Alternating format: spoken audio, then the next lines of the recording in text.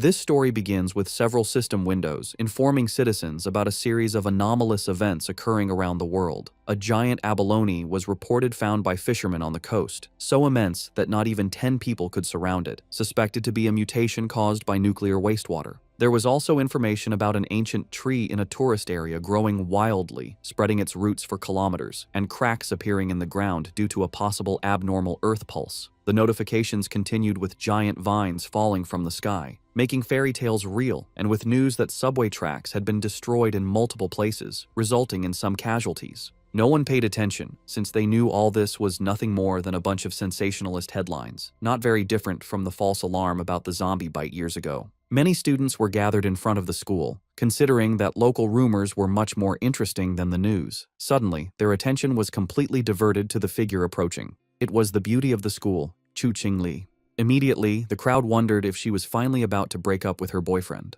According to them, the relationship was nothing more than an act of charity on her part. Chu Qingli had already been accepted into Qingcheng University, while her boyfriend hadn't even managed to get into a decent university. Because of this, their futures were on completely different levels. Chu Qingli approached Fang Yi and called his attention. Fang Yi turned around somewhat curious. With a cold expression, she explained that she had thought it over and their relationship wasn't realistic. School-time love always reached a point where one wakes up and realizes they are not meant for each other. A life together, according to her, required not only courage but also compatibility. For all this reason, it was best to end things. She thought with disdain that no matter what he tried to win her back, it would be impossible. Fang Yi remained silent, and noticing this, people thought his lack of reaction was because he was so shocked that he had collapsed or lost his mind. After all, she was the beauty of the school. They expected him to be on his knees, begging for another chance. However, upon observing him, they simply concluded that he was no match for a rich and beautiful girl, a toad who coveted a swan. With a calm gaze, Fang Yi agreed to break up with her, leaving Chu Qingli and the others in shock. Seeing that she had nothing more to say, our boy turned his back on her and decided to leave. She panicked and called out to him. With a piercing gaze, Fang Yi turned around and asked what she wanted. While her eyes were shining with rage, she made it clear that she didn't care what he was thinking or what tricks he would use. She wasn't going back with him, and she wanted this to be completely clear. Fang Yi began to stare at her and asked her not to flatter herself, calling her the school beauty. Upon hearing this, her eyes widened in surprise, making her blush. The others were in shock at Fang Yi's attitude. Fang Yi was aware that Chu Qingli and the others had no idea what was about to happen. He knew that society's current rules, like money and education, would soon turn to ashes. They were unaware that he had returned from a future disaster, a man reborn in this timeline. Because of this, the Chu Qingli before him was, to him, simply a distant stranger from another life. Fang Yi left the school. He had more important matters to attend to. For him, school beauties and reputation were irrelevant, since everything was about to be completely reconfigured. The real crisis was one looming over all humanity on Blue Star. It all began the night before, when Fang Yi woke up and some strange cracks showed him the future, and then the system informed him that an aura recovery had been detected. Its full activation would take place in 364 days, 11 hours, and 59 minutes, and once this happened, the world would undergo an unprecedented transformation. Fang Yi was somewhat confused. Several figures appeared in front of him, and the system revealed that society's rules would be rewritten. The era of cultivators was about to arrive, and power would become the new standard. Our boy felt somewhat curious, extended his hand and asked who it was. Then a strange light began to appear in front of him. A system window appeared, explaining that it came from the confines of the universe and used top-tier algorithms integrated with cosmic secrets. Its function was to automatically generate cultivation techniques based on spiritual materials touched by the host, showing that current techniques were zero. Fang Yi began to extend his hand, and his eyes widened in surprise as his hand passed through the system window. Then, a powerful monster emerged and began to roar. Fang Yi was paralyzed and his eyes filled with fear. Inside the monster's mouth was a corpse, and the system revealed that this was his end as an ordinary person, as well as the fate of billions on Blue Star. Fang Yi swallowed saliva and could not help but feel afraid. He put his hand over his chest, and his eyes filled with worry. Fang Yi began to ponder and remembered his past life. He had been just an average person, swept along by the tide of events, struggling only to survive with the hope of overcoming the disaster. However, He witnessed the fall of his nation and the suffering of the people, and in the end, he could not escape from the mutated beasts. He remembered dying in despair, full of rage, and with a deep desire for revenge. His eyes began to shine with determination, as he thought that perhaps this was why he had been chosen by the system and brought back 1 year before the recovery of Aura. He began to extend his hand, knowing that at this moment, most people had no idea about the change that was coming. Fang Yi touched the fragments of the system and decided that he would use each anomaly caused by the aura to his advantage. The system began to initialize a new evaluation. The eyes of our boy began to shine as the system informed him that it had been successfully linked. A new path had been unlocked, and now everything in existence could be used as material. His mission was to collect powerful techniques and abilities to become a strong cultivator and save the world. In the city, people were informed that humanity now faced an unprecedented crisis. Answers could not be found in the past. The only option was to adapt with their own strength. Everyone was surprised, except Fang Yi. When he turned on his phone, he saw several notifications. He understood that the government neither confirmed nor denied the strange phenomena, limiting itself to telling people to prepare. This, he knew, was Jia Nation's subtle way of issuing a warning, since reports once considered mythical nonsense would never have gone viral in this way. His eyes filled with sadness as he began to remember the past. He knew that this indirect and silent approach by Jia Nation helped citizens remain calm and trust their country. It was a hard and slow method, but much more effective than the chaos and gunfire of neighboring nations. Then he remembered that the system had told him that he could use anything, which meant that he should go wherever anomalies occurred. His attention was fixed on the phone. It was the #1 trending news. The UV index at Qingcheng University had reached a historic record of the century. Because of this, a heat warning had been issued, urging new students to take safety precautions and use sunscreen. The students were somewhat confused, as they thought that even the best universities now resorted to sensationalist advertising. They considered this false, definitely a paid topic to be trending, since heat of that magnitude could kill people. Fang Yi looked up at the sky and saw that it was full of clouds, then activated the UV meter and saw that it was at 0. He was somewhat confused, as he didn't understand how the weather could be so different, since Qingcheng University was only 15 minutes away by car. Images of a blazing sun above the university were published, and students were informed that new student registration would continue, but they should avoid the North Gate due to the high UV index, as all other entrances remained open. Fang Yi couldn't help but smile. He knew that when anomalies occurred for the first time, most people only thought it was a publicity stunt, and only he knew the truth. His eyes began to shine with joy as his first opportunity had arrived. Fang Yi changed clothes and went to Qingcheng University. Everyone was carrying umbrellas. It was so hot that the leaves of the trees had fallen. Our boy went to the north gate of Qingcheng University, the least crowded of all. He knew that something was definitely wrong in this place. Shiny ashes began to descend from the sky. While students were fleeing to avoid being scorched to death, Fang Yi's attention was fixed on it. He sat down and decided to touch it. Once his finger made contact, an intense glow began to emerge from it, and the system reported that it had detected an intense fluctuation in the Yang attribute, unlocking the data template of it. The energy began to enter Fang Yi's body, causing him terrible pain.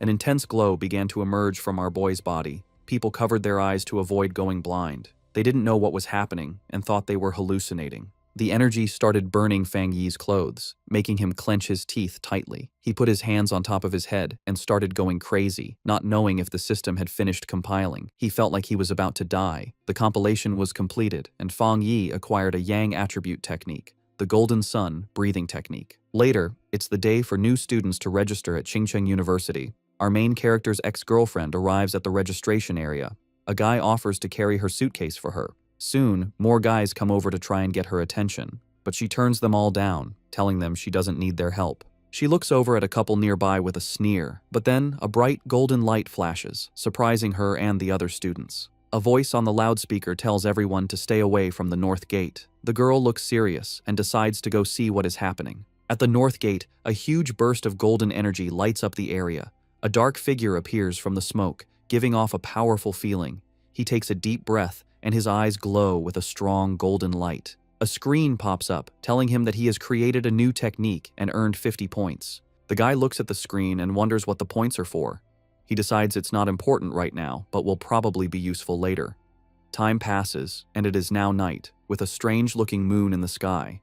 The young man then starts to practice his new breathing technique. The next day, a bright sun is in the sky, and a new energy spreads through the university. Some students notice the sky get dark and cool for a second as they run to the north gate. A large crowd gathers there to see what is going on. The university's dean is angry and asks why no one listened to the warning to stay away. The group pushes through the crowd, which moves aside for them as they go to the center of it all. A hooded person with a serious look tells the dean to block off the north gate completely. At that moment, a system tells Fang Yi that he has cleaned a polluted area. He learns that the government already knows about these areas and wonders if there are other people like him. Hearing an alert about people not being allowed in the area, the young man knows things have gotten serious. The students see people in uniforms and wonder if they are from the army. From a rooftop, Fang Yi sees that the disturbance is getting a lot of attention. With his red eyes glowing, he decides it's time to leave and jumps off the building. Down below, the mysterious hooded person walks across the ground, which is cracked from the energy. The hooded figure looks carefully at the scene. This person kneels and touches the ground to feel for any remaining energy. Then, she picks up a piece of the ground to get a closer look at what happened. The hooded figure studies it and realizes a person caused the energy. Just then, officials begin moving the students out, while the person in the hood watches from far away. In the crowd, the guy's ex-girlfriend is shocked to hear that only one person did this. At that moment, she sees a figure jumping away and wonders if it was her ex, but she quickly pushes that thought away. With his grades, he could never get into this school. Far away at Fang Yi's house, the sun goes down and night falls. Lying on his bed, the young man complains that his body is still hot, even after a cold shower. Because of the heat, he's afraid he won't get any sleep. He also worries that because of what happened today, someone might have noticed him. He then picks up his phone and sees a popular news story about a cultivation association. The young man remembers that everyone used to think it was just a joke on the internet. Just then, he remembers the hooded people at the university and thinks they must be from the association. Curious, he opens the news story to read the whole article. It explains the different cultivation levels, from ghost acts to total transcendence. In the comments, people think it's a joke, but he wonders if the announcement is real. Fang Yi thinks about how he never knew any of this in his past life as a normal person. Sitting on his bed, he thinks about the cultivation association and decides to try his technique again. He closes his eyes and focuses to start his training. In that moment, he begins to sweat as a strong, golden energy flows around him. He starts to float in his room, surrounded by a bright golden glow. A light shines on him. The first step is to strengthen his body to hold the power of heaven and earth. He successfully controls the energy and shapes it into a divine axe. His eyes glow brightly, and he smiles, feeling full of power. The system tells him he has reached the Dushui level and gives him 50 more points. The guy remembers the points and reads the screen, which says a new path is now open. The system explains that the points can be used to put the compiled data into any object.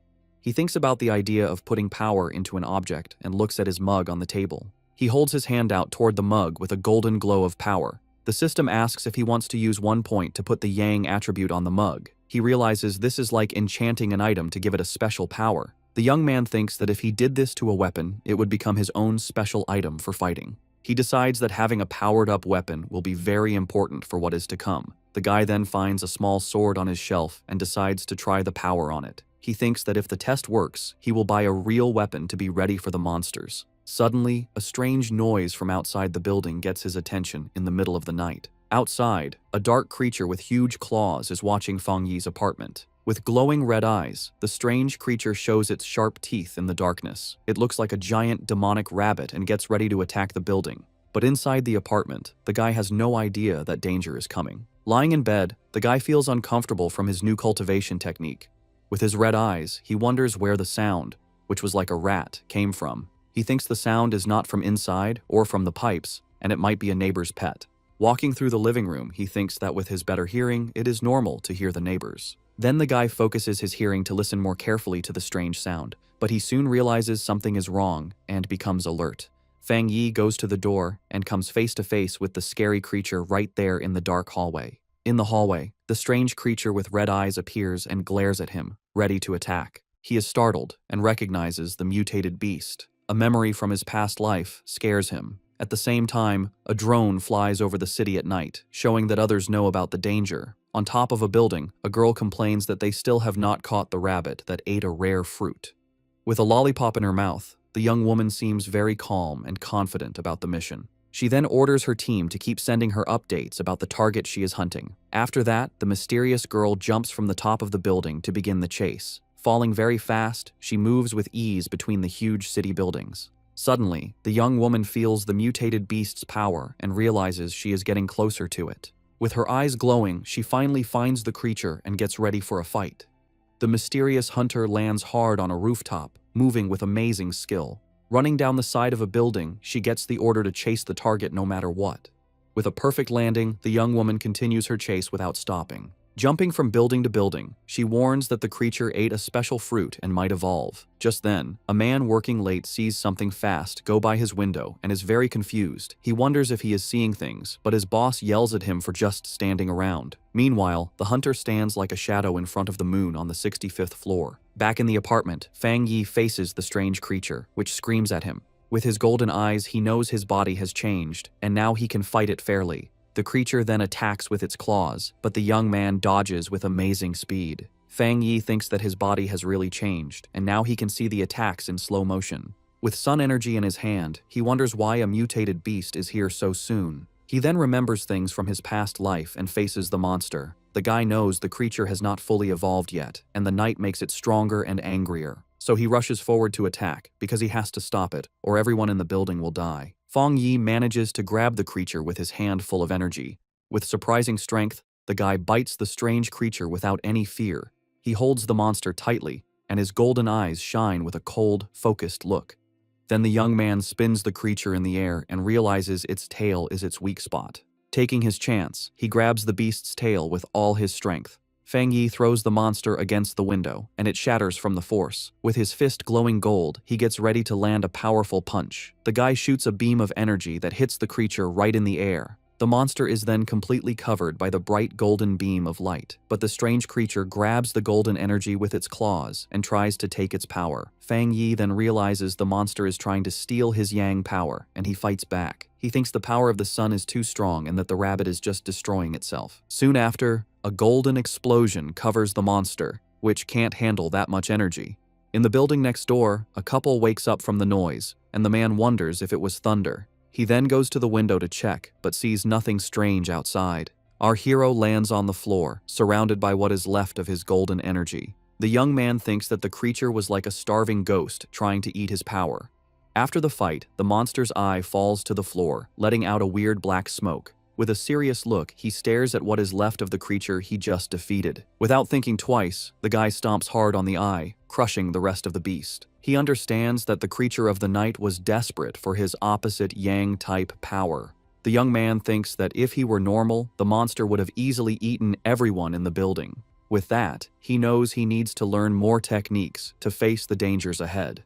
Meanwhile, a mysterious girl jumps through the air in the moonlight, looking like a hunter. With amazing speed, the young woman runs very fast down the side of a building. When she gets to the scene, the mysterious hunter's eyes open wide with shock. Standing there in the middle of the night, she wonders if someone else defeated her target. Kneeling on the ground, she notes that the target has been destroyed, and that she will try to get the night attribute back. But as she touches the monster's remains, she is surprised by a golden energy that is still there. The young woman then feels a strong heat and a burning power that makes her pull back right away. The young woman remembers the energy from the university gate and understands that this is not a coincidence. After this discovery, the girl turns on her communicator with a serious and determined look. She tells her base that the target was taken out by a powerful new forerunner with a special ability. A voice on her communicator asks if the same person cleaned the gate and killed the rabbit. A man confirms they have no information on this person, and that the association must recruit him. The silver-haired girl agrees with the plan. She then carefully puts the small flame of energy into a container on her clothes. Her boss tells her to stop her other missions and focus on finding the new forerunner. At that, the mysterious hunter calmly unwraps the lollipop she was holding. The young woman puts the candy in her mouth and says she understands the new order perfectly. But before she starts the mission, the girl says she first needs to get some milk tea to relax. A voice on the communicator wonders who this mysterious person with so much power could be. The young woman agrees that the president was right, and that she needs to meet this powerful master. Fang Yi's day starts with the sunrise. He stretches, ready to train. He knows waking up early is good for his power, so he prepares for another session. The fighter uses his breathing method, taking in the morning's golden energy. As the energy fills him, his eyes glow with golden power. He enters the Ghost Axe realm and feels the technique's power appear. A sudden burst of energy surprises him. He realizes he's getting stronger again. Power flows through his body, and he focuses to control it. He makes a tight fist, feeling the energy now in his hand. He summons his key axe and sees that the weapon feels much lighter. He grips the weapon's handle firmly, ready to try out his new strength. The warrior lifts the golden axe over his head, preparing a powerful hit. He reaches the 2-star Ghost Axe realm, releasing his strength. His eyes now burn with golden flames, showing his new power. Fang Yi's body feels much stronger and tougher after this change. He grew stronger so fast because he used the extra energy from his last power-up. Fang Yi decides that from now on, he will level up slowly and carefully, one step at a time. But his growing power gets a lot of attention, so he needs a more private place. In the association's office, a man feels something strange in the air.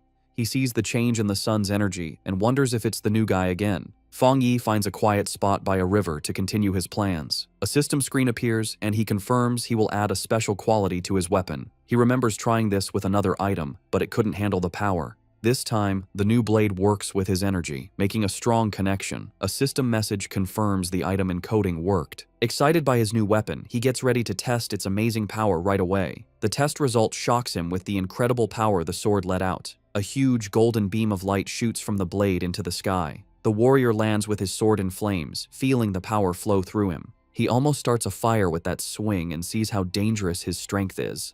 The smoke from the attack is big, so he knows he was seen and needs to leave. A girl is running fast toward the smoke he left. She complains that she stepped away for a moment and missed everything. Suddenly, the young woman stops. She sees that the river is actually boiling. The agent flies over the damaged area, wondering what the new guy did to the place. She can already imagine being told off, since everything has gone wrong since he appeared. Just then, a golden flash in the distance catches her eye, and she becomes curious. The hunter is shocked by what she senses. This shouldn't be possible. His power level jumped from 1 star to 2 stars, and he even made a spirit weapon. The association only has 2 of those weapons, and the way to make them isn't fully known. The girl gets suspicious, wondering how he got this kind of power by himself. But she thinks she must be wrong and decides to start cleaning up the mess he made. Far away, Fang Yi thinks about how his weapon now has the Yang attribute, but he wants more. The system can encode anything, so he plans to add more qualities to the blade. Suddenly, his phone buzzes. He has a message from someone he doesn't know. He completely forgot about being private, and now a stranger is inviting him to a pioneers group. He's shocked to learn that official members must be at least Ghost Axe realm level. The stranger talks about a new pollution zone and invites him to a group hunt. He asks for the location, and the stranger sends a file about the lava dragon of the Shadow River. The zone has lava, and the same Yang attribute he has, so Fang Yi decides to accept the invitation. Far away in the Binmu district, a group is waiting for old Li's friend to arrive. One member says the girl's map was so good, he got there easily. The blonde girl thanks everyone for coming and tells them they need to work together. She is from the Cultivation Association and is disappointed that the pioneers here aren't very strong. What many don't know is that the Cultivation Association is a government group. Getting into the group was hard and required her family to ask for favors, so she hates to fail. Just then, one of the explorers sees the newbie arriving and calls him by his name, Fang. Fang Yi makes a strong entrance with his new sword and introduces himself to the group. The agent is startled by his power, but sees his aura isn't scary, but warm. Since the team is all there, the leader gives the signal, and they go toward the cave entrance. Fang Yi decides to go first and asks the blonde agent to take care of the light. The group walks through the cave, and one of them warns Fang about the loose rocks. They think it's strange that the place isn't very hot yet. Fang Yi reflects on how quickly the team accepted him and feels that their friendship is real in these hard times. Fang Yi keeps moving forward, and the ground under his feet starts to change color, showing that danger is near. Suddenly, they get to a huge opening and are amazed to see a river of boiling lava right in front of them. Without hesitating, Fang rushes toward the danger, and the blonde agent yells at him not to be so reckless. To everyone's surprise, the warrior pushes his sword right into the lava. The explorers panic and scream for help. A fiery explosion throws the team back, and Fang Yi's system detects a worldwide problem and starts to analyze the information. As he plunged his sword into the lava, Fang Yi's system analyzed the anomaly, revealing a new power, the inner flame, with an extremely high internal temperature and explosive properties, and the Scarlet Flame sword technique, which unleashed its power when the blade was drawn, coating it in fire and lightning. Resolved, Fang Yi gripped his sword. His eyes and the blade glowed with fiery power, a perfect technique for his Tang sword. Below, the other explorers, thrown back by a previous explosion, watched in amazement as Fang Yi stood unharmed in a vortex of fire. Realizing his weapon was absorbing the lava's power, Fang Yi then used his script points to permanently embed the Scarlet Flame attribute into his sword, which now burned with energy. When the flames subsided, his teammates concluded he had suffered a small cultivation accident and had recovered. The group was euphoric, noticing the cave's spiritual energy had stabilized. One of them celebrated being able to absorb it smoothly, while another, on the verge of beginning his cultivation path, excitedly shouted Xiaoya's name.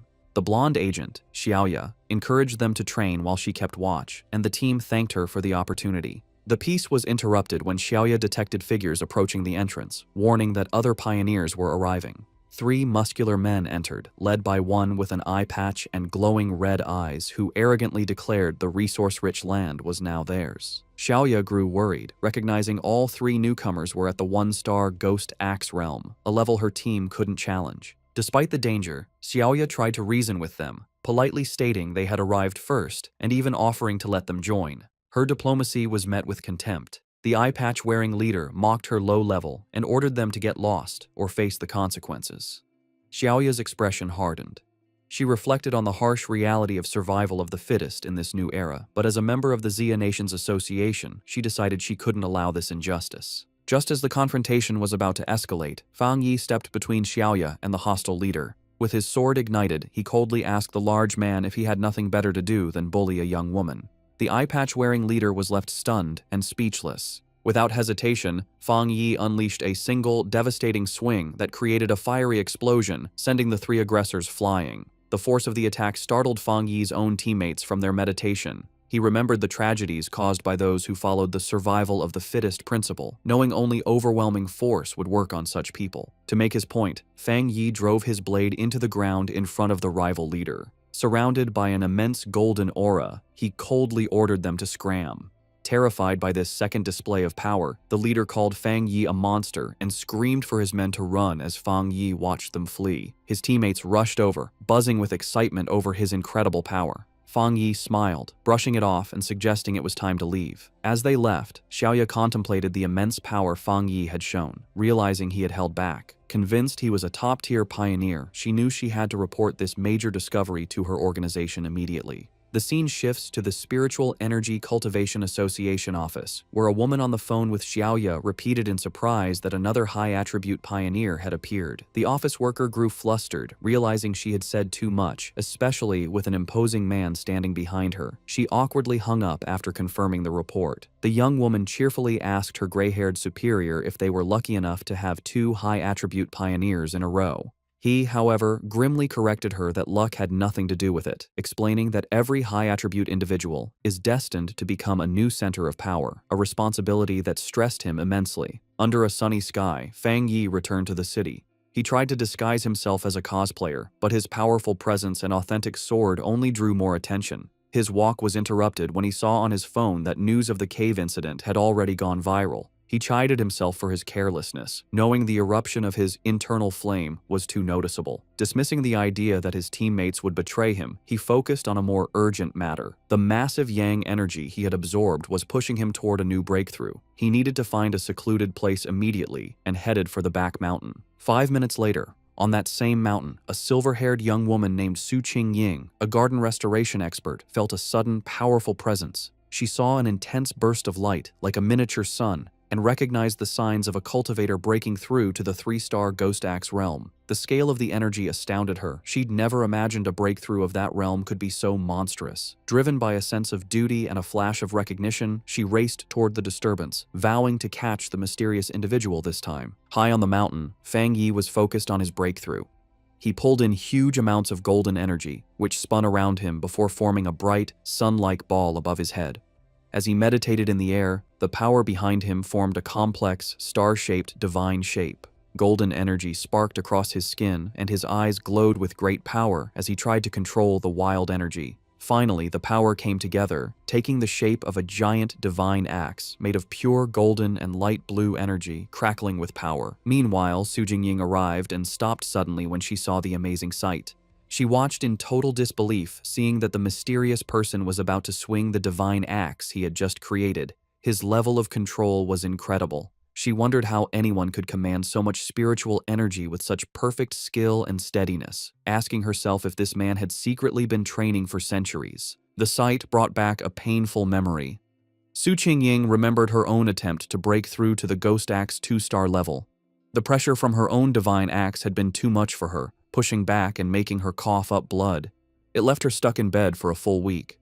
She was naturally strong, but she had still failed badly. She couldn't understand how this monster could handle a breakthrough that was so much more powerful than hers. As she ran closer, she was even more amazed. The huge amount of spiritual energy, the perfect control in every move of the axe, and the way every bit of power seemed to have been purified thousands of times. It was all beyond anything she had ever seen. She decided that this person wasn't just an amazing monster. He was like a god who had come down from the sky. She also noticed his calm and steady way of doing things. Most pioneers, when they felt a breakthrough was about to happen, would rush to get it done. This person, however, moved with a deep sense of experience and a strong mind, like a master from old times. Her thoughts were stopped when the giant, fiery divine axe began to move. She watched the awesome sight as it swung with a purpose, heading east. At the peak of his power, Fang Yi's eyes burned with pure golden light as cracks of raw energy spread across his face. He floated inside a blinding storm of golden power, successfully controlling the huge amount of energy he had gathered to evolve.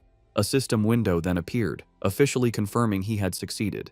He had reached the Ghost Axe realm, 2-star. The new divine axe slammed down into the earth, releasing all of its power in one huge shockwave that tore across the mountain. Su Qingying was caught in the powerful blast and had to hold herself steady against the wave of golden energy. The leftover force cut a huge path through the forest before fading away, but when she looked up, the mysterious man had completely disappeared. Breathing hard from the effort and her frustration, Su Qingying couldn't believe she had missed him again, especially since she had arrived in only 30 seconds. A worrying thought came to her. He must have known that she was tracking him. She worried that if he stayed this hard to find, her mission to recruit him would be impossible. Just as she was about to give up, she paused. A sudden idea hit her. She looked away from the path of destruction and toward a giant old tree that was now glowing with a soft, leftover golden light. With a new feeling of certainty, she called out into the woods that seemed empty, calling him Senior and asking if he was still in the area. From the shadows of the forest, Fang Yi appeared, his hooded body giving off a cool confidence. His glowing red eyes were on Su Qingying. He immediately knew she was the person who had been looking into him for the past few days. Seeing she had been found, Su Qingying stood her ground and properly introduced herself. She said she was the captain of the Firefly Squad, a part of the Spiritual Practitioners Association of Xia Nation, and also one of the nation's first pioneers. On behalf of the association, she sincerely invited him to join them. She admitted she had been following him for 2 days, and hoped her methods hadn't made him think badly of her. As she spoke, Fang Yi stayed quiet, and his face was hard to read under his hood. Su Qingying added that while the public didn't know yet, all the official papers for the association were ready. Inside, however, she was very nervous, choosing her words carefully, and worrying if she was bothering him or making the powerful man angry. She knew she had to sound soft and respectful. Her carefully planned speech was cut short by Fang Yi's simple, direct question. "Why should I join?" The direct question surprised her completely. She stuttered for a moment, panicking over what to say. She quickly saw that empty, nice words would be useless against someone so smart. The truth was her only choice. Pulling herself together, she explained what the association was for. She told him that the Xia Nation wanted to gather and unite all the early pioneers, to guide them on an organized path and also give them extra protection. She knew that growth was messy right now, and that an association might feel like a cage to a free spirit like him. But she asked him to look at the bigger picture. A great return of spiritual energy was coming, and they would all need to stand together to face the unknown enemies of the future. After listening to her passionate speech, Fang Yi leaned casually against a tree, looking tired and uninterested. He told her plainly that he was not willing to join. He explained that, for now, he still couldn't bring himself to fully trust her or the association she represented. Su Qingying was left completely stunned and speechless by his direct refusal, her eyes wide with shock. Facing his refusal, Su Qingying grew desperate. She quickly pulled out her identification card from her jacket. Holding it up for him to see, she quickly introduced herself again as Su Qingying and mentioned she used to be a well-known athlete before the spiritual energy returned. She begged him to believe her, hoping her public identity would give him a reason to trust her. Fang Yi paused and thought about her words. He touched his chin thoughtfully, saying that he now vaguely remembered her. His mind remembered a framed picture of her celebrating a victory as the runner-up in the Xia Nation's long-distance championship. He realized her natural athletic skill was what made her such a fast and good pioneer. However, his face then became hard. A dark memory from his previous life came to mind, showing a vision of a ruined city. He knew that in his original timeline, the Sia Nation's work, including the association, had failed in the end, leading to the end of humanity. Now that he had returned with his system, he knew he had to be part of the solution, but joining the association at this point was not the right move. Putting on a more thoughtful look, he looked back at a hopeful Su Qingying and confirmed that he did remember her. He told her he would think about her offer, and before she could answer, he jumped into the air and sped away from the spot. Just as quickly, he reappeared right behind a startled Su Qingying. He gave her a firm condition: she must keep his location a secret from everyone for now. In his mind, he studied her respectful behavior and guessed that the association was careful about upsetting powerful pioneers who weren't with them. He saw this as a weakness he could use. Su Qingying suggested a deal. She explained that the association had detected the energy from his breakthrough and that she had to file a report. She suggested sending a report that was a mix of truth and lies to protect his identity while keeping her bosses happy. After a moment of thought, Fang Yi agreed to her plan. Su Qingying tried to call out to Fang Yi as he agreed to her plan, but in the blink of an eye, he was gone. She ran down the mountain slope after him, but it was no use. Tired and annoyed, she walked alone on a forest path, muttering in frustration about how many times she had failed to catch him and how he was now trying to avoid her. She sighed, complaining about the tiring work of erasing the powerful energy signs he left behind after every incident. Her thoughts were cut short by a voice in her earpiece, telling her to stop worrying about the hard-to-find pioneer and remember the mission she was on. The voice seriously told her that the strange creatures had appeared again. Su Qingying froze, her eyes wide with shock as she asked if they were really back. A scary memory flooded her mind, showing her surrounded by a crowd of terrifying wolf-like creatures with bloody mouths and glowing red eyes. She thought to herself that she would never forget those strange, bloody beasts. The story explained what they were: cold, evil, and bloodthirsty monsters born from the pollution zones made by the spiritual energies return. They got power from these zones, turning into monsters that ate humans. Some could even hide as natural disasters, killing anyone as they split up lands and made new pollution zones. If they weren't stopped, their very destructive nature would let them keep eating the human world until nothing was left. A heavy storm suddenly hit the city. The night sky wasn't lit by streetlights, but by constant, violent flashes of lightning. Rain poured down, and red alerts lit up people's phones, warning of the severe thunderstorm and telling everyone to stay inside. Another alert announced that the Yuhuang Mountain area was closed because of flooding risks. From their windows, people commented they hadn't seen a storm this bad in years, with some joking that a powerful being might be facing a lightning trial nearby. Hidden in a rainy alley, Fang Yi watched the storm grimly, his red eye glowing. He could feel the huge amount of lightning energy in the air, recognizing its wild power. He knew this was no ordinary storm but another anomaly, with its power focused on a single point. His eyes scanned past the city buildings and locked onto a distant mountain peak that was being hit by lightning again and again. He had found the center of the storm. Without hesitating, Fang Yi raced into the downpour, leaping across rooftops as he sped toward the mountain. When Fang Yi reached the base of Yuhuang Mountain, his system immediately confirmed a pollution zone was detected. He looked up at the peak, but instead of its usual beauty, he saw a grim scene with skeletal remains scattered among twisted trees. Another system notice added to the danger, stating the pollution level was unknown. Still, Fang Yi moved forward without hesitating, walking into the dark, stormy woods with a determined look. As he got closer to the center of the storm, he saw a massive bolt of blue lightning strike the mountain's summit, lighting up the whole area. He had found his target.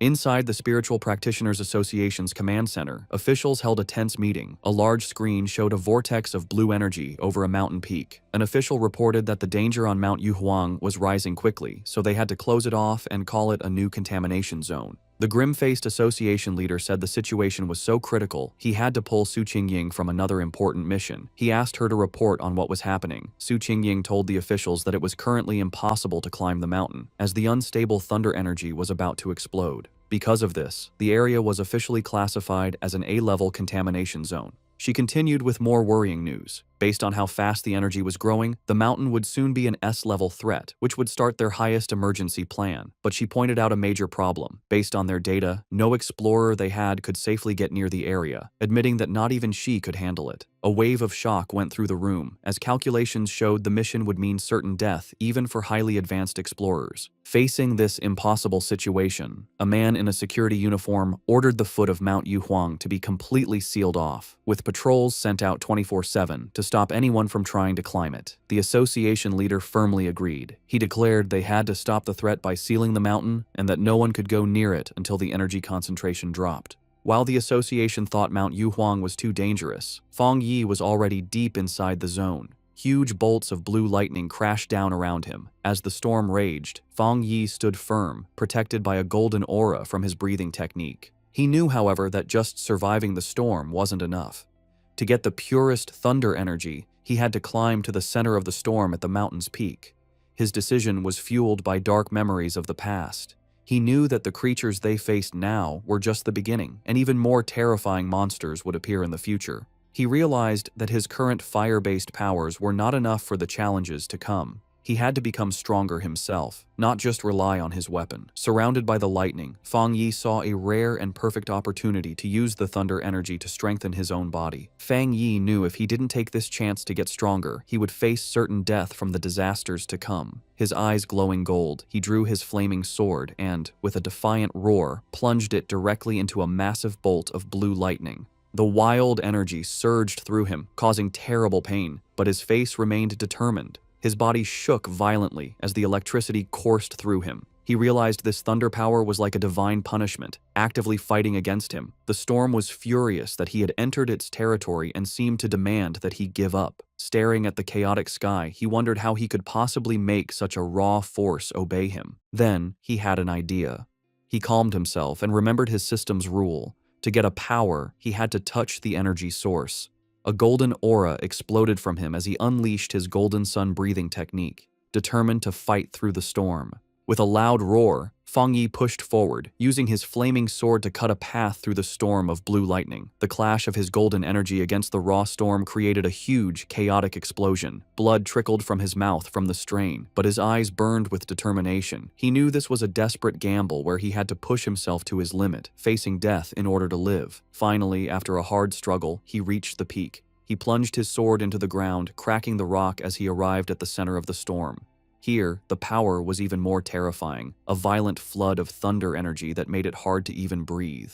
He felt the storm's full attention on him and realized it no longer just wanted to push him away, it wanted to kill him. As if to prove it, the storm gathered its full power and shot a single, massive beam of white-hot lightning directly at him, an attack meant to completely destroy him. As Fang Yi faced the storm's final attack, his system activated, detecting a powerful thunder attribute and starting to process it. Far below in the city, people watched from a tall building, amazed. One man taking a photo had never seen lightning so big. Another wondered if a god was going through a trial, even thinking he saw a person in the sky. At the mountain's peak, the fight ended in a brilliant explosion. Fang Yi had won. A system message confirmed it, announcing he had obtained refined divine thunder power and could now summon heavenly lightning to make his body godlike. He was rewarded with 5 writing points. Fang Yi now floated in the air, surrounded by blue lightning and his golden aura.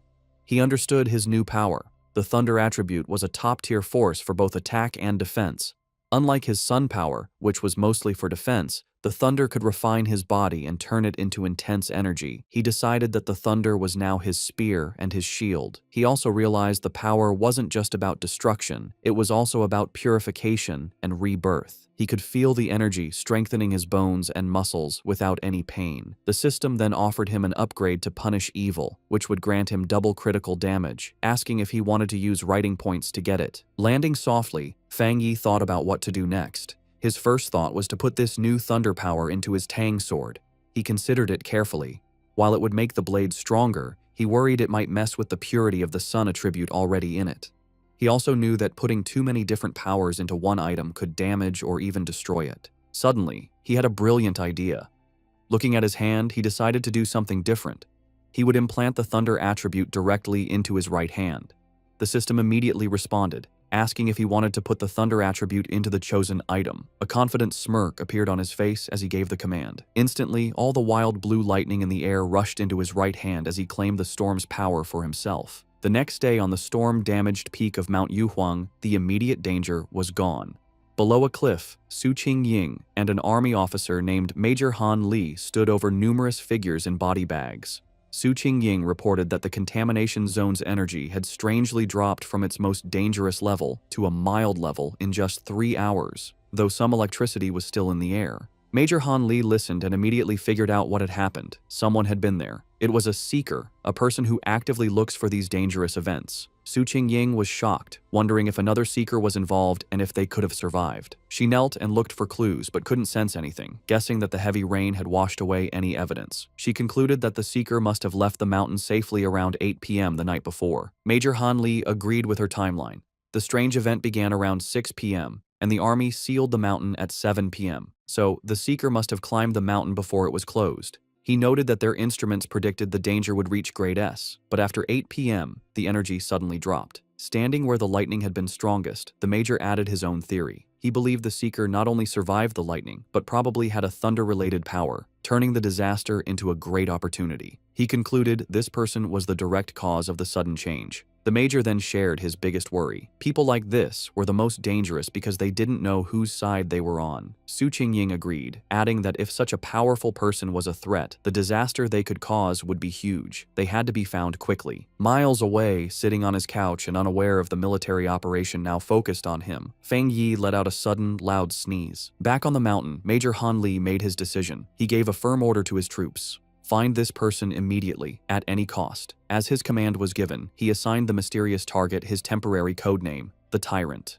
The investigation on Yuhuang Mountain started right away. The army hoped the Spiritual Practitioners Association could recruit the mysterious person codenamed Tyrant soon. In the meantime, they would keep all information about the event secret and start their own investigation. On the Rainy Peak, the association leader told Major Han Li that they already had a high-level pioneer trying to make contact. He then turned to Su Qingying and ordered her to give her report to the major. Su Qingying was caught off guard by the order and gasped in panic. Forced to think fast, she began her half-true report. She connected the current incident to the pioneer who had recently cleared the pollution zone at a local university. Inside, she was panicking, terrified she would say something wrong and reveal her deal with Fang Yi. She explained that she had been trying to contact him, but he was hard to find. She mentioned finding the body of a mutated rabbit he had killed and correctly identified his Yang Flame attribute from the evidence. She finished by promising to do her best to get close to him and find out how he had cleared the university's gate. She silently prayed for help, knowing that mixing truth with lies was her only way to make her story sound real. Major Han Li listened closely, thinking about what a pioneer with a Yang Flame attribute meant. He seemed happy with her report and thanked her for her hard work, calling her a talented young pioneer. Su Qingying gave a sharp salute and replied that it was her duty. With the meeting over, Major Han Li mentioned they would release fake news about natural disasters to hide the event from the public. He also said he disagreed with posting spiritual energy information online where bad people could use it. As the officials talked, Su Qingying quietly sighed, relieved that the tough questioning was finally over. Back at his home, Fang Yi used his golden sun breathing technique to easily dry his white hoodie, making it glow with a warm light before holding it up, perfectly clean and dry. After putting it on, he checked the changes in his body. Even after adding the powerful thunder attribute, he could still feel a clear difference. He looked down at his right hand, which now sparked with blue lightning. It had completely changed, becoming the strongest part of his body and getting a huge boost. As he flexed his fingers, making small balls of lightning appear, he could feel that he was close to another upgrade. What surprised him most was how the once wild thunder attribute had become as calm as a kitten after being added to his body, letting him control it freely. He compared this to the terrible pain he felt when he first unlocked the Yang attribute, and wondered if the energies got weaker during the process.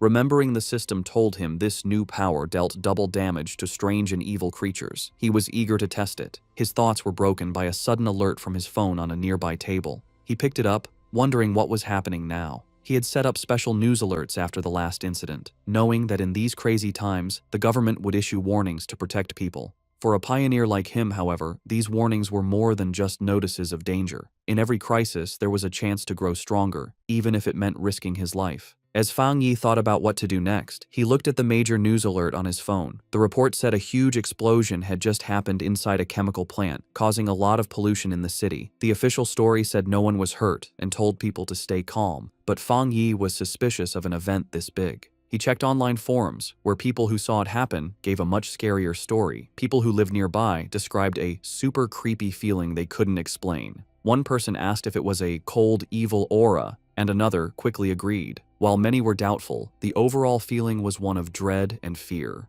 The words cold and evil aura felt familiar to Fang Yi. Suddenly, a terrifying memory from his past life came back. A bloody hand and a horrible monster.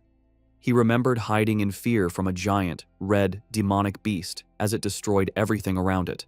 The creature, a gross, multi-eyed rat-like monster, was a threat he knew too well. Back in the present, he looked serious. He remembered the nature of these creatures. They were plants or animals that changed in a strange way after becoming self-aware, their power going wild and giving them terrifying hunting and killing abilities. They loved to appear in the dark of night. Realizing this new threat was 100 times more dangerous than the mutated rabbit he had fought before, Fang Yi knew he had to do something. Clenching his fist, which sparked with his new blue lightning, he decided he would go out that night to stop these creatures from surviving and getting stronger. Standing up, he was surrounded by blue electrical energy. It was time, he decided, to test his new 200% critical hit ability in a real fight. On a dark and stormy night, rain fell on the empty city streets. As a traffic light changed, a blur of motion sped across the wet road, a squad of cloaked figures moving with amazing speed. These were the members of the Destroyer Squad, and they were hunting. One member reported to their headquarters that they were tracking Anomaly File Number 7, codenamed Candle Knight, but had lost the target. The creature's known ability was to blend into the darkness, making it very hard to follow. The squad member added new, scary details to the file. The anomaly made a faint sizzling sound when it was close and liked to eat humans. As lightning lit up the sky, the squad landed on a rooftop to look over the city. Their leader, a determined man with light hair and a scar on his face, knew the stormy weather was perfect for the creature's hunt. He said with grim certainty that they could not let that happen. Miles away, in a busy command center, an operator got the updated information. He confirmed the new data for File 7. Candle Knight had been submitted. The situation was serious. An extermination request was filed as a high priority, with a goal to solve it in 12 hours. The order came back from headquarters. The Destroyer Squad was to keep chasing the target, but their own safety was most important. The team immediately started the chase again, leaping from building to building through the rainy city. The squad leader paused, looking at a glowing holographic map of the city full of red markers showing active anomalies.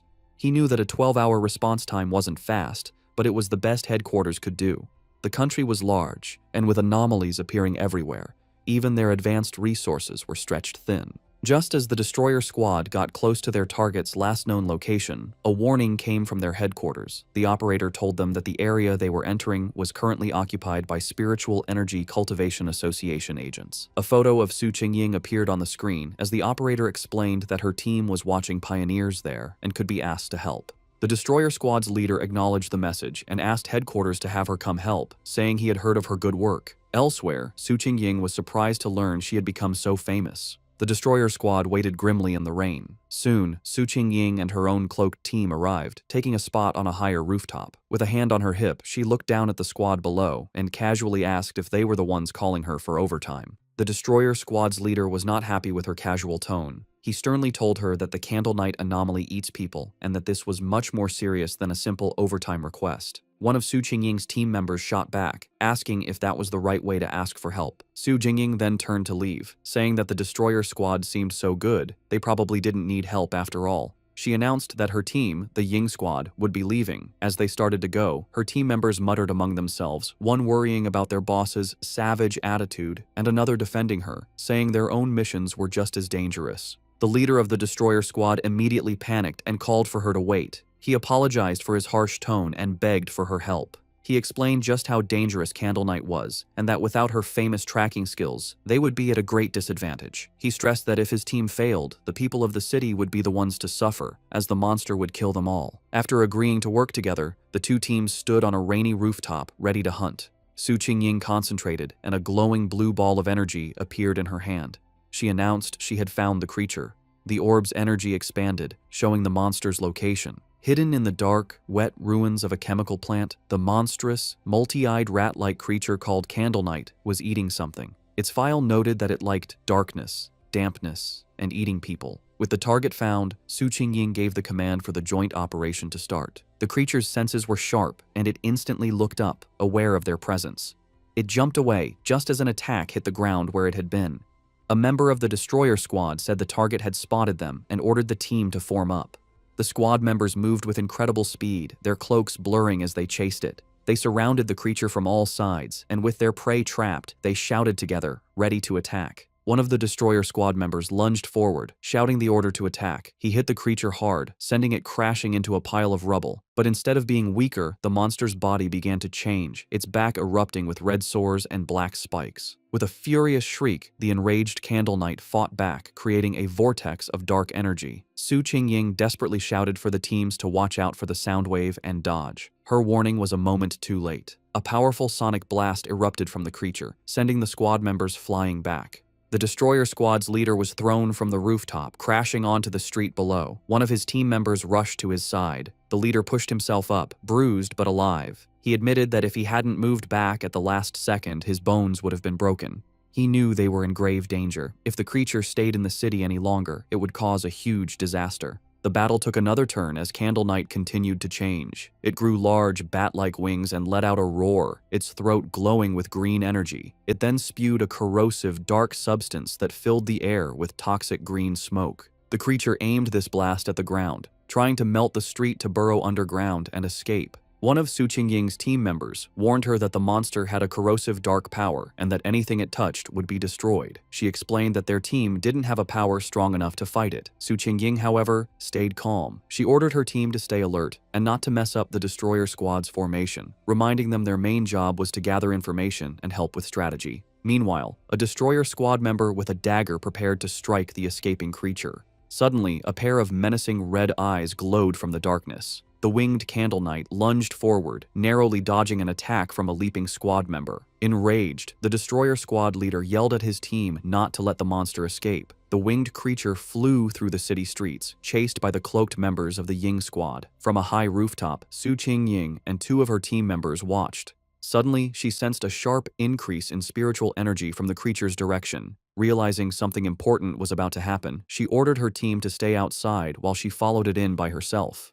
The chase led them to a large, dark, abandoned factory. Inside, Su Qingying said she would scan the area's spiritual energy. The destroyer squad's leader noticed the advanced watch on her wrist. She confirmed it was a new device from the association, explaining that the watch showed the energy level a squad could safely handle was 50. Candle Knight's reading had been just 48. Suddenly, the device on her wrist began to flash wildly, the reading shooting past 80. Su Qingying shouted that the energy levels were going crazy. At that moment, a massive, shadowy form with glowing green eyes appeared in the rafters above. They had been led into a trap. Su Qingying realized with horror that there was more than one creature in the factory. The shadowy, monstrous face of a new creature loomed behind them. The destroyer squad's leader panicked, yelling that they needed to retreat immediately. Taking charge, Su Qingying suggested a tactical retreat toward the main door to force the hidden enemy to show itself. She fired a blast of energy to clear a path, shouting for her team to follow. But before they could escape, she cried out in pain and collapsed, her senses overwhelmed by an invisible poison gas. Su Qingying suddenly found herself alone in the vast green darkness of the factory. She called out to her team, but no one answered. She knew they were nearby, but the poison had made them unable to sense her.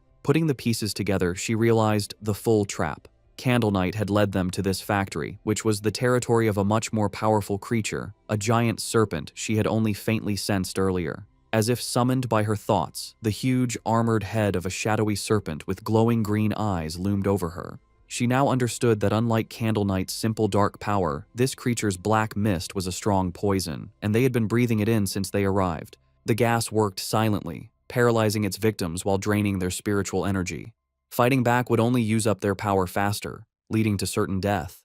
She could feel her own spiritual energy was almost gone, and without it, she knew she would soon be another victim. As she collapsed to the floor, her strength gone, she despaired at the terrifying intelligence of a creature that was just playing with them. She closed her eyes, wondering if this was the end. Lying defeated on the factory floor, Su Qingying saw a single ray of light cut through the green darkness above. A flicker of hope appeared in her eyes. Suddenly, the factory ceiling exploded inward, and a blinding light filled the room. Her eyes widened as a figure came down from the blast. It was Fang Yi. He landed gracefully in the rubble, his hooded figure standing out against the glowing hole in the ceiling. He stood before the giant serpent, immediately identifying it as a dark attribute creature. Without warning, the serpent lunged, its massive fangs aimed at him. At the same time, the Candle Knight monster burst from the shadows, attacking from behind. Fang Yi dodged the serpent's attack and came face to face with the growling rat-like beast. As the two creatures closed in, he finally understood the full trap he had walked into. In a shocking move, Fang Yi let the Candle Knight monster bite his shoulder. As blood splattered, he noted their surprisingly smart tactics, one creature for luring prey, the other for killing them. He taunted the beast latched onto him, asking if it enjoyed biting people so much. In response, he unleashed his new power. Bright blue lightning erupted from his body as he challenged the monster to taste his thunder property. At the same time, he fired a massive beam of golden solar energy from his free hand, which hit the lunging serpent head-on. Now, covered in crackling electricity and free from the stunned rat creature, Fang Yi turned his full attention to the serpent, unleashing a flood of golden flames as he challenged it to see how well it could handle fire. The giant serpent lunged with a furious roar, its huge mouth open to eat its prey. With amazing agility, Fang Yi dodged the attack, flipping through the air while swinging his glowing golden sword. As he landed, he coolly told the monster to look at his blade, a clear challenge to the giant beast. The serpent seemed to pull back, cautious of the glowing weapon. Seeing his chance, Fang Yi counterattacked. Leaping through the air, he delivered a powerful slash to the serpent's face, his sword covered in the crackling blue energy of his thunder power. The force of the blow was huge, but the result wasn't what he expected. Instead of crushing its skull, the creature's head split down the middle, revealing a second identical head underneath as if it were shedding its skin. Fang Yi landed on his feet, his eyes wide with surprise at this strange development. The creature's split head then pulled apart completely, shedding its outer layer to reveal its true, healed form. As green energy pulsed in its neck, Fang Yi knew the fight was far from over. The serpent reacted with shock and pain as the leftover thunder energy from Fang Yi's sword ran through its body. It roared in fury as the electrical energy grew stronger, overwhelming its dark power. Watching the creature twist in pain, Fang Yi gave a small, confident smirk. He knew he had the advantage, as he had already sensed this serpent's dark aura was stronger than Candle Knight's. He then revealed his clever plan. When he attacked with his sword, he had held back the full force of his fire. Instead, he had used the blade to carry and channel the thunder power from his hand directly into the snake's body. He compared the two creatures, realizing this serpent was a far more dangerous and evolved monster than Candle Knight. Suddenly, he felt a sharp pain in his shoulder where the rat creature had bitten him. He hissed, looking down to see strange purple snake scales growing from the wound. He understood immediately. Just as he'd thought, this was a smart, mutated species. Its poison, delivered by its partner's bite, had a paralyzing effect that let it kill silently. He could feel a sharp pain from the wound, but he also felt his Golden Sun breathing technique working to fight the venom. With a determined look, he knew he had the perfect counter. The Yang Flame power could dissolve the poison, the Golden Sun technique would protect and heal his body, and the Thunder power would purify anything left. As the energy from his powers pulsed through him, Fang Yi recognized the benefit of his combined abilities. The mix of his Yang Flame and Thunder powers now gave him a clear pain signal to any poison, acting as an early warning system. He knew he was lucky. For others, the serpent's sneaky poison would have been impossible to cure. He guessed that for the serpent to have grown so large, it must have relied on surprise attacks. He thought of the monster's den, filled with the skulls of its victims. With Candle Knight acting as the perfect bait, the two creatures had become a deadly trap even for top pioneers, which explained why so many had disappeared.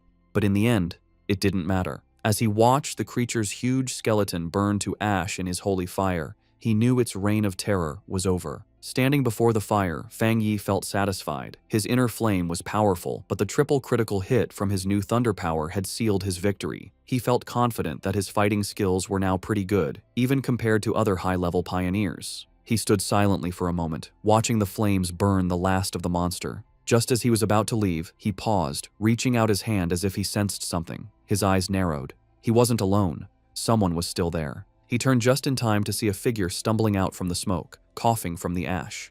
It was Su Qingying.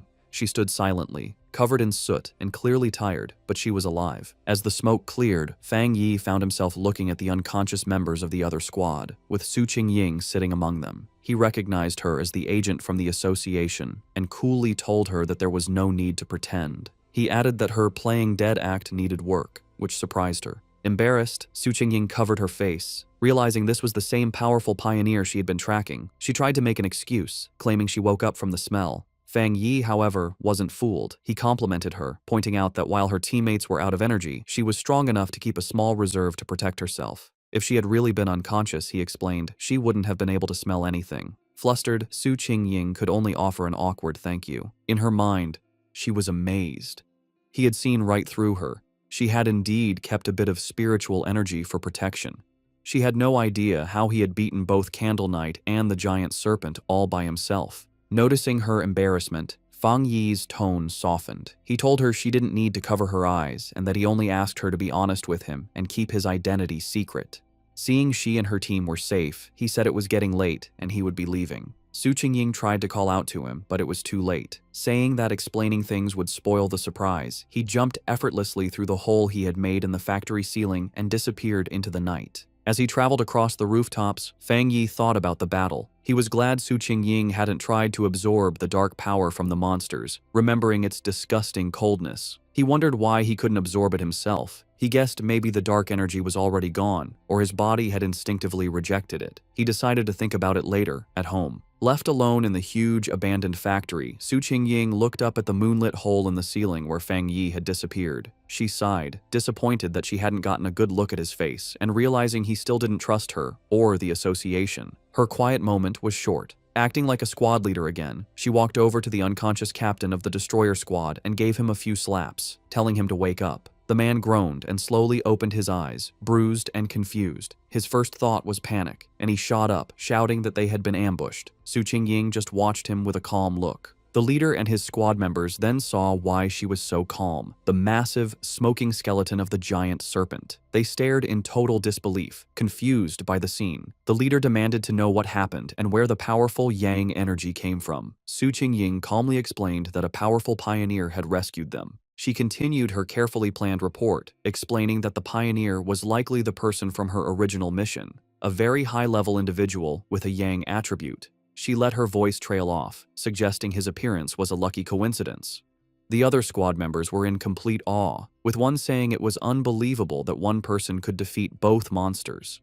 Su Qingying added that she hadn't managed to recruit him yet, and that he had even managed to track her back, which only made him more mysterious. Getting back to their grim job, the destroyer squad leader asked where Candle Knight's body was. As he began using a green energy technique to clean the scene, he said they needed to collect the remains for the association. As the squads began the cleanup, the destroyer squad's leader used a green orb of energy to gather the strange, dark remains left from the battle. As he stepped forward, he accidentally crushed a piece of debris on the floor, which suddenly exploded in a blast of bright blue electrical energy. He jumped back in pain, yelling at the force of the shock as Su Qingying looked on in surprise. This new discovery only made things more mysterious. The remains, which they now realized belonged to Candle Knight, were crackling with leftover electricity. The squad leader turned to Su Qingying, questioning her report. He reminded her she had said the pioneer had a yang attribute, yet this incredibly strong electrical power told a different story. The two leaders knelt to look at the electrically charged body. Su Qingying was stunned by the pure strength of the thunder power left behind, confirming it was a high-tier power. This led the destroyer squad's leader to a new idea. Maybe two high-level pioneers had appeared, one to kill the serpent and another to kill Candle Knight, before leaving together. Su Qingying knew that wasn't right.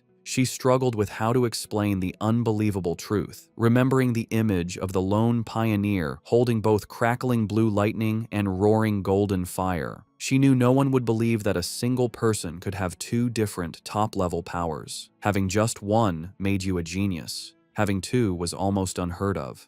The impossible proof was right in front of them. The burning skeleton of the giant serpent was the work of a Yang Flame Walker, while the electrified body of Candle Knight was the clear mark of a Thunder Tyrant. The combined squads could only look on in complete disbelief, wondering what kind of monster this mysterious pioneer really was. As reinforcements from the association arrived, Su Qingying was glad she had left team members outside. If she had been inside too long without checking in, they would have reported her missing. She grimly realized the rescue team now at the scene had originally been sent to collect their bodies. Her two subordinates, who were knocked out by the serpent's poison, finally woke up. They scrambled to her side, crying with relief that their captain was still alive. With the threat gone, the association's team began their work. Their job had changed from a rescue to a forensic investigation. Using advanced scanning tech, they carefully analyzed the leftover spiritual energy and the battle signs, trying to piece together what happened for their report back to headquarters. Soon, one of the specialists approached Su Qingying and the Destroyer Squad's leader with his findings. He reported that after comparing all the data, from fighting habits to the way both monsters were killed, there was a 99% probability that one person was responsible for killing both of them.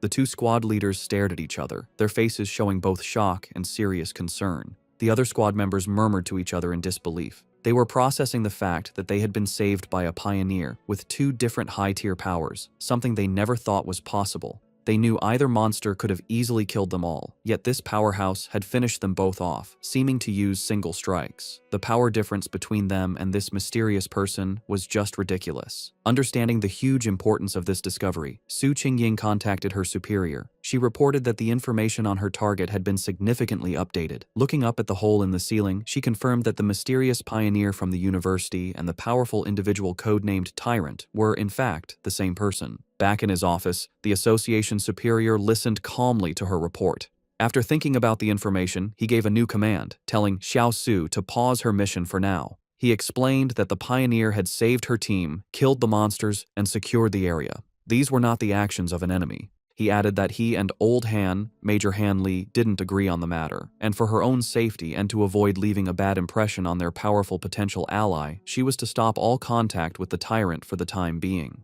While on the phone with her boss, Su Qingying, though she had agreed to pause her mission, couldn't help but add one more piece of information. She told him she had one more theory, based on what happened when she had tracked Tyrant to the back mountain where he was advancing his power. Her boss, interested, asked her to explain. She explained that during that encounter, she had sensed an incredibly strong aura where he was active. At the time, she suspected he might have a spiritual weapon but thought it was unlikely. However, now that it was confirmed he had two high-tier powers, the possibility seemed much more real. The association superior was surprised by this new information, questioning if the pioneer really had a spiritual weapon. He quickly became skeptical, leaning back and saying it was highly unlikely. He argued that no matter how talented, a solo pioneer couldn't possibly have such a rare item without outside help. Furthermore, he added, the team had found no traces of a third spiritual energy, which would usually come from a separately made spiritual weapon. Su Qingying quickly corrected him, clarifying an important detail. The spiritual weapon aura she had sensed during her first encounter with him was clearly a yang attribute. This new information completely changed things. The superior's eyes widened as he understood what this meant. If the weapon's attribute came directly from the user's own yang energy, it meant he wasn't just using a weapon, he was creating it. This led to an amazing conclusion. If he could create his own spiritual weapons, then he had to be a spirit creation realm cultivator. Such a being could theoretically do this alone, but that level of power was almost mythical.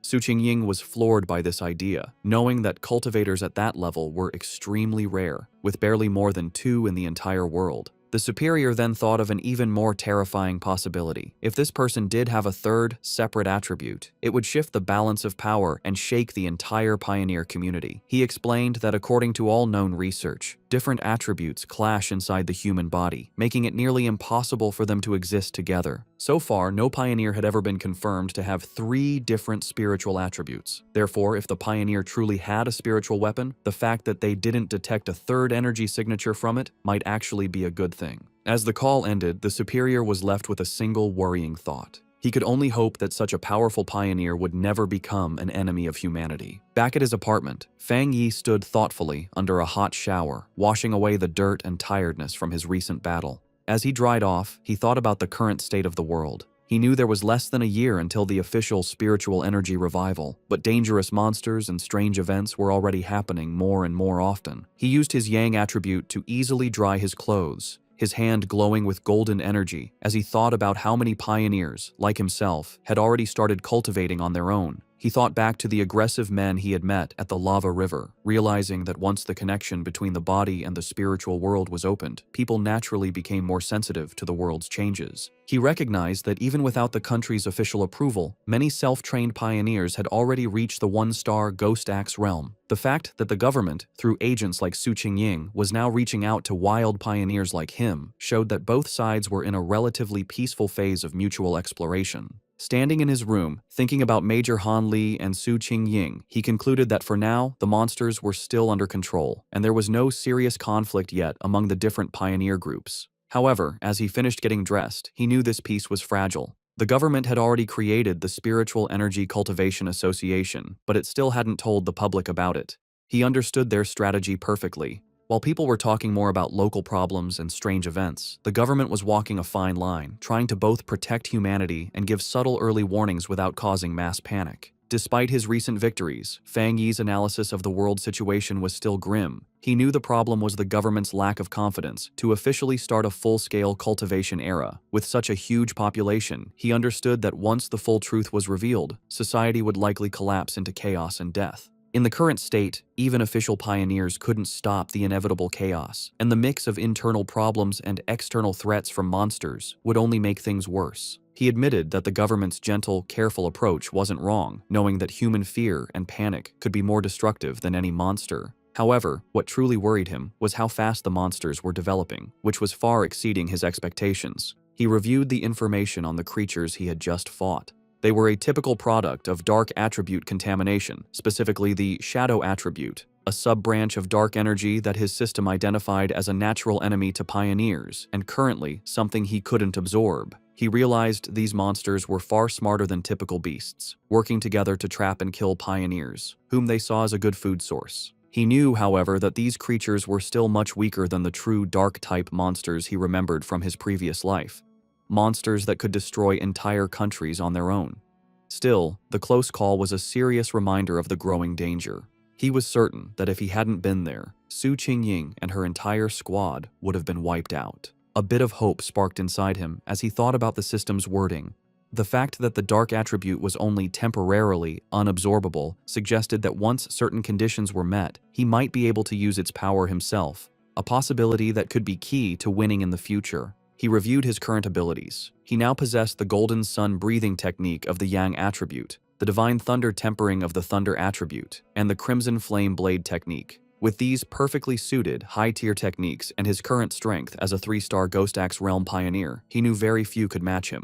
Yet, as he stood surrounded by his own great power, he knew with absolute certainty that it was still not enough. His thoughts were suddenly interrupted by his phone ringing. He picked it up, surprised to see a call from his auntie. On the other end of the line, his aunt asked about his health before explaining the real reason for her call. She told him that his cousin was coming to study in the city and, worried for her safety, asked if she could stay at his place for a few days instead of a hotel. Fang Yi was taken aback, his memory of his cousin extremely fuzzy. All he could recall was a quiet, straight-A student who was obsessed with her studies. He couldn't even remember what she looked like.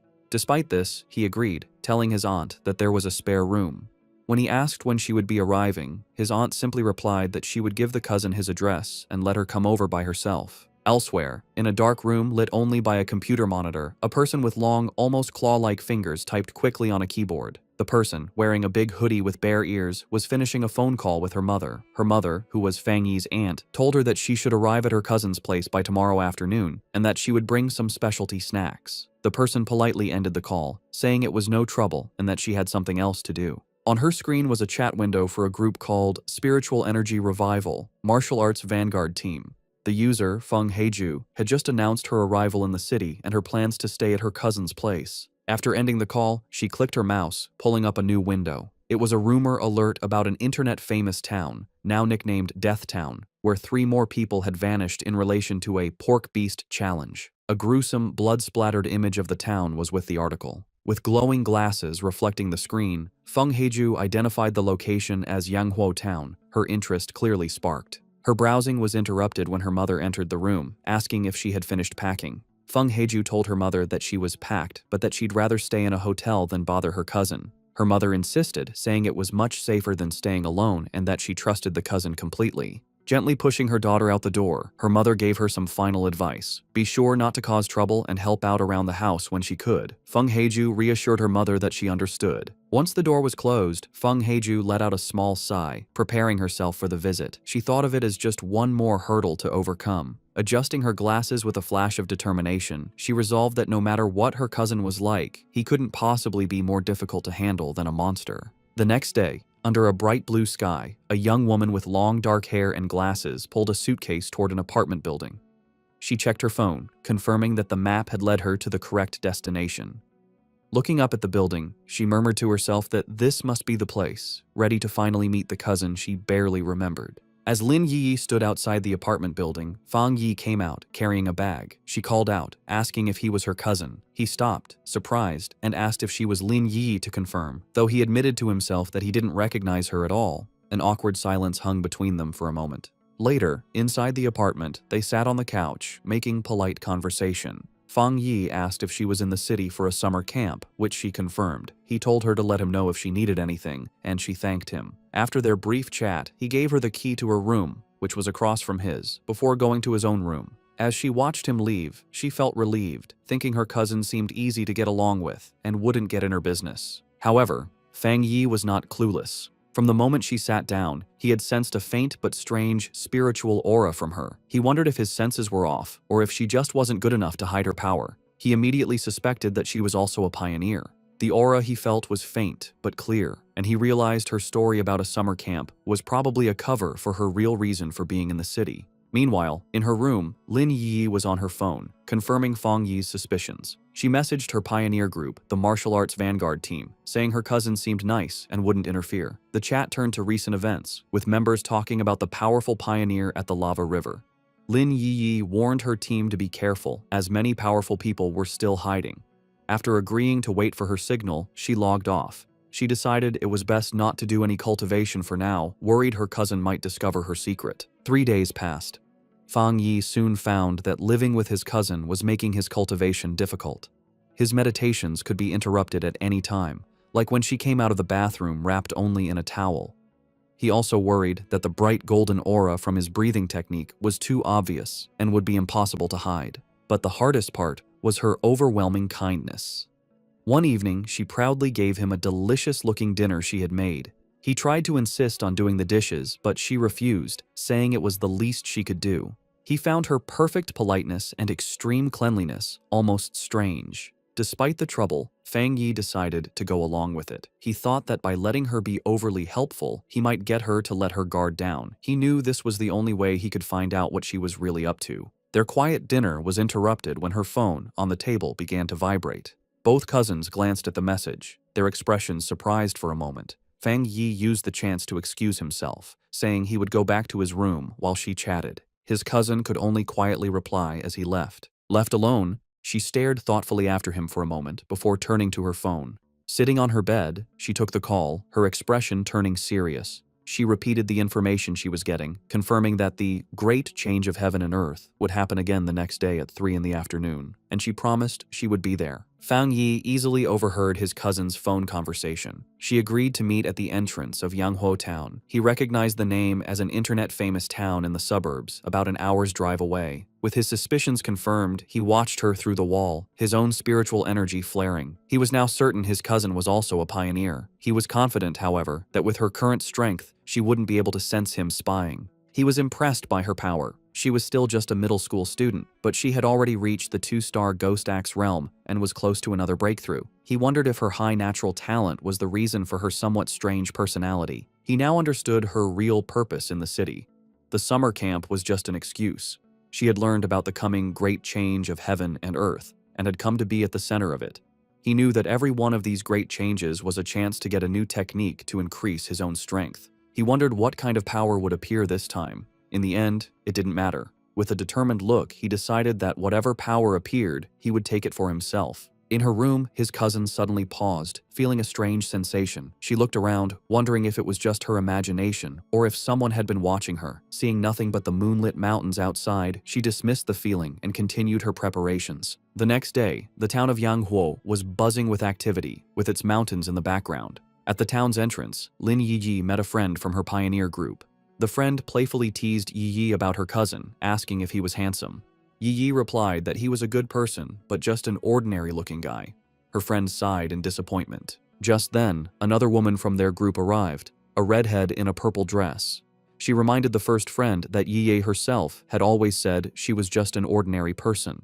With the rest of their team there, the redhead announced it was time to get to business.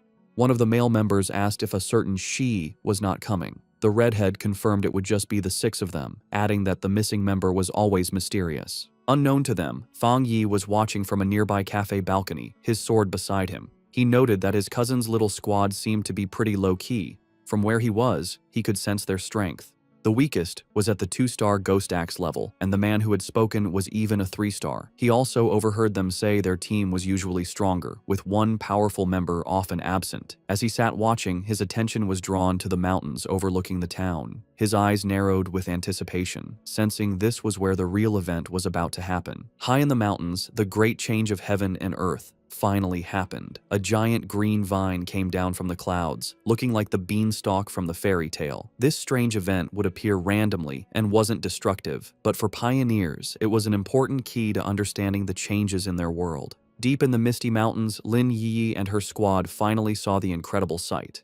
The red-haired leader looked up in awe, confirming this was what they were looking for. The group stood in disbelief before the massive, pulsing vine. However, the awe quickly turned to fear.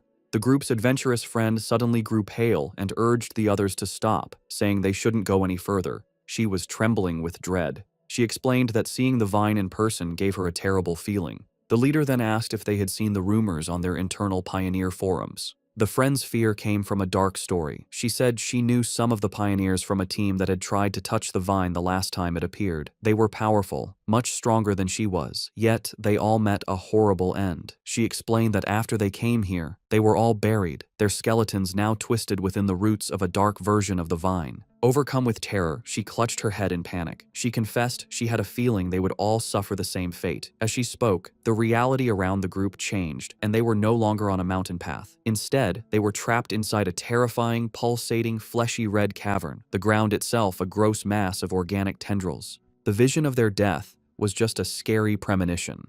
Back on the misty mountain path, the squad's adventurous friend, scammed in an online romance, was still shaken by the feeling of dread. She admitted that while she was originally ready to take the pioneer's risk, to either come back rich or die, the moment she saw the vine, she felt an overwhelming fear. Her gut told her this was a new, unknown, and powerful high-level monster, a mutation she couldn't handle. Tears filled her eyes as she said she wasn't ready to die here and wanted to back out. The red-haired leader and Lin Yi looked at their upset teammate with understanding. They confirmed they had all felt the same heavy feeling from the vine. Lin Yi explained it further, describing it as a feeling of complete emptiness within the wood-type vine. It was a strange feeling, as if all life had been swallowed by time, leaving only an empty shell. This, she explained, was why they all felt so scared. The group came to a scary conclusion. The vine was trying to eat their life force. Just as the fearful friend was about to panic, Lin Yi grabbed her hand, her face showing fierce determination. She declared that this was the path of the martial pioneer, a path that required them to face such dangers directly. Unseen by the group, Fang Yi watched from a nearby cliff. He, too, could sense the heavy, suffocating death energy coming from the giant vine. He noted that out of all the world monsters he had faced, besides the pure dark attribute, this vine gave him the worst feeling. He had to admit, the small squad had serious guts to even think about cultivating in such a dangerous place. He analyzed the monster more closely. While it was clearly a plant, a symbol of life, it felt completely lifeless. It wasn't really alive, but a dead thing pretending to be living, with no spiritual energy of its own. He could see it was stained with the blood and bodies of its past victims. Back with the squad, Lin Yi took charge. She stood on a cliff edge, speaking to her team with new purpose. She told them they didn't have much time to waste. Knowing the danger, she suggested a new plan. They would carefully sense the energy around the area, checking out the monster without getting too close. Confident in her plan, Lin Yi believed that by sensing the monster's energy from a distance, her team would be safe enough. She found a spot high in a tree and began to meditate, surrounding herself in a protective bubble of blue spiritual energy. From a clifftop far away, Fang Yi watched them. He was impressed by their caution, noting they had chosen a distance that was both safe and good for cultivating. He gave credit to his top student cousin for correctly figuring out the best range, a position that was neither too reckless nor too timid. As Yi's cultivation grew stronger, the spiritual energy around her began to surge. Fang Yi watched in surprise, realizing she was about to have a breakthrough to the 3-star Ghost Axe realm. He was genuinely impressed. His cousin was truly talented. In a bright flash of blue light, she successfully broke through. Her teammates watched in awe, amazed that she had already reached such a high level of power. However, the huge energy disturbance from her breakthrough did not go unnoticed. Deep in the forest, the sleeping roots of the giant vine began to twist and glow with a scary green light. The pioneers felt the ground shake, and one of the men looked back in alarm. The whole group panicked as the monstrous vine began moving directly toward them, its tendrils bursting from the earth. The team's leader was shocked that the creature could have possibly sensed them from so far away. The vine's attack was fast and brutal. Vicious green tendrils shot up from the ground, trapping 2 of the male pioneers. The rest of the squad scattered in fear as their friends screamed for them to run, warning that if they didn't escape now, they would all die there. The team's leader quickly realized what caused the disaster. Yi's breakthrough had created too much of a disturbance, getting the monster's attention. As she shouted a warning, dark green tendrils began to wrap around Yi's protective bubble, which was still shielding her while she was weak after her breakthrough. The leader knew they couldn't get caught. Once the vine wrapped around them, its deathly aura would eat them instantly. Under the immense pressure, Yi's energy shield began to crack. Chaos broke out as the red-haired leader tried to pull her panicked friend to safety. The friend screamed that they couldn't leave Yi behind, but the leader replied desperately, asking what she was supposed to do. She furiously asked if she should use her own precious spiritual energy to protect Yi, basically dying so her teammate could level up. As chaos erupted around them, the red-haired leader tried to calm one of her male teammates, who was arguing that they should leave Lin Yi to save themselves. He coldly said that life and death were up to fate, and if they didn't leave right away, they would all die with her. He reminded her that they were all just people who had met by chance, and that she was being too emotional. This cold, practical view, however, only made the leader angrier. She shoved him aside, shouting that she would not leave her teammate, even if it meant going against the rest of them. From his clifftop spot, Fang Yi watched the scene. He knew his cousin, still just a student, was probably unaware of how much danger she was in as she remained weak in her meditative state. The vine's power was overwhelming, and he wasn't sure if even he could save her with his current strength. But he knew he had to act fast, as the tendrils were already starting to crush her protective barrier. He clenched his fist, a golden aura flaring around him. He had made a promise to his aunt to take care of her, and a promise made must be kept.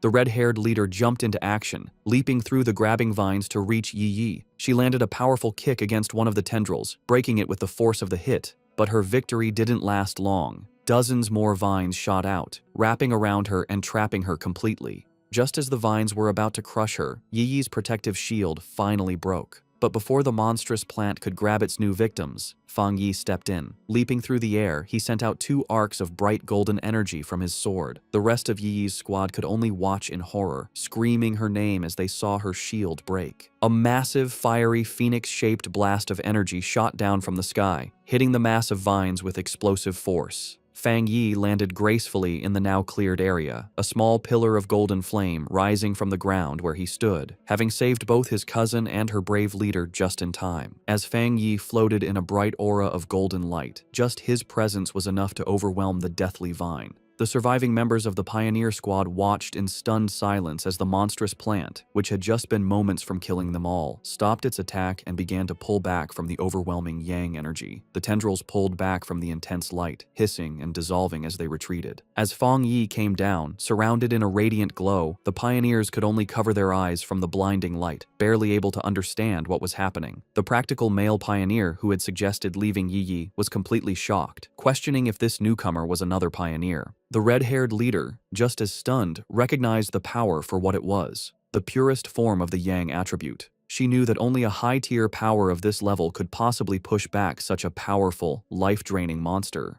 The male pioneer had a crisis of confidence. He had always thought of himself as extremely talented, having reached the 3-star Ghost Axe realm in a very short time, a feat few in the country could match. He knew that even the talented Lin Yi's skill barely matched his own, and yet this mysterious stranger was on a completely different level. He looked down at his own hands, then up at the glowing figure on the clifftop, feeling completely insignificant. If pioneers like that existed, he wondered, then what were they? The newcomer hadn't just beaten him, he had beaten all of them with his pure, overwhelming power. As Fang Yi stood bathed in the golden light of his power, his system activated. It had detected the extreme wood attribute from the deathly vine and had started the auto-writing process, quickly finishing a new technique. The system window then showed the details of his new ability. Endless Vitality, a technique that could instantly absorb all nearby life force to quickly heal injuries. As the power of the vine flowed into him, he was surrounded in a surge of green, life-giving energy. He was amazed at the incredible wood attribute technique he had just gotten, realizing that as long as there was life nearby, he now had what was basically a non-stop energy-absorbing engine. As Fang Yi absorbed the last of the anomaly's power, his system successfully extracted the vine's main attribute. A notification confirmed it. Extracted attribute, Desolation. The system described its scary power, the ability to instantly create a desolate aura that would destroy all surrounding life. Fang Yi stood calmly in the swirling green energy, fully taking in the new power. When he opened his eyes, they glowed with the same vibrant green as the desolate vine. He stood in the now lifeless clearing, a faint green aura around him. He now understood why the vine could only grow in such a dangerous, remote place. If it grew anywhere else, it would drain every bit of life for miles around. He thought about the ruthless nature of the desolation attribute, a powerful force that forcibly stole the life force of others. His thoughts were interrupted by a grateful voice. The red-haired leader of the pioneer group approached, her clothes torn and her body bruised, but she was alive. She thanked him greatly, saying that without him, they would all be dead. She then asked how they could possibly repay him for saving their lives. Fang Yi simply waved her off, coolly telling her there was no need and that they would meet again someday. He then turned and walked away. In his mind, however, he didn't feel like a hero. He knew that he had only found this opportunity because of their information. In his mind, he was the one who had benefited from the situation. As for the conflict he had seen among the pioneers, he wasn't concerned. With a final leap, he launched himself into the air, leaving the stunned squad behind. He knew that people's true characters are easily shown in a crisis, and a disorganized team like theirs would not be safe in the dangerous new era. Left in the empty clearing, the adventurous girl and the shaggy-haired man watched him go. The girl, still in shock, wondered aloud what they should do now. The man, however, answered her with a bitter, blaming tone, asking if she now regretted her earlier hesitation to save their teammates. With the immediate threat gone, and Lin Yi now at the third tier, the red-haired leader knew their best option was to stick together. Sometime later, Yi's eyes opened, glowing a brilliant blue as she came out of her meditation. Her teammates rushed to her side, relieved she was finally awake. The male pioneer who had suggested leaving her now said that their fate depended on their leader's wisdom, but another teammate said their focus should be on the mysterious stranger who had saved them. Still confused, Yi asked what had happened. Noticing her other teammates lying unconscious on the ground, she stood up and was immediately hit by the powerful burning warmth of a leftover yang attribute on a nearby tree. She could feel its intense heat even from a distance. The shaggy-haired man then stepped forward, offering to explain what had happened while she was unconscious. Later that day, back in front of her cousin's apartment, Yi was still trying to understand the incredible events. She couldn't believe that someone so powerful actually existed. Her teammates' words echoed in her mind. He had called the mysterious pioneer a monster. He had described how the vines they couldn't even scratch had been easily pushed back by his power, and how the massive beanstalk had retreated far into the sky, no longer daring to come near them.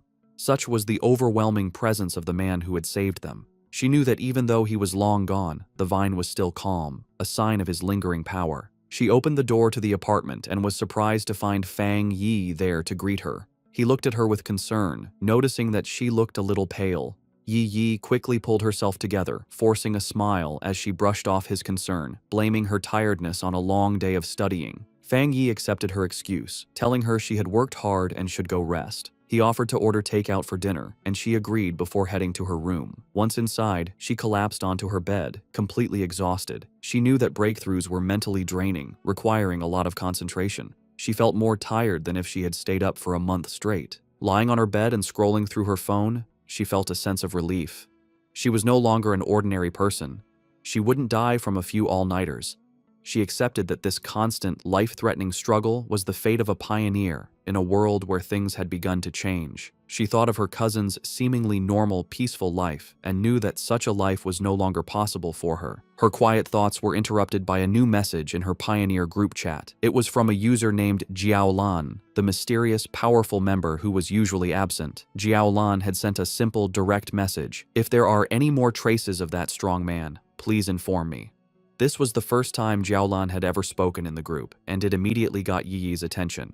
She replied, agreeing to the request, before asking her own question to the group.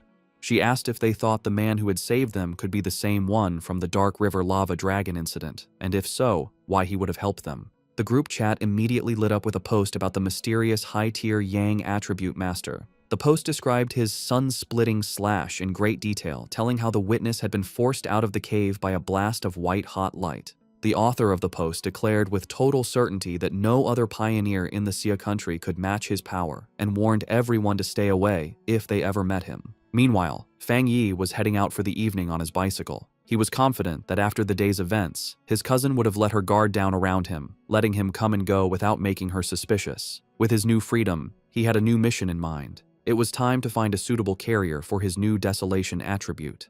He knew that this power was most compatible with plants, and he pedaled off into the night to begin his search. As he rode through the night, Fang Yi thought about the best way to use his newly acquired desolation attribute. He knew that despite its power, it was still a bad attribute at its core, based on destruction and decay. He worried that putting it on his own body could lead to bad reactions. Furthermore, he was concerned that its evil nature might conflict with the good, purifying power of his thunder attribute. He decided that the best solution would be to find a carrier for the attribute, something like the strange vine itself. He guessed that the original vine monster had been born when a regular plant sensed the return of rich spiritual energy and chose to evolve, creating the desolation attribute as a way to gather more power. With this in mind, a plan began to form in his mind. With a confident smirk, he knew exactly where he needed to go. He followed a moonlit road, guided by a sign pointing toward the forest park.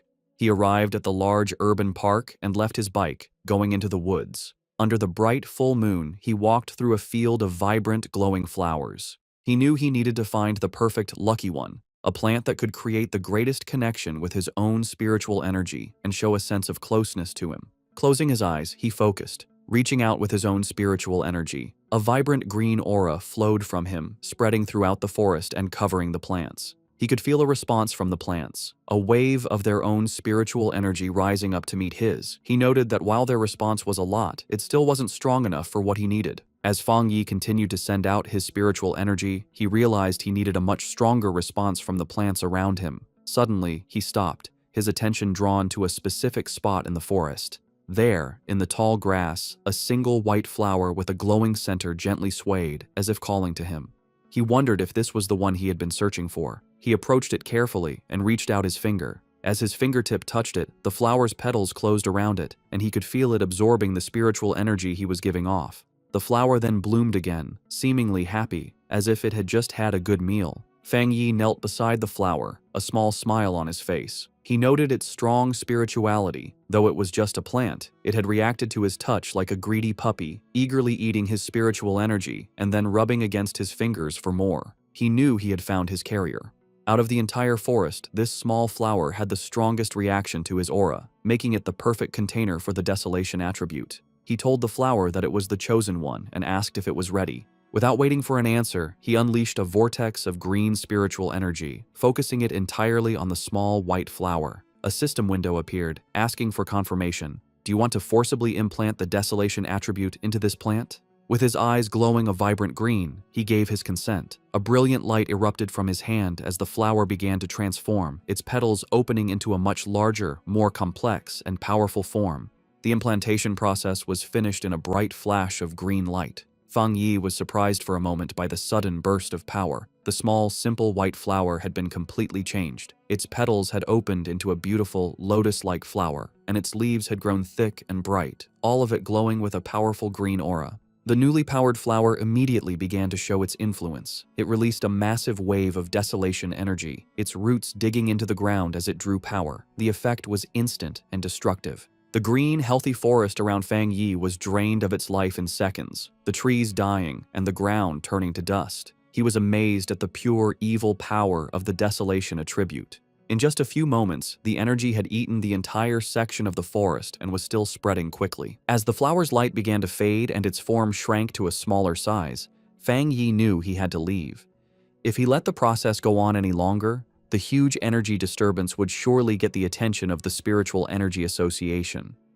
He reached down and plucked the glowing flower from the ground, roots and all. He knew this park was a risky place for such an experiment. Being so close to the city center, it was certainly watched by the association, who were worried about how the spiritual energy revival could turn even normal plants into dangerous threats. He had noticed the increased number of security cameras and the lack of any other people in the park when he arrived. As he walked away, holding his new prize, he noticed something incredible. The flower was still absorbing energy from the air, surviving and even doing well without its roots connected to the earth. He looked at it more closely, a smile of wonder on his face. He found it magical that its spirituality hadn't weakened at all since being pulled up, especially since it had been just an ordinary wildflower moments before he chose it.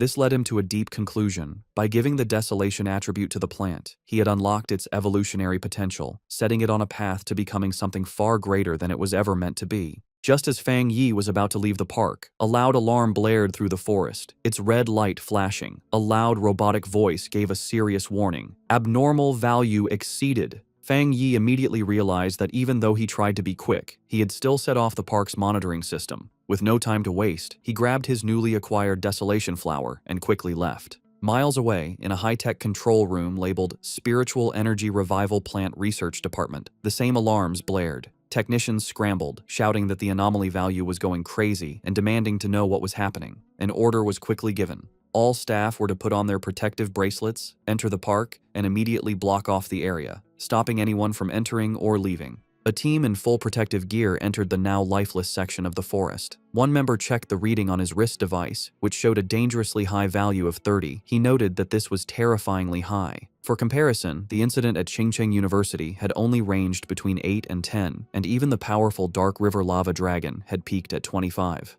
Another team member added that the park's original spiritual energy level had never even gone above 10. As one of the researchers took a soil sample, another reported his strange findings. The air humidity, surface temperature, and sunlight were all completely normal. Yet, all the plants in the area looked as if they had been drained of their life in a matter of seconds. The team leader decided they needed to get closer to the center to figure out what kind of spiritual attribute could have caused such an event. However, as one of the members stepped forward, another researcher with glasses, who seemed to be a senior member, shouted at him to stop and not get any closer. He warned them with serious authority not to touch anything, identifying the leftover energy as the desolation attribute. He then asked if any of them knew about the vine that had recently come down from the sky. The younger researchers were stunned into silence. One of them finally found his voice, realizing with growing horror that the senior researcher was talking about the infamous devil-like vine that had already been classified as an A-level mutation. The senior researcher confirmed their fears.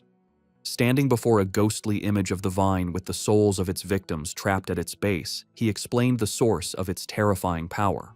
The reason it was so deadly, the reason it had killed so many pioneers, was its natural desolation attribute, a powerful parasitic ability that drained the life force from all surrounding creatures, making everything it touched its own. The young researcher, who had been about to step into the dead area, clutched his chest, sweating and gasping in terror. He thanked his superior, realizing that he had just been saved from certain death. The senior researcher explained that the area around any plant that had awakened the desolation attribute was a dead zone, where anyone who entered would have their life force eaten. He remembered seeing data on another such plant in the Xia country, a rotting ancient tree in a forbidden zone in Wan City that instantly destroyed any life that came near it. He looked around at the lifeless clearing with serious concern, noting that the mutation of plants in this new era could not be ignored. From what they knew, the desolation attribute was the strongest a plant could awaken, and now, in addition to the ancient tree and the celestial vine, a third had been born. His lecture was interrupted by a hand clapping him on the shoulder. The research team turned in surprise to see the stern face of Major Han Li, who had arrived with his own group of soldiers. The major had already been told about the situation. He ordered all the researchers on site to change into the advanced protective suits his men had brought, and to follow him into the contaminated area. With Major Han Li leading the way, the newly equipped team, now joined by Su Qingying, stepped firmly into the dead zone. As they moved forward with their scanners, they made a series of confusing discoveries.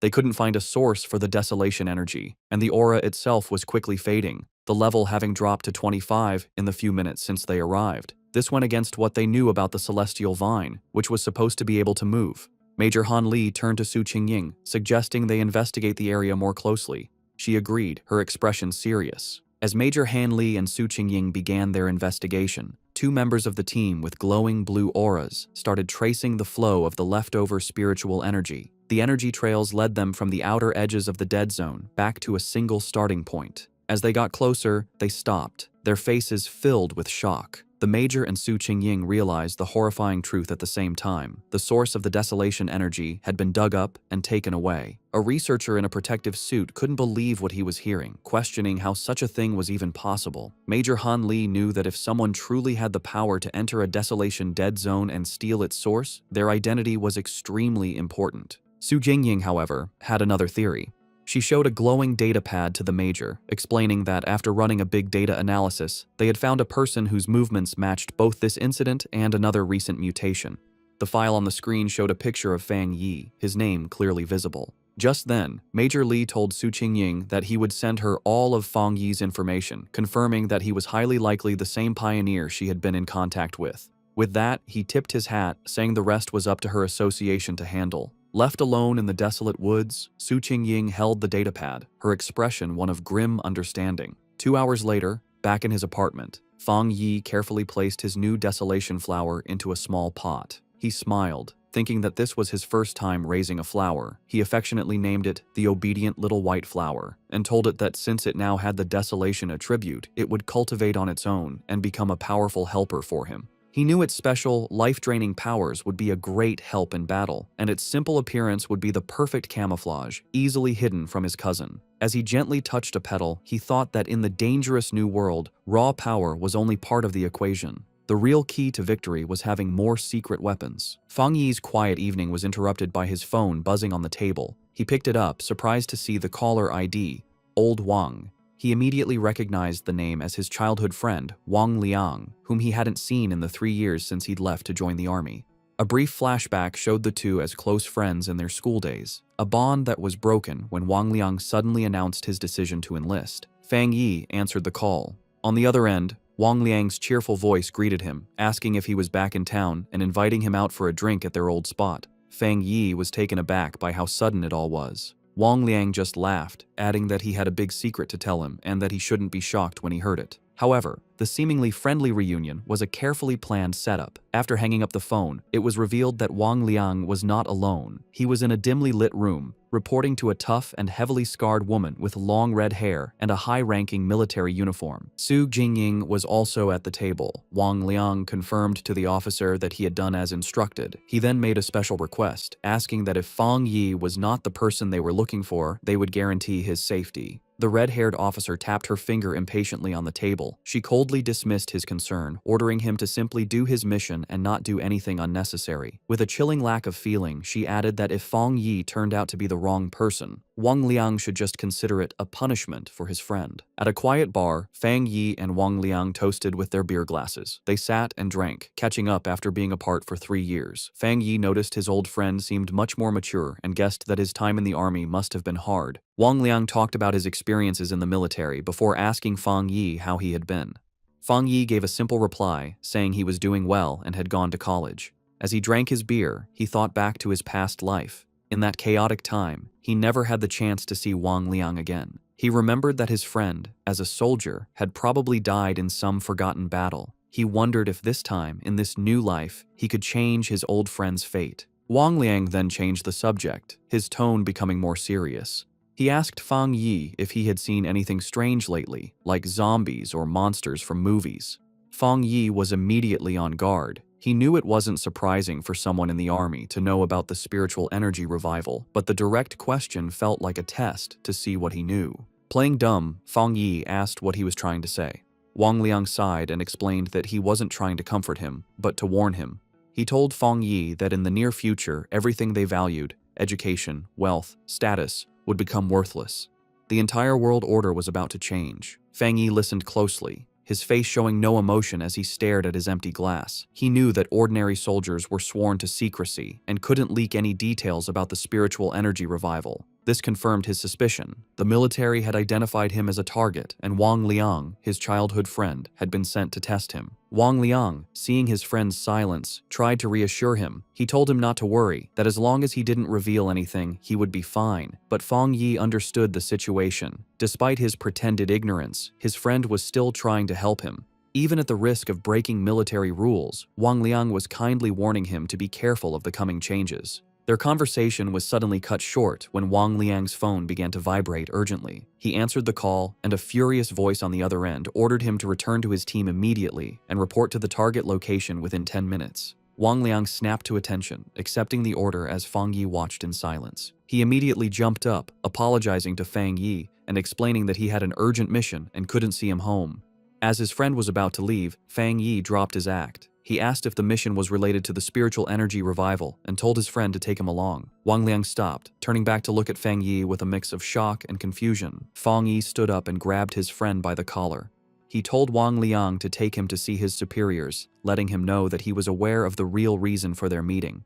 He reassured his friend, telling him that while he didn't know exactly what his superiors knew, he knew Wang Liang would never hurt him. He explained that he was more interested in what the military was dealing with, knowing it had to be related to the great changes happening in the world. Since the Spiritual Energy Association was already handling the monsters, he was curious what the military's role was, and he wanted to see it for himself. Wang Liang agreed, and the two of them walked toward a massive, heavily guarded military base in a mountain valley, labeled Military Number 19 Spiritual Forbidden Zone. As they got closer, Fang Yi was struck by the incredibly dense spiritual energy in the area. He noted that the concentration level was so high it had likely surpassed a standard pollution zone. As they were met by a squad of soldiers, one of them ordered Wang Liang to return to his team. After a quick check, the soldiers allowed Fang Yi to enter the base, leading him through a brightly lit corridor. Inside the military base, Fang Yi and Wang Liang were led into a massive, cavern-like training ground. There, a large group of soldiers was in a desperate battle, using crackling blue energy to hold back a monstrous, spiky black creature with a single glowing red eye. The beast fought back with fierce power, shooting a devastating beam of red energy that tore through the soldiers' ranks, causing cries of pain and fear. Standing on a raised platform, the tough, red-haired officer watched the scene with a critical eye. Fang Yi, who had been brought before her, immediately recognized the creature's power as a mix of two different attributes. The officer confirmed his thought, saying the monster was a perfect mix of the dark and flame attributes, making it exceptionally fierce and cruel. She added that it had already seriously injured several of her soldiers. A caption identified her as a 3-star Ghost Axe Realm officer named Ji Ruoyan. Spotting Wang Liang, she barked his name, and he immediately stood at attention. She furiously asked why he had brought an unauthorized person into a restricted area, but before he could explain, she cut him off. Her expression softened a little as she told him to forget it, explaining that the situation was urgent and they needed him to join the formation immediately. She then turned her attention to Fang Yi. She saw nothing special about him, noting that his spiritual energy was only slightly active. She briefly wondered if he was the powerful pioneer they were looking for, but dismissed the thought, knowing she had to focus on the battle. She gave him a stern warning. Since he was Wang Liang's friend, she wouldn't say much, but he was in a restricted area, and his life was now his own responsibility. He was also sworn to secrecy about anything he saw. Fang Yi simply replied that he understood. With that done, Ji Ruoyan took command. She picked up a massive energy cannon and shouted the names of 2 of her soldiers. The 2 men immediately jumped into action, their bodies covered in blue energy as they fought the monster up close. Ji Ruoyan then aimed her cannon and fired a massive blast of pure energy at the creature. The attack hit the monster head-on, creating a huge explosion, but the creature was far from beaten. It let out an angry roar as its shadowy form began to pulse with a terrifying red light, its fanged mouth growing larger and more threatening. It was clear that the attack had only made it angrier, causing its mutation to get worse. The enraged monster lashed out with its massive claws, and one soldier shouted a warning to his comrade. The other soldier managed to block the attack, but the force of the blow sent him flying backward. Ji Ruoyan immediately took charge, ordering her team not to be careless and to keep their distance. She knew they had to finish the creature off before it could complete its evolution. Watching from the side, Fang Yi was impressed by the soldiers' performance. He saw a well-trained team of comrades who trusted each other completely, with incredible discipline and coordination. He knew that every person was essential, and that when they worked together, they could unleash a power far greater than their individual strengths. This thought, however, was immediately broken when he realized the monster's power was increasing at a scary rate. He shouted at them to run, warning them that they were no match for the creature in its current state. But his warning was lost in the chaos. The monster shot out a massive blast of dark purple energy, sending the soldiers flying. Ji Royan refused to back down. She ordered her team to raise their alert level and upgrade the restricted area's mutation level. With a furious roar, she commanded that no one was to retreat. It was too late. The monster's transformation was complete. It now stood as a huge, demonic beast, covered in black and red flames, its eyes glowing with pure evil. One of the soldiers shouted a terrified warning. The evil dog had fully mixed with the dark attribute and completed its mutation. The creature's single eye, now a burning red orb, focused on a new target. It fixed its gaze on Wang Liang, who could only stare back, frozen in terror. As the monster prepared to strike, Ji Royan and Fang Yi both reacted in horror, realizing with a jolt that Wang Liang was in mortal danger. Just as the monster completed its evolution, lunging forward in a blast of power, a soldier was violently thrown backward by a surge of energy. Ji Royan immediately shouted for her team's attention, announcing that the C-level evil dog had fully mutated and was now reclassified as a B-level threat, requiring an immediate change in their battle plan. The soldier who had been thrown to the ground coughed up a spray of blood. Fang Yi rushed to his side, catching him and asking if he was all right. The injured soldier explained that he had been trying to send spiritual energy to the monster's restraining collar, but the creature's evolution had caused the device to violently explode.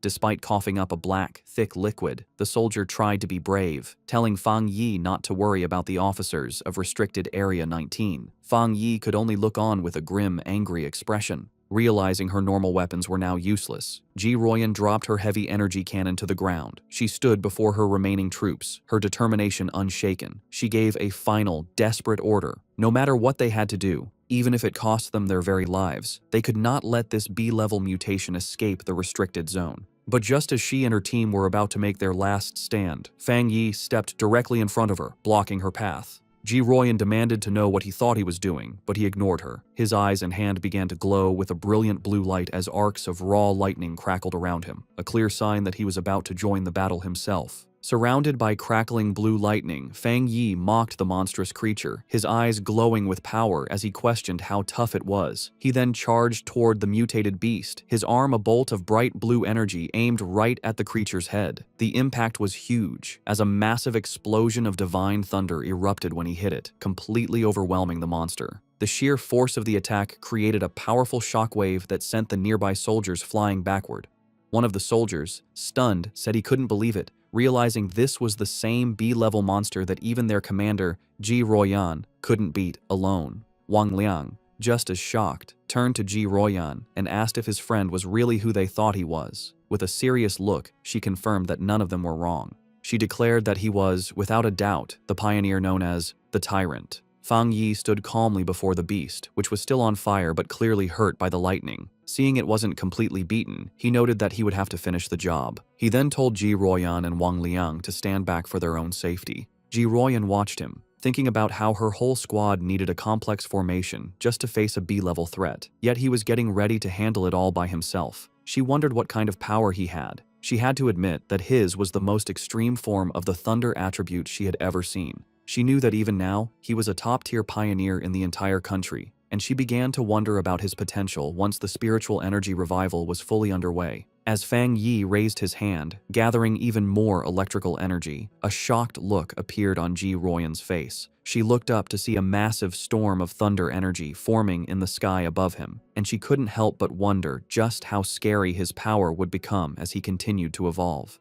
With a final step forward, Fang Yi unleashed the full power of his thunder attribute. A massive pillar of bright blue lightning erupted from the ground where the monster stood, a display of power that truly matched his codename, the Tyrant. His eyes, still crackling with leftover electricity, showed a calm determination as the blinding light from his attack began to fade. The surviving soldiers watched in terror. One commented to another that the sight made his whole body shake. While he could handle the monster's corrosive dark power, the pure, destructive force of the thunder was on a completely different level. Once the dust settled, Fang Yi casually gave a thumbs up to his friend, announcing that the threat was gone. Wang Liang rushed over, shouting with relief that Fang Yi had scared him to death. Overjoyed, Wang Liang playfully punched his friend on the shoulder, laughing that he never expected his old buddy to be so powerful. The mood then shifted as Wang Liang apologized, admitting he had suspected Fang Yi was a pioneer but had to follow orders. Fang Yi brushed it off, asking why his friend was being so formal after 3 years apart and telling him he understood. Their reunion was interrupted as Ji Ruoyan approached them. She formally thanked Fang Yi for his help, extending her hand as a sign of respect.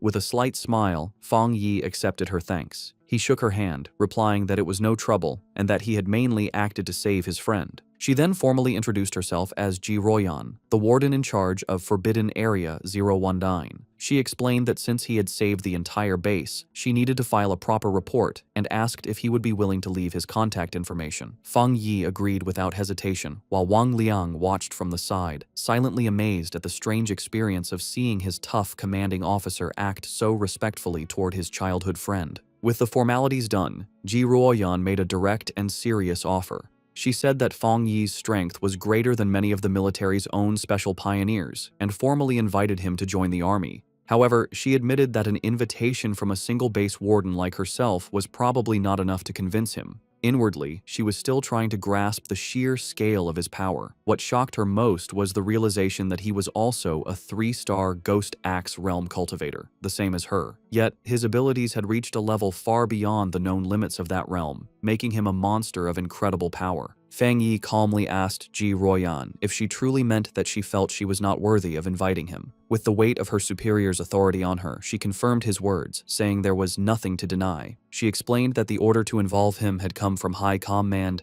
and she was certain that they would come to invite him personally in the future. Fang Yi let out a small laugh, telling her it wasn't necessary to be so formal. He placed a hand on his chest and explained that he genuinely respected all of them, knowing that not everyone had the courage to sacrifice themselves for others. He admitted that he had never seen soldiers in combat before, and what he had just seen had truly moved him. Touched by his sincerity, Ji Ruoyan could only offer a quiet thank you. He then made an offer of his own. He told her that if they ever ran into trouble in the future, they could call on him for help, just as they had always done for ordinary people like him in the past.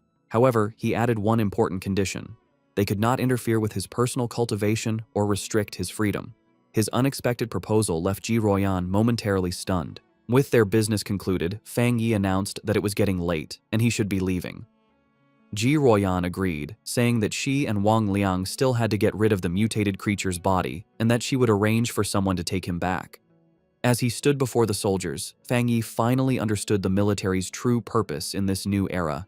He realized they stationed themselves in these dangerous, spiritually rich zones for 2 reasons: to use the energy for their own training, and more importantly, to act as a crucial line of defense between the ordinary world and the strange monsters that now threatened it. After he was gone, Ji Ruoyan turned to Wang Liang and said that his friend could no longer be described with a simple word, like impressive. She knew that what they had seen that day was just a small part of his true strength. The fact that a pioneer could reach such a high level of power so quickly showed that he had an amazing level of insight. She concluded that he was a rare mix of luck, courage, and raw ability, all the things needed for greatness. Seeing his commander's deep respect for his friend, Wang Liang eagerly suggested that if she felt she wasn't the right person to recruit him, she should let him, as his childhood friend, take on the job. Ji Ruoyan, however, quickly brought him back to reality with a sharp tap on the head, ordering him to stop talking and help her clean up. He could only agree as he was dragged off to work. Later that night, back at his apartment building, Fang Yi meditated on the roof, surrounded by a brilliant golden aura. He thought about his meeting with the military. He knew that while the trip had revealed his identity, he had only shown them his thunder attribute, keeping his other powers a secret. Based on their respectful attitude, he concluded that this was likely a good thing. He now understood that his rare thunder attribute was a perfect counter to the dark monsters the military was fighting, making him a very valuable asset. He knew they would try to recruit him, not threaten him, which would give him access to the fastest ways to get stronger and the most advanced information. The day's events had also made clear the different roles of the nation's 2 main pioneer forces. The military, represented by Ji Ruoyan, were the Night Watchers, the hidden protectors of the nation. The Spiritual Energy Cultivation Association, with agents like Su Qingying, was in charge of handling the threats that slipped into the cities, protecting civilian life as much as possible. He understood the government's 2-part strategy, using the forbidden zones to contain the biggest dangers while slowly releasing information to the public about the coming changes. This careful approach was buying valuable time, preventing society from collapsing into chaos. As he continued his meditation, a bright orb of golden energy pulsed in his core. He noted that despite absorbing the rich energy of the Forbidden Zone, he hadn't felt an immediate need to level up. However, the feeling quickly changed.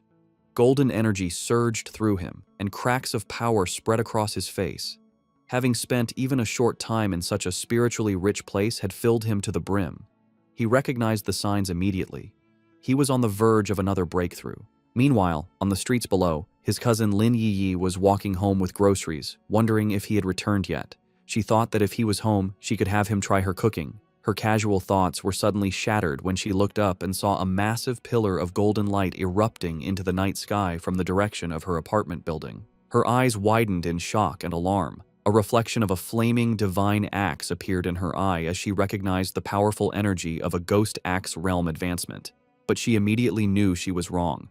The sheer scale of the power, showing up as a massive, fiery divine axe in the sky, was far too terrifying for an ordinary breakthrough. She could only stare in disbelief, wondering if another powerful pioneer was making their move in the city. On the street below, Lin Yi stared at the sky in complete disbelief. She recognized the immense power of the Ghost Axe realm, but this was something else, a force so powerful it was changing reality itself. As a giant, divine hand made of pure golden energy formed in the clouds above, she realized the terrifying truth. This was the power of the legendary spirit creation realm. The realization that a pioneer of such incredible strength was living right next to her sent a wave of shock and fear through her. The massive energy surge did not go unnoticed. Miles away, in a high-tech command center, red alarms blared as technicians scrambled. An urgent warning flashed across their screens. The anomaly value had reached a catastrophic level of 99, its location pinpointed to the southeast of the city. An official and Su Qingying reacted with alarm. The official demanded to know what was happening, ordering all units to the target area. Su Qingying wondered how such a powerful anomaly could have gone undetected, noting that an energy reading of this size was powerful enough to destroy an entire city. Before a holographic map of the city, military leaders held a tense emergency meeting. They debated the two terrifying possibilities. Either a new, godlike spirit creation pioneer had just appeared, or the city was on the brink of a massive disaster. One grim-faced officer suggested it could very well be both. The situation escalated as the senior official frantically called headquarters, demanding they send all advanced equipment, short of large-scale weapons. His panic was cut short, however, when a subordinate burst into the room, breathlessly announcing that the alert had been cancelled.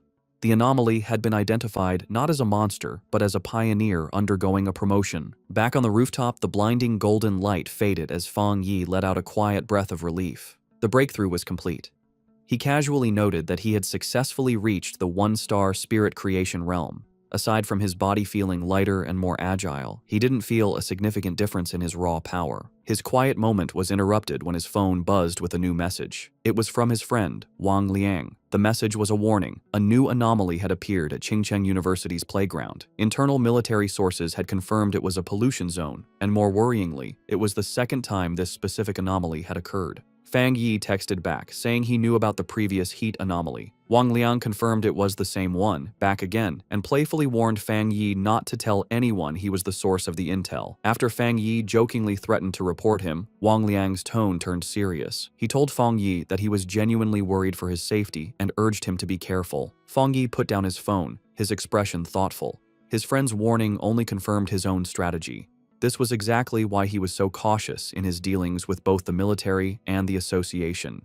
He knew that being too well known could bring unwanted trouble, which was why he had deliberately chosen to keep his powerful Yang Flame attribute and his Crimson Flame Blade technique a secret. They were his hidden aces.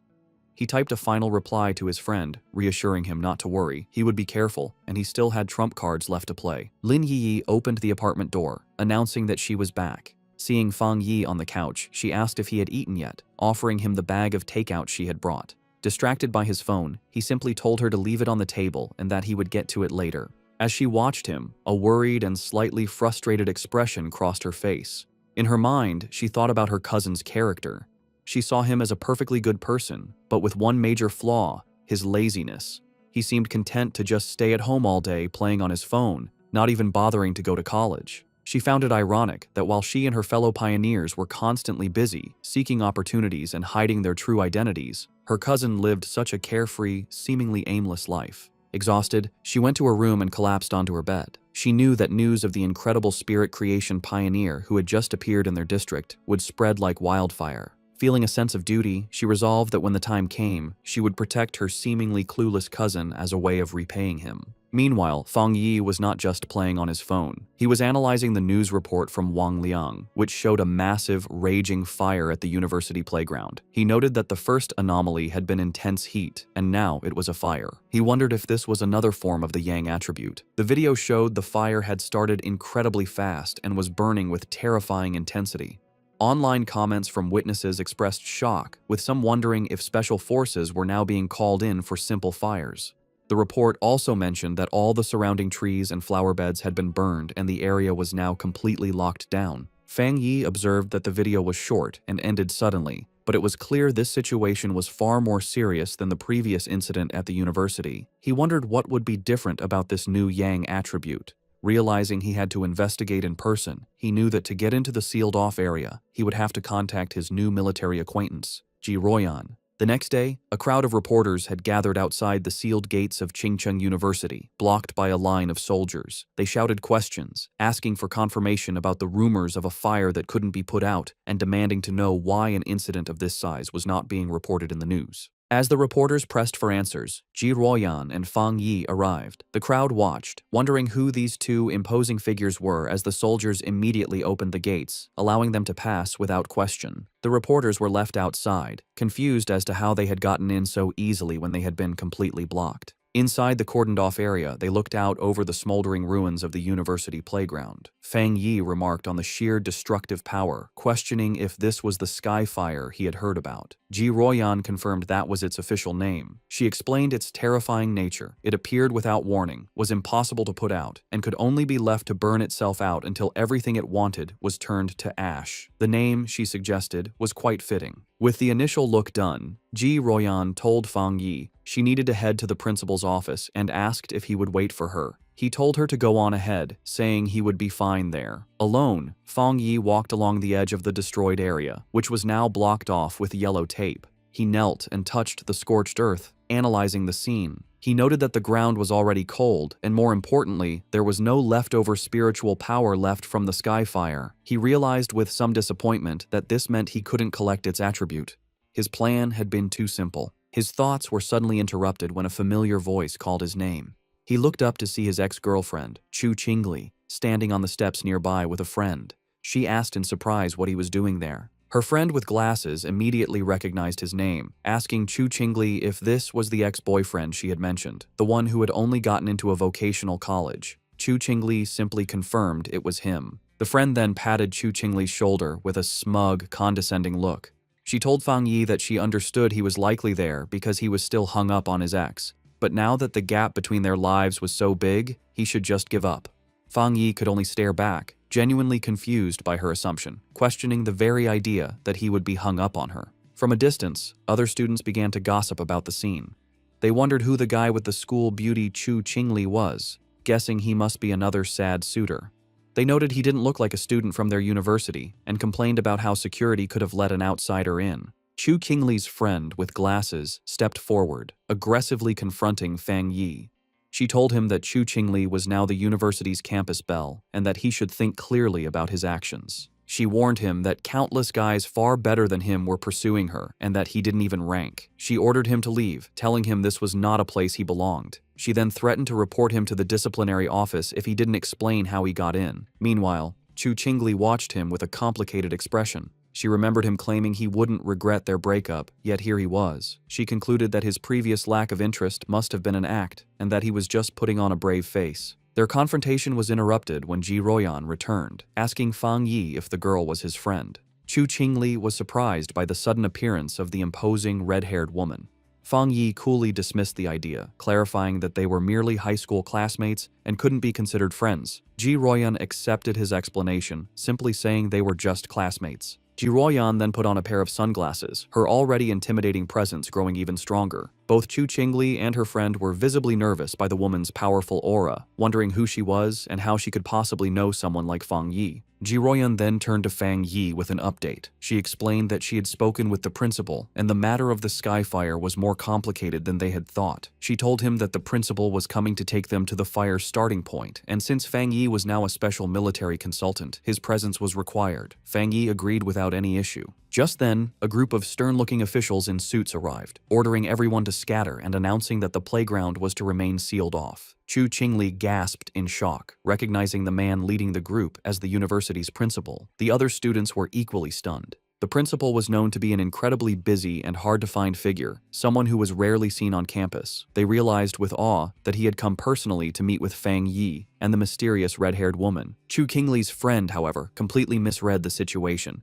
She smirked, thinking that the principal had finally arrived to deal with the two people who weren't supposed to be there.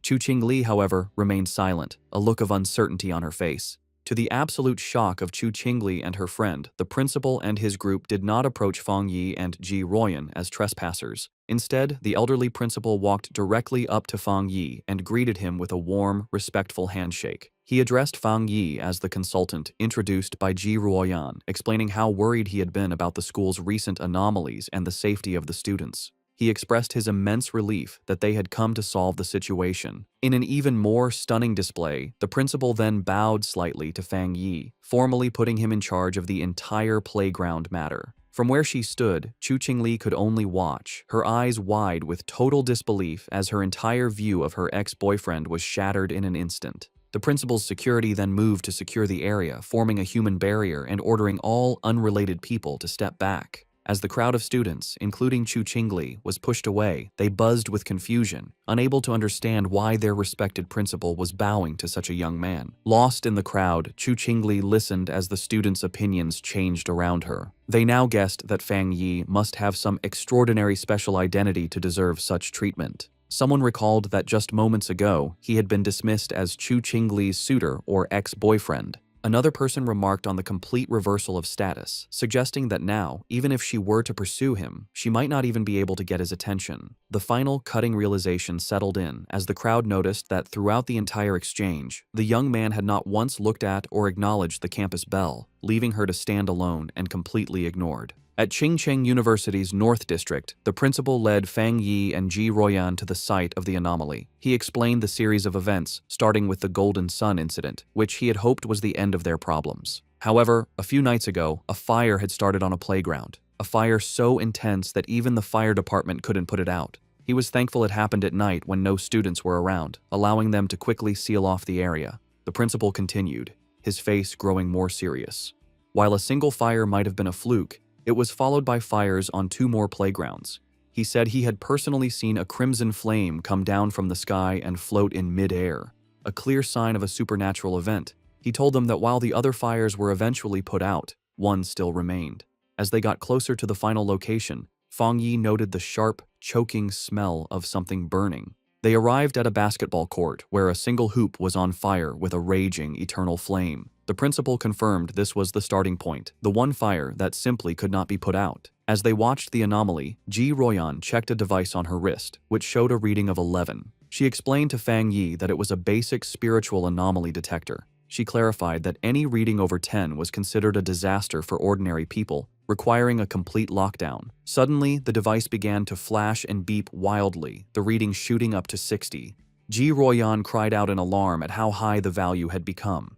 Panicked, she warned the principal that if the energy kept rising, it wouldn't just affect the university, but the entire city. She declared they needed to immediately send an elite squad of pioneers to contain the threat. Before they could act on the plan, however, Fang Yi took matters into his own hands. Without a word, he leaped over the chain-link fence, ignoring the no-entry sign and heading directly into the fire. He was instantly covered by the intense flames, as Ji Royan and the principal watched in shock. At that exact moment, the reading on Ji Royan's device jumped again, now showing an incredible 110. She shouted that the anomaly had just been upgraded to S level. The principal, panicked, asked what they were supposed to do now that Fang Yi was inside. Ji Royan could only stare into the fire, questioning his recklessness and muttering that even the strongest soldier from the Forbidden Zone wouldn't dare to enter such a dangerous area alone. Inside the fire, however, Fang Yi stood completely unharmed, his silhouette calm against the raging flames. He knew that just as his Yang attribute had protected him from the divine thunder, it could also shield him from this skyfire.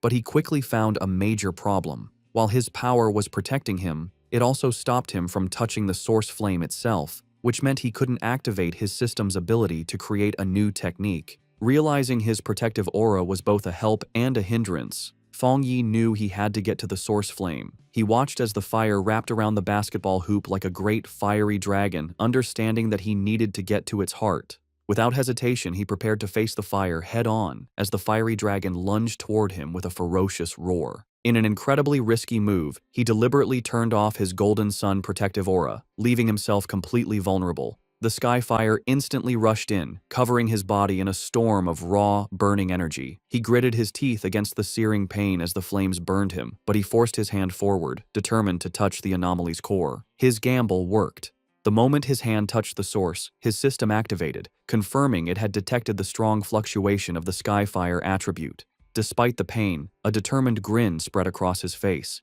He was amazed at the sky fire's power, noting its will was even stronger than the desolation attribute he had recently gotten.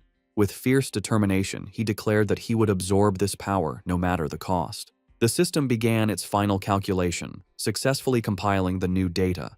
With a triumphant smirk, he knew he had succeeded. A new system window appeared, announcing his reward. He had obtained the Skyfire attribute technique, the 9 Dragons Skyfire Sealing Art, a power designed to eliminate evil and seal all demons. As he mastered the new ability, the once wild flames became extensions of his will, wrapping around his arm like a tame dragon. The system confirmed that the compiled technique was now unlocked and ready for immediate use. As he focused his will, he began the final process of extracting the Skyfire attribute itself, absorbing its essence directly into his being. His eyes began to glow with a burning red light as fiery markings appeared on his face, a physical sign of his new power. With his hands clasped in a seal and his eyes burning with red energy, he prepared to unleash his newfound ability, calling out the name of the 9 Dragons Skyfire Sealing Art. As Fong Yi unleashed his new power, massive, glowing red chains erupted from his back, lashing out into the fire. Outside the fence, Ji Royan and the principal watched in awe. Ji Royan immediately recognized the energy signature, identifying it as a sealing aura. She remembered seeing a high-level military pioneer seal a forbidden land once before. While their methods were different, the powerful sealing aura was unmistakably similar. With a single command to shrink, Fang Yi commanded the chains to pull back. They pulled inward with immense force, gathering all of the wild sky fire and squeezing it into a single, tightly bound orb of pure energy. Floating in the air, Fang Yi held the chained ball of fire, the sealing process now complete. The sealed orb of fire then gently floated back down towards the basketball hoop. Fang Yi landed gracefully and explained the situation to the principal and Ji Royan. He stated that he had temporarily sealed the Skyfire and told them not to unseal the playground or allow anyone near it for repairs. This, he explained, would at least stop the fire from spreading any further. The principal readily agreed, assuring him that the playground would remain sealed, adding that it wasn't a problem since the university had 7 or 8 others. Ji Royan, however, watched Fang Yi with a silent, intense look, her expression hard to read. The principal, very impressed, remarked on how humorous Fang Yi was and offered any further help he might need. Ji Royan, however, interrupted, telling the principal she needed to speak with Fang Yi about some things. The principal happily excused himself, leaving the two of them alone. Once he was gone, Ji Royan turned to Fang Yi, her tone direct and serious. She told him that he had been hiding his true depths very well. Fang Yi tried to play it off casually, saying that the Skyfire was indeed powerful and hard to deal with, but she saw right through his act. With a sharp look, she told him to stop pretending, making it clear that she wasn't talking about the fire, but about his own incredible talent and level of power. Ji Royan dropped her intense questioning, admitting that it was normal for pioneers to have secrets, especially for one as powerful as him. Fang Yi simply listened with a calm expression. Her tone then shifted, becoming more serious and sincere. She explained that although she had no right to ask anything of him, she hoped he would listen carefully. She painted a dark picture of a future world in chaos, a time of great change where the Xia nation would desperately need top-tier talents like him. She put his potential into clear perspective, telling him that once the spiritual energy fully revived, a person of his power would be as important as a modern-day nuclear weapon. Because of this, she warned, every major power, from the various military forbidden zones to the Spiritual Energy Association, would rush to recruit him. She told him to be prepared for high-level officials to personally give him invitations with incredibly generous offers. She admitted she had her own reasons for telling him this. If he were to join her military unit, it would be a great asset, and they would gain a powerful friend. Therefore, she advised him to start thinking about his options now, so he wouldn't be caught off guard when the time came. Fang Yi, however, was silent for a moment before asking a curious question. He asked why both she and Wang Liang seemed so hesitant to recruit him for their own forbidden zone, even acting as if they weren't worthy. Ji Ruoyan explained that it was because of another legendary military region, a group so insanely powerful that she felt he would be far more interested in joining them instead. A small smirk appeared on Fang Yi's face as he confirmed if she meant a top-level unit. She confirmed that was the case, though she admitted she hadn't seen them much herself. She had heard they were extremely busy lately, so much so that even officers from other military regions were feeling the pressure of their activities. Changing the subject, she suggested they stop talking and go, as the principal had invited them to eat at the university cafeteria. As they walked, Fang Yi silently concluded that even the nation's most powerful forces were facing their own big troubles. His mind raced with the implications. Ji Ruoyan's words meant that terrifying anomalies, with power far beyond the capabilities of current pioneers, had already begun to appear. He realized that the pioneers fighting these threats must include spirit creation realm cultivators like himself, and perhaps some who were even stronger. A new sense of urgency washed over him. He felt that the day of the full spiritual energy revival was fast approaching, and his preparations were still far from enough. His thoughts then shifted back to the immediate task at hand, how to best use the Skyfire attribute he had just collected. He analyzed its nature, an irregular, wild, and all-consuming flame that left nothing in its wake. He realized it would be the perfect weapon against anomalies that could reproduce or regenerate endlessly. Suddenly, an idea struck him. The wild and powerful nature of the Skyfire was a perfect match for his Crimson Flame blade technique. He imagined enchanting his sword with this new power, realizing it would be an incredible enhancement to his fighting style.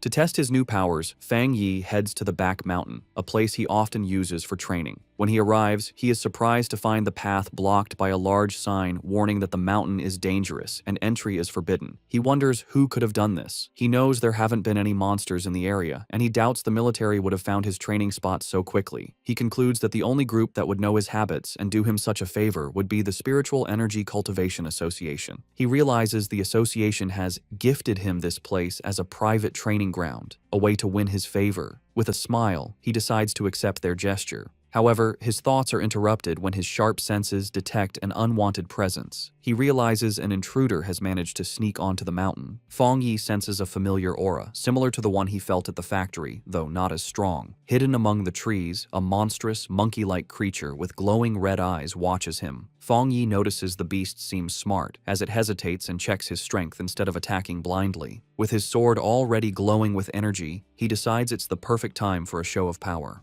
A system window appears before him, asking if he wants to put the newly acquired Skyfire attribute into his Tang sword. The system describes Skyfire as a powerful light attribute, perfect for destroying evil. With a fiery determination in his eyes, Fang Yi accepts. Immediately, his sword erupts in a column of endless, crackling flames. With an excited smirk, he looks forward to combining the endless power of Skyfire with his Crimson Flame blade technique. He decides the mutant creature will be his first test subject. Fang Yi unleashes a massive firestorm on the monster. The creature is taken by surprise, its eyes widening in terror before it is completely covered by the storm of flames, screeching in pain. Standing in the middle of the flames he created, Fang Yi checks his new ability. He realizes the energy of his attack is now double, or even triple, what it was before, and most importantly, the flames do not harm him. He touches the blade of his sword, still covered in fire, and notes that it feels cool.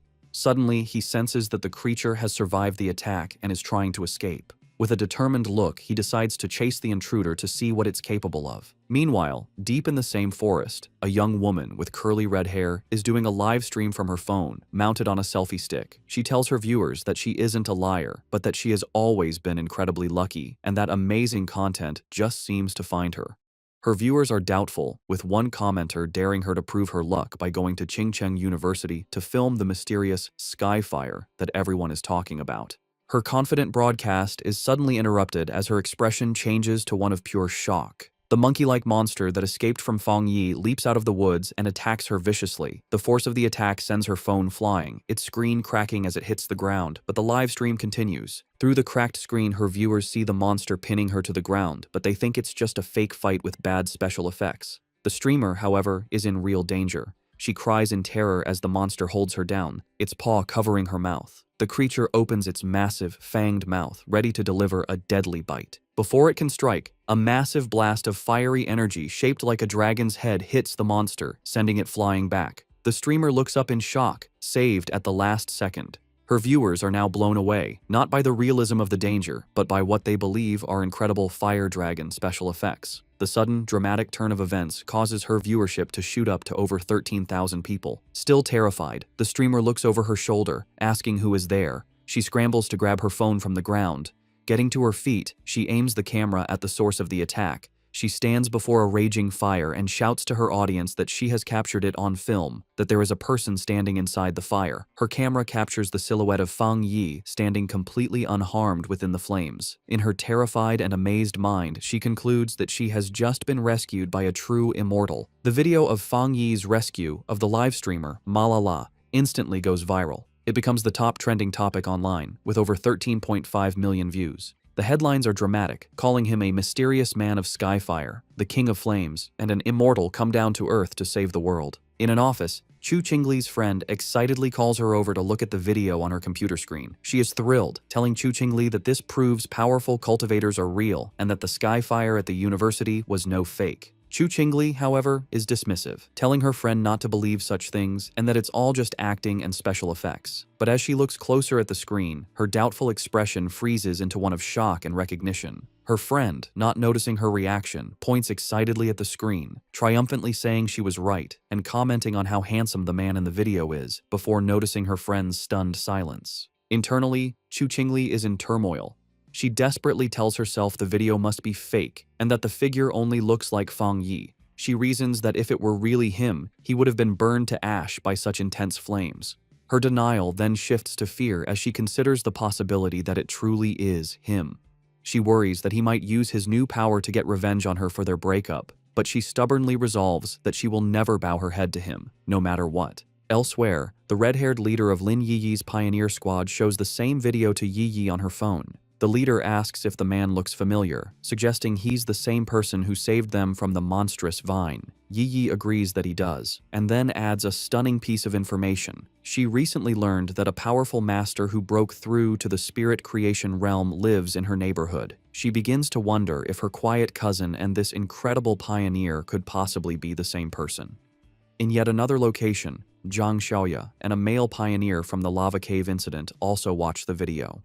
The man recognizes Fang Yi's fighting stance and points out how much stronger he has become, while his companion notes that the way he wields his blade is identical, realizing they were incredibly lucky to have had such a powerful figure on their side. The news of Fang Yi's public display of power reaches the highest levels of the nation's two main organizations. Inside a sleek, modern skyscraper, likely the association headquarters, the city's crisis seems to be getting worse, with the current pioneers struggling to keep up. In a high-level meeting room, Su Qingying addresses a group of officials. She informs them that the military has already been in deep communication with Fang Yi, and she expresses her firm belief that he will agree to help them. Meanwhile, in a military command center, Ji Ruoyan, Major Han Li, and other officers discuss the new intelligence. They are astounded by his rapid progress, calling him a monster for reaching the spirit creation realm so quickly. They debate how many high-tier attributes he could possibly possess, with one officer concluding it must be 3 or even more. They agree that trying to intimidate him was foolish, and that their only option is to recruit him. Major Han Li asks if the High Command has decided to approach him personally. Ji Ruoyan confirms they have, but adds that the top brass is still hesitant to humble themselves, as all previous top-tier pioneers have come from within the military's own ranks. Taking charge, Major Han Li outlines their new strategy. He orders his subordinates to find out what new weapons or equipment Fang Yi might need and to provide him with information on suitable training locations as a gesture of goodwill. He also gives a crucial final command. The viral livestream video and all the rumors spreading from it must be properly managed and controlled. The entire spiritual energy circle in the Xia Nation has now turned its attention toward Fang Yi. Both Su Qingying and Ji Ruoyan think about his future. Su Qingying appears concerned about the immense pressure he now faces, while Ji Ruoyan wears a slight, confident smile. Both women, leaders of their respective groups, eagerly await to see what this extraordinary young man will do next. In a quiet hospital room, a heart monitor beeps steadily. A mysterious woman with long purple hair sits by the bedside of an unseen patient, whom she calls her teacher. She speaks softly, telling the patient that the Xia nation seems to have found a new hope. With the appearance of a person as powerful as Fang Yi, she adds, the chances of her teacher finally waking up have become a little higher. One day later, back at the apartment, Fang Yi is having breakfast and thinking about the previous day's events. He reflects on how the news of his battle in the back mountain went viral, all because a daring live streamer had managed to sneak into the restricted area for views. As he eats, he notes that the video has since been completely removed from the internet and the live streamer's account has been banned, correctly assuming it was the work of the military or the Spiritual Energy Association. His casual thoughts are suddenly interrupted as he realizes something is wrong.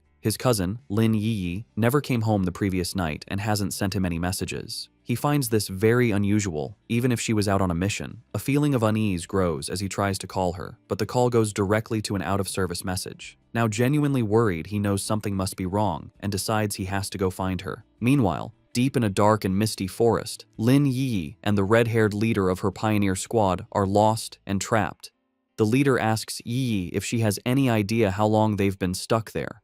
Yi estimates it's been about 10 hours, but she can no longer keep track. The red-haired leader, looking exhausted and bruised, apologizes greatly, blaming herself for dragging Yi into this mess. She admits she thought they were just investigating a strange phenomenon. As she speaks, she clutches her side in pain. Yi tells her to stop apologizing, insisting that it was her own lack of strength that was the problem. She urges her leader to stay alert and save what little energy they have left. As she tries to stay strong, her thoughts drift to the overwhelmingly powerful master she witnessed, wishing she had even a fraction of his power to save them. Their desperate conversation is cut short as a massive, shadowy monster with glowing red eyes and a menacing, spiky form appears in the fog directly behind them. The shadowy monster lunges from the fog, its claws aimed at the red-haired leader. Reacting with incredible speed, Lin Yi shoves her companion out of the way, shouting a warning. She then unleashes a blast of bright blue spiritual energy from her hand, creating a sharp blade of light that cleanly cuts off the attacking creature's head.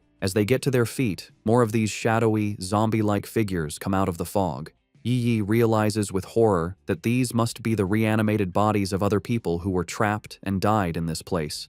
After defeating one of the creatures, which dissolves into a puddle of black mist, Yi explains that the main monster is just playing with them, turning its victims into these strange puppets. The red-haired leader adds that their attacks have no real effect on the mist itself, and their spiritual energy is being drained quickly, all while the real enemy stays hidden. They soon realize they are trapped in some kind of illusion created by the monster, a swirling gray space where the creature seems unbeatable.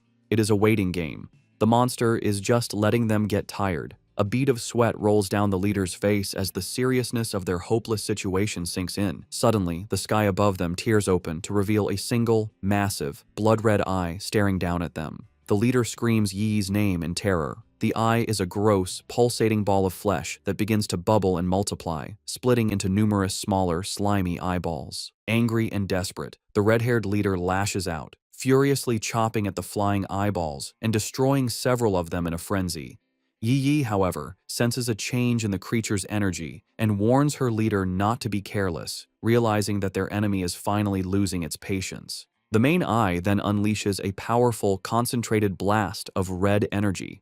Yi manages to put up a crystal barrier just in time, but the force of the impact is huge. The barrier shatters, and Yi finds herself alone, surrounded by dozens of the glowing red eyes in the heavy darkness. She feels her hope fade, wondering if this is how she is going to die. Trapped in the monster's dark domain, Lin Yi is slowly being eaten by shadowy tendrils. She can no longer hear her leader's voice and realizes they have both been swallowed by the darkness. A wave of regret washes over her as she apologizes to herself for being overconfident, admitting she was wrong to think they could handle such a dangerous mission alone. As she accepts her fate, her mind wanders to the future she will never see, wondering what the world will be like after the full spiritual energy revival.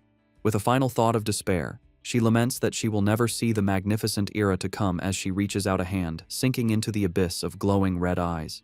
Tears stream down her face as she closes her eyes, ready for the end. Just as all hope seems lost, a massive explosion of brilliant blue light erupts, tearing the darkness apart. A figure bursts through the shadows, radiating an immense aura of crackling blue energy. It is Fang Yi, his eyes glowing with power. He remarks to himself that he almost didn't make it in time. Yi stares in utter shock and disbelief, tears still fresh on her cheeks, as she recognizes her rescuer and gasps his name, identifying him as her cousin. With a powerful blast of divine thunder, Fang Yi completely shatters the monster's shadowy domain. He lands gracefully in the now clear forest, his hand still sparking with leftover electricity. He has saved both his cousin and her unconscious leader. Yi can only stare, her world turned upside down by the stunning revelation that her seemingly ordinary and lazy cousin is, in fact, an incredibly powerful pioneer. The battle is not over yet. The true form of the anomaly, a grotesque, multi-eyed, fleshy orb, appears from the shadows behind Fang Yi. Yi snaps out of her shock and desperately shouts a warning, telling him that the creature's main body is behind him.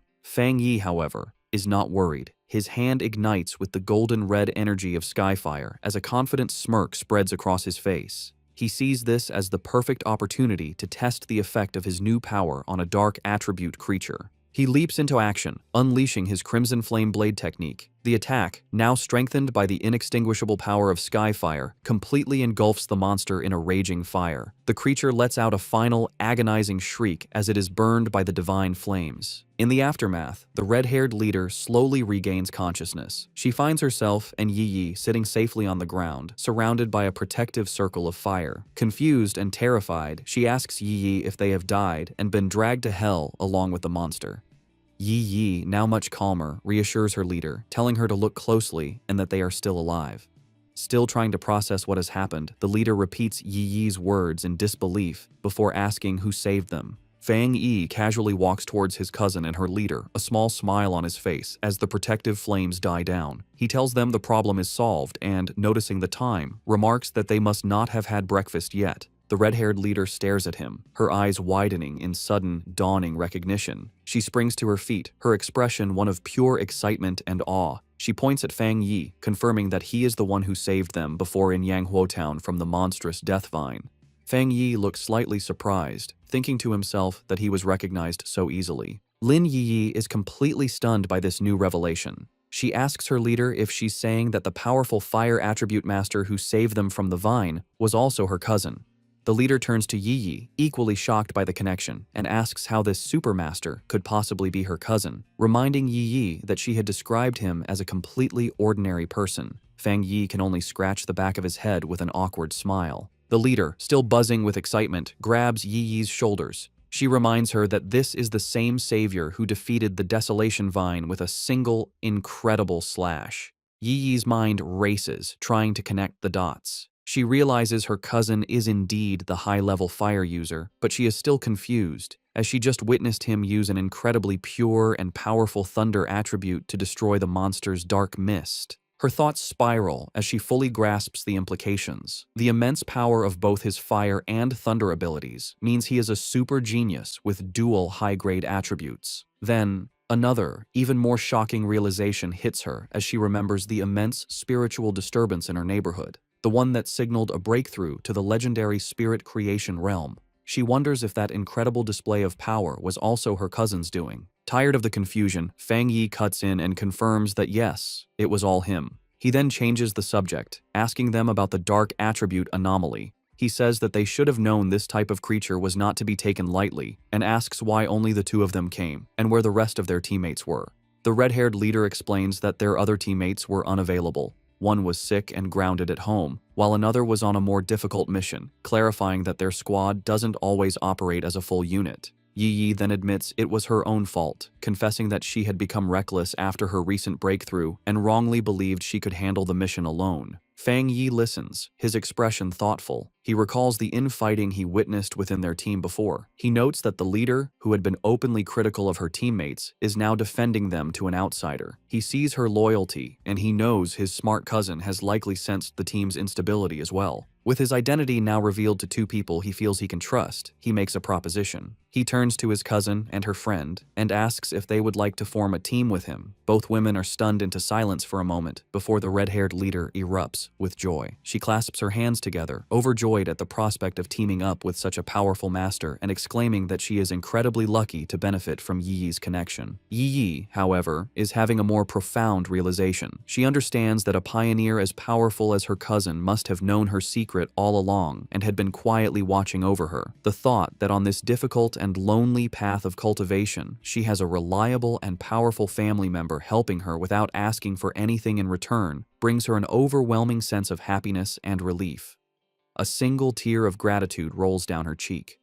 Wiping it away, she flashes a bright, happy smile and a peace sign at her cousin, thanking him greatly and promising to make him 2 extra eggs for dinner. Just then, Yi Yi's phone buzzes with a notification. She announces that Sister Jiaolan, the mysterious and powerful member of their pioneer group, has just posted a new mission. The message is an alert for a high-risk collection task in a place called the Extreme Dark Zone, which is explicitly stated to be related to the dark attribute. Jiaolan's message ends with a stern warning for everyone to think very carefully before signing up. Fang Yi asks if they know about this zone.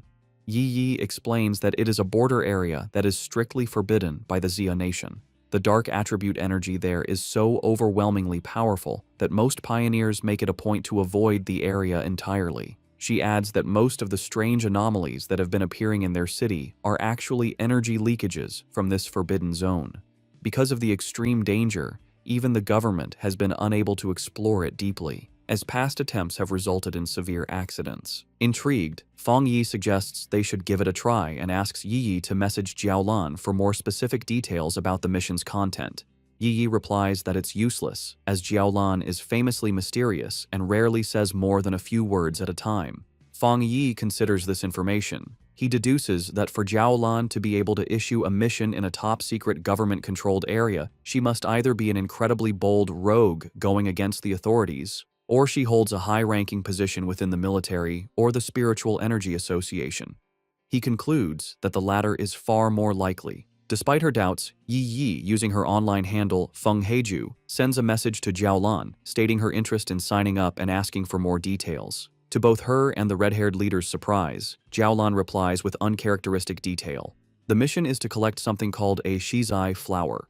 She warns that while the rewards for this mission are much higher than usual, all the dangers within the extreme dark zone are related to the dark attribute, and the risk level is far greater than anything they have encountered before. She explicitly advises all pioneers to form teams before attempting the mission. The 2 women are stunned by how thorough her response is, as it's completely out of character for her. A moment later, another, even more direct message from Jiaolan arrives. She warns that the mission could involve an S-level anomaly, and that the death rate is extremely high, urging them to reconsider. Then, she adds a final, thinly veiled piece of advice. If you have a strong and reliable pioneer to team up with, it's not too late to sign up. Elsewhere, the mysterious purple-haired woman from the hospital, who is revealed to be Jiaolan, walks down a corridor flanked by guards. She looks at her phone and thinks to herself that she's done all she can. It is now up to that person to decide if they are willing to accept the challenge. Back in the park, Fang Yi smirks, having completely understood the subtext. He tells Yi Yi that Jiaolan's message isn't just a warning, it's a direct and personal invitation. He translates the hidden meaning, "I know who you are. I know a pioneer of your caliber would be interested, and I'm daring you to come." Fang Yi realizes with certainty that this entire mission posting was aimed directly at him. Looking out at a vision of the dark and desolate landscape of the extreme dark zone, he finds the prospect interesting and decides he will indeed be making a trip there. Lin Yi Yi, using her online name Feng Heiju, officially accepts the mission, telling Jiaolan that her team has 3 people. The scene changes to a hospital waiting area, where Jiaolan is walking with 2 female helpers. One of them is worried about the small size of the team that just signed up. Jiaolan, however, is calm and confident. She says that if he is a pioneer that the Xia Nation can truly trust, he will come. The helper asks more, worrying about what will happen to the other pioneers if he doesn't show up. Jiaolan simply replies that if he doesn't come, then it means their fates were not meant to be. As they walk, a smirk appears on Jiaolan's lips. She asks her helpers if they really believe the purpose of a mission to collect the Shizai flower is to send powerful pioneers to their deaths. She explains that the true goal of this incredibly dangerous task is the exact opposite of what it seems. A vision reveals what the flower is. It blooms from a dark, evil pool, fed by the bodies and souls of fallen pioneers. Jiaolan says that getting this flower is a necessary step to strengthen the nation, as it is the only way to save even more pioneers in the long run. The reason for this mission, she explains, is to protect both the future main strength of the Xia nation, represented by the new generation of pioneers like Fang Yi and his team, who are shown traveling to the mission on a subway, and to revive the top-tier fighting force that has already died in battle. They arrive at the hospital room of her teacher, the comatose elderly man. Holding his hand, she repeats their goal. They must get more Shizai flowers at any cost. She reveals his identity and the great importance of their mission. Her teacher is the only pioneer in the entire Xia nation to have reached the legendary Jinggang realm, and the Shizai flower is the only thing that can wake him from his coma. Jiaolan explains the huge strategic value of such a person. After the full spiritual revival, a Jinggang realm powerhouse is like a modern-day nuclear weapon, making him the nation's greatest asset in talks with other countries. From her point of view, sacrificing a few pioneers or even entire squads is a worthy price to pay for his return. Her helper, however, gets concerned for Jiaolan's own well-being, telling her that while the mission is important, her health is too. The comment causes a dark reaction. Jiaolan's face darkens as she repeats the words, "My health is important." She suddenly explodes with rage and sadness, shouting that her life is indeed important, but only because it was a gift, paid for by the lives of her fallen comrades who died to save her. She clutches her head, hit with a sudden, intense pain, a physical sign of her trauma. After a moment, she calms down and apologizes for her outburst. One of her helpers asks if her headache is acting up again. Jiaolan dismisses their concern, saying it's not yet time for her medicine. A vision of her former happy team flashes in her mind, and she looks away with a sad, tired expression, murmuring that it's all in the past.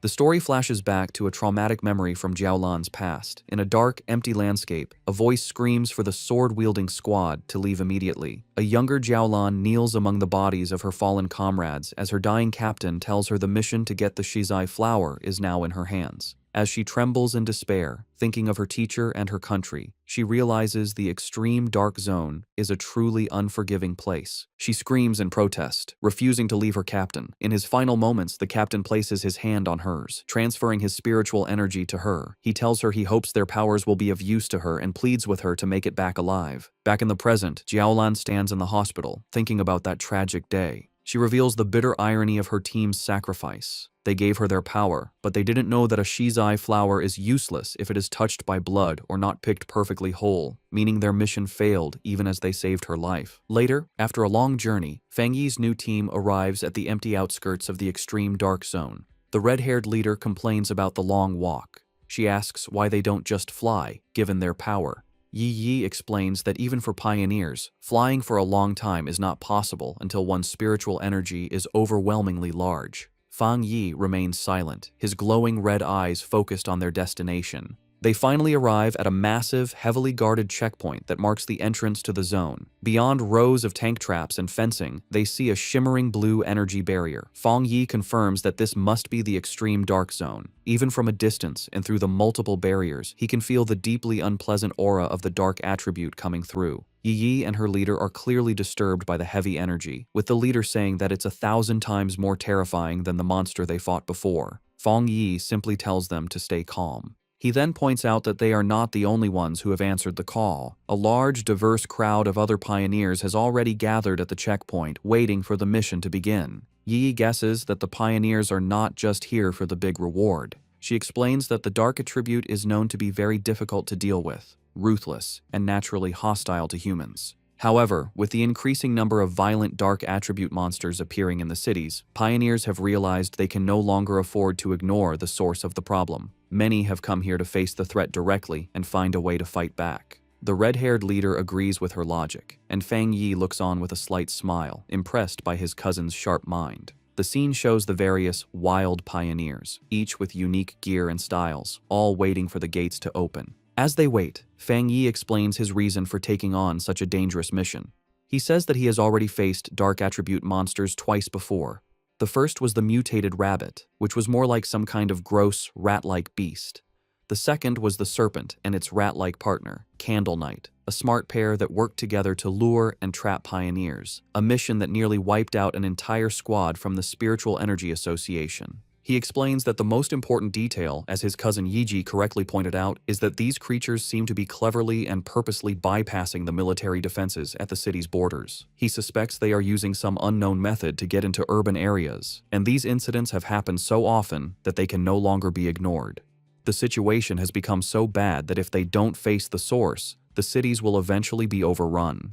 Therefore, he concludes, they have no choice but to go to the extreme dark zone. At the checkpoint, a military officer watches as Su Qingying briefs a group of pioneers before the energy barrier. She stands with a grim and serious expression, ready for the dangerous mission ahead. Her focus is broken when she spots a familiar group approaching. She is completely shocked to see Fang Yi walking up with Lin Yi and the red-haired leader. Her green-haired subordinate, Zhang Xiaoya, is equally surprised and calls out to her, but Su Qingying is frozen, covering her mouth in a panic. She silently prays that the great master won't notice her in the crowd, but her hopes are crushed when Fang Yi looks directly at her, a questioning look on his face as he calls out her name, identifying her as Captain Su. Resigned, Su Jingying walks over with her cloaked squad members, having already received military information about Fang Yi's team. The red-haired leader, always mischievous, sizes up the beautiful silver-haired girl and asks Fang Yi if this is Yi Yi's sister-in-law, a teasing term for a potential girlfriend. The suggestion sends both Yi Yi and Su Qingying into a panic. Su Jingying blushes and waves her arms, exclaiming what a huge misunderstanding it is. Fang Yi calmly clarifies that she is not, explaining that she is Captain Su from the Spiritual Energy Association who helps him out with miscellaneous tasks. This explanation, however, only seems to make Su Qingying more flustered, as she finds the description even more annoying than the romantic idea.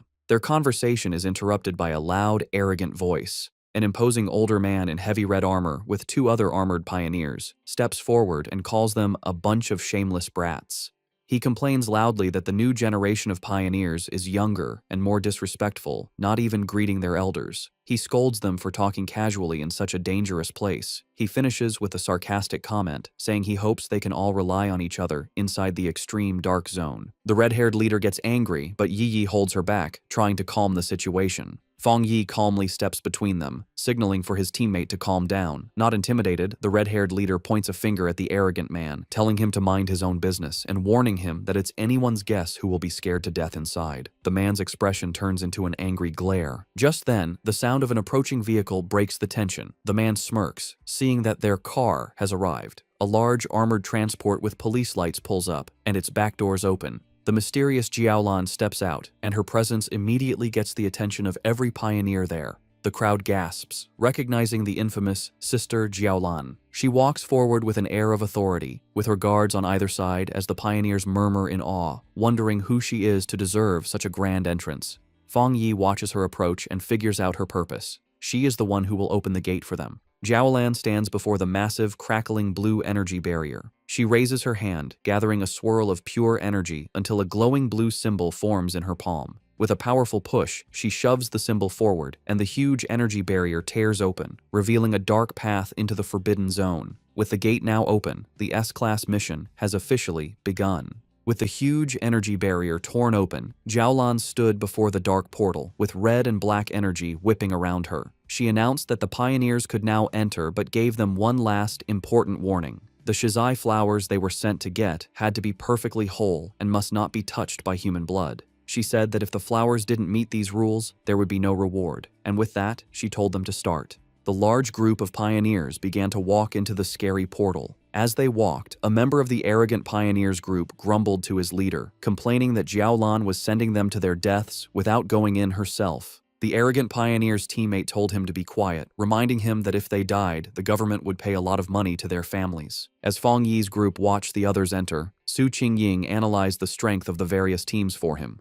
She identified the arrogant pioneer as a one-star spirit creation realm cultivator, the same level as Fang Yi. She also noted that there were several other powerful people who were hiding their auras, making them hard to judge, while the rest were solid pioneers at the 1-star or 3-star Ghost Axe realm. She concluded that the teams were all about equal in strength. Fang Yi was surprised to hear that the arrogant man was also at the spirit creation realm, as he hadn't sensed a high level of spiritual energy from him. He thought to himself that the mission must be very difficult to have attracted so many elite teams. Back outside, one of Jialan's helpers gave her a final report from a tablet. She confirmed that a total of 37-star Ghost Axe Pioneers, 7 1-star Ghost Axe Pioneers, and 3 1-star Spirit Creation Pioneers had entered. The mission involved monsters ranging from B level to S level in danger. Jialan calmly told her helper to get the monitoring equipment ready, assuring her that she was prepared. Inside the portal, the pioneers found themselves in a deserted, dark, and misty place filled with dead trees. As Fang Yi's group stepped into the extreme dark zone, they were immediately surrounded by shadowy black tendrils of energy. Fang Yi warned everyone to stay close, explaining that the overwhelming dark attribute in the area would block their vision and that they could easily get separated and lost. His warning was followed by the red-haired leader suddenly kneeling over, feeling sick. She apologized, saying she couldn't stop herself from throwing up. Su Qingying calmly went to her side and told her it was a normal reaction. She explained that the terrible smell was a mix of rotting bodies and brain fluid, a scent that most people couldn't handle. She then pointed to another group of pioneers in the distance who were also on the ground, vomiting from the bad air, showing that even those of similar strength were affected. Su Qingying continued to explain that the dark attribute was a natural counter to pioneers, acting as a form of pollution that weakened them. She also warned that the monsters in this zone were extremely active. Fang Yi listened closely as she explained the known threats. She explained the official monster classifications. B-level monsters were a threat to pioneers of the same level. A-level monsters were powerful enough to attract spirit creation realm cultivators, like the extreme dark zone itself. And S-level monsters were disaster class threats, powerful enough to challenge even those at the legendary Jingong realm. However, she added a final grim warning. The dark attribute in this zone acted as a power-up for the creatures. A monster that would normally be a B-level threat would be at least an A-level threat inside this zone. The red-haired leader expressed her surprise at this new information. Lin Yiyi, worried, asked Su Qingying if she and her team were unaffected by the pollution. Su Qingying chuckled, explaining that she was not affected because she and her team were used to dealing with similar monsters and were not bothered by the smell. She also revealed that she had recently broken through to the 3-star Ghost Axe realm and was working hard to evolve her water attribute into an ice attribute. Lin Yi then spoke up, addressing Su Qingying. She noted that since they were both at the same level, she wondered if she also felt her spiritual energy being heavily suppressed, even more so than during her previous missions.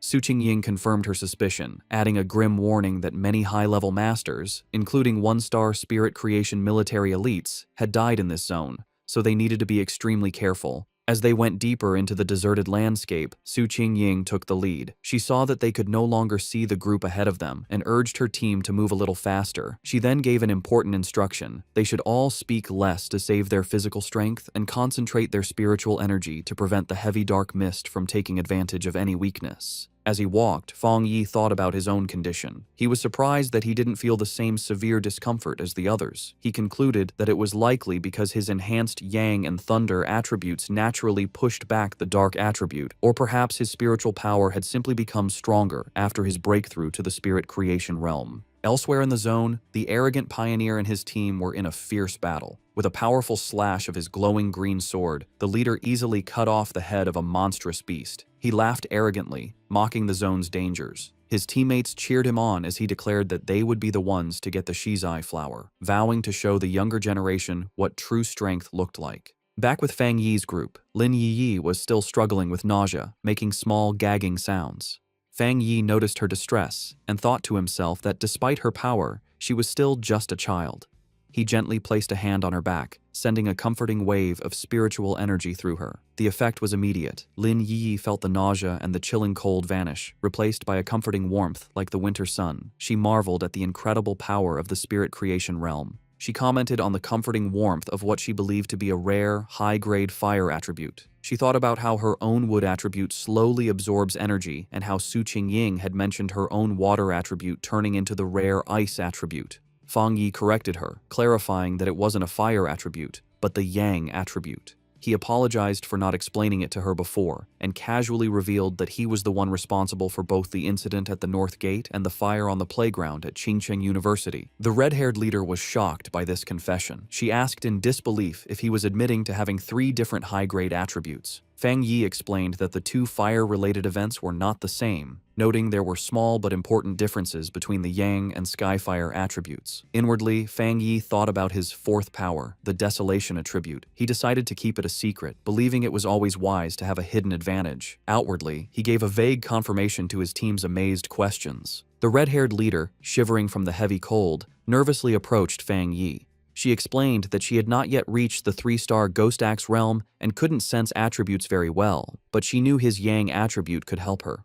Promising to behave, she shyly asked if he could warm her up as well. Fang Yi agreed to warm her for the day and placed a hand on her shoulder, sending a comforting wave of energy through her that made her yelp in surprise. As she breathed out a visible puff of warm air, sighing in relief, Zhang Xiaoya and the other member of Su Qingying's squad looked on in confusion. Seeing how well it worked, Fang Yi kindly offered the same to Su Qingying's team. After a moment's hesitation, Su Qingying admitted that the warmth felt nice, and her two enthusiastic subordinates eagerly accepted the offer. With a series of quick pats, Fang Yi shared his protective Yang energy with the three women, who all expressed their surprise and gratitude for the comforting warmth. Their brief moment of comfort was shattered by the sound of heavy, clawed footsteps crunching on the dead ground nearby. Fang Yi's expression instantly hardened as his senses picked up the threat, and he warned the group that a monster was approaching. Suddenly, a massive, shadowy wolf-like creature lunged from the mist. Su Qingying reacted instantly, leaping forward and creating a long blade of blue energy to stop the attack. The beast landed with a thud directly behind the terrified red-haired leader, causing Fang Yi to shout a warning to her. The monster, surrounded by a menacing purple and black aura, let out a furious roar and charged. Su Qingying identified it as a dangerous A-level monster. Declaring that she would handle it, she stepped forward and unleashed a powerful blast of sharp ice energy from her hand, which hit the creature directly. To their surprise, the monster vanished into nothingness upon impact. Su Qingying stood ready, an ice crystal forming in her hand, as Lin Yi wondered aloud if it had disappeared. However, Fang Yi saw the truth behind the attack. His sharp eyes pierced through the mist, revealing that the monster had been a distraction. The real threat was a massive horde of zombie-like figures with glowing red eyes, walking silently toward them. He shouted a desperate warning for everyone to watch their feet, but it was too late. The ground beneath them erupted in a mass of shadowy hands and tendrils, trapping the entire group as the zombie horde closed in from all sides. Surrounded by the grabbing zombie horde, Fang Yi calmly told his companions to get back as he drew his sword. His eyes lit up with a brilliant, fiery light, and he unleashed a massive, explosive wave of pure fire. The entire horde was instantly burned by the inferno, their shadowy forms dissolving into the flames as they shrieked in pain. Standing among the dying embers, Fang Yi casually twirled his sword, announcing that they were safe for the moment. He explained that despite the illusion of a large crowd, there had only been 2 monsters controlling the puppets. Su Qingying was shocked, realizing that the monsters in this zone had already evolved to the point where they could mimic human language. Fang Yi grimly suggested that it was likely because they had eaten many people and learned from their victims. The group was stunned by the power they had just seen. Su Qingying noted that the extreme dark zone was so dangerous that it had made even the weakest of these creatures into A-level threats, making them impossible for anyone below the spirit creation realm to fight head-on. In a separate location, the mysterious Jiaolan watched the event unfold. She was impressed, realizing that Fang Yi had destroyed 2 A-level phantom beasts with a single strike. She admitted to herself that even she would have needed to fight them for several rounds to win. Understanding the new level of danger, Lin Yi declared that if what Su Qingying said was true, it was more important than ever for them to stick together. She warned that the monsters could disguise themselves and attack when they let their guard down, and she urged the red-haired leader to get up from the ground. The red-haired leader, however, was still shaken, not by the monsters, but by the overwhelming power of Fang Yi's attack. She complained about the terrifyingly heavy aura, which she found more suffocating than the zombies, feeling that even a slight touch from his flames would have killed her. Suddenly, a deep rumbling sound echoed through the deserted landscape. Lin Yi asked if the others could hear what sounded like ocean waves. The ground began to shake violently, causing the entire group to stumble and lose their balance. In the distance, they saw other pioneer teams fleeing in absolute terror. One man desperately shouted at his comrade to stop fighting and run, screaming that the approaching threat was pure evil and that they were seeing ghosts. Fang Yi, Su Qingying, and Lin Yi watched with grim expressions as the chaos unfolded. Before them, a massive, swirling vortex of pure dark energy, filled with countless monstrous forms and glowing red eyes, swept across the landscape, consuming everything in its path. The arrogant pioneer and his team were caught in the middle of the disaster, which was identified as the legendary Dark Tide. As the terrifying Dark Tide swept across the land, eating pioneers who screamed for help, the arrogant pioneer scoffed. He dismissed the threat, proudly declaring that if the regular troops couldn't handle it, it didn't mean he couldn't. With a defiant roar, he summoned a huge barrier of green energy with his sword, proclaiming that everything inside the zone was his to take. He then charged recklessly into the heart of the swirling red and black storm. His confidence was instantly broken. The moment he entered the tide, he was covered by its suffocating dark tendrils. He realized with horror that the monsters inside were far more powerful than he could have ever imagined, far beyond A level or even S level. Full of terror, he knew he couldn't let himself be caught, but it was already too late. He and many other pioneers were swallowed by the overwhelming darkness, their screams echoing as they were pulled into the deep. From a safe distance, Fang Yi's group watched the horrifying sight. The red-haired leader, shaken, wondered if the others were all dead and if they had any chance of escaping. Lin Yiyi asked Su Qingying to explain what the Dark Tide was. Su Qingying grimly described it as the ultimate form of the dark attribute, a tide of pure corruption that ate everything in its path, including other monsters. She was confused and terrified, explaining that their mission was supposed to have been planned to avoid the Day of the Tide, and she feared that all the pioneers who had gone ahead were now gone. Lin Yi remembered hearing about the Dark Tide on pioneer forums, where it was described as a force that could destroy an entire city. Terrified, she urged her cousin to retreat while they still had time. Fang Yi, however, stayed calm. He told everyone not to panic and created a large protective barrier of golden energy, crackling with blue lightning, around the whole group. He explained that this spiritual shield was a natural counter to the dark attribute and told them that, if they needed to, they could combine their powers to keep the barrier up and survive the tide's impact. Su Qingying was shocked by his plan, asking what he was going to do. She warned him that the Dark Tide was a concentrated state of the dark attribute and that their combined power couldn't possibly stop it, reminding him that the powerful spirit creation pioneer had just been swallowed whole. Fang Yi was not bothered. With his sword erupting in golden flames and his other hand sparking with blue lightning, he confidently declared that he would go and destroy it. Before anyone could react, he leaped forward, becoming a streak of pure fire and lightning that shot directly toward the massive wave of darkness. His teammates could only watch in stunned disbelief, with Su Qingying wondering if he really meant to destroy the Dark Tide itself. He plunged into the heart of the storm, his light cutting a path through the swirling chaos. Inside the eye of the tide, Fang Yi floated calmly, completely unharmed inside a protective golden aura as the monstrous dark energy swirled around him.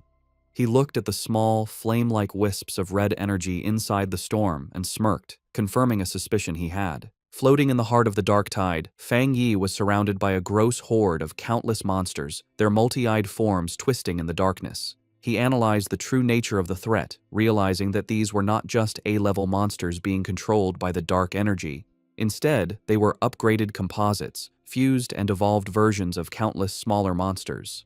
He understood that the tide was a living incubator, constantly evolving its creatures from B level to A level and then to S level. The whole event, he concluded, was at least an SSS level threat, which explained why it could so easily eat even powerful spirit creation realm pioneers. A monster lunged at Fang Yi. His eyes blazed with golden fire, and with a single powerful slash of his flaming sword, he unleashed his Crimson Flame Blade technique, easily destroying the A-level composite beast. He thought about his incredible growth. The combination of his new Spirit Creation Realm power and his Skyfire-enhanced sword allowed him to instantly kill a creature that would have previously been a tough fight. As he scanned his surroundings, he noticed something familiar. It was the arrogant pioneer, still alive, but being consumed by the tide's dark energy. The man was still conscious, struggling against the corruption that was taking over him. Fang Yi saw that since the man was still responsive, his spiritual energy hadn't been completely drained. He figured that even if his spiritual foundation wasn't as solid as his own, being a true Spirit Creation Realm pioneer gave him a small chance of survival. Deciding to act, Fang Yi gathered his divine thunder power. He unleashed a massive blast of purifying lightning, striking the dark mass that held the arrogant pioneer.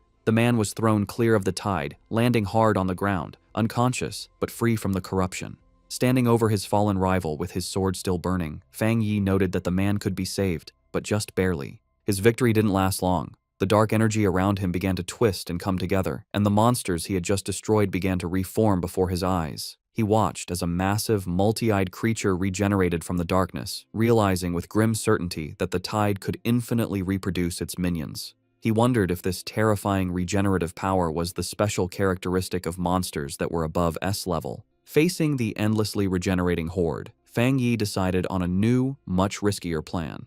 With a confident smirk, he proposed to try something different. He deliberately dropped his protective spiritual energy aura, leaving himself completely exposed to the full, overwhelming power of the dark tide.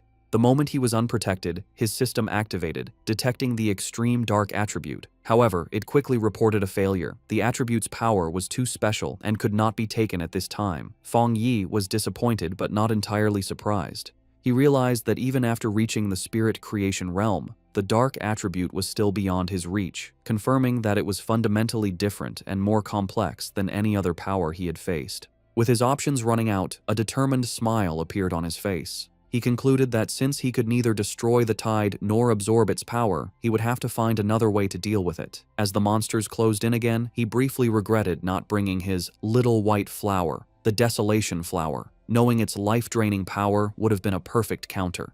He wondered what other options he had left. Then, his eyes widened with a sudden realization. He knew he had a ready-made solution right in front of him. Outside the tide, the rest of the team watched from the safety of their golden barrier. The red-haired leader, still shaken, asked Su Qingying if she had ever seen such a situation before, but Su Qingying could only admit that she hadn't. Suddenly, the chaotic, swirling energy of the dark tide grew unnervingly still, pressing silently against their protective shield. The strange calm only increased the tension.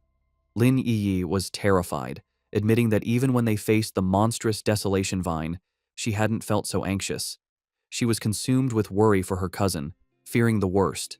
Su Qingying tried to reassure her, pointing out that his protective barrier was still active, just flickering. She took Yi's hands, telling her they should focus their own spiritual energy to help strengthen the shield.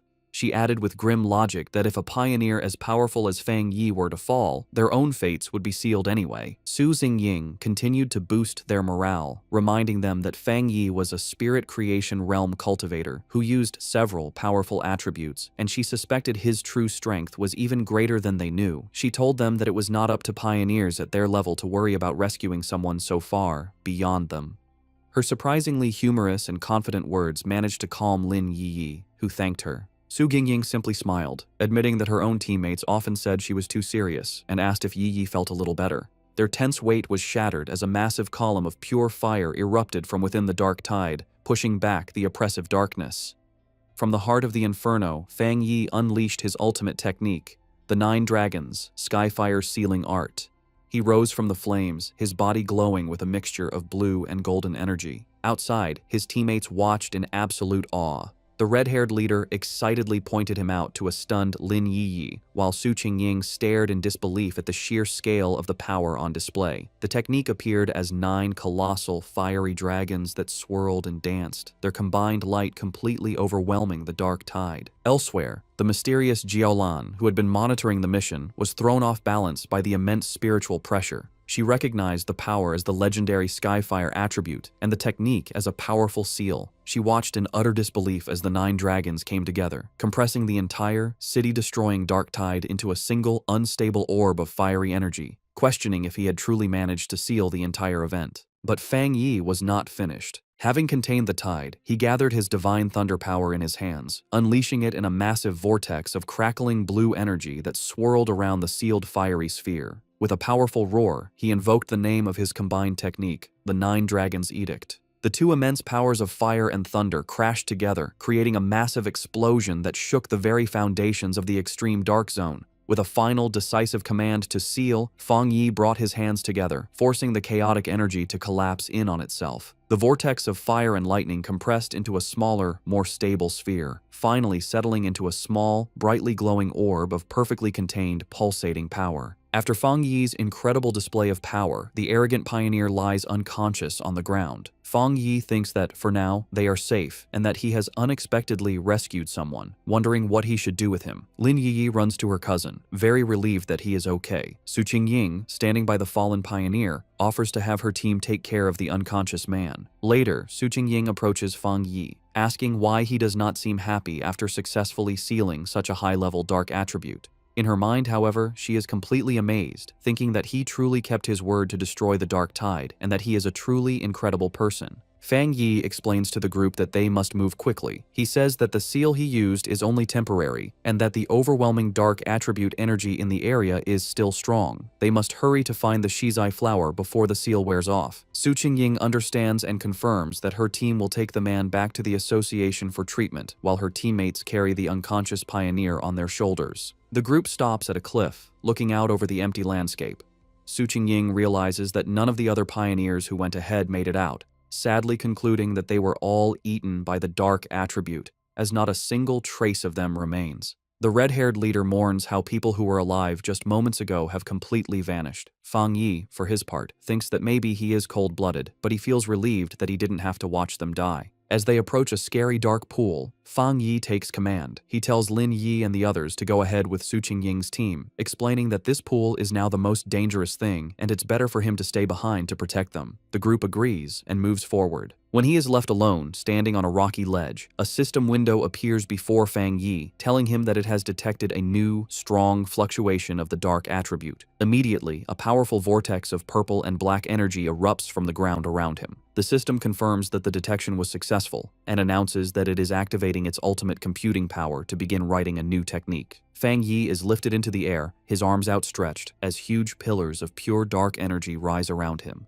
The system declares that the writing process has been successful, and Fang Yi's eyes snap open, now glowing with a menacing purple light, filled with the essence of the power he has just mastered. A system window confirms his new acquisition. He has obtained the Dark Attribute technique, the Limitless Dark World. The system explains that this ability allows him to create a sealed space of dark mist, inside which spiritual energy is massively weakened. Fang Yi thinks about his new power, recognizing the dark world as a special domain he can control. He understands the huge strategic advantage this gives him. The corrosive effect of his new power will drain his enemies' spiritual energy and slow their ability to refill it. He imagines himself rising over a sea of desperate hands.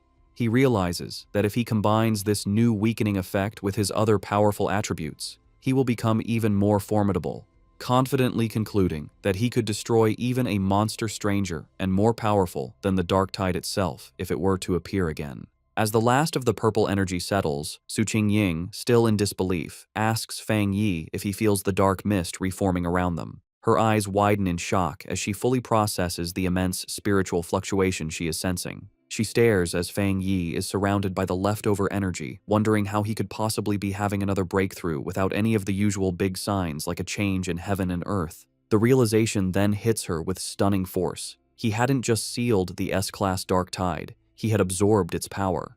She finds the very idea ridiculous and unbelievable.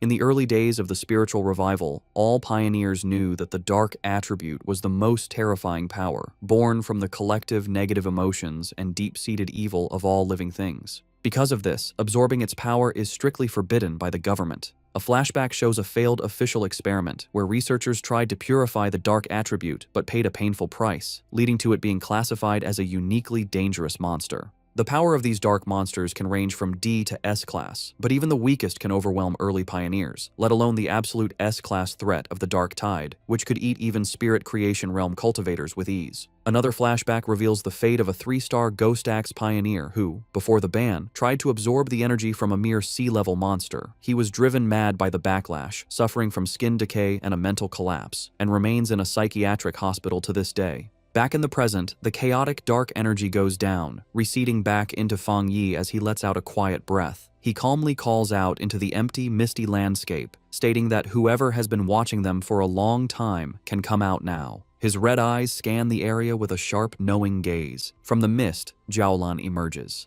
She confirms that if she is not mistaken, Fang Yi was the one who single-handedly sealed the dark tide. Su Qingying is stunned by her sudden appearance, gasping her name in disbelief. Jiaolan floats down, landing before Fang Yi and asking what he was just doing, specifically questioning if he was absorbing the dark attribute. Fang Yi calmly confirms that he was. The directed mission sends another wave of shock through Su Qingying. In a swift and shocking motion, Jiaolin draws a pistol and aims it directly at Fang Yi's head. The red-haired leader shouts Jiaolin's name, demanding to know what she is doing, while she and a terrified Lin Yi can only watch in confusion and fear. Su Jingying immediately leaps into action, placing herself between Jiaolan and Fang Yi and blocking the gun with her arm. She confronts Jiaolan fiercely, reminding her that if she recalls correctly, Fang Yi is the military's highest priority recruitment target. She then challenges Jiaolan, pointing out that the association had also wanted to recruit him before the military intercepted him, and demands to know the meaning of this hostile action. Ignoring Su Qingying's defense, Fang Yi calmly places a hand on her shoulder and addresses Jiaolan directly. He finds it strange, asking if their mission wasn't to find the Shizai flower. He points out that while she seems eager to complete the mission, she also appears very unhappy that they did not die there. Jiaolan remains silent, her expression unreadable as she continues to aim her weapon, the light glinting off the barrel. The red-haired leader, however, is not so calm.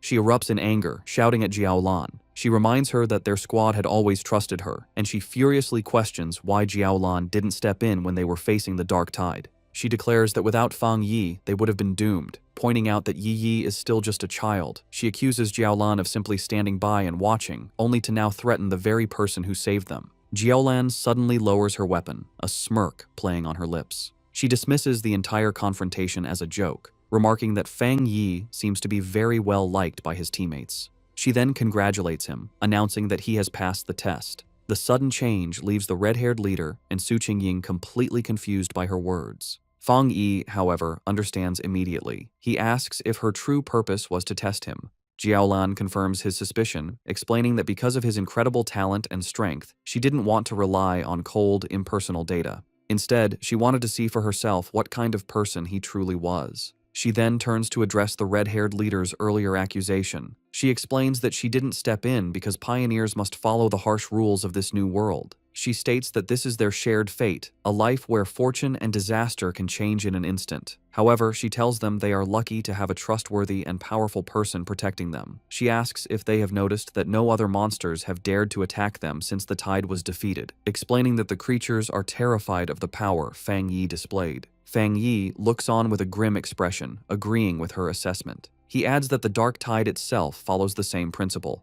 It bullies the weak and fears the strong. With the test concluded, Jiaolan offers to lead them to the Shizai flower, stating that she knows the area better than they do. As they follow, Su Qingying whispers to Fang Yi, expressing her feeling that something is mentally wrong with Jiaolan. She reveals a crucial piece of information. Jiaolan's own squad had previously encountered the dark tide, and she was the only survivor. Fang Yi processes this information, piecing together a clear picture of her psychology. He understands that her absolute obedience to her mission and the rules has made her cold and detached. He also deduces that the sacrifice of her teammates has left her with a form of post-traumatic, self-destructive tendency. Yet he realizes that another powerful belief keeps her going, and that witnessing him seal the dark tide had simply caused her to lose her composure for a moment. With a newfound understanding, Fang Yi shows a hint of a smile. He tells his teammates that they should all be considerate of this injured person. The red-haired leader asks if Jiaolan is injured. Fang Yi, observing her closely, confirms that she is. He explains to his team that her spiritual barrier is severely damaged, estimating that while she has the power of a 2-star spirit creation realm cultivator, her protective aura has dropped by at least 2 levels. A visual of her crumbling spiritual energy confirms his assessment, indicating she has suffered a significant internal injury. She even stumbles slightly as she walks, a clear sign of her weakened state. Noticing their concern, Jiaolan looks back and quietly thanks them, but dismisses the issue, stating that her injury is not a problem. Led by Jiaolan, the group travels through an empty, misty landscape filled with dead trees and the bones of fallen creatures, an area identified as the chaotic burial mounds.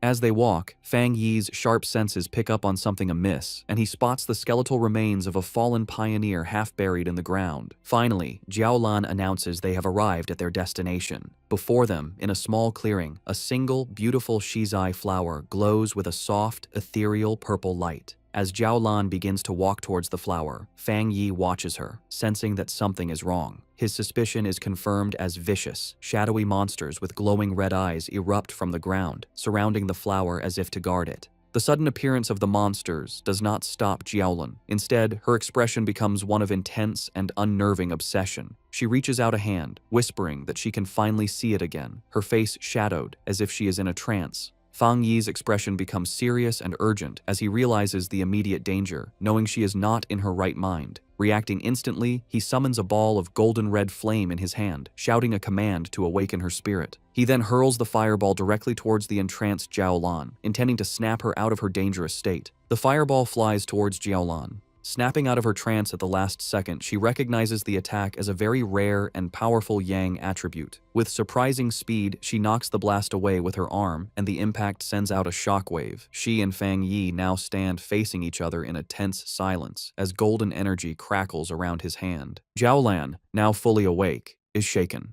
The sight of the flower had brought back a bad memory, and the ghostly images of her fallen friends flash in her mind as she wonders if her preparations were still not enough.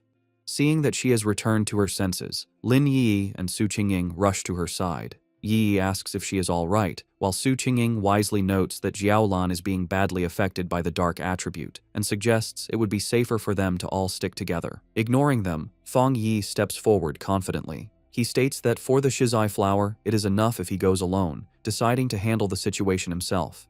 He calmly walks through the empty, misty clearing, approaching the glowing flower. Suddenly, the ground begins to shake. A massive, ugly, wolf-like monster with glowing red eyes bursts from the earth, lunging forward. Its mouth opens wide, showing a terrifying storm of smaller, screaming faces and dark red energy as it roars in hunger. Unfazed, Fang Yi summons crackling blue energy to his fingertips, saying a single word: Divine Thunder. He lets out several massive bolts of lightning that go through the monster's body. The creature roars in pain, its body filled with electricity, but it does not fall. Fang Yi watches it, realizing that this fox demon must have eaten countless other monsters to change so much, identifying it as yet another S-class threat. Knowing that the seal on the dark tide is temporary and their time is running out, he realizes he must end this quickly. Seeing the monster's amazing strength, a confident smirk appears on his face. He decides that if it won't die, he will use it as a test subject for his new power, gathering the scary purple energy of the dark attribute into his hand. With a confident look, Fang Yi unleashes his newly acquired power, the limitless dark world, on the S-class fox monster. A massive storm of swirling purple energy erupts from him, completely trapping the surprised creature. The energy hardens into a large, dark purple sphere, enclosing both Fang Yi and the monster inside its area. Inside this new reality, shadowy purple tendrils whip out from all directions, wrapping tightly around the S-class beast. The monster struggles and whimpers in pain, its massive form beginning to shrink under the immense pressure of Fang Yi's area. A system window then appears, confirming the devastating effect of his technique. Under the influence of the limitless dark world, the S-class anomaly has been forcibly downgraded by 2 full levels to a B-class threat. Standing before the now weakened creature, Fang Yi notes that the S-class anomaly must have had a very weak foundation to be downgraded so easily. With the monster now manageable, his sword ignites in a blaze of golden red fire. He declares that the fight is over and delivers a single, massive fiery slash, completely destroying the creature in a fire. Outside the sphere, Su Qingying and Lin Yi watch the massive orb of dark energy. Su Qingying finds it strange, noting that while it is clearly a dark attribute, it feels different from what she's used to. Lin Yi agrees, confirming that she doesn't feel the usual disgusting and heavy coldness from it. Jiaolan provides the explanation. She states that this is because they are witnessing Fang Yi's personal domain, a space he created himself after mastering the dark attribute without a teacher. Jiaolan thinks about the immense importance of this achievement. She explains that creating a domain is an incredibly difficult ability. Before this moment, the only person she knew who could create a spatial domain with their spiritual power was her teacher. She guesses that, besides him, there are at most 3 other people in the entire world with this power. A painful memory flashes in her mind, showing a vision of a massive, citywide disaster. She recalls how her teacher had tried to use his own domain to stop the disaster, but had ultimately failed. Their thoughts are interrupted as the purple sphere disappears, revealing Fang Yi standing alone in the clearing. Jiaolan and Su Qingying are stunned at how quickly he finished the battle. With a casual wave and a reassuring smile, Fang Yi announces that the chaotic burial mounds should be safe from any more trouble now. With the area now secure, Fang Yi calmly walks towards the glowing Shizai flower. He carefully cups his hands around the plant, gently pulling it from the ground with its roots intact to preserve it. Holding the glowing prize, he examines it for a moment, concluding that this should be enough to complete their mission. Jiaolan watches him with a tense and nervous expression as the mission reaches its critical point. Fang Yi returns to the group and presents the flower to Jiaolan, who remarks on its small size. He confirms that their mission is complete and urges them to leave immediately, explaining that the sealed dark tide is unlike other monsters and could become a problem at any moment. He adds that they also have to deal with the unconscious, arrogant pioneer and his team. Her tense mood melts away, replaced by real gratitude. Holding the glowing flower, she sincerely thanks Fang Yi, admitting that his overwhelming power was the only reason for their success. She then thanks the rest of the group and announces it is time for them to leave. As the others begin to walk away, Jiaolan pauses for a moment, looking back to thank Fang Yi one last time. She then reveals the full, critical importance of their mission. She explains that Elder Wu, the Xia Nation's only Jinggang realm pioneer, is on the brink of death, and the Shizai flower is the only life-saving medicine that can save him. With a slight, grateful smile, she tells Fang Yi that he has just saved the life of the nation's most powerful protector. Fang Yi listens intently, his expression thoughtful as he processes this new, important piece of information, quietly repeating the name of the legendary Jinggang realm to himself. As the group finally emerges from the dark portal of the extreme dark zone, they are met with a sky filled with swirling red clouds. The red-haired leader throws her fists up in triumph, shouting with immense relief that they can finally see the light and have made it out alive. Lin Yi agrees, grateful to see the daylight again. Their return is met with a wave of cheers from a large crowd of officials who had been waiting anxiously. They celebrate the successful retrieval of the Shizai flower, admitting they didn't quite believe it when Jiaolan had first informed them. As the team walks through the path cleared by the crowd, the red-haired leader is surprised by how many people are there. Someone in the crowd wonders aloud who the person was that actually managed to get the flower. Suddenly, Lin Yi's expression becomes one of surprise as she notices something ahead of them. Parked directly in their path is a massive, heavily armored military vehicle, flanked by elite soldiers. The red-haired leader immediately recognizes the vehicle and the symbol of the legendary Star God War Zone, the most powerful and famous military force in the entire Xia Nation. A wave of realization and embarrassment washes over her as she understands that Jiaolan is a member of this elite unit, making her regret having yelled at her earlier. The Star God War Zone is ranked as the #1 military district in the nation. After the spiritual energy revival began, their unique advantages allowed them to secure the most resource-rich forbidden zones, turning them into valuable cultivation grounds. As they get closer, an official carefully hands the Shizai flower, now safely stored in a glowing blue container, over to a high-ranking officer. The officer is revealed to be Major Han Li, who takes the container with a slight, satisfied smile. In a stunning and unexpected show of respect, Major Han Li and his entire group of soldiers snap to attention, giving Fang Yi a sharp, formal salute that visibly surprises him. Major Han Li then turns to Jiaolan, assuring her that he will immediately deliver the Shizai flower to the hospital and that she can rest easy. Jiaolan agrees, saying she will follow shortly. With its precious cargo secured, the armored vehicle speeds away. With the immediate crisis handled, Jiaolan turns to face Fang Yi. He asks her directly if she is from the Star God War Zone. She confirms that she is, and adds that word of his incredible strength has already spread throughout her entire military district. With a confident and knowing look, she tells him that it won't be long before he becomes a very famous and important figure.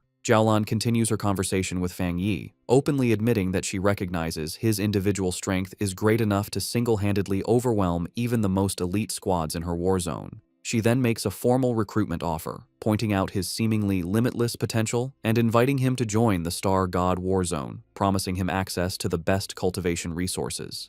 She also reassures him that the rewards for this mission for his team and for Su Qingying's squad will be delivered soon. Fang Yi listens with a slight smile, but seems to be considering his options. Her tone then becomes much more serious as she explains the true seriousness of their situation. She tells Fang Yi that with the world changing so rapidly, the nation's most urgent concern is the threat of dark attribute anomalies. A vision of a city being consumed by a massive, ominous cloud of purple and black energy illustrates her point. She warns that the number of these anomalies is growing at an alarming rate. She explains that the influence of these dark zones will continue to expand like a deadly tumor, capable of causing catastrophic consequences at any moment. Because of this immense danger, she says, they have no choice but to establish forbidden zones and have organizations like the Spiritual Energy Association strictly guard them. She clarifies that she is not telling him this to pressure him into joining, but because she believes that an outstanding and powerful pioneer like him has earned the right to know the truth of the world's situation. Understanding her sincerity, Fang Yi smiles and gives her his assurance. He tells her that he understands, and that if he encounters any anomalies in the future, he will not stand by and do nothing. He tells her she can rest easy on that point. Hearing his promise, Jiaolan's stern and weary expression finally softens into a genuine, relieved smile. Formally introducing herself, she says it's a pleasure to meet him and offers him a small, dark token. Fang Yi takes it, revealing a black tablet with a dragon symbol and the characters for Star God War Zone. Jiaolan explains that this token will grant him unrestricted access to any forbidden zone for his cultivation, and that the gates of the Star God War Zone itself will always be open to him. She then makes one final, important request, asking if he would like to come and see Elder Wu. Fang Yi asks if she meant the Jingang Realm Pioneer. She explains that this person is her teacher, and she thinks Fang Yi should meet him, though she says this is just a personal wish, as she would like to be his friend. Fang Yi accepts her offer and the token she gave him, putting it in his pocket. He agrees to go with her, saying it's always good to have more friends. As a gift to seal their new friendship, he holds out a hand crackling with blue lightning, telling her he has something for her. Jiaolan is confused, but Fang Yi explains that he thinks he can clean out the rest of the dark attribute poison in her body. Before she can react, he unleashes a flood of blue lightning that completely surrounds her, leaving her shocked. The energy flows through her, and she is amazed to find that the thunder attribute has a healing effect. The cold, deep pain she felt is replaced by a warm numbness, and she realizes the discomfort is completely gone.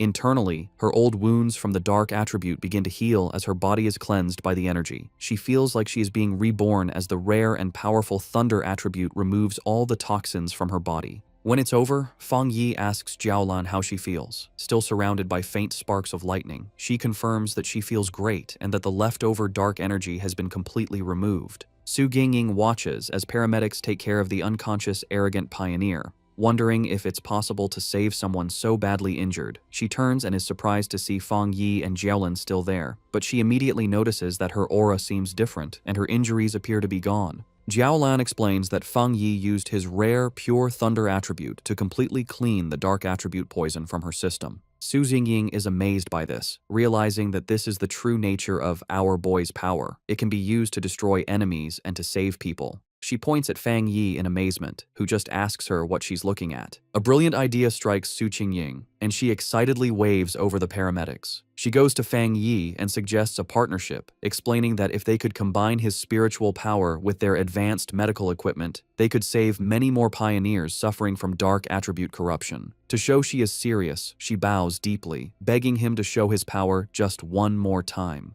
Fang Yi stays silent, thinking about her request. Fang Yi agrees and unleashes a controlled burst of blue lightning from his hand, asking if that is enough of a demonstration. One of the paramedics, seeing the pure energy, excitedly confirms that it seems to be working and that such a high-level thunder attribute can indeed fight the dark attribute. Jiaolan explains that when Fang Yi treated her, the power was sent directly and destroyed the corruption inside her. Su Qingying suggests that all they would need is for Fang Yi and the patient to hold hands. However, the paramedic clarifies that not every cultivator, even at the spirit creation realm, can handle such pure energy. He explains to a smiling Su Qingying that while Jiaolan's injuries were serious, they were minor compared to the other patient. He estimates that healing the arrogant pioneer would require 10 times the amount of spiritual energy. He adds that just saving the pioneer's life will be a great achievement, and a full recovery is likely impossible. Fang Yi agrees to the procedure, asking the paramedics how to transfer his spiritual energy. They lead him toward the ambulance. A paramedic tells him to place his hand into a special device and release his spiritual energy, which Fang Yi agrees to do. From a distance, Lin Yi watches, thinking about how she never imagined Jiaolan was a high-ranking member of the elite Star God War Zone. She is amazed that her cousin is so powerful that even this legendary military unit is trying to befriend him.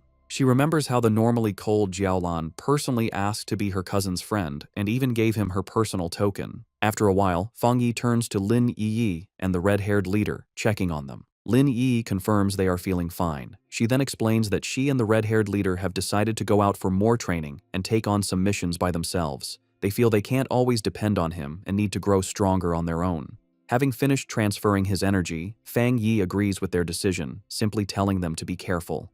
He watches them with a small, proud smile, thinking that his cousin has grown up. Su Jingying and her team prepare to leave. She waves goodbye, telling Fang Yi and Jiaolan they will see each other on the next mission. Jiaolan then tells Fang Yi it is time for them to go visit Elder Wu. As their ambulance drives away, Su Jingying is visibly frustrated, complaining loudly that the military's Star God War Zone has stolen such a powerful person from them. Her teammates try to calm her down. A final thought reveals the internal problems within the Spiritual Energy Association, which is described as being too chaotic and its top elite squads unwilling to cooperate. Fang Yi and Jiaolan arrive at a large, modern hospital, which is the highest security ward of the Star God Warzone's medical base. Fang Yi asks if this is where Elder Wu is. Inside the hospital room, they stand before the bed where Elder Wu lies unconscious, surrounded by medical equipment. Fang Yi comments on the strange sight, noting how odd it is that the ultimate powerhouse of the Jinggang realm is actually a shriveled old man. Fang Yi observes the elder's condition. The old man's face and neck are covered in red veins, and he breathes through a respirator. Jiaolan explains that his condition was much worse before, saying he looked like a corpse. She adds that even after using the precious shizai flower on him, he still has not woken up. Concerned, Fang Yi wonders what could have happened to such a powerful person to leave him in this state. Jiaolan begins to tell the story of the battle that led to her teacher's coma. She describes how a huge dark attribute anomaly appeared over the capital city. To stop the anomaly from consuming the city, Elder Wu, her teacher, stepped forward to seal it all by himself. A flashback shows the rest of her squad transferring their own spiritual energy to their teacher to support him. The anomaly they faced was far beyond an S-level threat. A monstrous dragon-like form made of dark energy loomed over the ruined city. Jiaolan continues, explaining the immense danger. If the anomaly had fully come down, it would have destroyed the capital and all the surrounding cities, plunging the entire nation into chaos.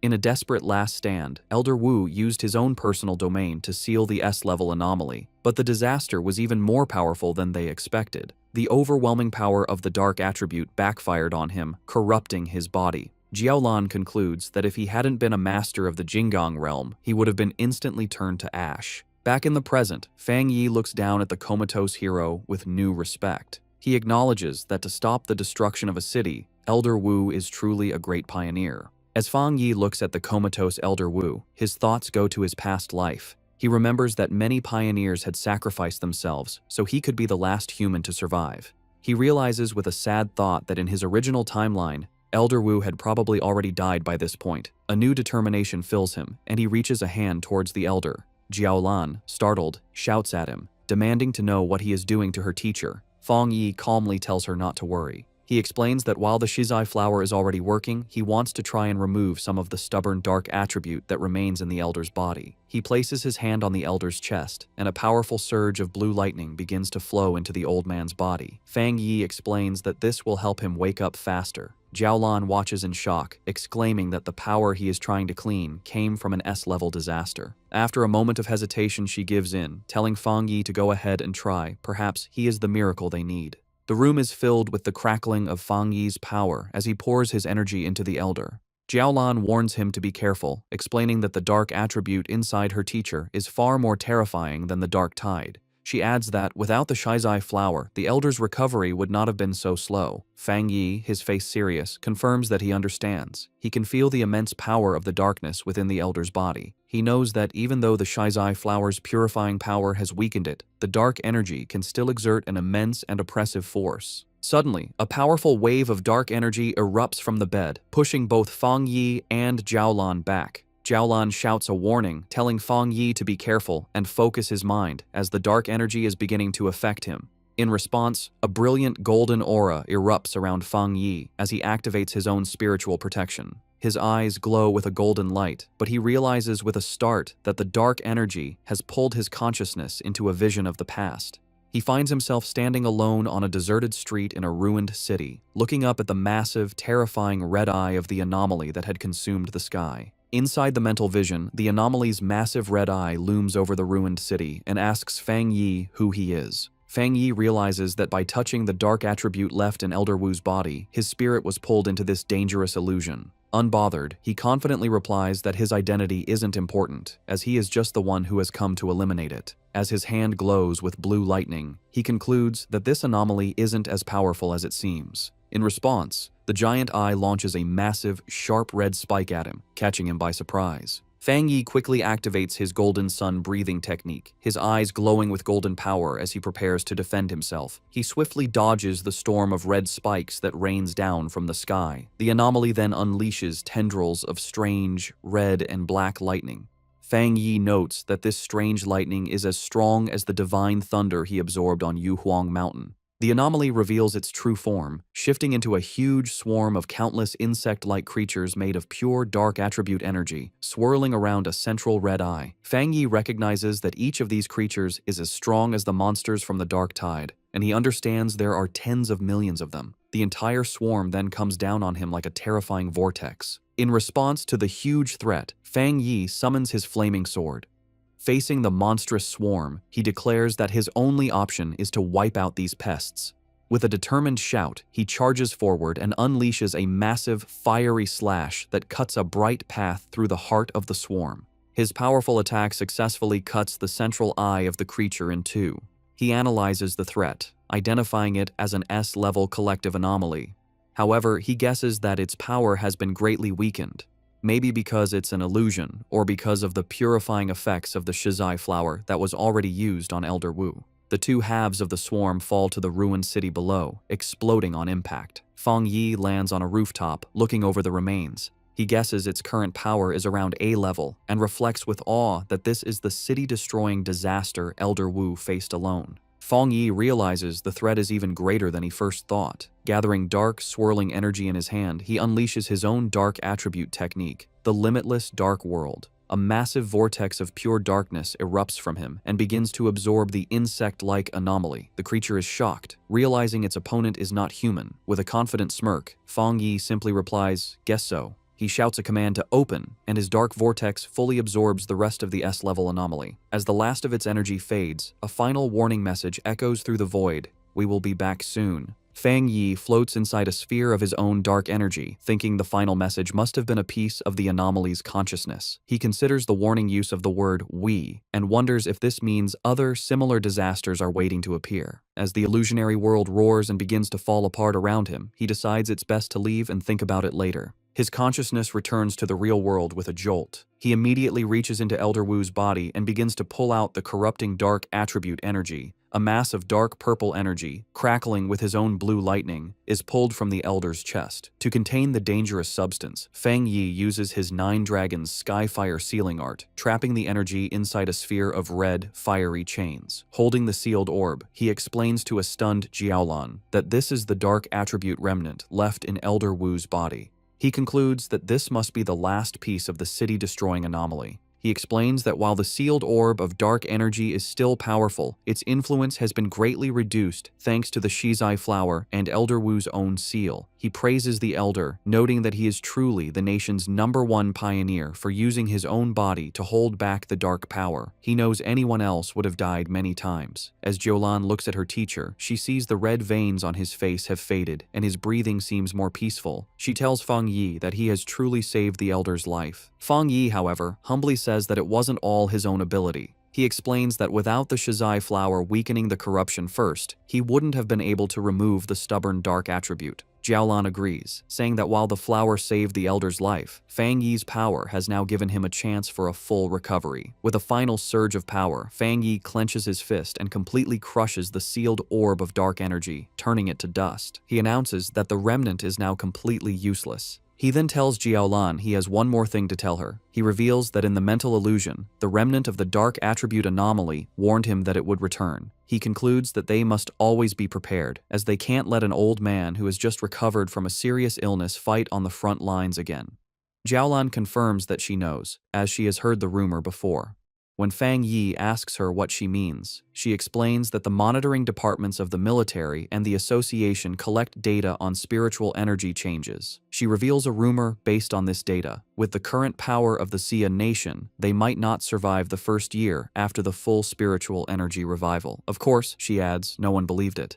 Fang Yi remarks that monitoring spiritual energy changes sounds very official. Jiaolan then asks if he also believes the rumor could be true. A shadow crosses Fang Yi's face as he wonders if his own rebirth has somehow changed the future. He recalls that in his original timeline, he lived for 3 years after the spiritual energy revival, and by that time, the entire planet had been nearly destroyed. Coming back to the present, he puts a comforting hand on Jiaolan's shoulder, telling her not to overthink things and that Elder Wu should wake up soon.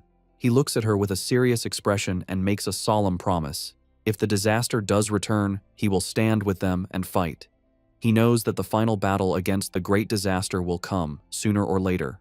He declares with fierce determination that this time he will change everything. Later that night, Fang Yi is back at his apartment. He sits meditating on his couch, surrounded by the swirling energy of his new dark attribute. He thinks about his recent battles, feeling that after his 2 fights with S-level anomalies, he is close to breaking through to the 2-star spirit creation realm. However, he knows the full spiritual energy revival is coming fast, and even with his new dark attribute, his current strength is not nearly enough. He thinks about the terrifying power of the anomaly he faced in the mental illusion, realizing that even when it was weakened, its true power was immense. His thoughts are interrupted when he notices the potted plant he had left on his table, the obedient little white flower. He speaks to the glowing flower, telling it that it's not easy to carry around and admitting it was his mistake for not bringing it with him on his last mission. Smiling, he picks up the plant, which seems to brighten up, and tells it that he regrets not giving it a chance to level up. He then decides to take it out for a walk. Fang Yi heads to the back mountain, his private training ground. As he walks along the moonlit path, he notes how skilled the association's plant research department must be. He observes that in the short time since the area was last damaged, the forest has already begun to recover, a sign of nature's improved self-healing in this new era. He finds a good spot in the woods and kneels down, taking the flower from its pot to plant it in the rich soil. He makes a mental note to thank Su Qingying and her team for securing this place for him. As he prepares to plant it, he holds the flower and gently warns his new companion to take it easy and only absorb a little at a time, reminding it that if it becomes too greedy, not even all the forests on the planet would be enough to feed it. Once in the soil, the obedient little white flower immediately takes root. A massive vortex of green, life-draining energy erupts from the plant, spreading quickly through the forest and absorbing the life of all the nearby trees. After a few moments, Fang Yi stands with his arms crossed in the now dead and empty section of the woods, deciding that the flower has absorbed enough for now. With a satisfied smile, he gently pulls the brightly glowing flower from the ground, roots and all, and tells his companion it's time for them to find a new place to feed. He holds the plant, which seems to bloom with new energy, and wonders where it might rank among all the evolved plant-type spirits. He concludes that with its powerful desolation attribute, it must be at least an A-level threat. As he walks along a dark ridge, he notices the deep silence of the forest, and realizes that all the animals that once lived there must have fled in terror from the flower's power. His thoughts are suddenly interrupted by a loud, ferocious howl that echoes through the night. Fang Yi's expression hardens as he recognizes the sound as the howl of a wolf. On a nearby cliff, against a blood-red moon, a pack of monstrous wolves with glowing red eyes gathers, their forms shifting and growing. Fang Yi realizes with alarm that the wolf pack is in the middle of a dangerous evolution. Standing before the pack of monstrous wolves, Fang Yi identifies the huge creature on the cliff as the Wolf King, noting its evolution is almost complete. With a loud howl, the Wolf King finishes its transformation, its body now glowing with a menacing green energy. Fang Yi, holding his potted flower, is surprised by the immense spiritual power coming from the creature, realizing with alarm that it is about to become an A-level anomaly. The newly evolved wolf pack quickly surrounds him, cutting off any escape. Fang Yi figures out that the Wolf King has evolved a new, powerful poison attribute from its original wood attribute, a change likely caused by absorbing the dark attribute energy in the area. Despite the danger, Fang Yi remains calm, dismissing the threat as only A-level in strength. He takes his obedient little white flower out of its pot, telling it that it's time for them to solve the problem. He kneels and plants the flower in the ground, thinking that while the anomaly is only A-level, the large number of wolves is a problem. More importantly, the city is just down the mountain, and letting them get there would cause a major disaster. As the Wolf King lunges to attack, Fang Yi tells his flower to begin, and a brilliant green energy starts to flow from the plant. He decides to test the flower's power, curious to see how much damage it can do on its own. A massive beam of green, life-draining energy shoots into the night sky, visible from far down the mountain where another group of pioneers is watching. This new squad observes the scene with concern. One of the men notes that the Wolf King has successfully evolved and is incredibly strong. He asks about the contamination level, and a cloaked figure replies that it has reached 90. The man and his companion are stunned by the dangerously high reading. The squad's blonde-haired leader grows tense, realizing the danger is still increasing. He identifies the Wolf King's wood attribute as being at least at the 3-star Ghost Axe realm, maybe even reaching the Spirit Creation realm, while the rest of the pack is also powerful. He worries that his team doesn't have enough people to handle the threat, admitting that even he has only recently broken through to the 3-star Ghost Axe realm. Suddenly, the leader notices the massive beam of green energy and the clear presence of the dark attribute. He now understands why the contamination level is so high. He shouts in alarm, explaining to his team that the Wolf King has evolved dual attributes, something he knows is extremely rare among anomalies. The contamination reading on the squad leader's watch suddenly spikes to 100. The leader grits his teeth, knowing they must stop the wolf pack's evolution before the area below is lost. He recognizes that the beasts, already cruel, will only become more terrifying with their new power. He decides to call the Spiritual Energy Association for backup. Just then, the ground begins to shake violently. One of his men asks if it's an earthquake, but the leader knows the wolf's evolution shouldn't cause such a tremor. He realizes with growing fear that another, different anomaly has appeared. His watch confirms his fear as the contamination reading skyrockets to an impossible 1000. The pioneers look on in terror as a massive eruption of green desolation energy bursts from the mountaintop. The green-haired pioneer recognizes the power of desolation, wondering in disbelief why it would appear here. As the life-draining energy rushes toward them, the squad panics. One man cries out, asking if this is the giant vine from the sky that had disappeared, sad that there was no warning. The squad leader shouts for his team to retreat and get all nearby residents evacuated immediately. However, just as quickly as it appeared, the huge wave of desolation energy seems to stop. One of the men calls out to the leader, noting that the energy has stopped advancing. The squad watches as the massive vortex of green power pulls back, sinking back into the mountain. They wonder if the danger has passed. One asks if they should still report it, while another questions if they should go up the mountain. On the mountaintop where Fang Yi planted his flower, the ground is covered in a network of thick green roots. These roots sprout dozens of glowing white flowers, which then erupt in a massive burst of green energy, blooming into a huge, radiant flower-like structure. The energy then transforms into a sea of white petals that covers the entire area. The Wolf King howls in fury as the seemingly harmless petals turn into a deadly weapon, forming a sharp blade that slices through the air. Fang Yi stands calmly among the swirling petals and explains the terrifying nature of his flower's power. The sea of spiritual flowers will endlessly grow back and multiply, absorbing and purifying the enemy until nothing is left. Fang Yi stands on his flower's massive root system. As the wolf pack begins to fall to its power, he taunts the Wolf King, asking how its pack members will do without the same spiritual protection he has. The smaller wolves are quickly trapped by vines covered in white flowers, their life energy rapidly drained until only their skeletons remain, collapsing into dust.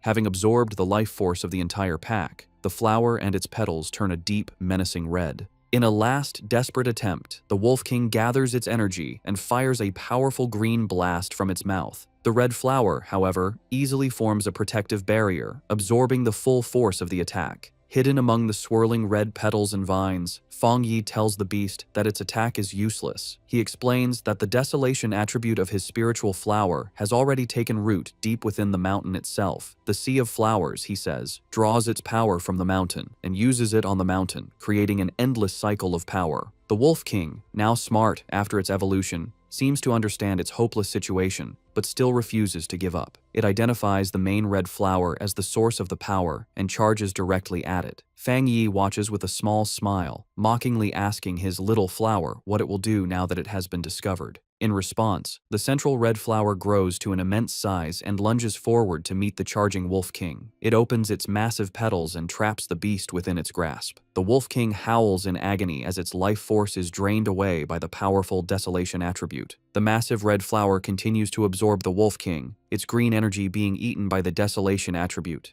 Fang Yi watches with a serious expression, surprised that his flower is allowing the dark attribute to invade it.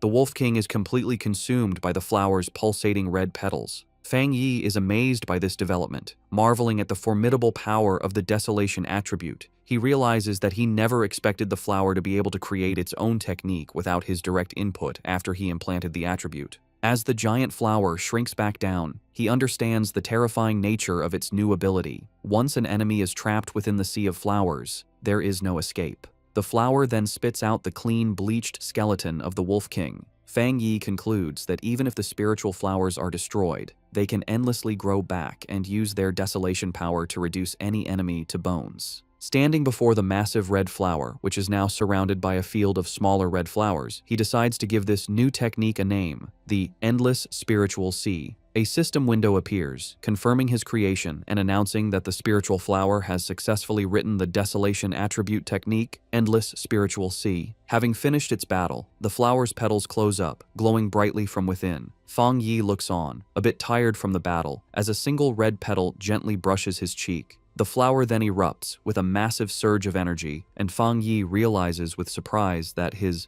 little flower is also about to evolve. In a high-tech control room, alarms blare as an analyst reports an A-level anomaly. He explains they are detecting two different spiritual powers in the same area. Just as the Wolf King was evolving and creating a dark attribute, a separate and powerful Desolation attribute appeared. The Association Superior, listening with Su Qingying, demands to know the location. A technician points to a map, explaining it was an area Su Qingying's team was previously in charge of. The Superior questions this, asking if the Destroyer Squad wasn't already sent to deal with the Wolf Pack. His question is cut short by a call from the squad on the ground. The squad leader reports that a powerful wave of Desolation energy appeared and wiped out the A-level Wolf Pack. However, he adds that the Desolation power moved back into the mountain, where a large number of unusual flower anomalies have since appeared. The pioneers stand before the mountain, which is now glowing red from a sea of flowers, unable to get closer. The Association Superior and the squad leader continue their talk. The leader warns that if this new, unknown anomaly were to erupt, it would be far worse than the Celestial Vine. He requests support, admitting that even with all the pioneers there, they likely couldn't handle an unexpected event.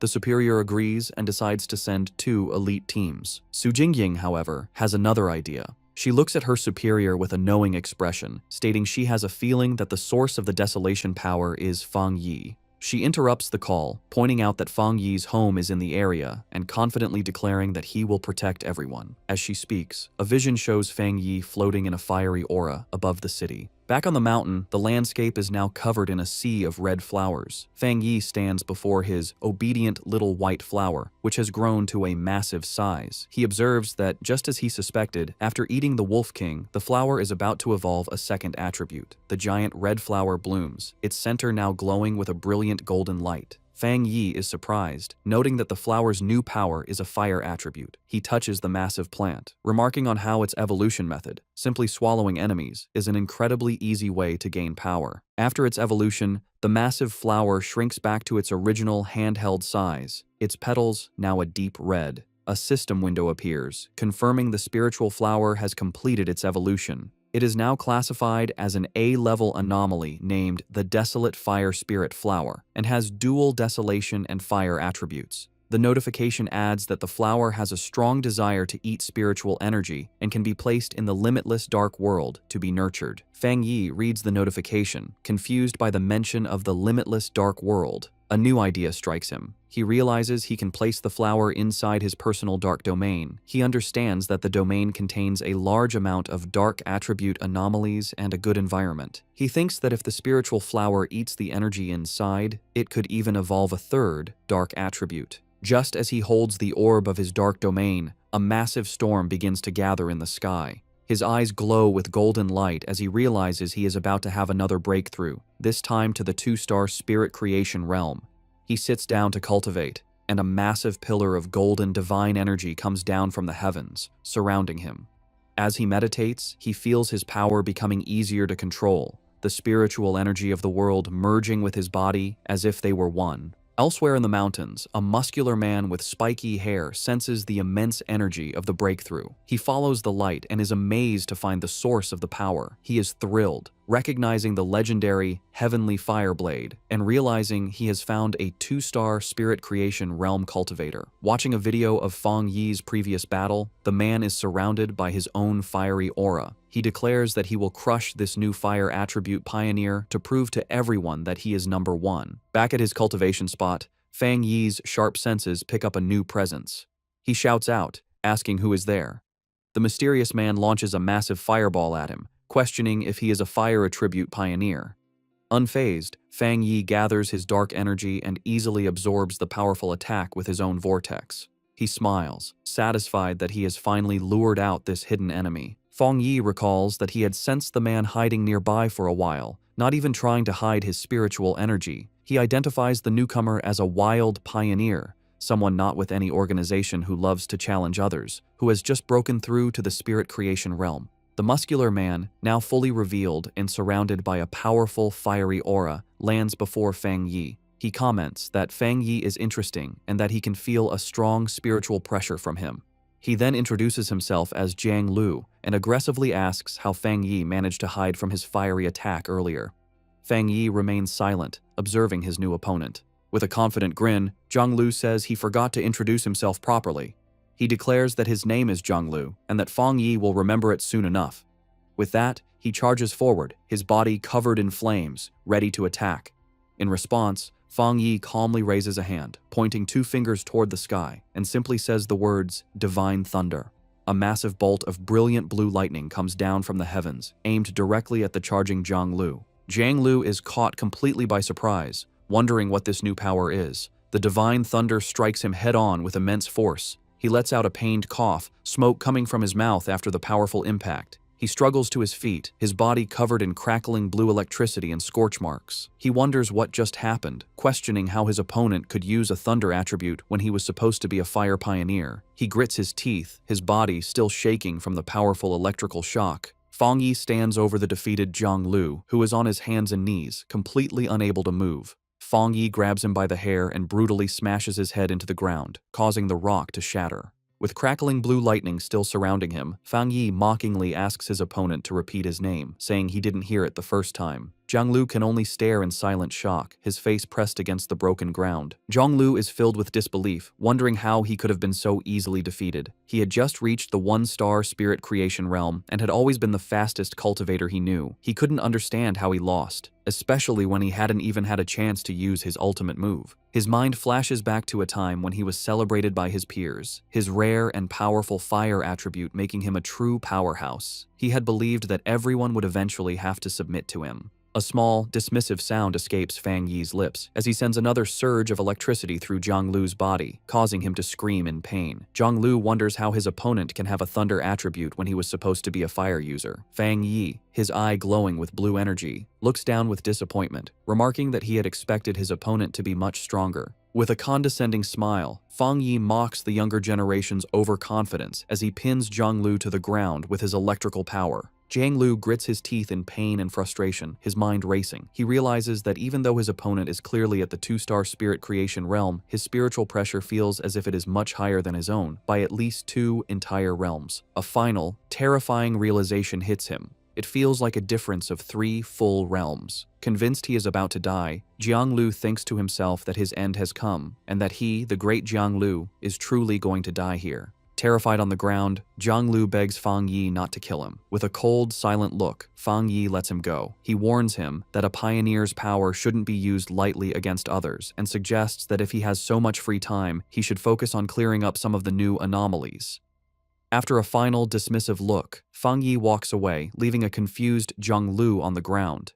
Jiang Lu watches him leave, wondering about Fang Yi's great spiritual power and whether the gap between them is because Fang Yi is a genius or because he himself is too weak. Later, in a luxury apartment, a sad Jiang Lu enters a room where 2 men are waiting for him. One of the men welcomes him back and comments on his new hairstyle, while the other, a red-haired man, immediately scolds him, saying he had warned him not to pick fights. The red-haired man continues to scold him, telling Jiang Lu that his aggressive attitude is too dangerous, especially since the spiritual energy revival hasn't officially started yet, and that it will only bring him trouble. To his friend's surprise, instead of getting angry, Jiang Lu collapses onto the sofa, completely defeated. Confused by his strange behavior, one of the men asks what happened and if he is still the same fight-ready Jiang Lu they know. The red-haired man asks Jiang Lu what happened, reminding him that he had gone to challenge the Heavenly Fireblade user. Still sad, Jiang Lu quietly admits that it was over in an instant. His other friend grabs him, demanding that he speak clearly. With tears on his face, Jiang Lu breaks down and confesses that he was the one who was defeated instantly. His friends are in total disbelief. Jiang Lu, in a frantic state, wishes he had realized something was wrong and backed down, which would have saved him from this shame. The seated man expresses his confusion, questioning how the Heavenly Fireblade could be so strong when Jiang Lu himself is a rare genius who broke through to the spirit creation realm in just a few months. Jiang Lu then remembers the fight, recalling how his best technique, the meteor flame, was shattered in a single moment by his opponent's powerful thunder attack. His friends try to make sense of the defeat, The seated man wonders if Jianglu simply fought the wrong person, arguing that with his pure firepower and his spirit creation realm level, it's almost impossible for anyone to beat him so easily. The red-haired man suggests that maybe this person wasn't a pioneer at all, and that their first guess about his strength was wrong. Jianglu furiously rejects their ideas, screaming that he couldn't have been mistaken and that the location was definitely his opponent's territory. He insists they wouldn't understand because they didn't experience it. He describes the man as a monster, recalling the terrifyingly powerful thunder that felt like it was going to make his head explode. Both of his friends are shocked into silence as Jianglu declares that his gut feeling tells him it was the right person. He explains his horrifying conclusion. His opponent is a top-tier pioneer with both fire and thunder powers, and his thunder power is somehow many times stronger than Jianglu's own fire. He believes the man was hiding his true strength, which he guesses must be at least at the 3-star spirit creation realm. His friends are stunned by this. The red-haired man thinks about how impossible a 2-star wild pioneer at that level should be, concluding that if Jianglu is right, this person will become a nightmare for all other pioneers. After a moment, Jianglu looks up with new determination and asks his friends if he should try to become his opponent's apprentice, leaving them completely speechless. While meditating in his apartment, Feng Yi is surrounded by a swirling golden aura.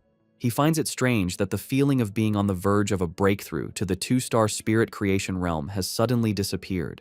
He opens his glowing, fiery eyes, deciding that the problem isn't with him, but must be because of some outside factor. He realizes that the spiritual energy in the air has become unstable, making it impossible for him to gather it and advance. This confirms his fears. Remembering the secret government monitoring of spiritual energy and the rumors of a coming disaster, he wonders if something truly terrible is about to happen. Looking out at the city, he sees a massive electrical storm brewing, confirming his suspicion. The full spiritual energy revival is beginning early, right here in his city. He immediately tries to call Jiaolan to find out what the military knows, but the call won't go through. He worries that they might have been forced to go silent, which would be the worst-case scenario. Just then, his phone rings with a call from Su Qingying. He answers to the sound of static as a panicked Su Qingying tells him the situation has changed and asks for his help. As Feng Yi asks if the bad signal is due to monsters appearing in the city, a monstrous, bat-like creature with glowing red eyes suddenly slams into his window, cracking the glass.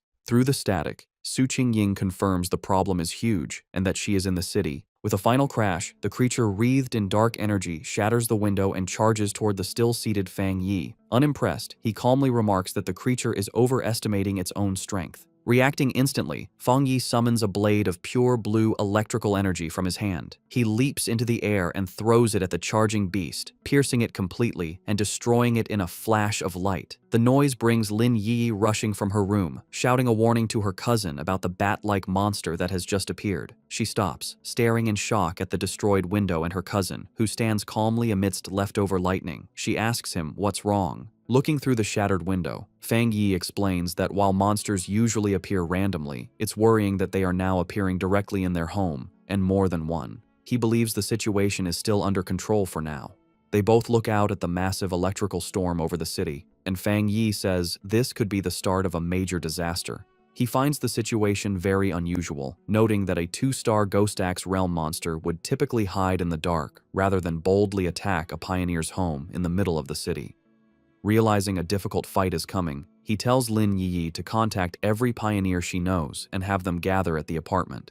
She agrees without hesitation. Feng Yi then steps onto the ledge of the broken window, telling his cousin that since she is about to have her own breakthrough, he is trusting her with the safety of their home. He tells her to guard the window while he is gone. Elsewhere, across the chaotic city, Su Qingying and her squad are on a rooftop, their communications already being affected by the intense storm. One of her teammates, Zhang Xiaoya, wonders if their equipment is just broken. Su Qingying grimly states that if a true disaster happens, they will have to handle it on their own. They look up at a massive, swirling vortex in the sky, and Su Qingying hopes it's just a false alarm. Acting as captain, she gets on her communicator, checking patrol statuses and ordering all units to stay on high alert. Her command is cut short as she, Zhang Xiaoya, and the other member of the group look up with expressions of pure shock and terror. A massive swarm of the dark, bat-like monsters begins to descend from the vortex, and a warning is shouted that a group of anomalies has appeared, signaling the start of an invasion. Across the city, a red alert warns of the biggest rainstorm in 50 years, telling all citizens to stay indoors. The streets are filled with fear and confusion as people look at the dark sky, wondering if it's the end of the world.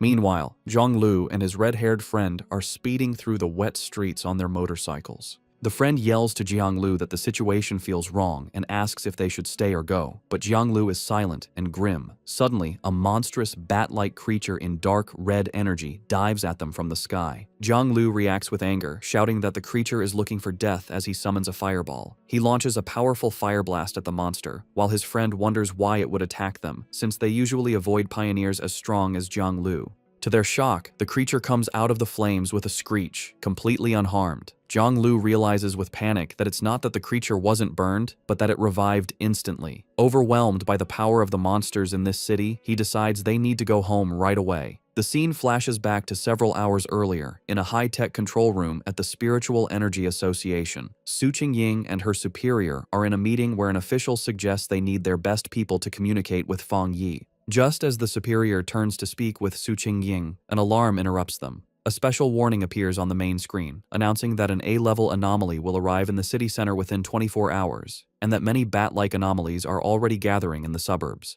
The association superior questions if it's really an A-level anomaly, and a worried Su Qingying declares they must send a team immediately and that she will go too. The scene returns to the present, where the leader of the destroyer squad looks up in terror at a giant version of the bat monster coming down on him. He frantically yells into his communicator, correcting the report and warning that the anomaly isn't A-level, it's S-level. The creature's huge, shadowy form grows, its glowing red eyes watching as it prepares to destroy everything. The scene shifts to a quiet military district with empty, futuristic hallways. Outside, however, a fierce battle is raging. A massive swarm of glowing red bat-like anomalies attacks a military warship, which fires a huge blast of energy in defense. In the heart of the swarm, Jiaolan fights hard, her body a whirlwind, as she uses powerful purple energy whips to slice through waves of the dark creatures. Jiaolan pauses, watching the endless stream of monsters. She knows her unique ability lets her shape and strengthen her spiritual power, but the number of dark attribute bats keeps growing. It feels like they are trying to stop her and her soldiers from doing something important. Just then, a young blonde man, crackling with yellow lightning, lands beside her. He smiles, complimenting her on her power. He then explains their bad situation. The entire military district is being held by only a few high-level officers. He asks for her orders. Jiaolan tells him that their communications are being jammed, making it impossible to contact anyone outside. She assumes the other military districts are facing the same problem. Facing a sky turning black with the swarm, Jiaolan makes a hard decision. She shouts her commands, ordering 2 squads to stay and defend the restricted zone no matter what. She declares that everyone else will follow her to break through the enemy lines and try to connect with other military forces. With her command given, she, the blonde lightning user, and their soldiers jump into the battle, ready to fight for their freedom. As they fly towards the city, Jiaolan has a horrifying realization. Looking at the city, now completely covered by the blood-red swarm, she understands their real goal. The anomaly's ultimate target was never the military zone. It was the entire city. In the pouring rain, citizens scramble for cover. At a bus stop, the live streamer Malala and a man wait, but she is excited instead of scared. She tells the man that the strange, heavy rain is a perfect chance for a popular stream. With a determined smile, she says that sometimes you have to take risks for amazing footage. Her excitement quickly turns to horror. In the next moment, a shadowy bat-like monster lunges from the darkness and eats the man as Malala watches, screaming. The air fills with chaos as a massive swarm of these creatures descends on the street. Malala runs for her life, hearing the terrified shouts that the bats are drinking their blood. One of the creatures catches up and attacks her, and she screams, believing her end has come. Just as the monster is about to strike, a bright blue blade of energy slices through the air, killing the creature and saving her. A figure surrounded by blue lightning lands gracefully behind her. The rescuer is Su Qingying, who stands with 2 of her cloaked squad members. She offers a hand to the terrified Malala, telling her that her teammates will take her home safely. As the 2 squad members help the shaken girl, one warns Su Qingying that the number of sea-level bat anomalies is growing, and they seem to be evolving. With a furious look, Su Qingying says that if they know the creatures evolve by eating humans, then they must hurry and get all civilians to a safe place. She then gives her final order, telling her team to meet her back at this spot later, as it is the area with the most anomalies. Her teammates agree as they lead Malala away, leaving Su Qingying alone to face the growing blood-red swarm. High above the city, Fang Yi leaps and lands on a rooftop, facing a huge multi-eyed version of the bat anomaly. Looking at the endless swarm below, he is surprised that the whole group has already evolved, their power approaching the 3-star Ghost Axe realm. In response to the great threat, he summons a bright, blazing sword of golden fire. With a single, powerful swing, he sends a massive wave of flames that cuts through the swarm, burning a huge number of the creatures instantly. However, as he watches, his eye glows red, and he realizes this fight is not over. He understands this anomaly is different. The bat swarm seems unkillable, constantly healing and multiplying, making them impossible to destroy with simple attacks. He sees that swarms of these dark attribute creatures have appeared in every crowded area of the city. It feels like countless identical disaster zones have appeared at once, and he knows finding the association members in the chaos will take too much time. Looking out at the city, now covered in a swirling dark mist, he concludes that he has no choice but to deal with the swarms one by one. Deciding on a new strategy, Fang Yi raises his hand and uses his ultimate technique, the limitless dark world. A massive, swirling vortex of dark green energy erupts from him, and he declares that the anomalies will become food for his spiritual flower. As his vortex begins to absorb the swarm, he thinks of his allies. A vision of the pioneers he gathered at his home appears in his mind: Lin Yiyi, Su Qingying, Zhang Xiaoya, and others. He knows he must act quickly. He believes that with his cousin's ability and the protection of the other pioneers, his home should be safe for now. But he also understands that if the disaster gets worse, the nightmare will become real, and survival will become nearly impossible for everyone. 10 minutes later, Su Qingying is still fighting on a rooftop, surrounded by the endless swarm of bat anomalies. She grits her teeth in frustration, realizing that no matter how many she destroys, they just keep coming. Her spiritual power is recovering too slowly, and she worries that she will soon be completely out of energy. She also briefly thinks about her 2 teammates, hoping they are safe while escorting the civilian. A sudden, terrified scream for help makes her look at the sky. She sees a massive, dense ball of the red anomalies gathering, forming a single, terrifying creature. Realizing the danger is getting worse, she leaps up the side of a building. She knows that if the anomalies keep getting stronger, they will soon reach the spirit creation realm. With her team spread thin saving people, they don't have enough power to handle this new threat, especially now that the creatures have started attacking buildings. She fires several powerful blasts of blue energy at the bats, trying to break through. However, the huge number of creatures is too much, and they overwhelm her, knocking her from the sky. As she falls, she has a horrifying realization. Looking at the massive, swirling vortex of dark energy and lightning above, she understands the swarm's true purpose. An anomaly king is about to be born. The city is falling into ruin, overwhelmed by the massive swarm of shadowy, bat-like creatures under a heavy downpour. The disaster is so immense that it seems no one, not even the military or the Spiritual Energy Association, can stop the city's destruction. In the middle of the chaos, pioneers fight desperately. Reports come in that pioneer teams are sacrificing themselves or being destroyed. Su Qingying fights alone, her protective barrier holding back the endless horde, as a new alert classifies the S-level anomaly as an anomaly king. In the association's command center, the situation is grim. Officials receive reports of catastrophic casualties. The number and regeneration speed of the creatures are overwhelming their defenses, and it's too late to call for reinforcements from other regions. A subordinate reports that the city is completely surrounded by a massive black fog, cutting off any chance of rescue. They realize with horror that they have become an isolated city. Facing the city's final moments, the association's superior stands with his men, declaring that as pioneers, they will stand and fall with the city. He vows that the monsters will have to step over their dead bodies. With grim resolve, he gives a final order to send a last code to headquarters. If they cannot stop the disaster, headquarters must immediately launch a destruction strike to prevent the dark attribute from spreading. Meanwhile, Su Jingying's fight continues. Her protective barrier begins to crack under the constant attack of the swarm, and she feels her spiritual power is almost gone. Gathering her last strength, she concentrates her energy and unleashes a final, massive blast at the swirling vortex of monsters. However, her attack is easily deflected. The evolved creature, now more visible, lets out a terrifying shriek as it reveals its true power, which Su Qingying is shocked to realize is at the level of a 3-star spirit creation realm.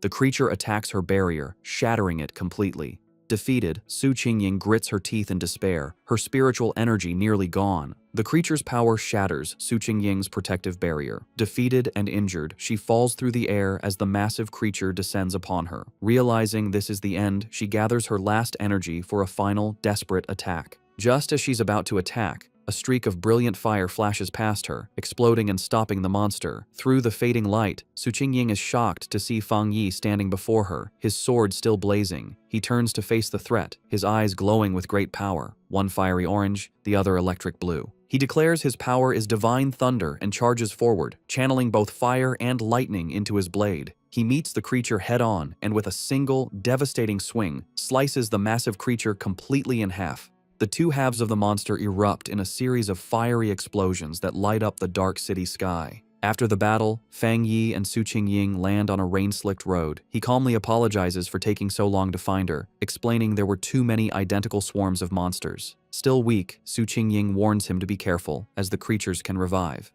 As she speaks, the scattered remains of the monster begin to reform in the sky. Fang Yi simply looks up, stating that he already knows this. Facing the regenerating swarm, Fang Yi tells Su Qingying not to worry, as he always finishes what he starts. He gathers a huge amount of purple dark attribute energy into his hand and unleashes his limitless dark world, a powerful vortex to absorb the enemy, declaring he always keeps his word.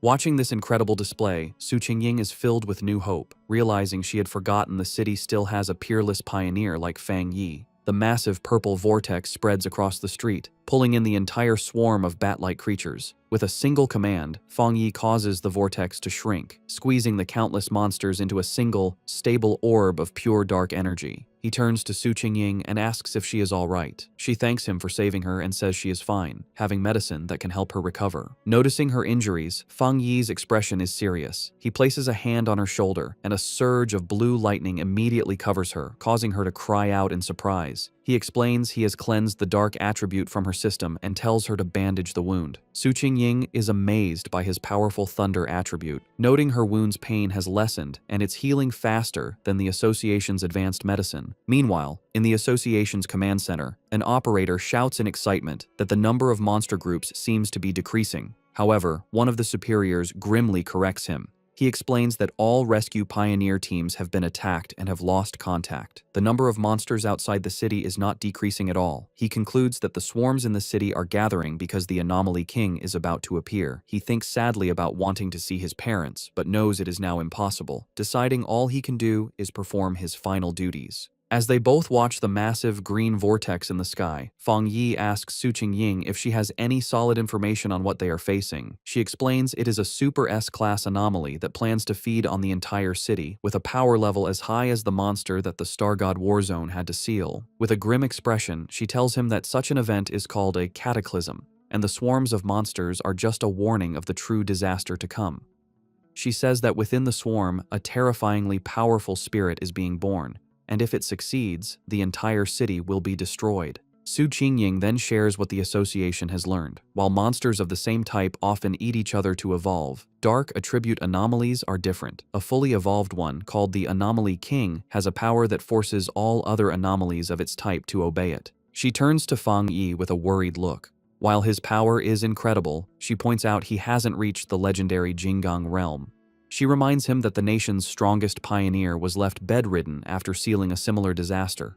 Pleading with him, she says they can't afford to lose another genius and urges him to escape, break through the monster's blockade, and tell the military to abandon the city. Fang Yi interrupts her desperate plea with a gentle tap on her head, playfully asking if she has forgotten everything she learned in school. His expression then turns firm as he declares that this city is his home, and he will pay any price to protect it. Su Qingying is left speechless by his determination. Without another word, he walks away and leaps to a high rooftop, standing before the massive green vortex from which the Anomaly King is emerging. Surrounded by a brilliant golden aura, he grimly notes that it seems the city is being offered as a sacrifice for this king's birth, and he activates his golden sun power. He turns back to Su Qingying, who has followed him, and asks to borrow her wrist device, explaining that he needs it to detect anomalies and contact the association. She hands it over. With the device in one hand and his blazing sword in the other, Fang Yi declares that he must go up there and destroy the creature before it can fully form. He stands ready as the monstrous Anomaly King continues to emerge from the swirling vortex high above the city. Back in the association's command center, the tense mood is broken when an operator shouts that they've reconnected with a lost pioneer's signal. It's Captain Su. The operators are shocked to see her tracker moving at an incredible speed, flying directly toward the center of the storm, the most dangerous area. They yell at her to come back, knowing that going in alone is a suicide mission. An official grabs a communicator and desperately tries to reach her, ordering her to stop immediately and wait for backup from headquarters and the military. On the rooftop, Fang Yi holds Su Qingying's wrist device, which crackles with static. Having finally figured out how to use it, he speaks into the communicator, asking if they can hear him. The official on the other end is stunned, demanding to know who he is and where Su Qingying is. Fang Yi ignores the questions and takes charge, telling the official that he needs everyone in the command center to work with him because he is going to destroy the Anomaly King at the center of the storm. As Fang Yi flies towards the massive vortex, he continues his demand, telling the speechless official that if they don't want the city to be destroyed, they will cooperate. He demands that all their communication equipment and information be used to help him. After a moment of shocked silence, the official makes a decision. He furiously orders everyone to stop what they are doing and immediately connect with the unknown pioneer. He commands his teams to use all available satellite radar to give him information and assigns an operator to be his main contact. The operator immediately begins his report, explaining that satellite images show a huge number of anomalies surrounding the king, swirling like a typhoon. He suggests that the number of anomalies on the northern route is lower, offering it as a possible way in, and recommends an approach from the southeast to avoid the thickest swarms.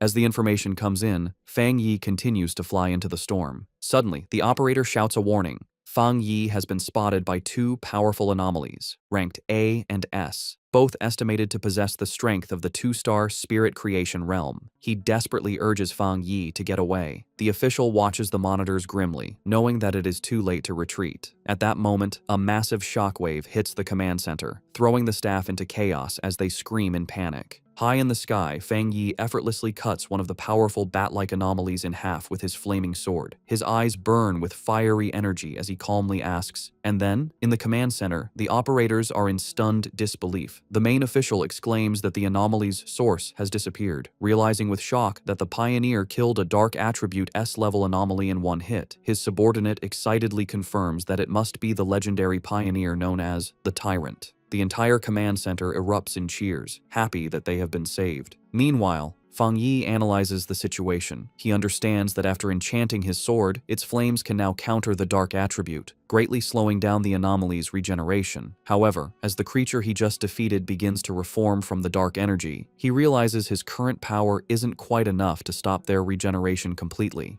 He concludes that if he had broken through to the next level earlier, one hit would have been enough. Realizing he needs a different plan, Fang Yi clenches his fists, gathering both his fire and thunder energy. Deciding that speed and frequent attacks are the only solution, he unleashes a flurry of fast slashes that cut the reforming monster to pieces, though he notes with annoyance that their endless numbers are a problem. Suddenly, a strange, swirling green orb of energy appears in the sky, catching the attention of the dark creatures, which begin to fly down towards it. On the ground, a group of cloaked pioneers watches in confusion. One of them wonders what is happening as the bat-like creatures have suddenly stopped their attack. The association superior, who is with them, grimly states that this is not good. He knows there is only one reason the swarms would stop. They are being called back by the Anomaly King, which means its arrival is getting closer. The remaining military and pioneer forces watch as the swarms gather into a massive blood-red cloud over the city, understanding that their only chance is to stop the swarms before they can be fully recalled. Outside the surrounded city, the battle continues. Jiaolan, from a high point, unleashes a powerful blast of energy into the swarms of dark creatures. Her subordinate, the blonde lightning user, approaches her with a grim report. He asks how much longer it will be until they can enter the city, and Jiaolan replies that their instruments estimate it will take at least another half hour. The subordinate despairs, knowing that in half an hour, the Anomaly King will have fully hatched and the city will be lost. Jiaolan can only watch the huge blood-red swarm, explaining that they have no choice, as the number of creatures is more than 10 times what they first thought, a threat equal to 10 S-class anomalies. Even with the military's powerful weapons, they can't completely eliminate the endlessly regenerating creatures. Jiaolan worries that if they fail, the nearby cities will also be consumed by the dark attribute. She asks if they still don't have enough people to break through the blockade. Her subordinate replies that they are completely outnumbered, complaining that some pioneers are just watching from a distance, not realizing the danger will eventually reach them too. Suddenly, Jiaolan's expression changes as she notices something in the sky. Her subordinate asks what she sees. They both watch as the swarms of bat-like creatures within the city begin to come together, flying towards the area where the Anomaly King is being born. At that moment, a bright point of golden light erupts from the very center of the massive vortex. The subordinate recognizes the energy, asking in disbelief if the bright flame could be Fang Yi. He turns to her, questioningly saying her name. With a new, confident smile, Jiaolan simply replies that it is nothing. She then takes command, shouting to all her forces to increase their firepower and push forward without worrying about their supplies. She declares that they must enter the city because the Star God Warzone will not abandon any city. As her forces advance, a single fiery figure rises into the heart of the storm, a beacon of hope against the darkness. Zhao Lan and a stunned Su Qingying can only stare at the immense sea of flames he has created. From the safety of a shattered apartment window, Lin Yiyi excitedly recognizes her cousin's blade technique, while the red-haired leader looks on in amazement.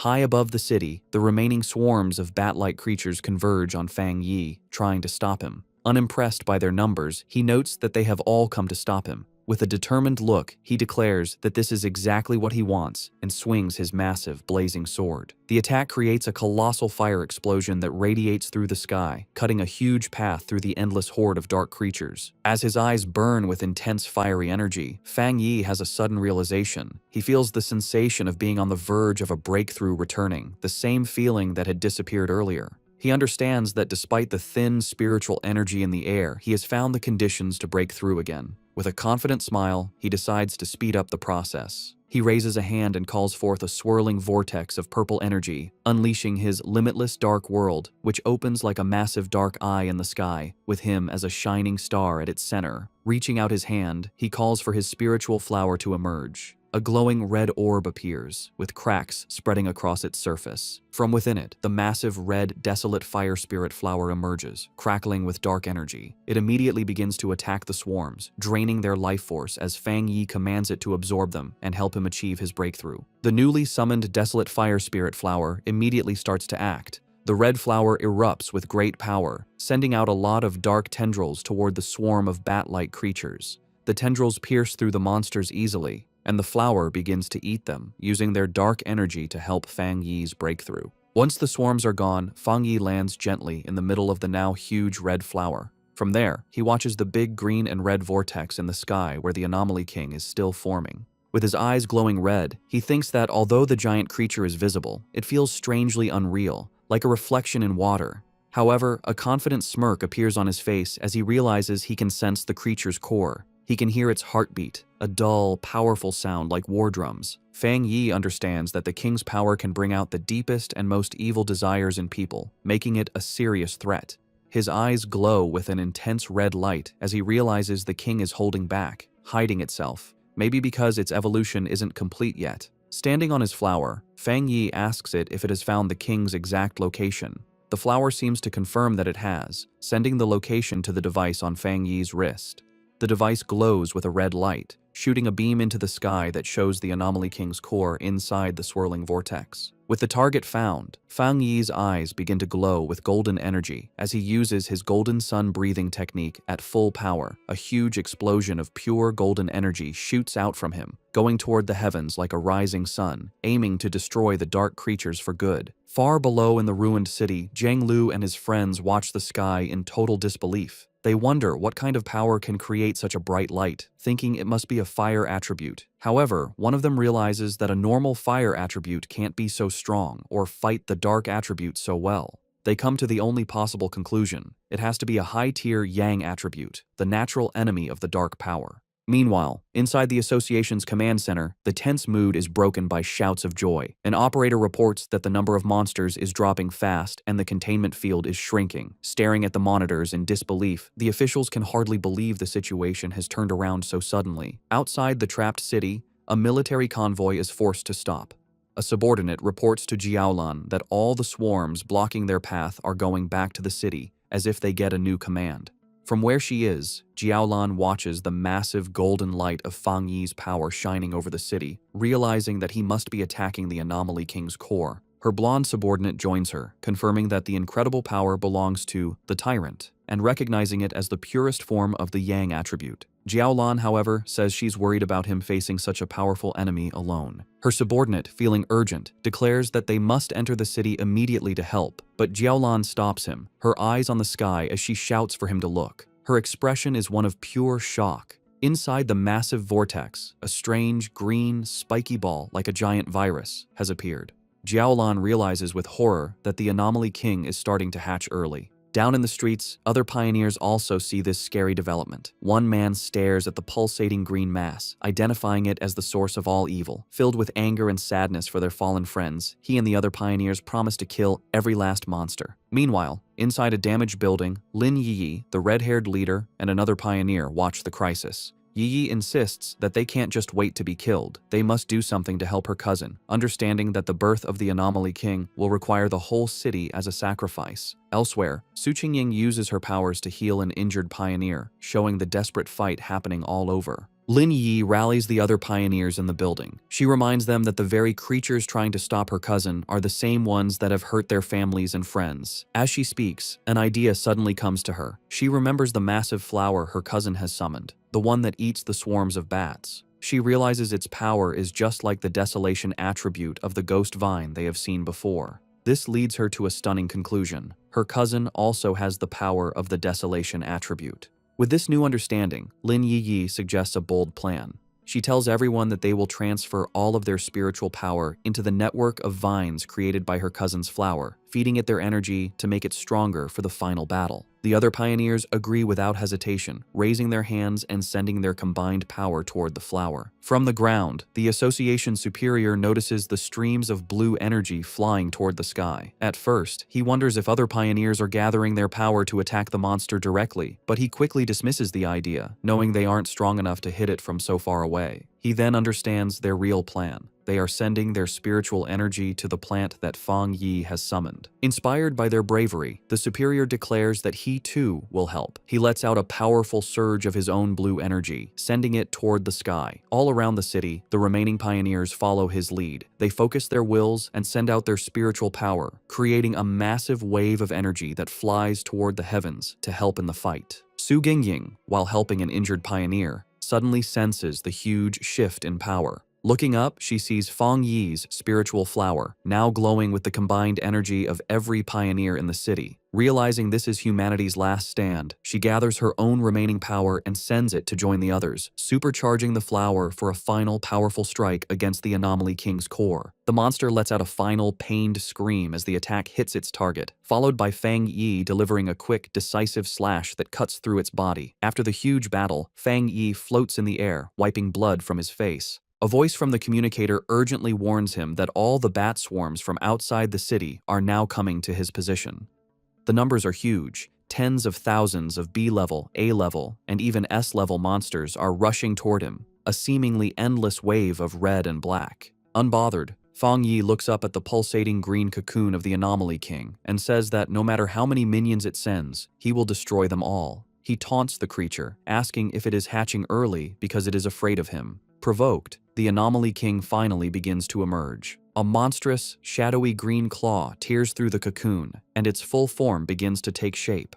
With his hand covered in golden flames, Fang Yi watches with a serious expression as his true enemy reveals itself. The fully formed Anomaly King, a terrifying beast with a single, menacing green eye, lets out a final horrifying scream, ready for the final battle. The fully formed Anomaly King swirls in the sky, a terrifying vortex of dark green energy and shadow, with a glowing green orb of power at its center. Its immense power immediately shakes the city. The ground cracks and splits as a violent earthquake rocks the streets, sending the remaining pioneers running. They cry out in despair, realizing that the king can destroy them all just by appearing. From outside the city, Jiaolan and her subordinate watch with grim expressions, their hopes resting only on Fang Yi. Deep within the city's ruins, Su Qingying also looks toward the sky, her face a mix of worry and hope as she silently prays for him to succeed. From the safety of the apartment building, Lin Yi clenches her fists, her expression fierce and determined, sharing the same desperate wish. Floating high above, surrounded by a bright golden light, Fang Yi faces the monster. He speaks to the creature, identifying it as the king of the dark anomalies and the cause of the city's suffering. As his own spiritual flower blazes with fiery energy around him, he explains that he grew up in this city and loves his life here, making his reason for fighting clear.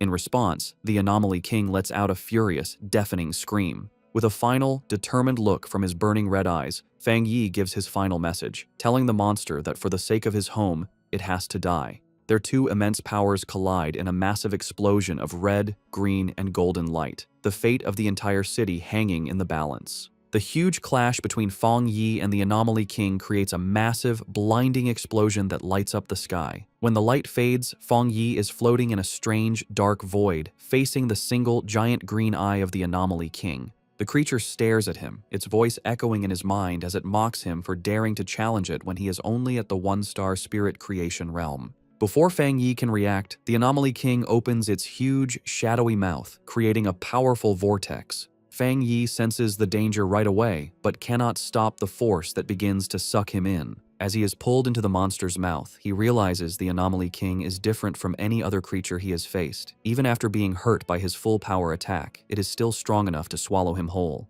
He lands inside the monster's gross interior, a cave of pink flesh and thick, slimy purple digestive fluids. He knows the liquid is not only very corrosive, but also has a huge amount of the dark attribute. He thinks any normal pioneer would be dissolved instantly. He finds it strange that such an evolved and smart creature would make the mistake of swallowing him alive. With a determined look, he realizes the monster has made a deadly mistake. He wonders if it is not afraid of an attack from the inside, knowing a creature's interior is always its weakest point. To test his idea, he gathers fire in his hand and slams his fist into the fleshy floor. The inner walls of the beast sizzle and burn. Fang Yi checks the situation, noting that while the corrosive liquid weakens his powers, he can still do a lot of damage. He decides that as long as his attacks work, he can solve this problem. With new confidence, he calls his desolate fire spirit flower to help him. He is surprised to realize that the Anomaly King's attack has not only eaten him, but has also pulled his spiritual flower inside with him. This is lucky, as the flower is now supercharged, having absorbed the dark energy of the bat swarms and the spiritual power of all the pioneers in the city.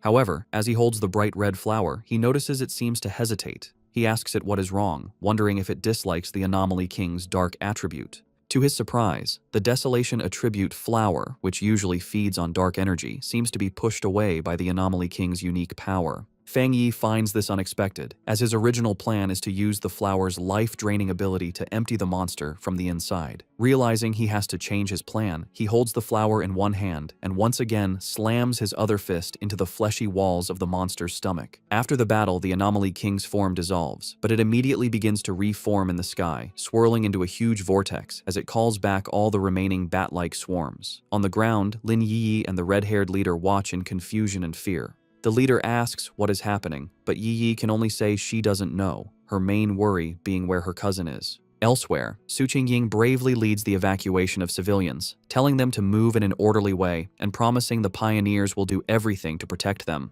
When asked where Fang Yi is, she explains with a look of pure panic that he is still fighting the Anomaly King from inside its body. The military, led by Jiaolan, arrives with a large force. An officer reports that the swarms and the Anomaly King are attacking the city randomly and orders a quick evacuation to reduce casualties. Jiaolan stands on a military vehicle, giving firm commands to her soldiers, but she cannot help but look at the terrifying creature in the sky with a look of dread. The Anomaly King begins to absorb all the swarms, pulling them into its swirling form to get its power back. Inside the monster's stomach, Fang Yi is shocked by this, realizing the creature is far from beaten. As the monster begins to digest him, its powerful corrosive energy coming down on him, he feels his own power dissolving and his body being broken down. He notices the dark energy fading from around him and closes his eyes for a moment. When he opens them again, he is no longer inside the monster. He finds himself standing alone in the ruins of a completely destroyed city, with broken skyscrapers around him under a dark, threatening sky, leaving him to wonder where he is and what has just happened. In the ruined cityscape of the illusion, Fang Yi stands with a grim look. Behind him, a huge, shadowy beast with glowing red eyes begins to come out of the darkness. The monstrous creature immediately lunges forward, throwing a powerful punch down at Fang Yi. Fang Yi focuses his senses and realizes with concern that his spiritual power is gone. The beast continues its attack, bringing its huge fist down towards him once more. Leaping away with amazing agility, Fang Yi narrowly dodges the attack as the impact shatters the ground. He lands safely on a piece of rubble and realizes something important. He notes that even without his spiritual power, his body still feels strong from his training. He now understands the situation. This is an illusion created by the Anomaly King to trick him into thinking he has returned to his past life before he became a pioneer. The beast tries to crush him with a huge stomp, but Fang Yi once again leaps out of the way, dodging the attack. As he lands, he comes to a critical conclusion. The Anomaly King is not powerful enough to completely take his strength. Its power is not actually greater than his own. He understands that his abilities are not truly gone.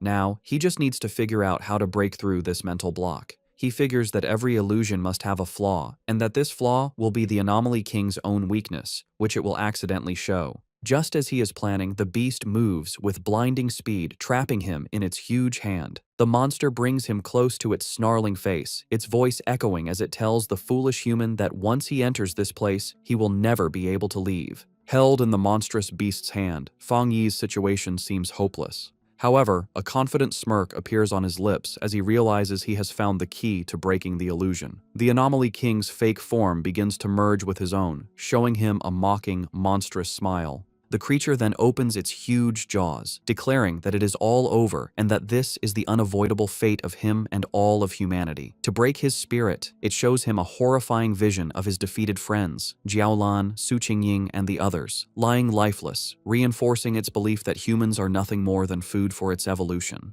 Pretending to be defeated, Fang Yi remains silent for a moment, before looking up with a small, defiant smile.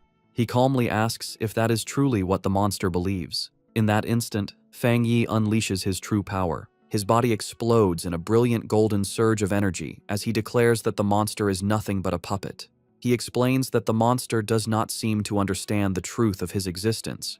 Golden shapes of countless people appear around him as he reveals he has been reborn for the sole purpose of protecting his home and everyone he cares about. The huge golden light completely covers the shadowy beast, causing a massive explosion that shatters the illusion from within. A wave of pure fire sweeps through the mental space, its power reflecting in a single blazing eye. Now free from the illusion and back in the real world, Fang Yi's form has changed. His hair blazes like fire, and his body crackles with blue lightning as he calls upon his system to get to work. Floating in the stormy sky, he is surrounded by a huge hand shape of pure golden energy, fully prepared to end the fight. Just then, a system window appears before him, confirming that he has met the requirements for a breakthrough and asking if he wishes to advance to the 2-star Spirit Creation realm. With his power surging, Fang Yi accepts his breakthrough to the 2-star Spirit Creation realm. He declares himself the King of Anomalies and charges forward in an explosion of golden energy. Fang Yi realizes that, thanks to the Anomaly King, he has reached a new understanding. Channeling his immense power, he delivers a devastating slash. In his new form, with golden flame-like hair and blue lightning crackling around him, he declares his rebirth is meant to change the world's fate and that he is the chosen avenger. Back in the real world, the Anomaly King laughs, mocking Fang Yi for being only a 2-star cultivator. Unfazed, Fang Yi leaps into action, preparing for the monster's next attack. He agilely dodges a powerful blow from the shadowy creature. The Anomaly King looms over him, its dark form filling the sky, telling him he can't escape and will become its food. However, the monster's expression changes to confusion, not understanding what is happening. In contrast, Fang Yi shows a confident smirk, knowing his plan is working. Suddenly, blue thunder energy erupts from within the Anomaly King. The monster writhes in pain, yelling at the stinking human for causing it pain and wondering what this strange body is. With his power at its peak, Fang Yi prepares his final move, declaring that he will seal the monster. He calls on his technique, the 9 Dragons Skyfire, to purge all evil. From his fiery aura, 9 huge fire dragons emerge and converge on the Anomaly King's core. The monster screams, realizing the power is far greater than a 1-star cultivator's. The attack ends in a massive explosion of light that fills the city sky. The pioneers on the ground watch in awe as Fang Yi eliminates the anomaly. The Anomaly King lets out a final scream of pain as its essence is destroyed by Fang Yi's power. The last of the Anomaly King's power disappears from the sky, leaving a clear blue day. High above, a massive vortex of purple energy, the last of the dark attribute, is absorbed. Fang Yi, his form back to normal but still holding his blazing sword, stands as the swirling purple energy is drawn into a sphere before him. He looks on with a calm, serious expression, his eyes glowing red. He creates his limitless dark world, a vortex that pulls in all the leftover chaotic energy from the battle. On the streets, surviving pioneers and soldiers look up at the peaceful sky in disbelief. One of them wonders if the nightmare is finally over, while another confirms the battle has ended. Atop a military vehicle, Jiaolan is met with a massive cheer from the survivors. They celebrate that the city has been saved and they have survived. As dawn breaks, Jiaolan's blonde subordinate asks if she is going to find Fang Yi. She looks toward the rising sun with a gentle smile, explaining they have their own duties now. She explains their job is to help people's lives return to normal and restore the city. Below them, the survivors embrace, cry, and cheer in the morning light. Miles away, the Spiritual Energy Association's staff celebrates. They are overjoyed they helped stop the Anomaly King, feeling like they've woken from a bad dream. They stand by a window, reflecting.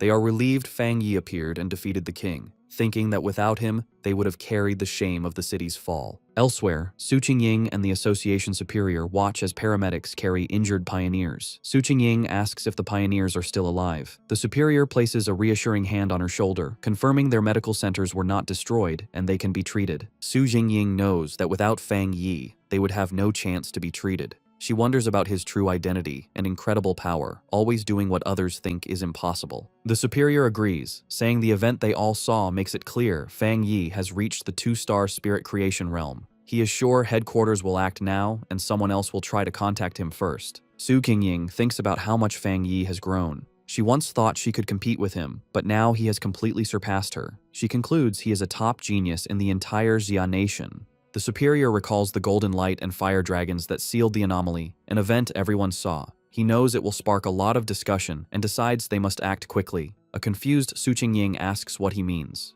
The Superior suggests a new title for Fang Yi, the Sealer, thinking it's a fitting name. After the great battle, Lin Yi and the red-haired leader rush through the ruined streets, with Yi calling for her friend to wait. Panicked, Yi asks where her cousin could be, while the red-haired leader tries to calm her. Suddenly, Yi notices something in the distance. Her expression changes to relief, and with tears in her eyes, she joyfully calls out her cousin's name. She has found Fang Yi, who stands calmly in the rubble, holding his sword. Fang Yi asks why they came to look for him. Yi rushes to him, asking if he is all right after the battle. She tells him she knew he would need them, but Fang Yi is silent, looking exhausted. He finally tells her he is fine and says she did a good job. He then puts his arms around both his cousin and the red-haired leader for support. Internally, he thinks about how hard the fight was, admitting he used all the energy from his recent breakthrough for the final attack. He feels a little embarrassed that they are worrying about him. Overhearing this, Lin Yi suddenly notices something. She exclaims in shock, asking if he really broke through to the 2-star spirit creation realm. She is amazed by his fast advancement and incredible talent, while the red-haired leader is also stunned that the big shot has broken through again.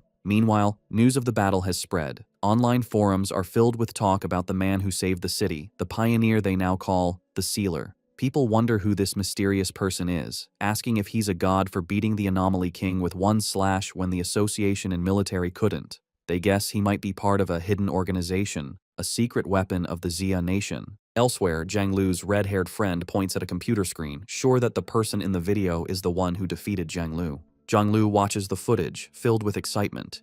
He declares he is honored to have lost to someone so powerful. He leaps from his chair, announcing he's going to find this man and ask to become his student. His friend, however, advises against it, suggesting that many people will be looking for him right now. The scene shifts to the great Xia capital city. In a dark, secret room, shadowy figures gather around a glowing table to discuss recent events. One man, smoking casually, says he's disappointed he didn't get to see the military and the association destroy each other in the disaster. Another member suggests they find a pawn or assassin to deal with this new powerful figure. But a mysterious woman with long, sharp fingernails dismisses the idea. She says such a simple approach isn't worthy of the so-called chosen one and savior of the world. She holds up a photo of Fang Yi, scornfully noting his new title, the Sealer. With a swift motion, she pierces the photo at Fang Yi's neck with a sharp nail, tearing it. She calmly says there's no need to rush, as the photo in her hand bursts into a purple flame. She declares that anyone who stands in their way will be destroyed. As she speaks, the purple flames form the shape of menacing eyes, making their threat clear. While Fang Yi and Lin Yi are resting in their apartment after the intense battle, they are startled by a knock at the door. Fang Yi opens it to find Su Qingying and the Association Superior. Su Qingying is holding several large gift boxes, and the Superior expresses his sincere thanks on behalf of the Spiritual Energy Association. He explains that they made a grave mistake during the S-class anomaly invasion, and it was only thanks to Fang Yi that they avoided terrible consequences. Su Qingying excitedly thinks of him as a big shot. Fang Yi tells them it's no problem and invites them inside. After Fang Yi serves them water, the group sits down at the table, with Lin Yi also joining them. The association superior thinks to himself that the association should get a better home for Fang Yi. He then gets to the point, explaining that the association has another matter to discuss. He reveals that they plan to publicly promote the title of the Sealer. Intrigued, Fang Yi asks him to explain. The superior projects a map showing powerful pioneers who have appeared in every major city, explaining that they are well-known figures. He contrasts this with the recent S-class anomaly, which he calls the most terrifying disaster yet. He explains that they want to use the name the Sealer to establish their city, Tai, as a key strategic city. Fang Yi listens to their proposal. The superior clarifies that after the disaster, they have decided that their city needs a powerful pioneer leader. Su Qingying adds that in the future, anomalies will become more frequent, and they can't risk their city being nearly abandoned again. When Fang Yi questions the term abandoned city, Su Qingying explains that without him, everyone in the city would have died. Fang Yi tells his cousin that he understands now, admitting his knowledge of the world is still lacking, but reassures her that they don't need to be so negative. He realizes that by focusing only on his own training, he has ignored the city's broader development. Looking out at the city, he understands that while Tai was a major city before, its importance doesn't match the top-tier cities. He recalls that among over 100 cities, the top 3 are Dushen, Tian, and Kang, with other major centers also being important. He concludes that this recent disaster is also an opportunity for Tai City to become more important. The superior confirms this, explaining that cities are now judged based on the number and strength of their pioneers, with higher-rated cities getting more resources. He concludes that everyone needs a symbol of hope. He proposes that the association will protect Fang Yi's identity while creating a mysterious public image for the Sealer, letting others build his legend.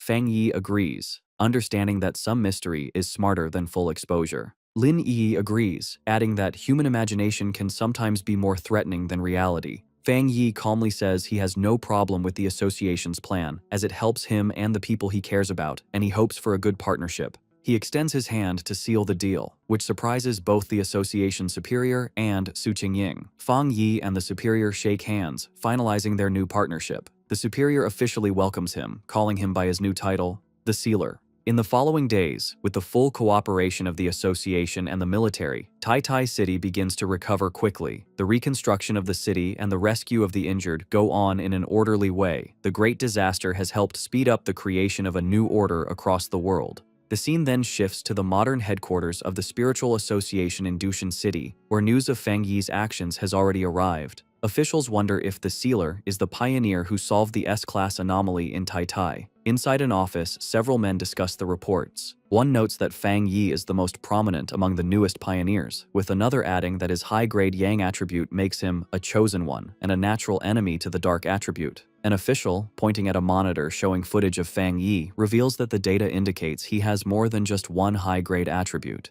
He reminds them of the viral Skyfire / video, which showed a high-grade fire attribute, and the military's codename for him, the Tyrant, which came from his high-grade thunder attribute. His colleagues are stunned, but the man with glasses insists there is something even more incredible about him. Their discussion is interrupted by a woman with wavy blue hair and glasses, who asks if they are talking about the Sealer. She confidently asks to see the data they have on him. The men immediately recognize her and comply, pulling up his file on the main screen. As she studies the information, she thinks that with more pioneers emerging, and with someone like Fang Yi taking the lead, there will inevitably be many who will challenge his authority. Her glasses gleam with a determined light as she admits that even she wants to see his power for herself, thinking that she and the Sealer will probably meet very soon. The scene shifts to a modern library in Kong City, where people are quietly reading. Fang Yi's ex-girlfriend, Chu Qingli, is sitting at a desk working on her laptop when a young man nervously approaches her. With a blush, the man stutters as he tries to ask for her contact information, but Chu Qingli coldly interrupts him. She tells him that this is a library, and he is disturbing others. Dejected, the young man walks away while Chu Qingli returns to her work.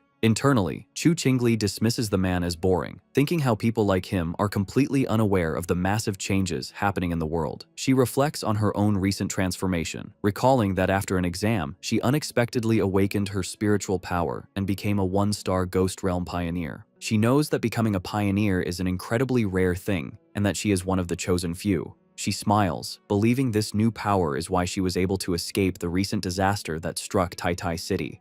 She scoffs at the idea of ordinary people trying to fight against anomalies. Her thoughts then drift to certain inferior guys, wondering what they could do in this dangerous new era. A flashback reminds her of Fang Yi telling another girl that he and Chu Qingli were just classmates. Chu Qingli grimaces, convinced that the old Fang Yi would have been quickly killed by the monsters during the invasion. She questions how she could have ever seen a similarity between a useless man like him and the incredibly talented Sealer. On her laptop, she looks at an article about the Sealer, thinking that he is 10,000 times better than her ex-boyfriend. With a confident expression, she decides that only a strong and handsome pioneer like him is worthy of being her partner. Meanwhile, Fang Yi is looking at a real estate brochure. He and his cousin Lin Yi, both dressed in stylish new outfits, stand ready for a day out. Fang Yi announces that they will be taking a break from training to find a new house. Lin Yi playfully asks if they are really not going to train, but Fang Yi explains that they need to balance their training with rest. He mentions that the association's suggestion to improve their living standard was a good one. Yi realizes the idea came from Su Qingying, who had told her their living conditions needed an upgrade and that she would go house hunting with them. Yi is thrilled, amazed that Captain Su has such resources, and was casually offering to give them 2 high-end houses. As Fang Yi and Lin Yi are enjoying their day off house hunting, a strange, bad-smelling green vapor begins to float around them. Yi asks her cousin if he can smell the stench, and Fang Yi agrees, comparing it to the smell of a sewer. His expression suddenly hardens as he realizes the smell is not an accident and that someone is following them. Both he and Lin Yi quickly turn around. From the green haze, a group of 3 menacing-looking men emerges. Their leader, a large, muscular, bald man with a heavy metal pipe, mockingly identifies Fang Yi as the Sealer and taunts them for only noticing him after they had already walked into his trap. The leader dismisses Fang Yi as a hyped-up pretty boy with no real strength, while one of his companions releases more of the strange gas. Another scoffs that Tai Tai City must be full of trash to have chosen a young kid like him as their captain. The men charge forward, demanding that Fang Yi hand over all the benefits he has received from the city. Lin Yi leaps into action, firing a powerful blast of blue energy from her hands. The attacker with the axe easily jumps over her attack. He then powers up his massive weapon with his own spiritual power. As he brings the glowing axe down, Lin Yi creates a protective barrier, grunting from the force of the blow. Meanwhile, the bald leader attacks Fang Yi with his metal pipe. Lin Yi shouts a warning, telling her cousin to be careful as these men also have spiritual power. However, Fang Yi effortlessly catches the weapon with his bare hand, stopping the attack completely. The bald leader stares in shock, unable to believe his powerful strike was caught so easily. With a look of complete contempt, Fang Yi's hand ignites in a brilliant burst of fire. He questions what kind of stinking fish and rotten shrimp would dare to rob him in the middle of the street. Without hesitating, Fang Yi punches the bald leader in the face, his fist covered in flames. The man flies backward, screaming in disbelief that he was beaten so easily. His friend with the gas tank watches in shock, confused why Fang Yi is not affected. He thinks his special, universal permeating potion should have paralyzed his opponent. Fang Yi just stares back, his hand still flickering with fire. The green gas is described as a potion made from the sweat of a wood attribute pioneer, designed to break an enemy's spiritual barrier, but it has a terrible, lasting smell. Angry about his defeat, the bald leader gets up, shouting he was just careless, and that since they are all at the spirit creation realm, they have nothing to worry about. He charges forward again, his body glowing with a purple aura. Fang Yi smirks, identifying his attacker's powers as mutated earth and wood attributes. He remarks that their sneaky tactics fit their crooked style. He confidently thinks that while a normal spiritual barrier might be weak to such tricks, they are useless against him. Meanwhile, the man with the axe-like weapon jumps high to attack Lin Yi. However, she reacts with amazing speed, kicking him in the groin and making him cry out in pain. As Yi lands, Fang Yi watches, thinking that while he doesn't want to cause a big scene, having his daily life interrupted is very annoying. He takes off his sunglasses, his expression now serious and his red eyes glowing with power. Telling his cousin to move, Fang Yi unleashes his true power. A huge surge of bright golden energy erupts from him, pushing back the attackers. He stands in the middle of a sun-like explosion of golden light that covers the area, stunning his opponents. The golden energy expands, trapping the 3 men. Covered in the intense, holy flames, the men scream in pain. They wonder what kind of terrifying fire this is, finally realizing the true power of the Sealer as they beg for the pain to stop.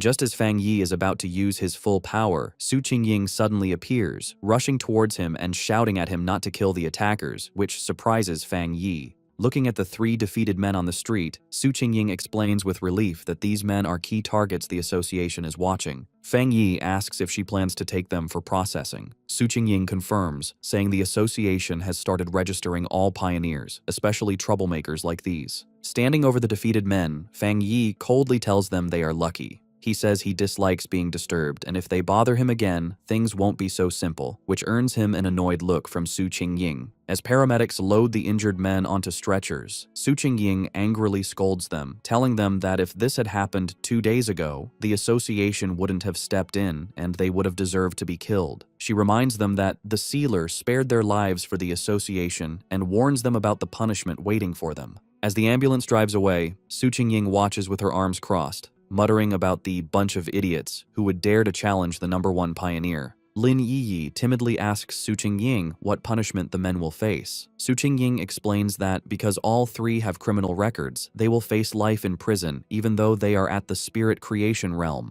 They will lose their freedom and rights and will have to serve as pioneers in prison. Overhearing this, Fang Yi thoughtfully comments that this method is not a bad idea. Su Qingying turns to Fang Yi with a frustrated look, calling him the association's sweet bun and the future of the Jia nation. She complains that even with all their efforts to promote him, so many clueless people still challenge him, making her wonder if their publicity has been too quiet. She continues, saying it is the association's duty to recruit powerful pioneers like him and help them grow. She is firm that they cannot let these fools ruin the good relationship they have just built with Fang Yi. Changing the subject with a bright smile, Su Qingying excitedly tells Fang Yi and Lin Yiyi that she will take them to pick out a new villa and a new car. Standing before a tall, modern apartment building, Su Qingying declares that they must make an example of the attackers to scare others off. She presents 2 housing options: a top-floor penthouse in the city center and a very private 3-story villa in the mountains, perfect for training. Showing them a golden model of the villa, she explains that both places are fully furnished and ready to move into. Lin Yi comments that both options are very nice. With a confident smile, Fang Yi simply holds up 2 fingers and says he will take both. His decision leaves both Lin Yiyi and Su Qingying speechless. Fang Yi playfully asks if it's possible, saying he trusts Captain Su's sincerity. Flustered but happy, Su Qingying quickly agrees, assuring him it's no problem. Afterward, the 3 of them visit a luxury car dealership. Su Qingying explains that the association has a partnership with the showroom and they can choose any car they like. While looking at cars, people comment on Lin Yi's fair skin and elegant look. From outside, a group of men watch them, noting that even though his clothes are ordinary, it is Fang Yi who stands out. They wonder if he is the son of someone important. Inside, Chu Qingli's friend is also present, and the others guess that Fang Yi is buying a car for his girlfriend. Chu Qingli's friend is shocked when she recognizes him. She remembers he is Chu Qingli's ex-boyfriend, the same young man the university principal had personally greeted. Her mind flashes back to her previous argument with him, and she gets angry at the thought of him buying a car for another girl. She takes out her phone and starts recording Fang Yi, Lin Yiyi, and Su Qingying as they look at a sports car. Her phone buzzes shortly after. As she sends the photo to Chu Qingli, she excitedly texts her friend that she has seen her ex-boyfriend at a VIP dealership, buying a car for a beautiful girl. Chu Qingli, however, replies with a dismissive, "So what?" trying to seem like she doesn't care. Sitting in a lecture hall, Chu Qingli is clearly bothered. She wonders where Fang Yi got the money, scornfully thinking he must have been lucky to survive the disaster and is now being kept by someone wealthy. A cold smile appears on her face as she thinks that the gap between them is too big to overcome. As she confidently walks through the lecture hall, she thinks that once she reaches the top of the pioneer world, such things will be beneath her, dismissing him as a vulgar fool. Having chosen their new home, Fang Yi and Lin Yiyi arrive at the modern villa. Yiyi is thrilled, running up the stairs and shouting in disbelief that they actually have a real villa. Inside the fancy living room, she looks around in awe. Fang Yi, carrying their bags, playfully tells her to wipe her drool, reminding her they also have the penthouse in the city. Filled with excitement, Yiyi announces she is going to check out the upstairs, running up the grand staircase while Fang Yi watches with a fond smile, thinking how childlike she is acting. As he watches her go, his thoughts turn more serious. He thinks that she is finally acting her age. His mind drifts to a vision from his past life, a memory of a fallen pioneer, and he realizes that before his rebirth, he had never seen his cousin again. He assumes she must have been a trusted pioneer who died in the line of duty. With quiet determination, he vows that this time, he will not let her die again. His thoughts are interrupted by his phone ringing. The caller ID shows the name Zhao Lan. He answers the call, and Zhao Lan's voice congratulates him on his promotion to Captain Fang. She teasingly mentions hearing that the association recently gifted him 2 houses. Lounging on a sofa, Fang Yi replies with a smirk that he thinks it's a good habit they should continue. Jiaolan tells him not to bother with the flattery, knowing that a powerful pioneer like him doesn't care for such things. However, she admits that for improving one's living conditions, there is currently no better reward. She then adds that soon, when the first spirit fruits from the spiritual energy revival are ready, she will send some his way. Jiaolan's thoughts show she understands the New World Order. She thinks about the huge gap between ordinary people and pioneers, a gap defined by power. She knows there is an even bigger difference between regular pioneers and a top-tier individual like Fang Yi. Getting to the real reason for her call, she places a hand on a top-secret folder and tells Fang Yi she has an internal mission she hopes he will join. Fang Yi immediately understands and tells her to explain. Jiaolan asks if he knows of the Tianbao building in Kang City.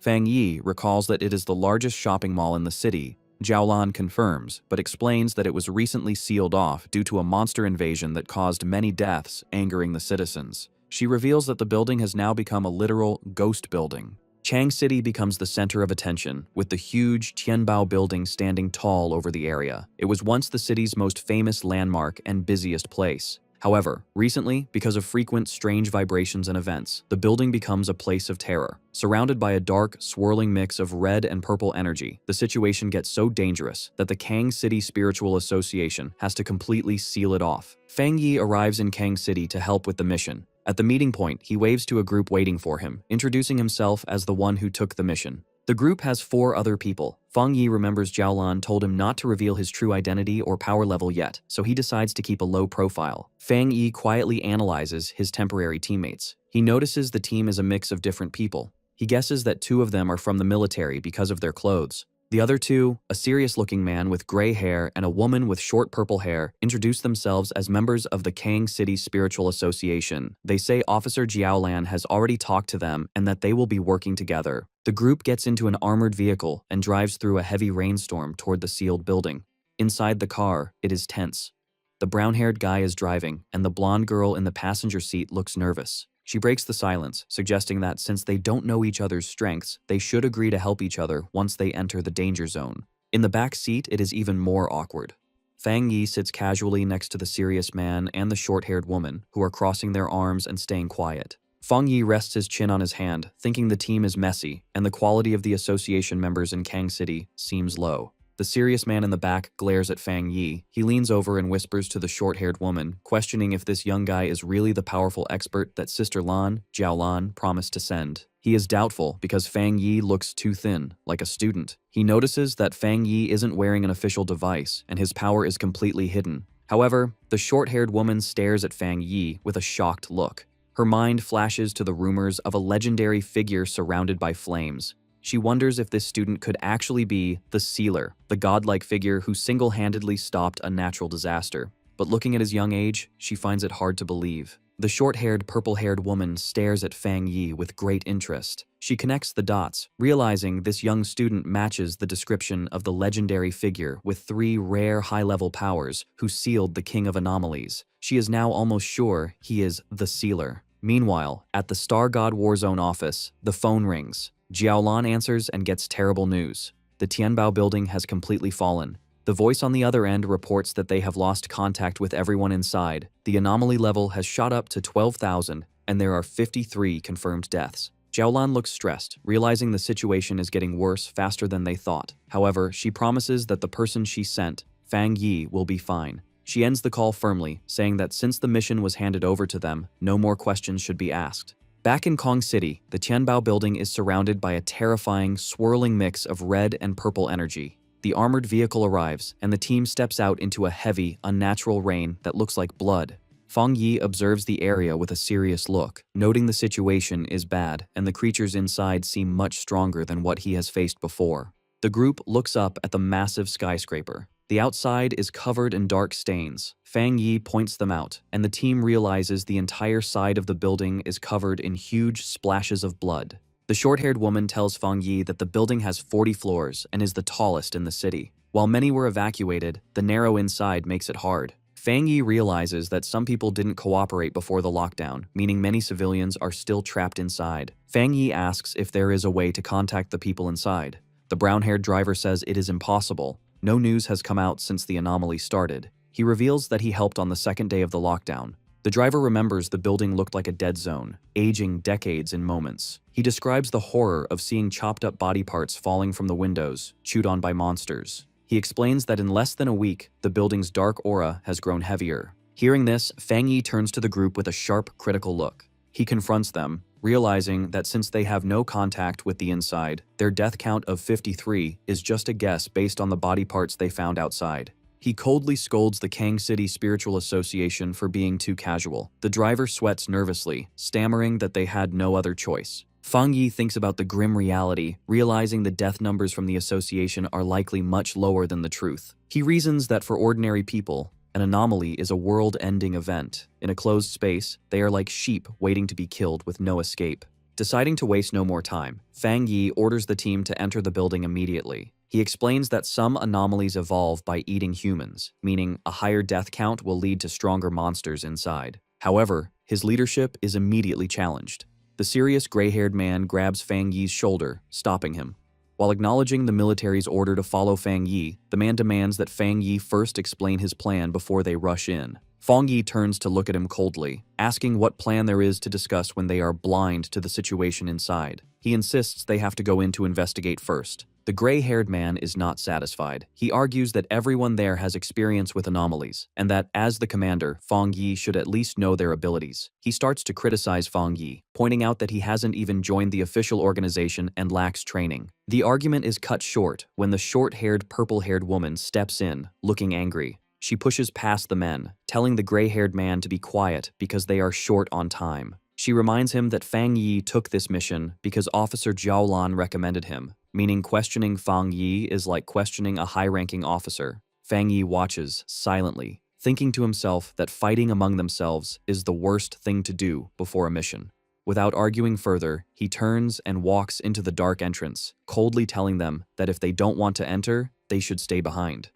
The team, including the hesitant members, quickly follows him. The group enters the Tianbao building and finds it completely destroyed and spooky. Cars are crushed and trash is everywhere, but the blonde girl notices something strange. Despite the destruction, there is no sound. Suddenly, a dark shadow swoops down from the high ceiling. The serious gray-haired man senses something and looks up, confused. Before he can react, a terrifying green-eyed monster descends from the darkness, screaming as it ambushes him. Fang Yi reacts instantly and summons his sword that immediately bursts into intense flames. With a fierce swing, he sends a wave of fire at the descending monster, his expression cold and focused. The creature doesn't stand a chance. In a split second, it is sliced into pieces by a flash of light and sword beams. Fang Yi lands gracefully, posing with his flaming sword, as the monster behind him is completely destroyed. The serious gray-haired man and the short-haired, purple-haired woman are stunned. They can barely believe the fight ended the moment it began. The woman stares in shock at the massive blade of fire in Fang Yi's hand, wondering where he got such a powerful weapon. Ignoring their shock, Fang Yi crouches down to inspect the creature's remains. He grabs a piece of the body to examine it. Standing up, he analyzes the monster, noting it looks like a twisted mix of a bird and a gecko. He grimly concludes that based on the high level of mutation, this creature has already eaten a lot of humans. The short-haired, purple-haired woman looks closer at the body and has a terrifying realization. She identifies the dead creature as an A+ grade anomaly. The team is terrified by the fact that Fang Yi has just instantly killed a monster that would usually take a full team of elite pioneers to handle. As the smoke from the dead monster clears, the purple-haired woman and the gray-haired man are left in shock. The woman realizes Fang Yi's power is much stronger than the one-star spirit creation realm, and the gray-haired man sweats nervously, realizing Fang Yi could have easily killed him. The brown-haired man admits he was wrong, saying he didn't expect this young man to be the legendary sealer. He always thought the sealer was an old expert who never put down his sword. Fang Yi turns his back to them, his sword still on fire. He explains that after he advanced, he combined his spiritual power with his sword, turning it into a spirit weapon he can summon and shape whenever he wants. He humbly suggests he isn't the only one who can do this. With the team's doubt gone, replaced by trust and fear, Fang Yi tells everyone to move faster. The purple-haired woman says she's relieved Fang Yi is on their team as they follow him deeper into the dark building. To light their way, Fang Yi summons a ball of fire in his hand and leads the group down a dark, narrow hallway, holding the fire like a torch. They reach a staircase that is completely covered in blood. Looking at the horrible scene, Fang Yi grimly figures out that the situation is much worse than the official report said. Based on the amount of blood, he guesses there are at least 500 dead, not just 53. Suddenly, Fang Yi's expression gets sharp, his red eyes glowing as he senses something is wrong. The group enters a supermarket area. The brown-haired association member and the purple-haired woman look around nervously. They notice that while the floor is covered in blood and trash, there are no bodies. She wonders if the monsters ate the victim so completely that nothing was left. Unseen by them, a scary shadow monster with glowing green eyes gets ready to attack from the darkness. Fang Yi senses the attack and yells for them to watch their backs. The purple-haired woman turns around in terror, screaming as she sees the monster jumping at them. Reacting instantly, Fang Yi throws his flaming sword with amazing speed past his teammates. The sword hits the shadow monster in the air, cutting off its head instantly in a burst of black blood and fire. As the burning body of the monster falls, the brown-haired association member stammers in fear, realizing another monster was hiding right next to them. Fang Yi stands calmly in the middle of the flames. He looks at his teammates with a serious expression and asks if they really didn't sense something was wrong, showing the difference in their awareness. Fang Yi looks at his flaming hand and analyzes the situation. He tells the gray-haired man that even though the two monsters they just killed were strong, there weren't enough of them to have trapped and killed the previous rescue team. A thought hits him, and he suggests that the place they are in might not be the real Tianbao building. The team stands in the dark, blood-stained hallway, looking confused. The gray-haired man and the blonde girl ask him what he means. Fang Yi explains that even though the hallway is full of blood, the smell is wrong. He points out that the strong smell comes from the dark attribute and monsters, but there's no smell of dead bodies. He decides he needs to test his guess. The purple-haired woman watches anxiously as Fang Yi prepares to use a powerful technique. She agrees with what he said, noting that the place feels empty, as if no living thing has ever been there. Fang Yi guesses that this place is just a simple, empty copy created by the monster. He extends his hand and releases a huge surge of purple energy, saying that if he's right, this place has been turned into an empty shell. He creates a giant sphere of black energy, the limitless dark world, shocking his teammates who recognize it as the dark attribute. A system window appears, confirming his theory. It detects a similar dark attribute called the inner dark world and asks if he wants to see the data. The system explains that the inner dark world is a space created by splitting the dark attribute, acting like a nest that takes over the original space. It reveals that to enter the real inner dark world, one must find the door that builds it. Fang Yi now understands. He tells the team that to enter the real Tianbao building, they must find this door, and the same rule applies to those who tried to escape. He explains that the people trapped inside were affected by the dark attribute, causing them to hallucinate. They probably mistook windows for the door to safety. As he controls the dark energy, Fang Yi concludes this is why the people who tried to escape through the windows ended up dead. The purple-haired woman realizes with horror that the victims were tricked by the dark attribute until they died. She asks Fang Yi if their next step is to find the door. The situation gets worse instantly, as Fang Yi's system warns that the hostile, dark inner world has been drawn to him and has fully appeared. Fang Yi is shocked by its sudden arrival, as a huge blast of purple energy comes down from above, crushing the team. The brown-haired association member and the blonde girl immediately fall under the pressure, holding their heads in pain. They scream that their spiritual defenses are failing. Fang Yi's eyes glow with intense power, one red, one golden, as he glares at the energy. He instantly summons a barrier, creating a powerful dome of golden light to protect his teammates. Inside the barrier, the blonde girl and the brown-haired association member gasp for breath, relieved the pain has stopped. They look up at Fang Yi in awe, realizing that while they were almost knocked out, the sealer is completely unharmed. They admit to themselves that the dark energy nearly killed them without even hitting them directly, and without Fang Yi, they wouldn't have survived. Fang Yi suddenly focuses on a point in the empty air, his sword lighting up with intense flames as he declares he has found it. He unleashes a technique called Fire Dragon, pulls out his blade, and swings it violently at the invisible target, shouting that the entrance is right here.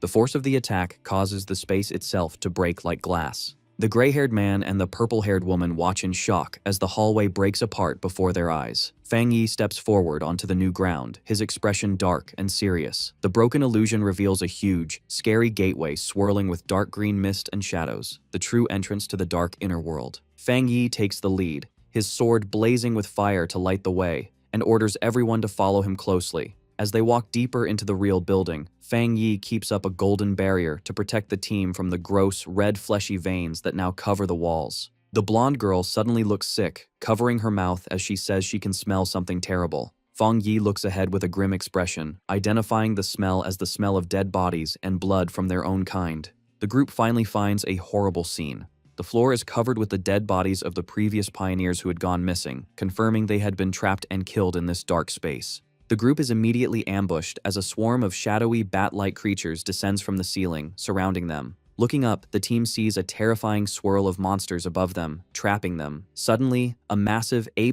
grade demon-like monster with glowing red eyes dives down from the swarm to attack. The gray-haired man and the brown-haired association member are shocked, shouting that it's crazy to find another high-level dark monster so soon. Fang Yi reacts instantly, summoning his flaming sword. He throws the sword, and it pierces straight through the descending monster's chest in a burst of fire. The monster roars in pain as Fang Yi rushes forward to finish it. He drives his sword into the ground and grabs the hilt. With a series of incredibly fast swings, Fang Yi unleashes a storm of fiery attacks against the swarm and the large monster. He lands gracefully, setting off a massive explosion of holy fire that burns the enemies around him. The blonde girl and the purple-haired woman shield their faces from the intense heat, shocked that the dark monsters melted instantly when they touched his flames. They realize that since the mission started, they haven't had to do anything. Fang Yi walks through the destruction, his sword glowing like lava. He reaches his hand toward the floor, where the bodies of the previous victims lay. Fang Yi uses his fire to cremate the bodies of the innocent victims, giving them a proper burial.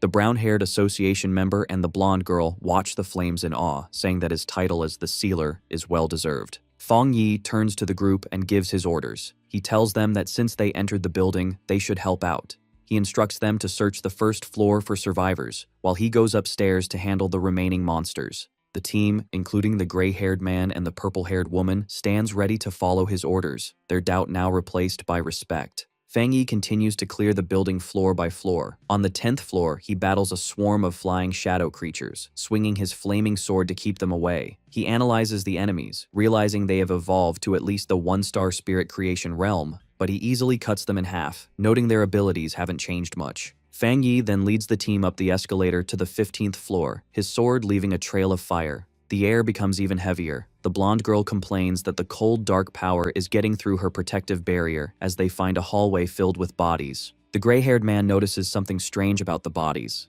He warns the others that something is moving inside the corpses and that they are corrosive, telling the team not to breathe in the spores. A drop of liquid falls into a puddle, and a massive spiked shadow rises behind Fang Yi and the brown-haired association member. The monster reveals itself to be a terrifying, multi-eyed creature that looks down at them. It roars, unleashing a barrage of energy spikes. Instead of being scared, Fang Yi smiles, saying that things have finally gotten interesting. Fang Yi spins his sword rapidly, creating a shield of fire that deflects the incoming energy spikes. The monster comes down to attack directly, but Fang Yi prepares to counter, realizing the creature is trying to buy time to evolve further. He throws his flaming sword with great force, shocking the monster and causing a huge explosion. Fang Yi reaches out his hand, disappointed, and tells the defeated monster that he overestimated it, expecting a challenge at least at the 3-star spirit creation level. The gray-haired man is on high alert and turns sharply when he hears a noise, while Fang Yi asks who is there. Looking inside, Fang Yi asks if they are survivors. A young man hiding behind the door stammers in fear, asking if they are the Forerunners sent to help. The team discovers 5 people alive inside what looks like a hidden storage room for a luxury brand. The survivors are huddled together in the dark, looking terrified. Fang Yi realizes they must have hidden here to escape the attack. Seeing their fear, Fang Yi smiles gently to calm them. He reassures them that everything is fine now and that they have come to rescue them. The brown-haired association member steps forward with a friendly smile, introducing the team as the Kang City Spirit Association. He tells the survivors that the monsters outside have been killed and that they should come out quickly. The young male survivor stares at Fang Yi in disbelief, stammering as he tries to understand. He shouts in shock, asking if it's true that Fang Yi killed all those terrifying monsters with just a single slash. Meanwhile, outside the Tianbao building, a monitoring team watches the situation. The building is covered in a red, ominous energy, but the monitors are hopeful, noting that this time is different. They track Fang Yi's spiritual energy, observing the fire of his spirit weapon on every floor. Suddenly, an analyst shouts that the latest reading is from the 40th floor. The analysts are stunned. They report that the Sealer cleared the Tianbao building from bottom to top in only 9 minutes and 56 seconds. They realize this news will shock the entire Pioneer Circle in Kang City. However, the celebration is cut short as a red alarm goes off. The monitor warns that it's not over yet, as they have detected an S-class monster eruption at the very top level. Back on the top floor, Fang Yi stands among the rubble, looking up with a serious expression. He realizes he has found the main target, Looming over him is a massive, skeletal creature with glowing green energy and black feathers. Fang Yi identifies the terrifying monster as the anomaly king of this location, the Bone Bird. Fang Yi charges directly at the massive anomaly king, the Bone Bird, leaping into the air with his sword. As he gets closer, he analyzes the creature, realizing the strange worms on it are not parasites, but part of its main body. With a powerful swing, Fang Yi unleashes a golden strike, but the Bone Bird blocks the attack with its thick, cage-like bones. Fang Yi is surprised for a moment as his attack is stopped. The monster glares at him with glowing green eyes. Below, his teammates watch in despair, worrying that even the powerful Sealer can't defeat this anomaly king, and they feel helpless because they are too weak to help. Fang Yi makes a sound of annoyance. Realizing he has spent enough time testing the creature, he decides it is time to end the fight and stops holding back. He calls forth the Divine Thunder, covering his sword with crackling blue lightning. With the added power of thunder, he swings again, this time easily cutting through the bone defenses that had stopped him before. The Bone Bird roars in pain and rage,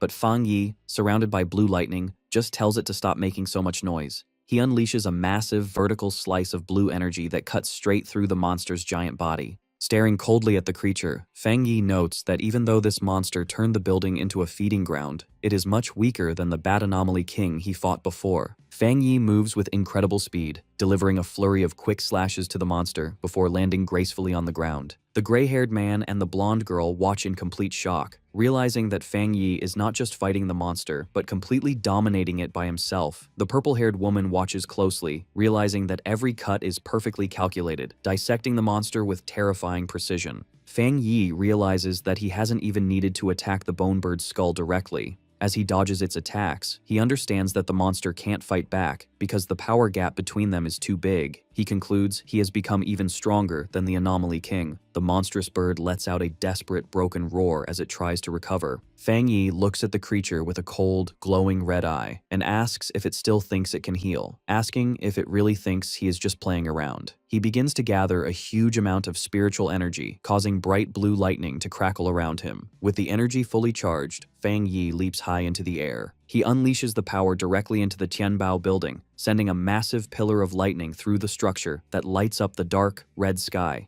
The energy swirls into a vortex, cleaning the darkness from the area. As the attack finishes, the dark clouds break apart, and the golden light of the setting sun shines through, signaling that the darkness is gone. Outside the building, the association's monitors watch in disbelief as the Anomaly King's energy disappears. They realize Fang Yi is a pioneer on a completely different level, and they wonder if this is the true gap between them and a top-tier genius. They reveal that the S-Class invasion has been classified as the King Sacrifice Hell, and the details of how it was solved are sealed in top-secret files, noting that Fang Yi's solution is something no one else could copy. Fang Yi lands safely on rubble as the dust settles. He turns to the purple-haired woman and the gray-haired man, telling them the Bone Bird is dead and they can now contact the outside world. The purple-haired woman immediately activates her communicator, identifying herself as Song Yue and reporting that the incident has been successfully resolved. She confirms that thanks to the Sealer, they completed the mission smoothly. As she speaks, Fang Yi walks away toward the exit. She expresses hope that the Kang City Spirit Association will cooperate and be grateful for his help. Suddenly, the purple-haired woman looks shocked by what she hears on the communicator. She asks about a Kang City captain who was just elected, angrily asking why he is coming now that the mission is finished. A streak of light flies through the city toward them.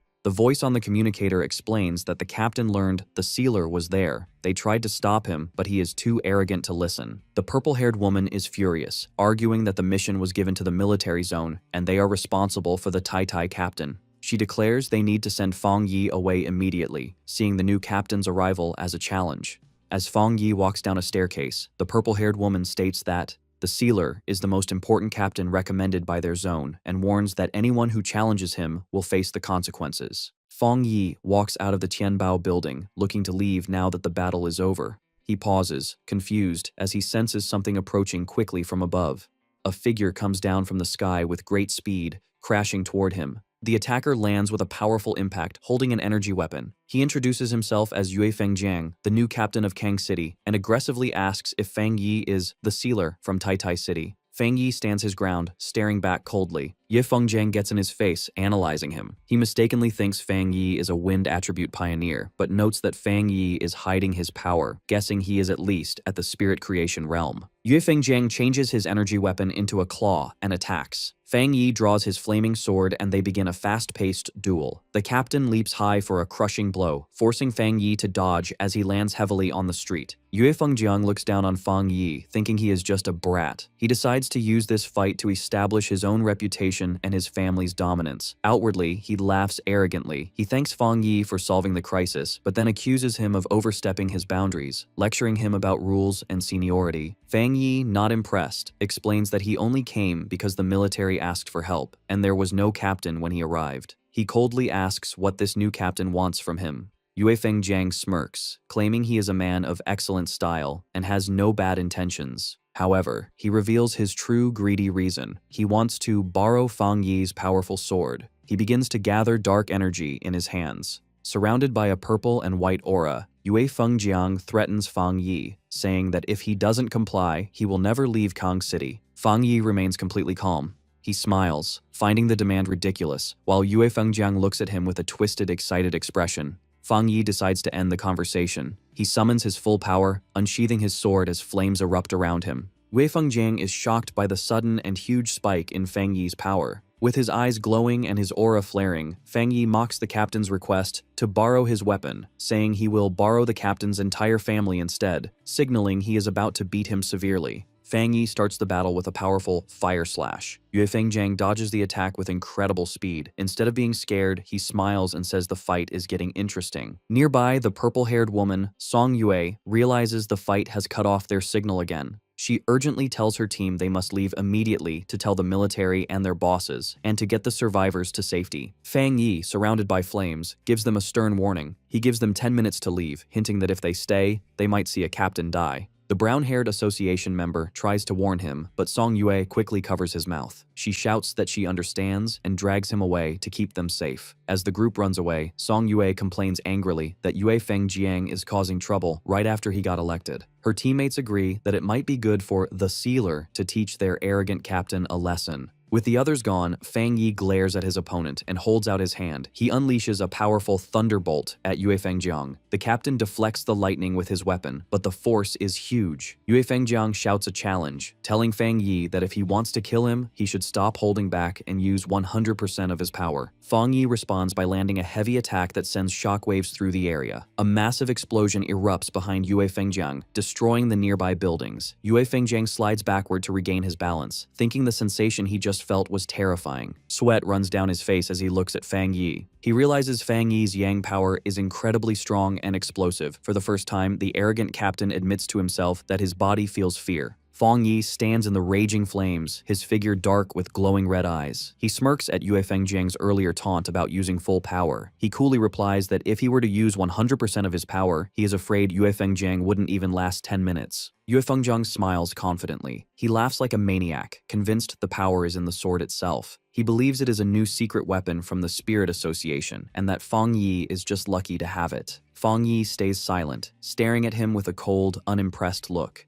In Yue Fengjiang's mind, he imagines the weapon in a containment tube, believing it holds terrifying power. He is jealous that such a special prototype was given to this kid. He grabs his chest, deciding his trip to the city was worth it because he has found a treasure to steal. Filled with greed, Yue Fengjiang tears off his shirt with a surge of purple energy. He arrogantly calls Fang Yi a mere 2-star cultivator and demands he hand over the knife. He threatens to kill him to take it, shouting that Fang Yi still hasn't shown enough power to impress him. Meanwhile, at the Tai Tai Spirit Association headquarters, the mood is tense. The superior slams his hands on the table, furious to learn that the Kang City captain has started a fight with their captain, Fang Yi. Su Gingying looks worried as the superior sweats, realizing how serious the situation is. She points out that the Sealer was invited by the Star God War Zone, meaning this conflict involves high-level military politics. The superior is confused when his assistant whispers an update, asking him to repeat the absurd news. The assistant explains that they contacted Kang City, but the other side arrogantly replied that if the fight isn't stopped in 10 minutes, the situation will be irreversible, thinking Fang Yi is the one in danger. The Kang City officials believe that since they are the third-ranked city, their captain is better and will not lose.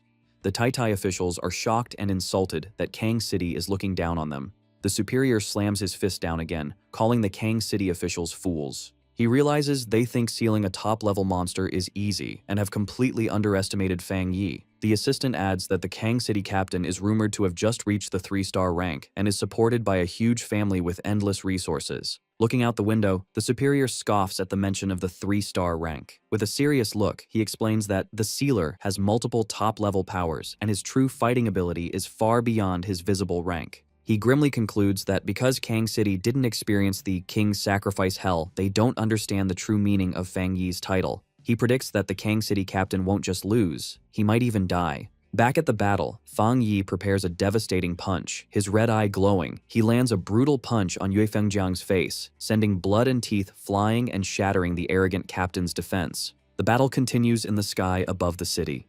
Yue Fengjiang is confused because his attacks have no effect on Fang Yi's flames, wondering why the fire blade is endless. As they fight, Yue Fengjiang realizes with horror that his spiritual power is disappearing on contact, as if it's sinking into the sea. He is overwhelmed by Fang Yi's constant attacks. Suddenly, Fang Yi appears right next to Yue Fengjiang's face, coldly whispering that they have arrived. Yue Fengjiang turns and is shocked to see the Kang City Spirit Association building right next to them. Fang Yi looms over him with a terrifying presence. He tells the captain that out of respect for the city and the military, he is giving him one last chance. Before Yue Fengjiang can respond, Fang Yi delivers a powerful kick that sends the captain flying down. Fang Yi doesn't stop. He unleashes a massive barrage of fire/attacks towards the building, shouting that he fears some people are hiding inside, so he has decided to make his presence clear. Yue Fengjiang is caught in the blast, his face twisting in shock and pain. The resulting explosion is massive, lighting up the city skyline. On the ground, people look up in confusion, wondering if a fire has broken out. The crowd begins to panic as the temperature suddenly rises. A man with glasses screams, pointing out that he can see 2 people fighting in the sky. High above, Fang Yi, surrounded by his golden fire, prepares to clash again with Yue Fengjiang, who is covered in dark purple energy. On the ground, a civilian recognizes the fire from the news and excitedly tells the others that the rumors about the spiritual energy revival are real. Fang Yi looks down at his opponent with a cold gaze. He checks the time and calmly tells Yue Fengjiang that he has 5 minutes left. He then throws the captain's own words back at him, asking if he didn't want to see 100% of his power. Yue Fengjiang, beaten and furious, can only growl. Fang Yi comes down from the sky like a meteor, swinging his flaming sword. As he unleashes a massive fire slash, he mocks the captain, asking how he can be in such a pathetic state when Fang Yi is only using 30% of his strength. Yue Fengjiang's face is filled with shock. He can't understand how this is not Fang Yi's full power, thinking it should be impossible for a 2-star cultivator to be this strong. Terror takes over Yue Fengjiang as he sees the attack coming. The massive beam of fire strikes him, blasting him through the sky. Meanwhile, at the Spirit Association headquarters in Shen City, the Situation Room is in chaos. An operator reports a massive energy spike in the country. The map zooms in on Kang City, showing energy levels rising rapidly at the Spirit Association building. The superior with glasses is confused, noting that the energy is not the dark attribute, so it's not a monster invasion. He demands to know what is happening. A subordinate rushes in with the shocking report. The new Kang City captain, God Blade, is fighting the Tai City captain, the Sealer.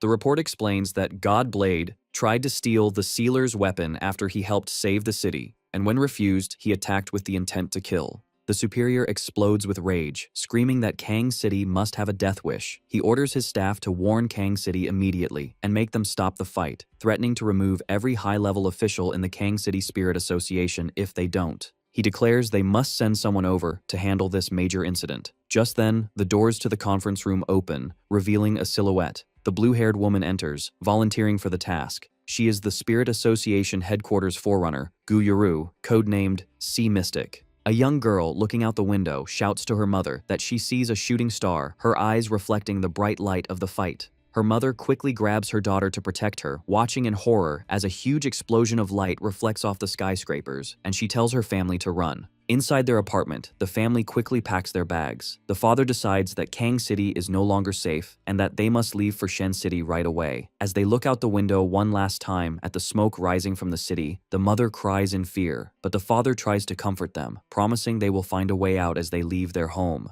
Back in the sky a minute earlier, Yue Fengjiang screams in pain as he is covered in a huge wave of fire, fighting against the intense heat. He bursts out of the flames, shirtless and hurt, and furiously threatens Fang Yi, warning him that his powerful Yue family will never let him go. Fang Yi hovers calmly in the sky, ignoring the threats, while Yue Fengjiang continues to scream that the Kang City Spirit Association will not let him get away with this. Inside the glass-walled headquarters of the Kang City Spirit Association, a group of officials watches the battle in a panic. Seeing the bright light of the attacks, they realize their captain, Yue Fengjiang, cannot last much longer and shout for someone to help him. They demand that the Tai City captain stop his attack, but Fang Yi just stares silently with a cold, annoyed look. Looking down at the officials in the building below, Fang Yi listens as they declare that Yue Fengjiang is their captain and that attacking him is a direct challenge to their association. One of the officials slams his fist against the glass, shouting angrily that they will not accept this behavior. Fang Yi glares at them with his glowing red eyes, not impressed that the Kang City Spirit Association is so arrogant even when facing a stronger force. He creates a huge swirl of fire around him, mocking them by suggesting they didn't care about the other captains because they thought their own captain was stronger, or maybe they just didn't want to get involved. Deciding to teach them a lesson, Fang Yi unleashes a massive fire slash directly at the Spirit Association building. The officials inside hide in terror as the holy flames crash through the windows, burning the office and proving that their threats mean nothing to him. Fang Yi turns his back on the destruction with a look of disgust. As he floats above the defeated captain, he mocks Yue Fengjiang, asking if he really thought he could take the sword from his hand with such poor skill. The battle reaches its peak as Yue Fengjiang, the arrogant captain, is left tired and bleeding, breathing heavily as he reaches his limit. High in the sky, Fang Yi challenges him to see if he can handle his attack and throws his flaming sword straight down at him like a meteor. Instead of dodging, Yue Fengjiang smiles with greed and rushes forward to catch the blade, mocking the local association for being useless while believing that only he deserves such a powerful treasure. His face twists into a crazy expression as he screams that this treasure belongs only to him. Fang Yi watches him with a cold, glowing red eye, thinking that he will never understand pioneers who use their power to rob and kill for things that don't belong to them. He thinks that these types of people are just like common criminals, and that their existence is one of the reasons humanity faces destruction. With a final glare, Fang Yi decides that he must end this situation for good, while Yue Fengjiang rushes toward his death with pure excitement. A huge explosion happens the moment Yue Fengjiang tries to touch the weapon, covering the area in a giant ball of fire. Fang Yi stands calmly in the flames and reveals that he forgot to mention that his Tang sword is not a normal spirit weapon. It is a special weapon he created that only recognizes one master. The force of the blast sends the officials of the Kang City Spirit Association running for their lives, screaming for help as the building collapses around them. As they watch the fire, they are confused, remembering reports that the sealer was only at the 2-star spirit creation realm, while Yue Fengjiang was a full realm higher. The leader of the Kang City Association stands trembling in fear, realizing their information was completely wrong. He knows that Yue Fengjiang was the only 3-star spirit creation person in the city, a genius with huge resources who was close to the Jinggang realm and ranked in the top 5 captains of the nation. However, despite his impressive background, he was no match for Fang Yi, who lands softly on the rubble as the dust settles.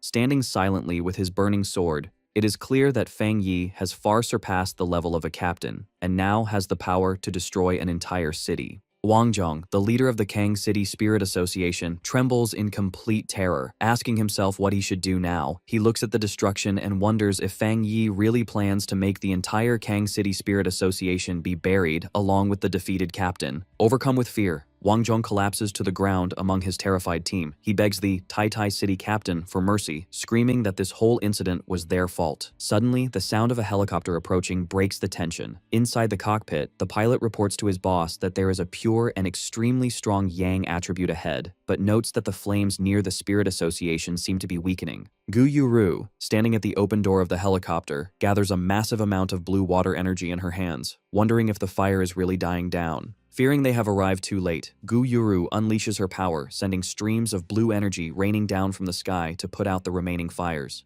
As she looks at the destruction below, she admits Fang Yi's strength, thinking it is truly amazing that he could almost destroy the 3rd largest city on his own. She concludes that his abilities are at the level of a national-level pioneer. However, as her rain falls, she has a deeper realization. Her rain is only able to put out the fire because Fang Yi actively pulled back his power. She realizes that he showed mercy. Otherwise, her water would not have been enough to stop his flames. On the ground, Wang Zhong looks up with joy, shouting to Fang Yi that headquarters has arrived to save them. Fang Yi simply stands silently, staring up at the newcomer in the sky. From the helicopter, Gu Yuru stares back at him. As a water attribute pioneer herself, she senses that Fang Yi's pure power is far greater than what Yue Fengjiang had, ranking him among the top pioneers she has ever met. Suddenly, Gu Yuro's expression changes to one of surprise as she notices something specific. She focuses her gaze on the flaming Tang sword in Fang Yi's hand. Analyzing the pure power and fusion level of the weapon, she knows from her information that the Tai Tai City Spirit Association does not have the technology to develop such an advanced spirit weapon. As Fang Yi calmly puts his sword away, absorbing the flames back into his body, Gu Yuru comes to the only possible conclusion: that spirit weapon was created by Fang Yi himself. Wang Zhong, feeling brave with the arrival of the helicopter, points an accusing finger at Fang Yi. He demands to know if the sealer really needs to be so ruthless, and asks how he plans to explain his actions now that someone from headquarters has arrived. Fang Yi glares at him with terrifying intensity. He coldly reminds the official that he gave them 10 minutes to solve the situation, but they failed to give him any explanation. Turning away, Fang Yi concludes that their silence means they agreed that their own captain deserved to die. Suddenly, Fang Yi releases a massive surge of fiery energy that surrounds the terrified officials. He warns them that if they dare speak to him in such a disrespectful way again, he will kill them all along with their fallen captain. Just then, Gu Yuru comes down from the sky, surrounded by swirling blue water energy. She calls out to the Tai Tai City captain to stop his aggressive behavior. Fang Yi turns his head silently to face the new arrival. Wang Zhong is overjoyed, thinking that Fang Yi is finally in trouble. He thinks that no matter how strong the sealer is, he cannot simply kill a city captain and get away with it. He believes that if this is not punished, captains everywhere would be in danger. Gu Yuru lands and introduces herself. She sternly asks how they are supposed to manage the spirit associations in different regions if such chaos is allowed. Wang Zhong smiles wickedly, thinking she is on his side. He eagerly waits for her to punish Fang Yi for destroying their headquarters. However, to everyone's surprise, Gu Yuru does not attack. Instead, she stands respectfully before Fang Yi and admits that this incident was a failure of duty on the part of the Spirit Association. She bows her head in apology, promising Fang Yi that headquarters will give him a proper explanation for what happened. Fang Yi's expression softens into a small smile, and he simply hums in agreement, accepting her apology. Wang Zhong is left completely frozen, his face a mask of pure shock and disbelief, as he realizes headquarters has sided with Fang Yi over him. Wang Zhong trembles, unable to understand what is happening. He watches as Gu Yuro bows to Fang Yi, realizing this is the headquarters' respectful way of dealing with the sealer. She explains their goal is to support and reward him to prevent more conflict. Wang Zhong is terrified, wondering if this is the end of it. He thinks about how his captain was burned alive and can't believe the headquarters isn't treating this as a serious issue or blaming Fang Yi. Fang Yi stands calmly, thinking the local association's opinion doesn't matter. He reflects that the Kang City captain, Yue Fengjiang, tried to kill him for his weapon and was ungrateful for his help, so his death was deserved. Gu Yuru walks over to the scared officials. She coldly asks why they did not stop the fighting, calling them arrogant fools. She then asks who is in charge of the Kang City Spirit Association, and Wang Zhong nervously raises his hand. Wang Zhong tries to smile as Gu Yuro gives him his orders. She tells them they have 3 days to calm the public in Kang City and come up with a good excuse to cover up the news of the battle. Her face then turns icy as she gives them their punishment. She announces that after 3 days, all of them will be fired and headquarters will send new people to take over Kang City. The officials are shocked. Gu Yuru gives a final warning that if they fail, they will face the full consequences. Fang Yi watches from a distance, surprised. He admits he didn't expect the Spirit Association headquarters to fire the entire staff of Kang City just to please him. Gu Yuru returns to Fang Yi, explaining that headquarters must make their position clear. She declares that anyone who challenges the sealer, again, will end up like the Kang City Spirit Association and Yue Fengjiang. She asks Fang Yi if he is satisfied with how they handled the situation, promising it will never happen again. Fang Yi, looking relaxed, tells her that anyone challenging him is challenging the headquarters. He says he doesn't care about the officials, but is more interested in how she plans to control public opinion about the supernatural events. Gu Yuru understands his question. She addresses the doubt about whether the news of the spiritual energy revival can still be kept secret in major cities. She explains that supernatural events are happening often, and disasters caused by anomalies are always appearing. She admits that many people have already guessed the truth, but the government can't make it public yet because the time isn't right. She warns that if they made it public now, the world would change instantly. Chaos would start within society, destroying the order they are trying to keep. She implies the situation is delicate, noting that if Fang Yi hadn't been there to save Tai Tai City, the results would have been terrible for the whole world. Fang Yi thinks about the results of his recent battles. He realizes the era of spiritual energy recovery might have officially started when the Anomaly King was destroyed. He considers that without the sacrifice of powerful people like Elder Wu, this new era would have come even faster, and humanity would have been unprepared. He finally understands the government's plan. Chaos among a small group of pioneers is better than total chaos for everyone. He pictures the powerful leaders of this new world, people like Ji Ruoyan, Jiaolun, and Su Qingying. He realizes that to keep the appearance of peace for normal citizens, the country needs these top-tier pioneers to face the crises. Fang Yi looks at the ruins, understanding why the Xia Nation is so strict about controlling public opinion. By managing information, they prevent weaker pioneers from causing trouble and stop panic from spreading, letting ordinary people adjust to the new era. However, he knows this plan depends on the cooperation of powerful pioneers. With a smirk, he realizes the situation is becoming urgent. As Fang Yi gets ready to leave, he admits to himself that while his current power helped him solve the disaster in Tai Tai City, it's not enough for what's coming. Gu Yuro interrupts his thoughts. She respectfully tells him a special plane is ready to take him back to Tai Tai City, but she asks for a moment for a personal request. Adjusting her glasses with a smile, Gu Yuro expresses her genuine admiration. She tells him she envies Tai Tai City for having a talent who is so young, yet has the power to destroy a city and the character to handle it. Fang Yi looks at her with interest, telling her not to be so polite. Gu Yuro extends her hand toward him warmly. She asks if, just as Gu Yuro and not as the sea mystic, she can be friends with him. Fang Yi is surprised by her humble and sincere request. At the Star God War Zone headquarters, Jiaolan listens to her blonde subordinate report the details of the incident in Kang City. Jiaolan slams her hand on her desk in anger, shouting that the situation is ridiculous and calling the Kang City Spirit Association fools. She looks at a chart showing the strategic rankings of cities. She notes that Kang City, currently third, is losing its position. She predicts that if this continues, Kang City will fall out of the rankings. She concludes that the Spirit Association headquarters needs to take over Kang City immediately. Jiaolan's blonde subordinate remarks that the Spirit Association headquarters is reliable, especially Sea Mystic, who might be trying to get Fang Yi on their side. Jiaolan agrees, saying their reward for the Sealer must be better than the association's. She decides to double the original reward for his help in Kang City.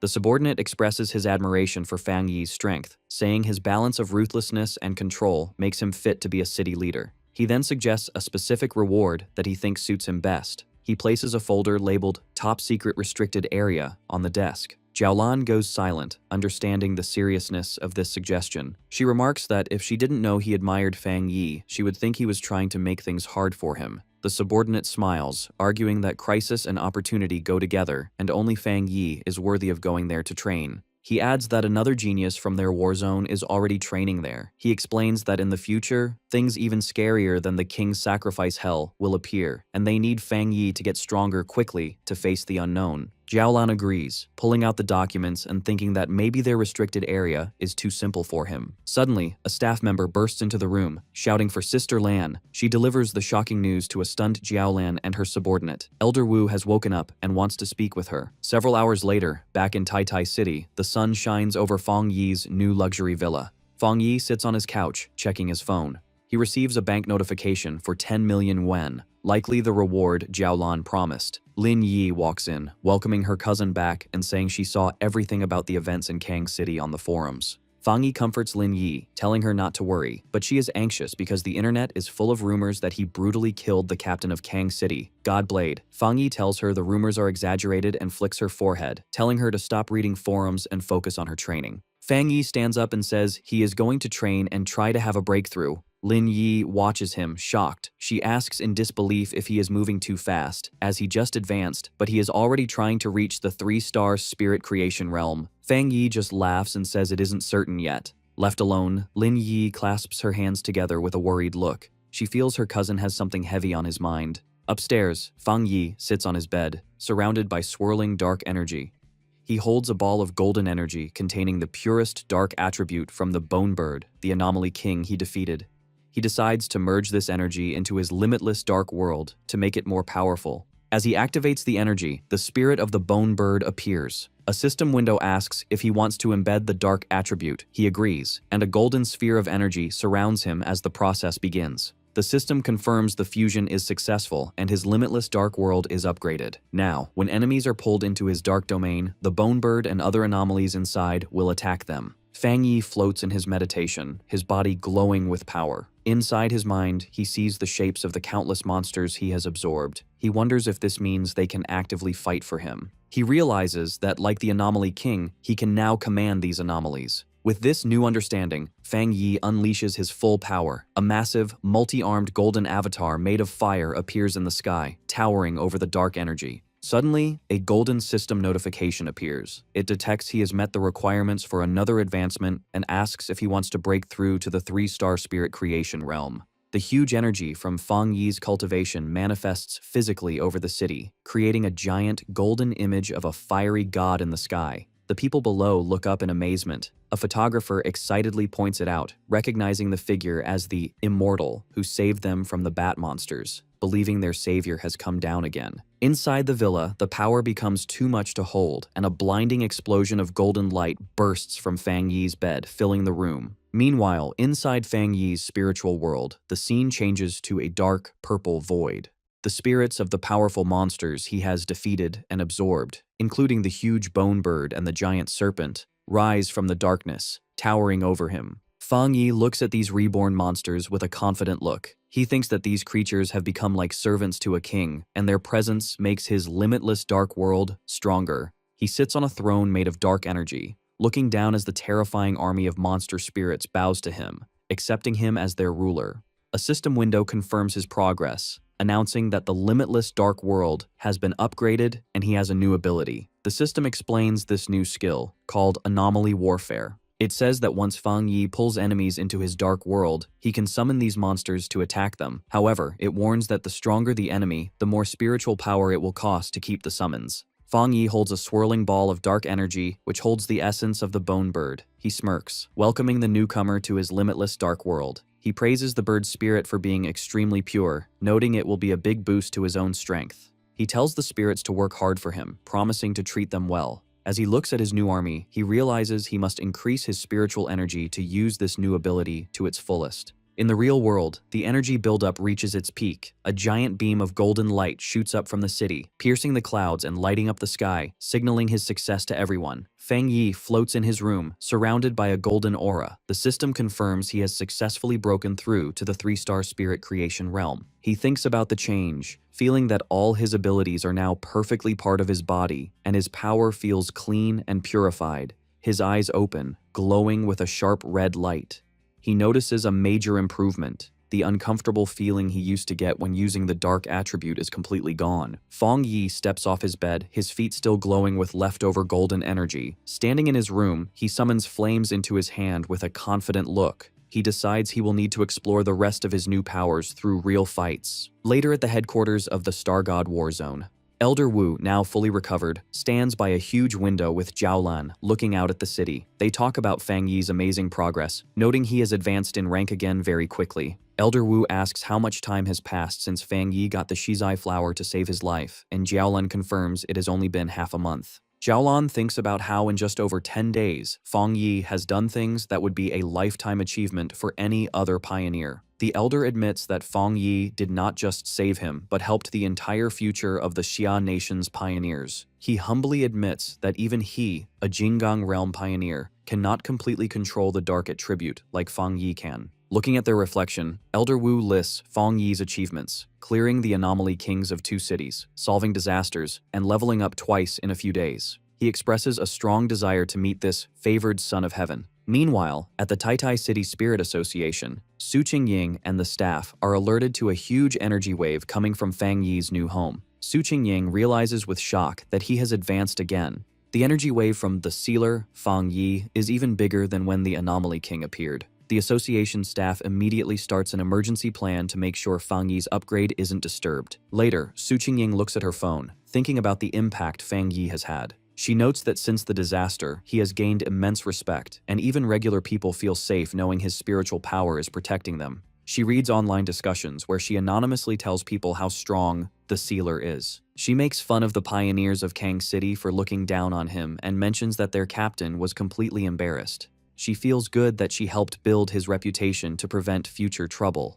Meanwhile, in an office in Kong City, Chu Qingli sits at a computer, looking frustrated. She complains that cultivation is extremely hard and that she has been stuck trying to advance to the 2-star Ghost Axe realm. She tries to find information about the Sealer on the Pioneer Network, but finds her messages are ignored, causing her to call the other pioneers mediocre. She bitterly thinks she just doesn't know the Sealer well enough. She wishes she could meet him in person, confident in her beauty. However, she worries that in this new era, her current status might not be enough to get his attention. Looking out at the ruined city, she reads online that Kang City has thoroughly offended the Sealer and is no longer a good place to stay. She decides she must return to Tai Tai City immediately. With a determined look, Chu Qingli walks out, resolving to grab her future and any opportunities she can find. The sun shines on the modern home as Lin Yi asks her cousin if he has finished his advancement. Inside, the two sit at a large table for a meal. Lin Yi asks if he feels any changes. Fang Yi casually replies that it's just okay. Besides his spiritual energy flowing better and his efficiency doubling, there are no huge changes yet.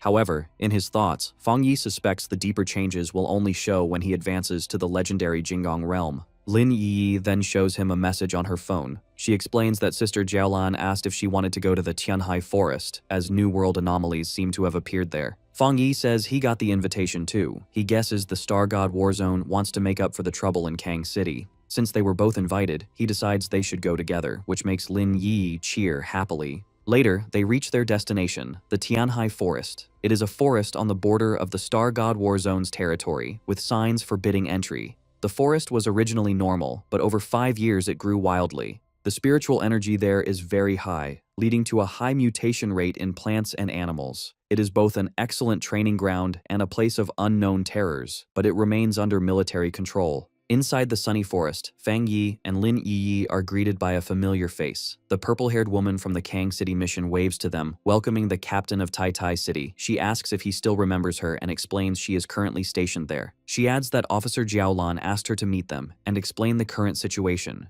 She says that just before they arrived, a tricky change happened in the forest. A mutated fire appeared, but unlike the dark attribute, this flame is extremely gloomy and cannot be put out. Fang Yi guesses it is a new, unknown fire attribute. The purple-haired woman confirms this and offers to go with them for safety. Fang Yi, however, asks Lin Yi for her opinion, suggesting they don't need a guide. Lin Yi confidently agrees. The purple-haired woman accepts their decision and says she will wait there, telling them to be very careful. As she watches them, she realizes she had focused all her attention on the Sealer and hadn't noticed the girl. She is shocked to sense that the spiritual energy from the girl is extremely strong, perhaps even higher than her own. As Fang Yi and Lin Yi walk deeper into the woods, she watches them with a smile, wondering what made them both so incredibly talented. The duo steps onto the scorched earth, the ground crunching as they enter the affected area. They stand before a terrifying sight, a forest on fire with a strange, raging fire that reaches the sky.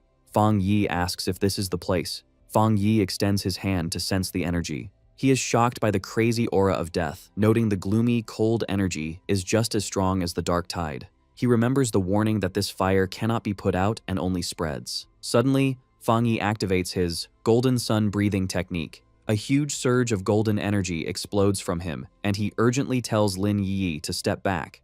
The environment immediately attacks them. Dark, shadowy tendrils lash out from the burning forest, lunging at them. As Fang Yi defends himself, he realizes these flames are much stronger than normal fire and have a desire to eat human spiritual power. The dark energy clashes against his power, and he realizes that even his supreme yang attribute is not having a strong effect. Fang Yi puts a golden barrier around Lin Yi to protect her. He tells her the source of the black fire is ahead. He warns her that since her spiritual power is the wood attribute, she is naturally weak against fire and must stay inside his protection. Lin Yi confirms she understands. Fang Yi summons his spirit sword, the blade glowing as he prepares to clear a path. With a single powerful slash, he cuts the dark, burning trees in half. Fang Yi and Lin Yi walk through the path he cut, the forest burning on either side, but they move safely. As they go deeper, the death energy becomes even heavier. They reach a cliff and look down into a massive dark pit filled with glowing red veins of heat. Fang Yi notices something dripping from the rocks above. With his eyes glowing red, he focuses on it. He identifies the dripping substance as magma. They realize they have arrived at the center of the anomaly, standing over a pit of flowing lava. A system window appears in front of Fang Yi. It alerts him that it has detected a great change of heaven and earth. The system identifies the power as the Twilight Fire attribute and announces that it will automatically begin acquiring data to write a new technique. Fang Yi reaches his hand into the flowing magma. As he touches the strange energy source, a system window appears, announcing he has obtained the Twilight God domain. The system explains this power can absorb surrounding attribute powers to strengthen his own Yang attribute. Floating in the air and surrounded by a fiery sphere, Fang Yi wonders if this power is like the fire attribute of his Desolation Flower. The system adds that this power is specifically designed to boost his main Yang power. Suddenly, a terrifying red aura shaped like a demonic face erupts around him. The system alerts him that he has a new ability called Death Brand, warning him that it's special and dangerous. Fang Yi looks confused as the system explains the ability grants infinite death. If he is killed, this brand is put on the killer, trapping them in a cycle of endless death with yellow spring flames that burn them forever. Death collapse, which breaks down their body, and a hell scene where evil spirits welcome them to their grave. Fang Yi looks serious, thinking that while the ability is powerful, it might not be right for him at the moment. He orders the system to save the Death Brand ability, but chooses not to learn it for now. With the dangerous ability stored away, Fang Yi focuses on absorbing the Twilight Fire. A swirling orb of red and black energy forms as he finishes. Watching from a safe distance, Lin Yi is stunned that her cousin could handle such hellish flames so easily. As Fang Yi stands in the new Twilight Fire, she realizes with awe that he has gained yet another power. Suddenly, Fang Yi's expression changes to a sharp smile. His eye glows red as he warns Lin Yi not to get distracted, sensing something else is nearby. A massive, shadowy creature with glowing red eyes emerges from the smoke behind Lin Yi. Terrified, she stammers, asking if it's a dragon. Fang Yi instantly swoops down between his cousin and the monster. His hand glows as he corrects her, saying it's not a dragon, but a mutated lizard. The creature reveals itself as a gigantic, demonic lizard with wings. Fang Yi looks at it with disgust, mocking it as a slightly larger, four-legged insect. He decides this creature is the perfect target to test his new Twilight Fire domain. The massive demonic lizard opens its mouth and shoots a stream of molten lava at Fang Yi. He reacts instantly, his eyes glowing red as he leaps into the air to dodge, a blade of fire extending from his hand. With a powerful swing, his golden slash collides with the monster's dark energy, creating a huge shockwave. The force of their battle is so great that the ground cracks, with red energy bursting from the openings. A blinding light erupts as the unstable energy in the volcanic pit explodes. A massive explosion rips through the forest, looking like a volcanic eruption. At the edge of the forest, the purple-haired woman, Song Yue, and Fang Yi's friend, Wang Liang, are knocked back. Wang Liang shouts in panic that they need to request backup immediately. Meanwhile, at a monitoring station, a red warning screen flashes, alerting the staff that a new mutated life form has been detected in the Tianhai forest. The data shows the spiritual energy has spiked by 1000%, classifying the danger as S-level. At the Star God Warzone headquarters, Jiaolan and Elder Wu receive the news. Jiaolan finds it strange that the energy in the forest, which had been stable, suddenly went out of control when the sealer went in to train. Elder Wu, in his combat armor, says that although he trusts Fang Yi's strength, they should go check to be safe. Without wasting a moment, Elder Wu and Jiaolan fly through the air at incredible speed. As they approach, Wang Liang and Song Yue are running from the danger zone. They look up and see two streaks of light. They recognize the arrivals immediately, shouting in excitement and relief that it is Officer Jiaolan and Elder Wu. Elder Wu lands like a meteor, crashing into the ground with so much force that it shatters the earth. The dust settles to reveal Elder Wu standing tall, surrounded by a yellow aura, ready to face the S-level threat. Song Yue rushes forward, amazed at the speed of the man in front of her. She wonders if this is the true power of a Jinggang realm pioneer. She compares him to Fang Yi, noting that while the sealer creates big, flashy effects, Elder Wu is the opposite, powerful and restrained. In just a few seconds, they arrive at the location. Jiaolan lands gracefully, confirming the target is right there. Elder Wu steps forward, his face serious. He extends his armored hand toward the solid rock barrier blocking their path. With a simple swing of his arm, he unleashes a terrifying force, and the rock wall shatters instantly. With the path cleared, Elder Wu commands the team to enter, followed by Jiaolan, Song Yue, and the other soldiers. Deep inside the pit, Lin Yi shields herself from the violent energy, shouting to her cousin to see if he is all right. The dust settles to reveal Fang Yi standing calmly, his flaming sword in hand. Behind him lies the massive corpse of the mutated lizard. He reassures Lin Yi that he is fine, but says it seems someone has come to find them. Fang Yi looks toward the entrance with a glowing red eye, sensing the powerful people approaching. He quickly hides some of his power, and the dark energy around him vanishes. Elder Wu emerges from the tunnel, his yellow aura fading. He and Fang Yi stand facing each other, two generations of top-tier powerhouses meeting for the first time. Elder Wu breaks the silence, recognizing Fang Yi as his savior and calling him the Sealer. Song Yue and the others catch up, looking shocked and worried. Elder Wu ignores them, his focus on Fang Yi. He looks at the massive carcass of the S-level mutated lizard and asks if the Sealer really grew this powerful all by himself, clearly impressed. Elder Wu figures out that the mutated lizard was about to have a perfect evolution. He realizes that once it became a dragon, its power would have been equivalent to the legendary Jinggang realm. Analyzing the body, he is amazed that Fang Yi killed such a terrifying creature in a single slash. He then senses the twilight fire aura on Fang Yi's body, noting it is similar to the half-dragon's power, but much purer. He wonders if the warning signal they received was actually detecting Fang Yi's power, not the monster's. Jiaolan steps forward, looking at the dead beast in disbelief. She asks if he has solved the problem again, shocked that he just killed it without waiting for backup. She realizes that if the half-dragon had succeeded in breaking through, it would have had Jinggang realm abilities. Since they hadn't detected it before, she shudders to think what would have happened if the Sealer hadn't been there.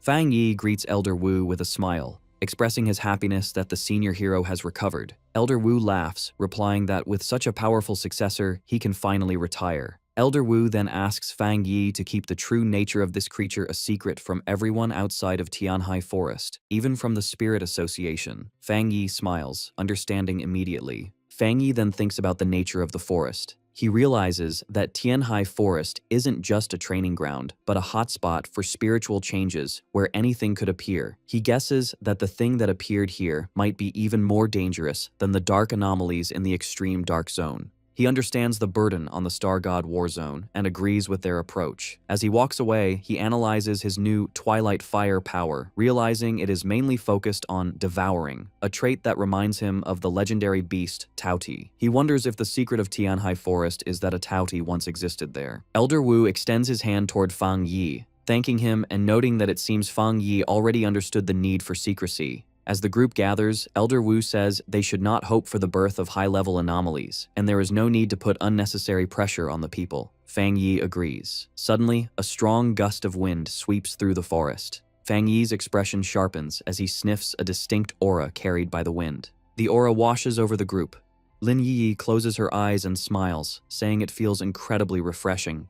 Jiaolan, however, has a different reaction. Her eyes widen in shock as she recognizes the spiritual power, exclaiming at its intensity. High above in the forest, a figure is flying through the trees at incredible speed. Jiaolan questions in disbelief if that monster, a term for a top genius, has already broken through to the Jinggang realm. The figure stops and reveals himself. It is a handsome young man with long blue hair and piercing blue eyes, wearing a confident smirk. High in the bamboo forest, Bai Su, the wood attribute pioneer and ace of the Star God War Zone, descends gracefully, stepping onto a falling leaf in midair. On the ground, the group of pioneers looks up in excitement. They sense his powerful aura and speculate he has broken through to the legendary Jinggang realm, believing their war zone finally has a supreme expert. However, Fang Yi observes with a sharp, analyzing gaze, his eye glowing red. He realizes the man's spiritual power isn't what the others believe it to be. Bai Su lands and tells Elder Wu and Jiaolan that he has finished his training. He looks around with glowing blue eyes, and noticing Fang Yi, he asks who the stranger is. Elder Wu introduces Bai Su as their zone's ace, who had been in seclusion to reach the next level. Bai Su greets them but clarifies he is only at the half-step Jinggang stage and hasn't truly broken through. Fang Yi smiles confidently and introduces himself as the captain of Tai Tai City and the Sealer.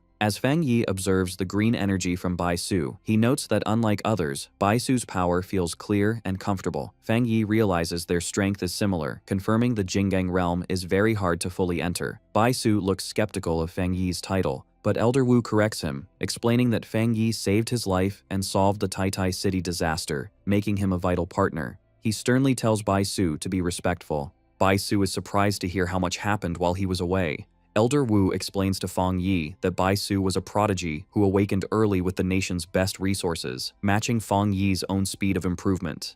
This is why he has been isolated and is ignorant of the outside world. Elder Wu explains the harsh reality of the new world, saying human cultivation goes against the natural order, causing them to evolve slower than the creatures they fight. He reveals that despite the large number of pioneers, true power is very rare. Currently, only 5 people in the world have reached the peak 3-star spirit creation level, known as the Jinggang realm. Fang Yi listens as the elder admits that while there may be hidden talents like him, the barrier to the next level is huge. Elder Wu describes the Jinggang realm as a massive cliff most pioneers can never climb, with many dying just trying to break through. However, he explains that once someone breaks through, their body transforms completely, becoming almost like the immortals of legend. Elder Wu then turns to Bai Su. He smiles proudly, noting that Bai Su has reached the half-step Jinggang stage, and that his energy is calm and pure, a great achievement.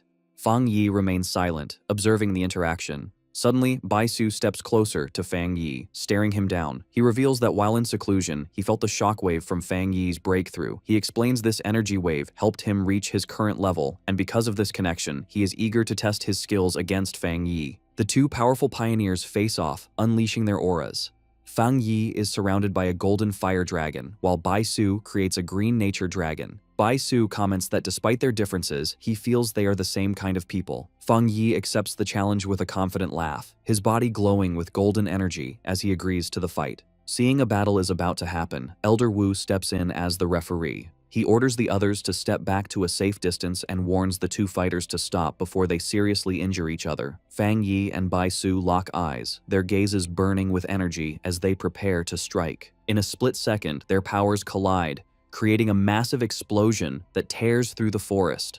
Song Yue watches in shock, amazed to see a battle between two such monsters, while Jiaolan observes silently. Elder Wu watches intently, wondering who will win, the rising star of Tai City or the longtime ace of the Star God Warzone. With the duel underway, Bai Su clasps his hands, focusing his energy for his signature technique. As a wood attribute pioneer, he commands nature. The ground shakes as massive green vines erupt, surrounding Fang Yi like a wave. Fang Yi reacts instantly, concentrating blue spiritual energy in his hands. Moving with blinding speed, he dances through the chaotic vines, slicing them apart with energy blasts, noting that Bai Su can use the whole forest as his weapon. More vines appear from the shadows, trying to catch Fang Yi, but he just grins, saying all this wood is perfect kindling for him. He summons his sword, and flames ignite around his hand. With a powerful swing, he unleashes a massive slash of fire that cuts the giant roots, expecting the fire to burn them. However, the vines glow with green light and instantly heal the damage before the fire can spread. Fang Yi's expression turns sharp as he realizes his fire isn't working. Standing before the wall of vines, he asks if Bai Su's plants are immune to fire, noting wood should be weak against it. Bai Su touches the massive trunk and confidently explains that while that's normally true, his plant army is special and can no longer be suppressed by the fire attribute. Fang Yi glares at him, his red eye glowing. Suddenly, the vines erupt from the ground beneath Fang Yi again, giving him no time to react. The massive roots swarm over him, wrapping around his body and sealing him inside a giant spherical cage of wood. With Fang Yi trapped, Bai Su stands calmly outside, asking how he likes the move and noting that if they were real enemies, this prison would have been inescapable. Inside the dark prison of vines, Fang Yi remains calm, his red eye glowing as he checks the situation. He touches the cage wall, his hand glowing with energy. He notices the wood energy here is very pure, but as he makes contact, he feels a corrosive poison on his skin. Outside, Bai Su looks on confidently. He warns Fang Yi not to touch the wood for long, explaining that the giant tree naturally has toxins, and now that it's filled with his spiritual power, the poison is even more deadly. Instead of being afraid, Fang Yi smiles, his eyes burning with golden light. He challenges Bai Su's claim, deciding he wants to test how strong the poison really is. Suddenly, a blinding light erupts from the cracks in the wooden sphere. Bai Su's expression instantly changes from confident to shocked as he senses a terrifying surge of power. In an instant, a massive pillar of golden fire explodes upwards, shattering the wooden cage and lighting up the night sky. Bai Su stares in terror, sweat running down his face as the heat washes over him. He is in disbelief, thinking it should be impossible because his spiritually enhanced plants are supposed to be immune to burning. Watching the flames consume his creation, a shaken Bai Su realizes this is no ordinary fire and wonders what kind of terrifying power Fang Yi has. Fang Yi takes advantage of the moment to launch a surprise attack from above, telling his opponent he is distracted. Bai Su reacts just in time, his eyes wide as he leaps away in a blur of green energy to narrowly dodge the flaming sword. As he lands, Bai Su is shaken. He struggles to understand how Fang Yi, who is only at the 3-star spirit creation realm, has abilities that aren't inferior to his own. Fang Yi lands heavily on the scorched ground, surrounded by the intense flames. Looking at the burning landscape, Bai Su realizes Fang Yi's strategy. He understands that Fang Yi knew he would try to use the forest's energy again and planned his retreat perfectly. Standing amidst the destruction, Bai Su accuses Fang Yi of burning the forest on purpose to remove his advantage. Fang Yi smiles with dangerous confidence, admitting he did it on purpose. He explains that since Bai Su is so strong, he had to think ahead and cut off his retreat. He adds that if he hadn't, Bai Su could have drawn endless energy from the forest, making him harder to beat. Bai Su looks down, trembling with anger. He thinks about his status as a genius and how he's being cornered in his own territory. However, his expression shifts from anger to a crazed determination. He refuses to accept defeat, telling himself that as a half-step Jinggang, he cannot lose. Laughing wildly, Bai Su challenges Fang Yi to survive his next move. He slams his hands into the ground, causing massive, jagged roots to erupt violently, shattering the ground. Fang Yi watches with a serious expression, sensing the danger. Seeing this reckless display of power, Elder Wu and Jiaolan rush forward in panic. They scream at Bai Su, asking if he wants to die and warning that trying to recreate the forest with his own body will drain all his spiritual energy. Ignoring his senior's warnings, Bai Su pushes his power to the absolute limit, causing massive roots to erupt from the cliffside. His face twists with strain as he screams, his eyes glowing with intense green light. Elder Wu and Jiaolan watch in a panic, with the elder shouting Bai Su's name, fearing what will happen. Bai Su unleashes his technique, recreating heaven and earth, forming a giant avatar of vines that sends Fang Yi flying back with a gust of wind. However, Fang Yi remains focused. He summons a fireball, noting the density of the wood energy. Instead of backing away, Fang Yi charges into the wave of vines, telling the worried onlookers that the match isn't over and he will handle it. Elder Wu stares in silence, unable to step in. Suddenly, Fang Yi's eye ignites with a golden flame, showing a shift in his power. He slashes through the dense plants with waves of fire. High above, Fang Yi summons a massive sword of energy. Bai Su looks up in surprise, realizing he is open to attack. Fang Yi brings the giant blade down in a crashing slash. Bai Su barely manages to dodge the strike as it cuts through the vines behind him. The strain of the battle finally catches up to Bai Su. He covers his mouth and coughs up blood from overusing his power. Despite his injuries, he refuses to lose. With a wild look in his eyes, he clasps his hands together again, screaming that he can still fight and will recreate the entire forest once more. Fang Yi looks down with a faint mocking smile, asking if this is really all the strength he has. Without waiting for an answer, he closes the distance in a flash, launching into the air to deliver a powerful punch. Bai Su reacts desperately, crossing his arms to summon a green barrier of energy to protect himself. The impact creates a huge explosion, shaking the ground. Song Yue is stunned by the incredible power. She is shocked that Bai Su has been pushed so far. However, beside her, Lin Yi smiles confidently. She watches her cousin float down from the smoke, thinking to herself that Fang Yi hasn't even used his full strength or his other elements yet. She mocks the so-called genius for losing so easily. Elder Wu and Jiaolan watch with grim faces. Elder Wu notes that Bai Su's mind has broken under the pressure and admits the gap between him and the sealer is too big. Jiaolan explains that Bai Su is a pure fighting addict who has never been defeated like this before. Fang Yi thinks the fight is over as Bai Su kneels in the dust. Blood drips from Bai Su's mouth, and he quietly whispers a thank you, as if accepting the lesson. However, Bai Su suddenly screams that he can still continue. Green energy surges around him as he refuses to give up, shouting that his spiritual power isn't gone yet. Fang Yi, standing calmly, sighs, thinking it's time to end this. Bai Su clasps his hands together with intense focus. He commands all living things to listen, and multiple glowing green avatars of himself appear in the air, preparing for a final, desperate attack. Fang Yi analyzes the situation, admitting that Bai Su's ability to create clones proves he's a top-tier pioneer and the strongest opponent he has faced so far, as he has used up a lot of Fang Yi's energy. However, as the green clones fly down to attack, Fang Yi stands his ground. With incredible speed, he unleashes a storm of fire slashes, cutting the clones in half and destroying them instantly. The flames grow into a massive fire that burns the illusions. Bai Su is left confused, losing sight of his enemy, only to realize too late that Fang Yi is right next to him. Fang Yi launches a surprise attack that catches the Wood Pioneer completely off guard. Bai Su is immediately trapped in a vortex of golden fire. He looks paralyzed with shock, unable to move his body. Sweating and amazed, Bai Su looks up and sees the true gap in their power. Fang Yi stands on top of a massive dragon head made of golden fire, pointing his sword at Bai Su. He calmly asks if they can finally end the match. Elder Wu watches the amazing scene, knowing Bai Su's defeat is certain. He can only marvel at how the sealer keeps surprising him. Jiaolan comments that while she expected Bai Su to lose, she didn't think it would be such a complete defeat. Behind her, Lin Yi simply smiles, saying she knew this would happen. Song Yue and Wang Liang agree that the result isn't surprising, since Fang Yi is the man who solved 2 anomaly disasters alone. The duel ends with Fang Yi landing gracefully, while Bai Su stands across from him, breathing heavily. Bai Su looks at the man who beat him, muttering in disbelief about whether he is a half-step Jinggang or just a monster. A look of bitter disappointment crosses Bai Su's face as he admits his strength was nothing more than this compared to Fang Yi. Humbled, Bai Su clasps his hands and bows respectfully to Fang Yi. He thanks the sealer for the lesson but suddenly apologizes, saying he has urgent business and must leave. Before anyone can stop him, Bai Su bursts into a streak of green light and flies away. Jiaolun shouts after him, but Bai Su's voice echoes back that he is going back into seclusion to train. Jiaolan turns to Elder Wu in frustration, complaining that the war zone still needs him. However, Elder Wu looks on with understanding, noting that this is the first time the proud genius has been so frustrated, so they should let him go. Elder Wu then turns his gaze to Fang Yi, who is putting out the flames from his hand. The elder approaches him and makes a serious offer. He asks Fang Yi if he would consider staying in the Star God War Zone, suggesting he could hold a position with them while still being captain of Tai Tai City. With a serious expression, Elder Wu reveals his true plan. He wants Fang Yi to be his successor.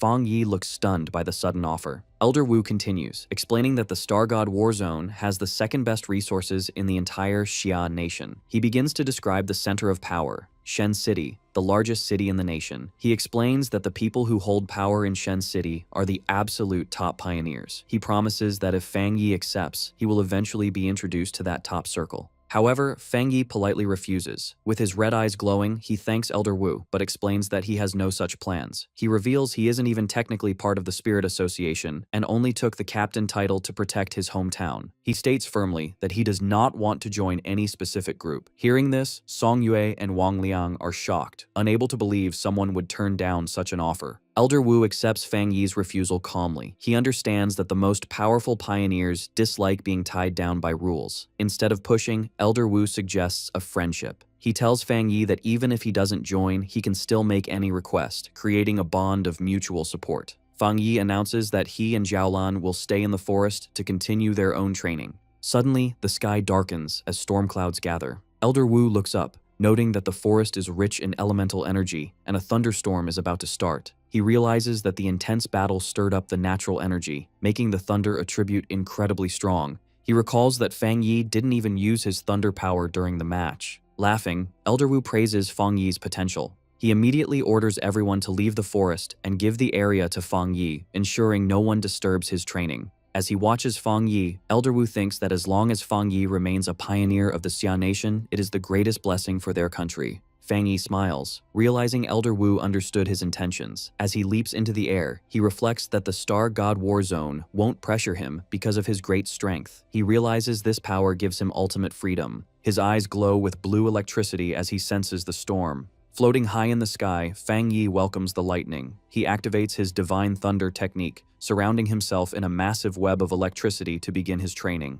In the Tianhai Forest, as the sky darkens, Fang Yi flies into the raging storm of lightning. On the ground, Bai Su, still recovering from their fight, creates a protective barrier. He watches in disbelief, thinking it's crazy for Fang Yi with his powerful fire attribute to touch an equally pure thunder power. Baisu knows that two such strong opposing powers would clash and cause self-destruction. He knows that even pioneers with two attributes always have one that is stronger and one that acts as support, never two extreme conflicting forces. As he watches Fang Yi get covered by the electricity, he wonders if the sealer doesn't know this basic rule. Just then, a huge bolt of lightning strikes Fang Yi. However, instead of being hurt, a confident smile appears on Fang Yi's face as his eye glows with blue electrical energy, and he absorbs the power. From a safe distance, a panicked Song Yue shouts at Elder Wu and Jiaolan, asking why they aren't stopping him. She warns that the thunder power is too strong for any living thing to get near. To her surprise, both Elder Wu and Jiaolan stay calm. Jiaolan turns and tells her team the shocking truth. Fang Yi is not in danger because he also has a top-level thunder attribute. She explains that the pioneer known as the Tyrant and the Sealer are the same person. Song Yue and Wang Liang are stunned by the news. Song Yue thinks that while having two attributes isn't impossible, Fang Yi's power level is monstrous. Jiaolan smiles, admitting she had the same reaction when she first found out. She thinks that everyone has focused so much on his title as the Sealer that they forgot he is also the Tyrant, a genius of his time. In the middle of the storm, Fang Yi controls the wild energy, thinking that the stronger the lightning, the more power he can absorb to strengthen his body. Surrounded by a whirlwind of electricity, he shouts to the sky for more, saying he needs more spiritual power to be satisfied. Floating in the electrical storm, Fang Yi uses the divine thunder to temper his body. He feels the immense power surge through his bones, muscles, and every part of his body, refining him. As the process continues, his different attributes, fire, yang, and even dark, begin to blend and become more balanced within him. A series of system notifications confirm that each of his attributes has been tempered. Finally, a message announces the completion of the divine thunder tempering, stating that his body and spiritual power are now better fused and his energy has been restored. With a confident smile, Fang Yi feels like he has been completely reborn. To test his new power, he casually throws a bolt of thunder at a distant mountain, shattering its peak in a huge explosion. Looking at the destruction, he realizes the thunder in this forest is truly special. From the ground, Baisu watches in awe. He notes that the spiritual stones in the forest are fed by that same thunder, yet Fang Yi destroyed a mountain with a single strike, and he senses Fang Yi didn't even use a third of his full power. He concludes that no other pioneer could do such a thing from a distance. As the storm calms down, Baisu watches Fang Yi descend, knowing the training is over. With a determined look, he thinks that he and the Sealer will definitely fight again in the future.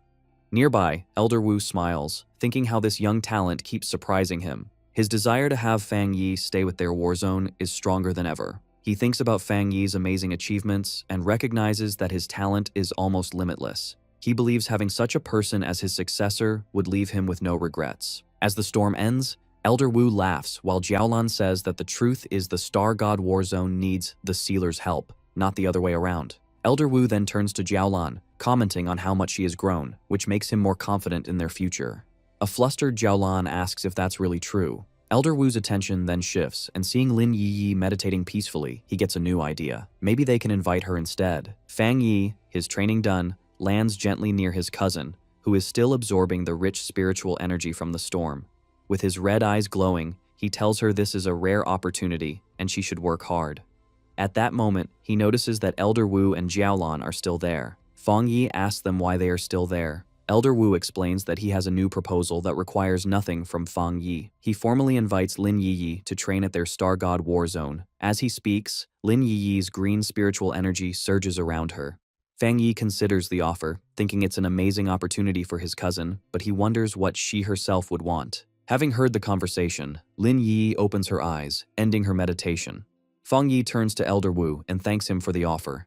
He explains that as her guardian, he finds it hard to refuse, but he can't decide for her. Just then, Lin Yi stands up, and, after being asked by Fang Yi if she has finished her training, she turns to Elder Wu and says simply that she will not go. Looking directly at the elder, she thanks him for the generous offer but repeats firmly that she does not want to go. Surprised but calm, Elder Wu asks for the reason for her refusal. Lin Yi explains that her way of thinking might be a bit childish. She says that if her reason was just not wanting her cousin to be used, it would be disrespectful. However, as a pioneer, she has her own pride. With a determined look, she declares that she wants to get everything she deserves through her own abilities, not because of her cousin. Fang Yi is momentarily speechless, surprised that his cousin has finally grown up. Elder Wu, not at all offended, laughs and gives her a thumbs up. He apologizes for being one-sided and tells her they will continue to watch her, encouraging her to do her best. A very happy Lin Yiyi promises that she will. Later, the scene shifts to Fang Yi's villa at night. As he and Lin Yiyi walk up the stairs, Fang Yi thinks about his recent power-ups. He considers his spiritual energy reserves solved and now needs to figure out how to best use his new Twilight Fire attribute.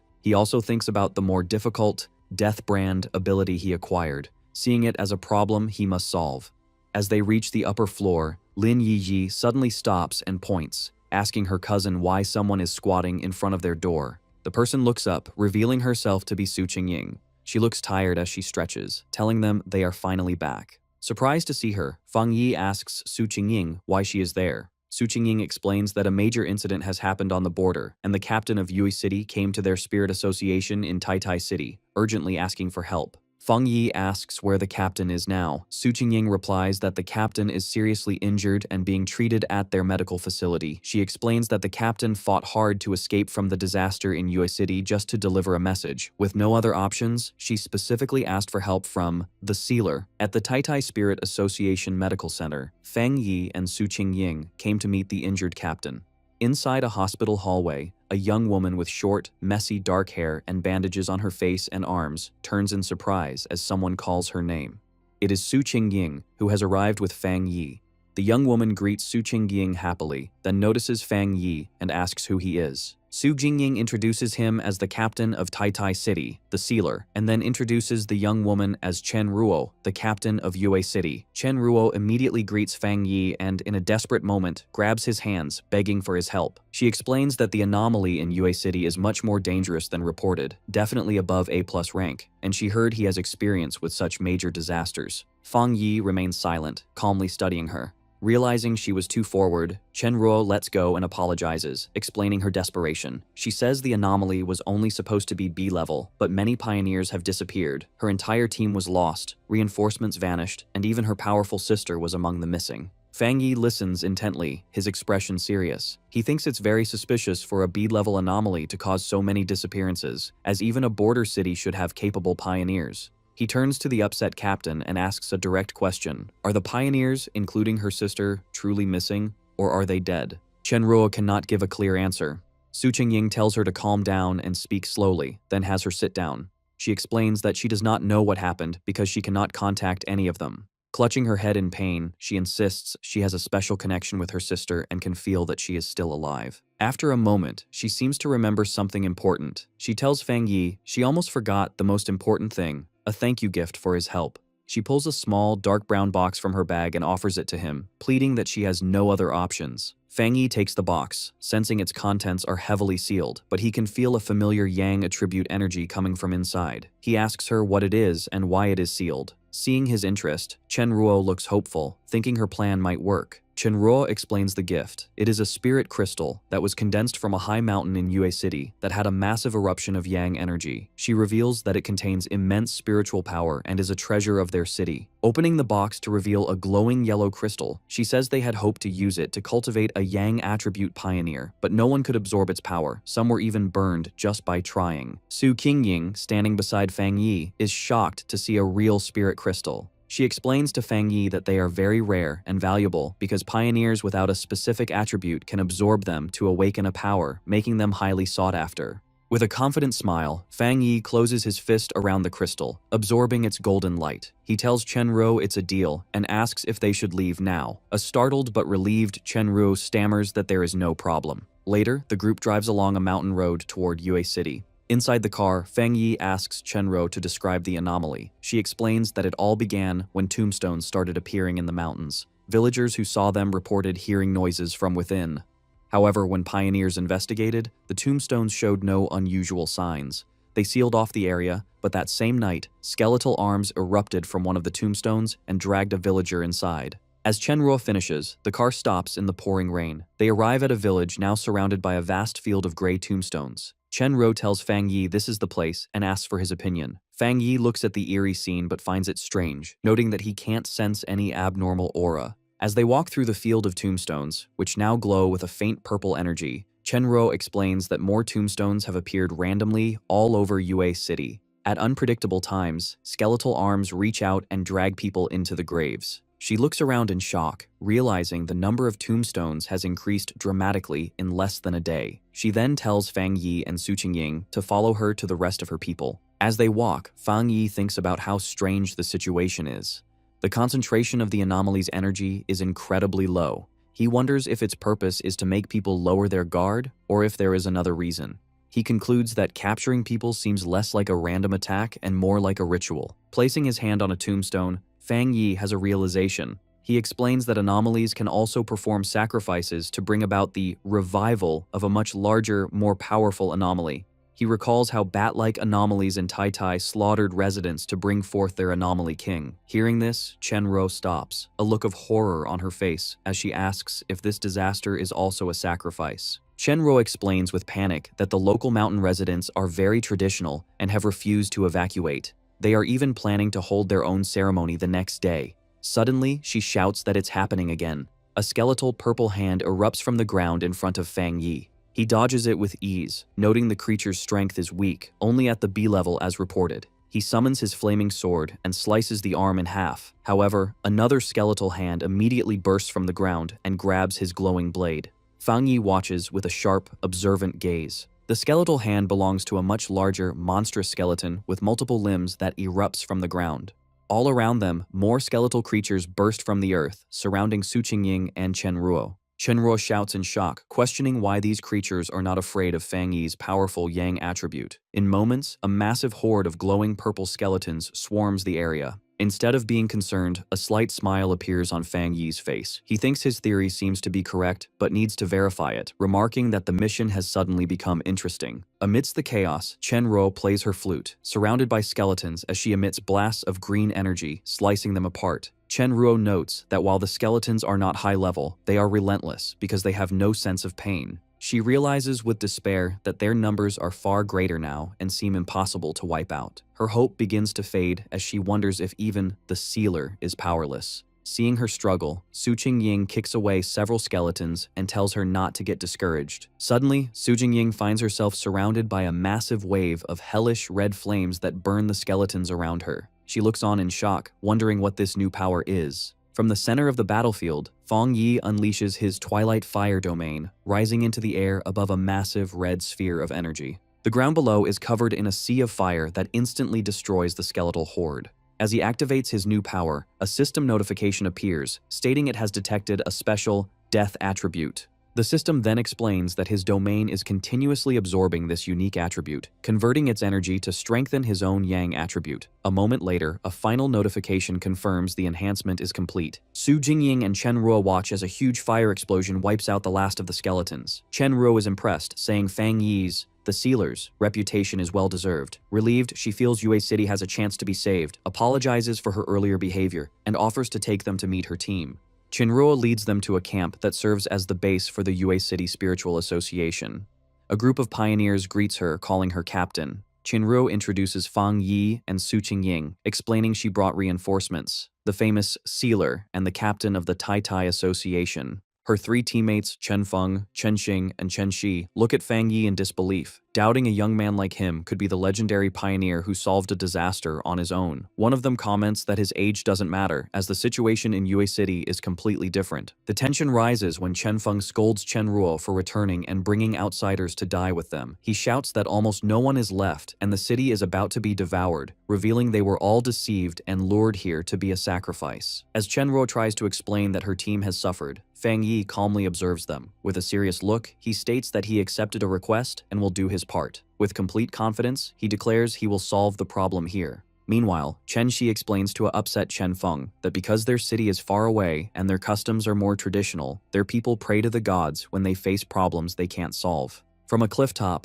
Fang Yi looks down at a village surrounded by a strange purple mist coming from tombstones. He wonders if the people are planning a large ceremony to ask for blessings. Thinking about their old customs and rituals, Fang Yi suspects these traditions are connected to the strange anomaly. A sudden, strange wind rustles through the forest, startling Chen Feng and Chen Shi. In a clearing, they see a large crowd of villagers gathered for a ritual. Chenruo realizes the ceremony is about to begin and worries it would be a disaster if the tomb anomaly erupted now. However, Fang Yi finds it interesting. With a confident smirk, he asks who wants to watch the activity up close and starts walking toward the crowd. The group arrives at Yueyuan Square, where a huge bonfire burns. The villagers are desperate, crying out to their god to see their suffering. One man offers his own life to save his children. All around, people are bowed on the ground, pleading for the heavenly god's mercy. Suddenly, the bonfire goes out, the stone platform shatters, and large cracks spread across the square. The real horror begins as skeletal hands claw their way out from behind the tombstones. Someone screams that the monsters from the tombs are coming out again. From a swirling purple mist, several skeletons with glowing red eyes rise and stare at the terrified villagers. Panic erupts. An old man trembles, trying to say it must be a test from their god, while the rest of the villagers run in all directions. A mother holds her crying child, her face filled with terror as the child asks if their god will still save them. The chaos gets worse as the skeletons charge, and the villagers scatter, screaming for help. In the middle of the panic, a skeleton tackles the mother, separating her from her child. The little girl watches in horror, crying for her mother. Just as the child is left alone, an even larger ghostly skeleton appears from the mist behind her. The creature reaches its bony hand out for the crying girl. Before the skeleton can touch her, it is instantly destroyed in a flash of golden light. Immediately after, a huge wave of holy fire sweeps through the square, burning the attacking skeletons and turning the area into a fiery inferno. The surviving villagers stop running, completely stunned. Instead of fear, their faces fill with awe as they recognize the flames, with some shouting that it is heavenly fire. Their despair turns to joy as they raise their arms to the sky. As the flames rage, Fang Yi lands on the shattered stone platform. Against the fire, he tells the stunned crowd that their prayers are no longer necessary. With a cold, serious face, he states a hard truth. There are no gods in this world, and they will not come to save them. The villagers are silent for a moment, kneeling as they take in his words. However, they completely misunderstand him. Crying with joy, they shout that a god has appeared and defeated the disaster. They continue to plead with this new god to save them from the other monsters. Watching them, Fang Yi can only sigh quietly at their misunderstanding. Standing in the flames, Fang Yi extends his hand, his eyes glowing. He activates his Twilight Fire domain. Instantly, a massive, swirling red sphere appears in the sky, acting like a vacuum that pulls in all the deathly energy and skeleton parts from the ground. He then turns to the amazed villagers and clarifies who he is. He tells them he is not a god, but a pioneer captain from Tai Tai City, known as the Sealer. The villagers and Chen Ruo's team stare at the terrifying red sphere, stunned by the strange and powerful sight. Chen Feng, still in shock, questions what Fang Yi is doing. Chen Ruo, frustrated, reminds her team she had warned them he was no ordinary pioneer. She explains that he is the one who single-handedly solved the disasters in both Tai Tai and Kang City, and that he is treated as an honored guest by the highest authorities. Having absorbed the immediate threat, Fang Yi flies into the air like a golden comet toward the main village, which is still covered in a dense, purple mist and filled with skeletons. A system notification appears, confirming his Twilight Fire domain has successfully absorbed a large amount of the Death attribute, making his own Yang attribute much stronger. Looking down at the countless skeletons below, he prepares to unleash his new power. He summons his blazing sword, its flames brighter than ever. With a powerful swing, he unleashes a huge wave of fire, declaring he will free Yue City for good. The fire, now mixed with a strange purple color from the absorbed energy, sweeps through the village, burning everything. From a safe distance, a group of survivors watches in disbelief and then cheers. They joyfully shout that the tombstones and skeletons have vanished, celebrating that heaven has not forgotten their city. After the attack, Su Qingying checks her device and reports that the anomaly readings in the Anding district are back to normal. Standing beside her, Chen Ruo confirms the Baimu district is also clear. She explains that only the Jinming district is left, the area with the highest concentration of the anomaly's power. However, as they prepare to move on, Su Qingying's face turns to shock. She urgently asks if they haven't noticed something terribly wrong. She points to the village, explaining that instead of disappearing, the pillars of purple light have actually multiplied, meaning the situation has gotten worse. Chen Ruo also shouts in alarm, confirming a massive energy surge is coming from the Jinming district and that the anomaly's power is rapidly gathering in one spot. Before their eyes, a terrifying event unfolds as a swirling vortex of dark green and purple energy begins to form a monstrous shape. From the mist emerges a giant skeletal being, a new anomaly king, its empty eye sockets glowing with a menacing green light. Facing this huge presence, Fang Yi stands his ground, calm and unafraid. As he faces the new threat, two system windows appear. The first tells him it is analyzing the unknown power it has detected. A moment later, the second window names this strange power, the Death Attribute. The huge Anomaly King, covered in green and black energy, glares down at Fang Yi. Its massive size dwarfs the entire village. Floating in the air with his golden aura, Fang Yi stares back, sensing a strange and difficult presence coming from the monster. From a safe distance, Chen Ruo and Su Qingying watch in disbelief. Chen Ruo stammers, asking what this creature is, and says its strange energy is even stronger than the S-class disaster in Tai Tai City. The group realizes this new Anomaly King must be the source of the light pillars. Su Qingying shouts a warning, telling everyone that it's about to attack. The Anomaly King unleashes its power, sending a swarm of shadowy black tendrils rushing out. The energy washes over Fang Yi, who is shocked by its effect. He feels a powerful, sick force that seems to twist his mind, as if his brain is being poisoned by the creature's presence. He realizes with horror that this is a fully evolved Anomaly King, with an aura of death far more powerful than any monster he has faced before. The swarm of black tendrils comes down on Fang Yi, trying to overwhelm him. His face hardens and his red eye glows with focus as he prepares to fight back. He reacts with amazing speed, swinging his flaming sword and slicing through the shadowy arms. As he fights, Fang Yi thinks about the situation. He knows the Yang power should naturally beat the Dark power, so his flames should be very effective. However, he worries that even his strong Yang power is not completely stopping the enemy's attacks. Just as he cuts the tendrils apart, the Anomaly King's power surges again. At the same time, the surviving villagers begin to chant and pray once more, calling for their god to appear. The Anomaly King unleashes its full power. From the outside, Su Qingying looks on with a shocked expression, her eyes wide with disbelief. Inside the storm of energy, strange green tendrils erupt and wrap themselves tightly around Fang Yi's body, holding him still as Su Qingying screams his name in terror. A moment later, his sword falls to the ground and shatters. Far away in Tai Tai City, Lin Yi is suddenly filled with a sense of dread, calling out for her cousin as if she can feel his pain. Pacing nervously in a forest, she tries to calm down, wondering why she is so afraid when it is just another mission for him. She reminds herself how powerful Fang Yi is, but a deep feeling of worry remains. She begins to regret her decision, wishing she had ignored his advice and gone with him. Her anxiety grows as she stares at her phone. Suddenly her phone rings, showing a call from Sister Jiaolan. Jiaolan's voice is serious as she delivers the terrible news. They have heard that Yue City is now completely surrounded by a massive group of tombs, and an official lockdown order has been issued. She then says bluntly that Lin Yi's cousin, Fang Yi, is in trouble. As she speaks, a large group of military vehicles speeds through the mountains, clearly preparing for a major operation. The news that Fang Yi might be dead shocks the Tai Tai Spirit Association. The officials, who had just started to feel hopeful, are now filled with despair. They gather around a table, asking if their greatest hero, the Sealer, has truly died. They wonder if humanity's fight is pointless, if even someone as powerful as him can be beaten. At the Spirit Association headquarters, a high-level meeting is happening. A senior official expresses regret over the situation in Yue City.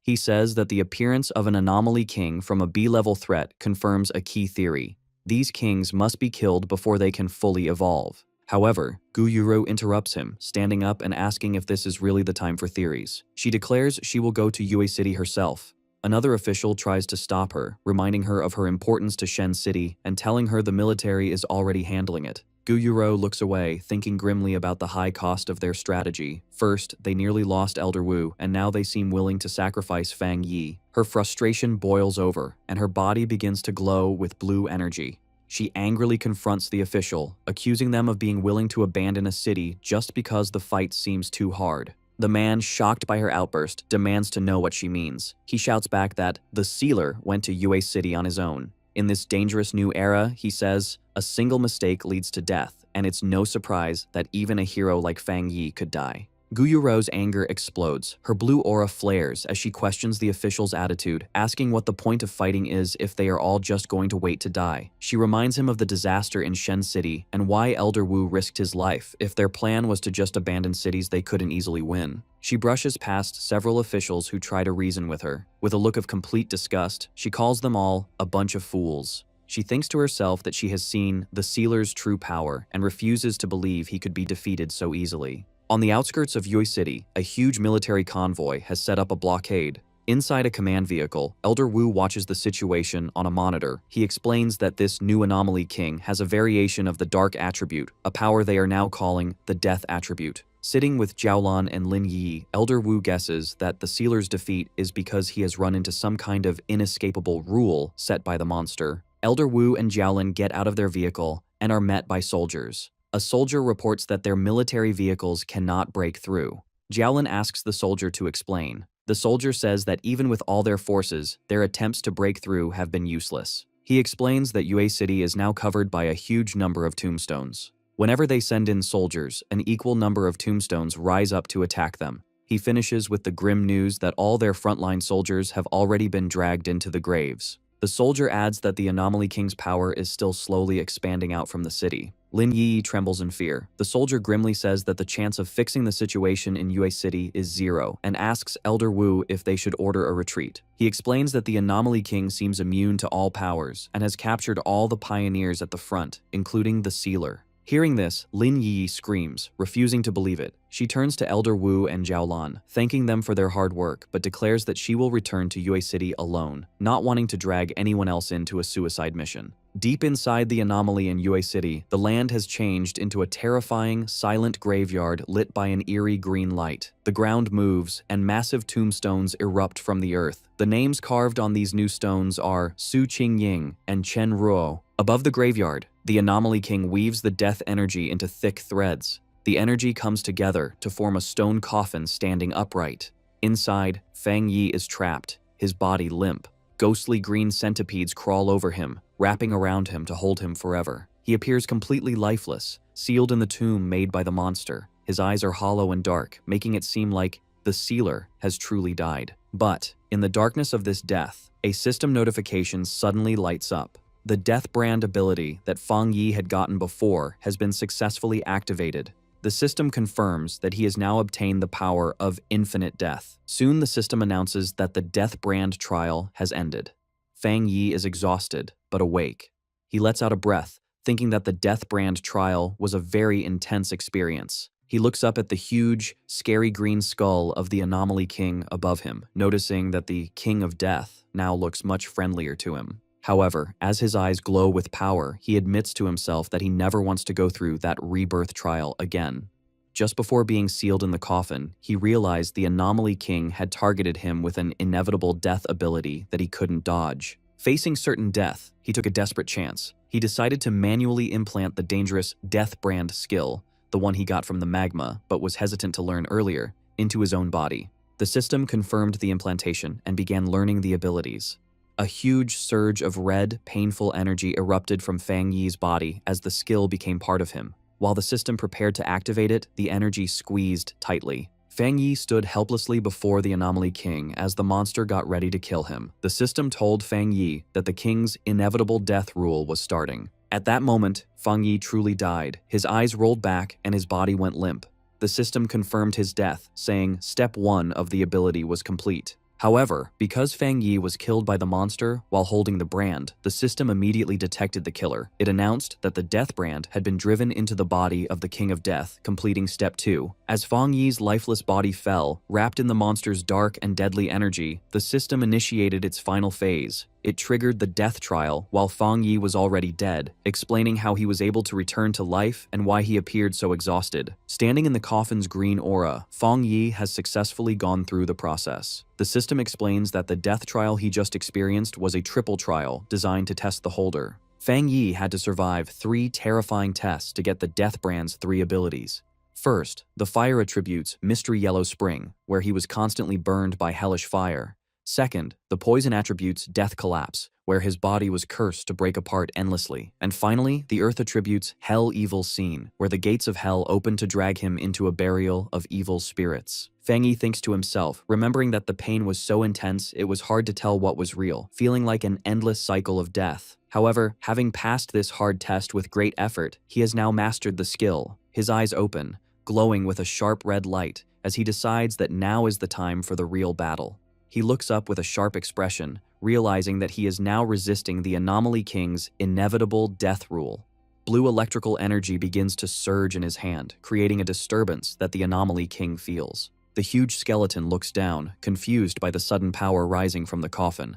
Suddenly, a massive blast of blue lightning breaks through the stone prison. Fang Yi shatters the stone slab and falls free, hitting the ground hard. The The monster stares down through the green mist, watching its prisoner escape. Fang Yi walks through the smoke and debris, covering his face and gasping for breath, tired from the resurrection, but alive and free. The Anomaly King is in a state of pure shock, unable to understand that the human it just killed has come back to life. As Fang Yi stands before it, the system reveals that the Death King has sensed Fang Yi's resurrection. The giant skeleton summons its power, getting ready to fight the revived threat. Not giving Fang Yi a moment to rest, the Anomaly King launches a series of massive green energy blasts from the sky. The attack hits the ground with great force, causing a huge explosion of green energy that covers the area where Fang Yi was standing. However, as the dust clears, Fang Yi is crouching on the ground, completely unharmed. A grin appears on his face as he realizes the monster's attacks no longer work on him. The system confirms that Fang Yi has successfully avoided the inevitable death rule. He stands tall before the giant skeleton, his cape flowing in the wind, while the Anomaly King looks down in confusion and fear.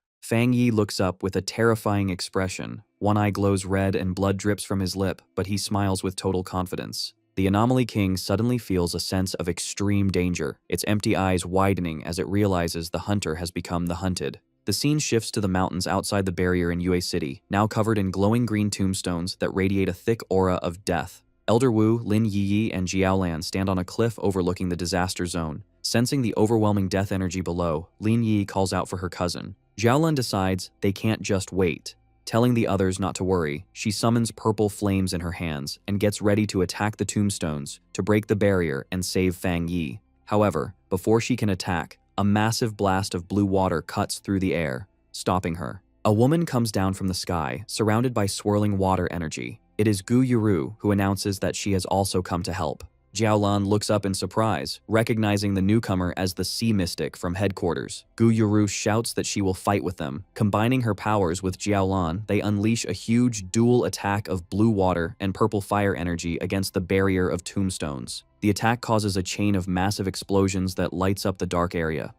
After the blast, two soldiers who had been buried in the rubble wake up, confused and weak, wondering what just happened. However, the anomaly reacts immediately. The ground shakes as massive green tombstones erupt violently from the earth, shooting up like spikes. Gu Yuru, Jiaolan, and Lin Yiyi find themselves standing back to back, completely surrounded by a circle of towering tombstones. Jiaolan notes with annoyance that the trap has activated again. She warns the other two to be careful, explaining that this anomaly can drag any living creature inside the tombstones. Suddenly, skeletal hands burst out from the ground and the stone surfaces. A swarm of skeletons jumps from the air, diving down to attack the three women. However, in the middle of their attack, the skeletons suddenly stop. They look terrified, trembling as if they sense something far scarier than their current enemies. Instead of attacking, the skeletons frantically dive back into the ground and the tombstones, desperate to hide. Gu Yuru and Lin Yi look on in total confusion, wondering why the monsters suddenly ran away. The group walks through the now empty battlefield, wondering why the Anomaly King would order a mass retreat and what it is planning. A heavy boot lands on the ground. It is Elder Wu, carrying two unconscious soldiers on his shoulders. He tells the group that this might be a good thing. He explains that the Anomaly King has pulled back its power, which means the people who were buried alive still have a chance to be revived. Elder Wu looks out over the field where many soldiers are lying unconscious, but safe. He concludes that this proves the sealer has not died. In fact, Fang Yi must be causing so much trouble inside that the Anomaly King had to pull all its power back to defend itself. The smoke clears, and Fang Yi's sharp red eyes look out calmly. He is completely unharmed in the center of the battlefield. The system updates the status to Death Count 2. It explains that because the King of Death used its power to kill Fang Yi, it has been pulled into a cycle of death. As a penalty, the monster's power has been weakened by 10%. Fang Yi thinks about the situation, noting that being targeted by the King of Death usually means certain death. He knows this inevitable death rule is what makes this monster so special and dangerous. However, a dark, confident smile appears on his face as he realizes he has turned the tables. He thinks to himself that this inevitable death rule will now apply to the monster. High above, the monster looks down in complete shock, unable to understand why the human is still alive. In a panic, it attacks again, firing a storm of green energy beams from its ribcage. The beams rain down on Fang Yi, who stands there without trying to dodge. The attack hits with full force, causing a huge explosion of green energy that completely covers him. The monster grins, thinking it has finally won, but the system appears again, raising the death count to 3. It announces that because the king killed Fang Yi again, its power has been weakened by another 30%, and it is starting to collapse. The monster's body begins to break apart. Pieces of its face crack and fall off. From the smoke of the explosion, Fang Yi walks out slowly, his body reforming and completely unharmed. The monster stares in absolute horror, its green eyes wide with fear, as it realizes its attacks are only hurting itself. Fang Yi wipes his mouth with a smirk. He mocks the creature, ready to continue this cycle until the monster is completely destroyed. He focuses his mind and fires a massive beam of energy at the monster. However, the monster easily deflects the attack with its hand. A system notice announces that a new mark has been activated. Suddenly, red hellish flames erupt on the monster's body, mixing with its green aura.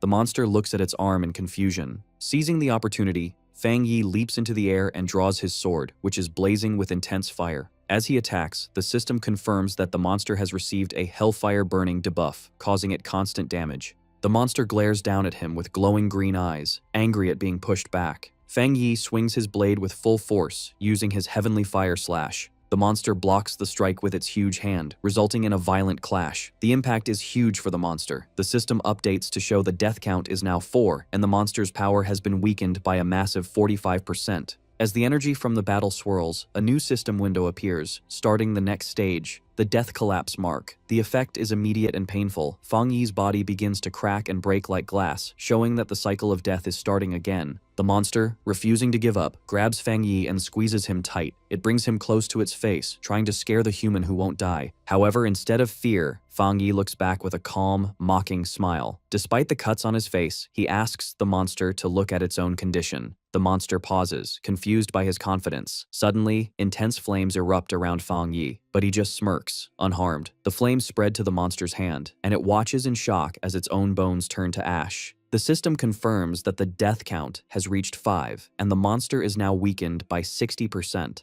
Another notice announces that the Hell Evil Scene mark has been triggered, speeding up the destruction of the monster's body. The monster roars in a furious rage, but it can't stop its body from crumbling. Outside the barrier, the massive tombstones surrounding the city begin to collapse. Zhaolan watches in disbelief, realizing the entire anomaly is breaking down. In the sky, the dark clouds disappear, letting light shine through.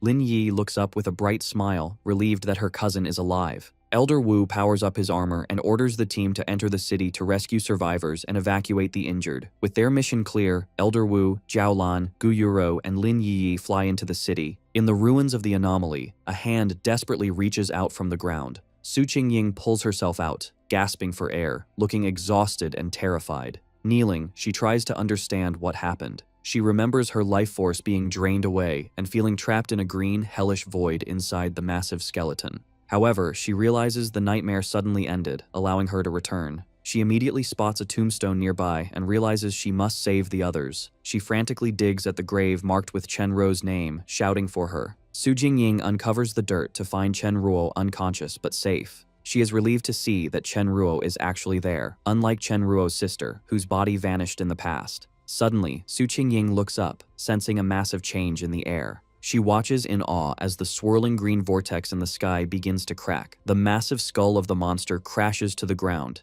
Despite its collapsed state, the monster refuses to accept defeat. It glares up, declaring that it is the noble King of Death, and questioning what kind of being Fang Yi is to challenge it. The monster is furious that a human dares to look down on it. Suddenly, Fang Yi's undead army of red-eyed shadow spirits appears from the darkness. The monster's eyes glow with intense red light as they glare. The system announces that the Hell Evil Scene mark has now weakened the monster by 80%. The monster freezes in shock, its face cracking further as it realizes it has no power left. The destruction speeds up. The system progress bar jumps to 100%, and the monster's green soul shatters completely. The system confirms that the monster's ability has been completely weakened and has now been seized by Fang Yi. Fang Yi opens his eyes, which have changed from red to a glowing, mystical purple. The system declares the outcome. The old king falls. The new king ascends. Fang Yi stands victoriously on a high cliff, surrounded by a swirling aura of purple energy, the power of the death attribute he has just claimed. Behind him, the dark clouds part, and golden sunlight shines down on the new king. From the swirling purple energy in the sky, Fang Yi slowly comes down. His body is bathed in a divine light as the dark clouds begin to part, signaling the end of the disaster. On the ground, the survivors watch in complete disbelief. Su Jingying supports the injured Chen Ruo, while Gu Yurou adjusts her glasses, shaking with shock. She can't understand how the Sealer not only survived the Anomaly King's inevitable death rule, but also seemed to summon spirits from hell to swallow the monster. Elder Wu looks up with a mix of awe and a serious realization, thinking that Fang Yi's power might be even greater than they imagined. Fang Yi has done the impossible. He couldn't escape the death rule, so he broke it and seized the power to control life and death itself. Gu Yurou asks Elder Wu if humans are really capable of wielding such power. As she looks at Fang Yi, she sees the ghostly, skeletal face of the Death King over his own. She panics, wondering if the Anomaly King has awakened inside him. However, Jiaolin steps in with a confident smile, telling Gu Yurou to look closer at the battlefield. Across the empty land, a miracle is happening. The shadowy spirits Fang Yi summoned are not attacking. Instead, the people who were thought to be dead are sitting up, unharmed. The death power is being used to save them. Among the rubble, the villagers find Chen Xing, who looks beaten but is alive. As she wakes up, she is confused and groggily asks if she wasn't already dead, confirming she has been brought back. The villagers of Yue City look up at the floating figure of Fang Yi. Some in the crowd see the dark aura and call him a death god, while others argue that he is the Sealer who saved them. Suddenly, the little girl who was saved earlier interrupts, shouting that the name the Sealer sounds ugly. With a bright smile, she remembers the golden flames that protected her. To her, he is their god who defeated the evil. High in the night sky, Fang Yi decides it's time to end the conflict for good. He raises his hand and summons a massive jagged scythe made of dark purple energy. With a cold and serious look, one eye glowing red, he declares that everything must end now. He swings the huge energy weapon down, creating a massive slash of purple light. On the ground, the Yue City pioneers, including Chen Feng, look up in complete shock at the amazing display of power. Fang Yi's attack tears through the dark energy barrier that surrounded the city. The strike hits the swarm of red, ghostly spirits in the air, shredding and absorbing them with terrifying force. Amidst a chaotic storm of red and black energy, Fang Yi commands the spirits to return where they belong. He then shifts his energy, using his Yang attribute to perform a mass purification. He extends his hand, releasing a blinding wave of golden light to wash away the remaining death energy. The survivors watch in awe as the bright light breaks through the darkness, lighting up the night like a second sun. As the technique finishes, Fang Yi is relieved the battle is finally over. Nearby, Chen Ruo collapses into tears, hugging Chen Feng, overjoyed that they survived. Fang Yi knows that fighting the King of Death used a huge amount of his spiritual power, and he worries about what unknown side effects the death brand he absorbed might have. Fang Yi slowly comes down from the sky, landing softly among the ruins. Suddenly, Fang Yi is caught off guard as Lin Yi rushes in and tackles him with a fierce hug, screaming for her brother in relief, leaving Fang Yi confused. He gently comforts his cousin, patting her on the head. She exclaims that she was terrified he had died, but Fang Yi just smiles and assures her that everything turned out fine. Suddenly, Fang Yi's sharp eye notices something nearby. He turns to find Su Qingying standing there with a bright smile, thanking him. Fang Yi looks a bit confused. Su Qingying looks past him towards the survivors, where the Yue City captain, Chen Ruo, is sitting on the ground, crying with relief as she hugs her teammate. Fang Yi watches them with a warm smile, asking if Chen Ruo's sister is still alive. He thinks that amidst all this bad luck, saving her is a rare good thing. Meanwhile, the mood among the leaders is much heavier. Elder Wu receives the final damage report. The scene is grim, with rows of body bags and coffins lined up. The report says that nearly half of Yue City's population was lost, mostly ordinary people. It also says that out of 1,500 pioneers who came to help, 50 are dead, 30 are missing, and over 1,000 are injured. Elder Wu looks down with a serious expression, talking about the need for reconstruction and making sure the victims' families are compensated. Gu Yurou stands behind him, adding that Shen City will also help the ruined city. Jiaolan looks down, feeling guilty and frustrated. She asks her teacher if they can finally make the spiritual energy recovery public, saying she feels useless because they couldn't save everyone while keeping secrets. Elder Wu looks at her kindly but firmly, explaining that such a big decision is not up to them. He says that ordinary people are not as weak as she thinks, and that many have already figured out the truth and are preparing for the future. He places a reassuring hand on her shoulder, telling her she doesn't need to carry the weight of the world. Gu Yurou smiles, saying she originally came to meet the Sealer, but sees her help is no longer needed. The leaders watch as Fang Yi is surrounded by a crowd of cheering pioneers. They realize this battle has made him a central figure for the nation. The crowd chants his name, calling him their god and thanking him for saving them. Meanwhile, the battle's impact is felt globally. Elder Wu knows that publicly revealing that Xia Nation's pioneer, the Sealer, defeated the Anomaly King is a powerful warning to other countries. Spies from various nations scramble for information, frustrated that they still know nothing about his true abilities. Elder Wu understands that once the details of the Yue City incident are out, the world will believe Xia Nation has figured out the king's rule through Fang Yi, something no other nation has done. Because of this fear, other nations will not dare to act against Xia Nation. Fang Yi's victory has secured a huge strategic advantage for his country. Elder Wu addresses his team, ordering them to return and study all the data from the scene immediately. He gives a powerful speech, reminding them that the road ahead is long and they can't rely on the Sealer to solve every problem. Jiaolan and Gu Yuru smile, agreeing with their teacher. Gu Yuru says that retirement is impossible for them and that their Shen City team will be the ones to solve whatever comes next. Later, at his villa in Taitai City, Fang Yi is relaxing in a large bathtub, scrolling through his phone.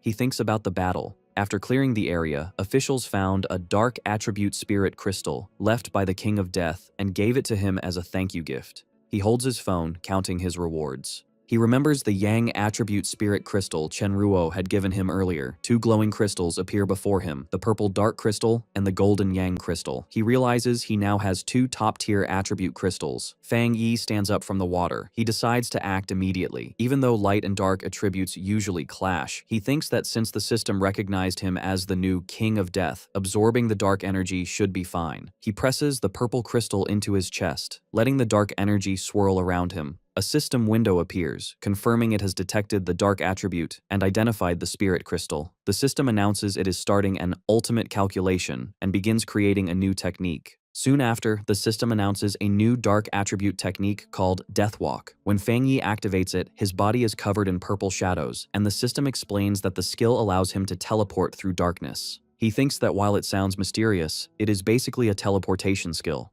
To test it, he vanishes from his second-floor balcony and reappears on the floor below.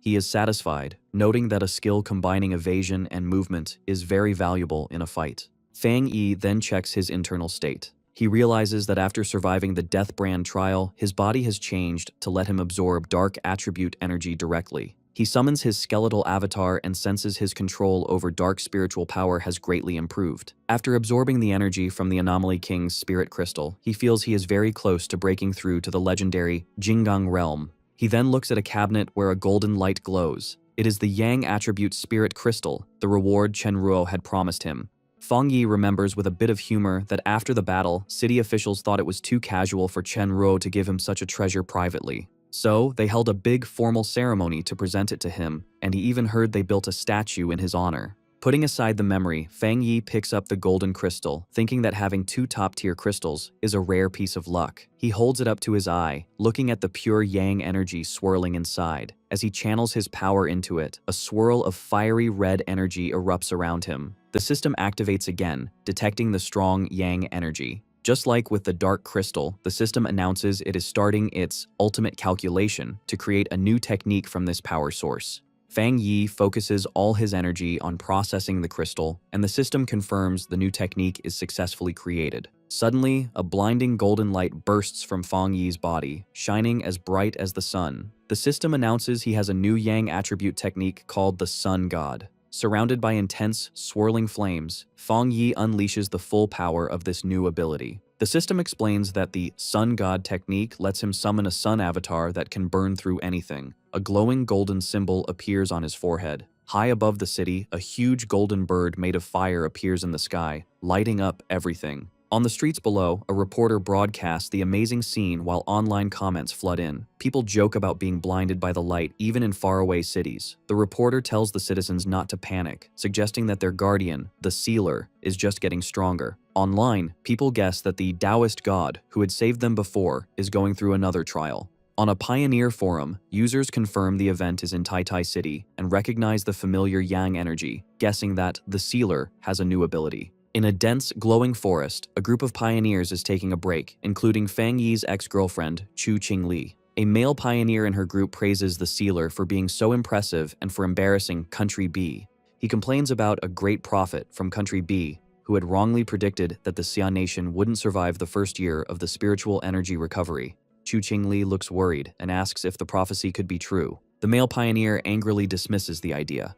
Despite his confidence, Chu Qingli looks down, thinking that a lot of dangerous things have been happening in the Xia nation recently. The mood turns hostile as the group turns on Chu Qingli. The male pioneer mocks her low cultivation level. Another man asks if she is a traitor and makes fun of her for still being at the one-star Ghost Axe realm. He points out that she used to be a rich, young miss, but in this new world, she is the one who is trash. Chu Qingli crosses her arms, trying to keep her pride. She shoots back that their strength is nothing special compared to the Sealer. She challenges them, saying they have no right to mock her until they are as strong as him. The male pioneer laughs, asking if she is actually planning to team up with the Sealer. The three men laugh at her, reminding her that the Sealer is famous for working alone. They harshly tell her she is kicked out of their team. As the men turn to leave, a desperate Chu Qingli reaches out, shouting that if she is leaving, they have to give her the share of the reward she earned. The leader looks back with a greedy smile. He coldly tells her she should be grateful they aren't asking her to pay them.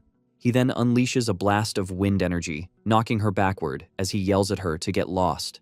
Chu Qingli trembles with pain and anger, silently vowing that they will pay for this. Social media fills with panic as a great prophet from Country B predicts the Xi nation will be destroyed within a year. In the Tai Tai Spirit Association office, the association superior discusses this with Fang Yi, explaining that these rumors are affecting the local pioneers. Su Jingying explains that Country B is using psychological warfare to shake their citizens' confidence. The superior adds that news of Fang Yi's power has spread, causing Country B to act aggressively.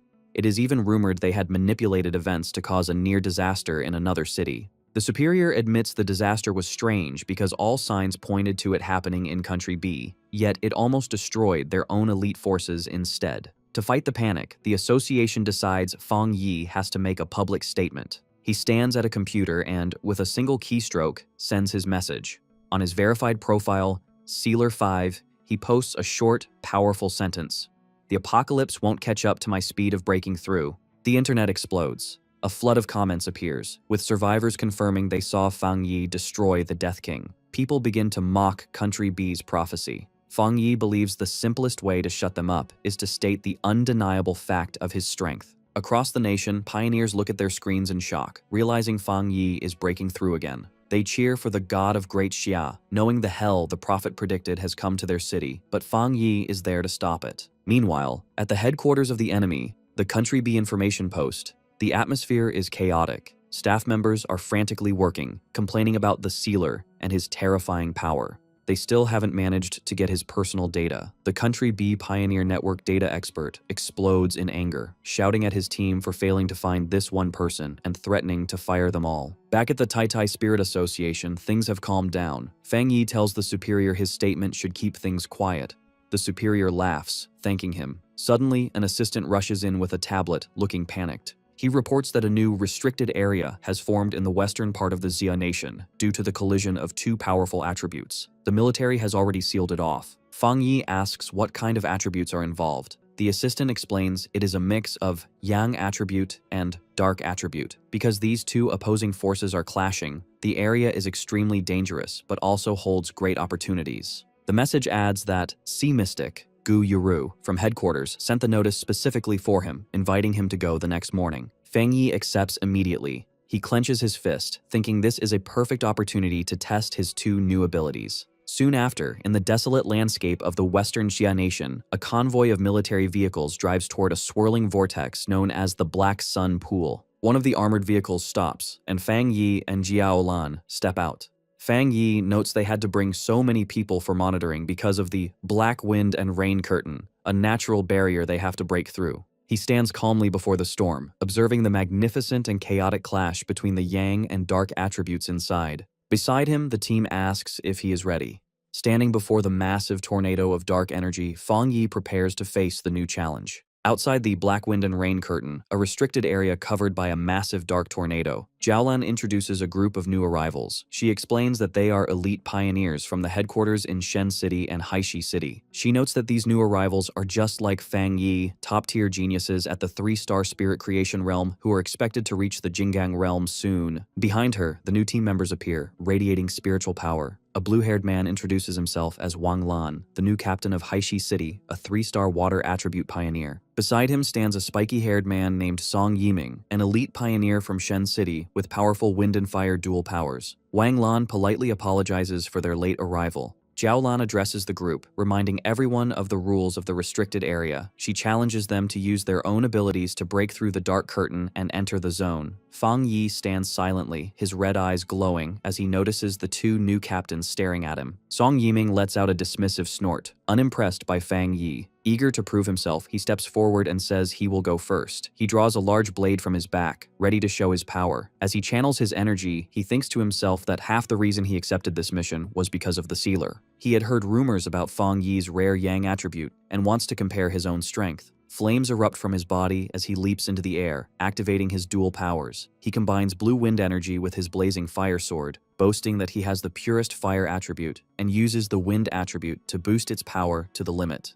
With a massive swing, he unleashes a wave of fire and wind against the dark barrier. Zhao Lan notes that Song Yiming is indeed a genius who has developed his 2 attributes to their peak. Song Yiming lands as the energy from his attack clears a path. He scoffs, saying the dark barrier is just mimicking bad weather and is easy for him to break. Wang Lan then decides it is his turn. He activates his spiritual power, summoning a sharp, blue water construct. As he charges into the dark storm, he forms a protective water umbrella around himself, using his defensive skill to push through the harsh environment. Inside the swirling darkness, the water shield glows brightly. Wang Lan feels the terrifying pressure of the dark climate, realizing that if he had come here right after reaching the 3-star spirit creation realm, he might have died. He looks up in amazement, wondering how the yang attribute and the dark attribute can truly exist together. Ahead of him, the massive vortex of conflicting energies swirls in the sky. Song Yiming holds a bit of dark energy, noting that it feels cold and repels the human body. He thinks just enduring it is impressive enough. Wang Lan is concerned, guessing that maybe Fang Yi can handle the pressure well because his fire attribute is naturally close to the yang attribute. He comments that passing through the curtain is quite difficult. Suddenly, Fang Yi unleashes a burst of golden flame, using a fire slash to cut through the darkness. Wang Lan and Song Yiming are forced to leap away.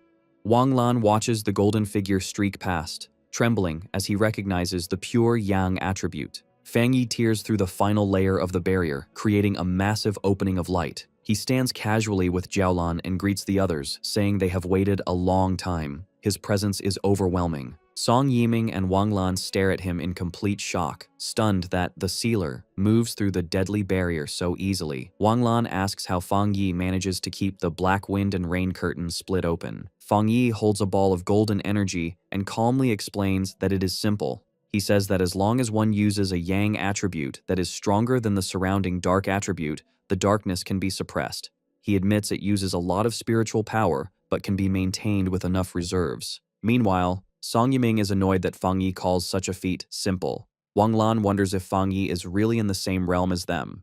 Zhao Lan smiles and tells him he will get used to it, as every genius pioneer is shocked when they see Fang Yi's abilities. Fang Yi simply smiles, unbothered by their shock. Suddenly, the system alerts him that a source of pollution and an A-level dark anomaly have appeared. The ground begins to shake violently. Song Yiming looks eager. He says if it is just an A-level anomaly with a dark attribute, he wants to try fighting it. With Fang Yi in the lead, the group rushes toward the source of the disturbance. Ahead of them, 3 mysterious figures walk out from a cave. Fang Yi narrows his eyes and instantly recognizes that these people are from Country B. Zhao Lan and Song Yiming are shocked to see others there. Zhao Lan realizes these strangers have destroyed the anomaly. She shouts that there are no other authorized pioneers for today and concludes they must be stowaways. Zhao Lan demands to know who they are.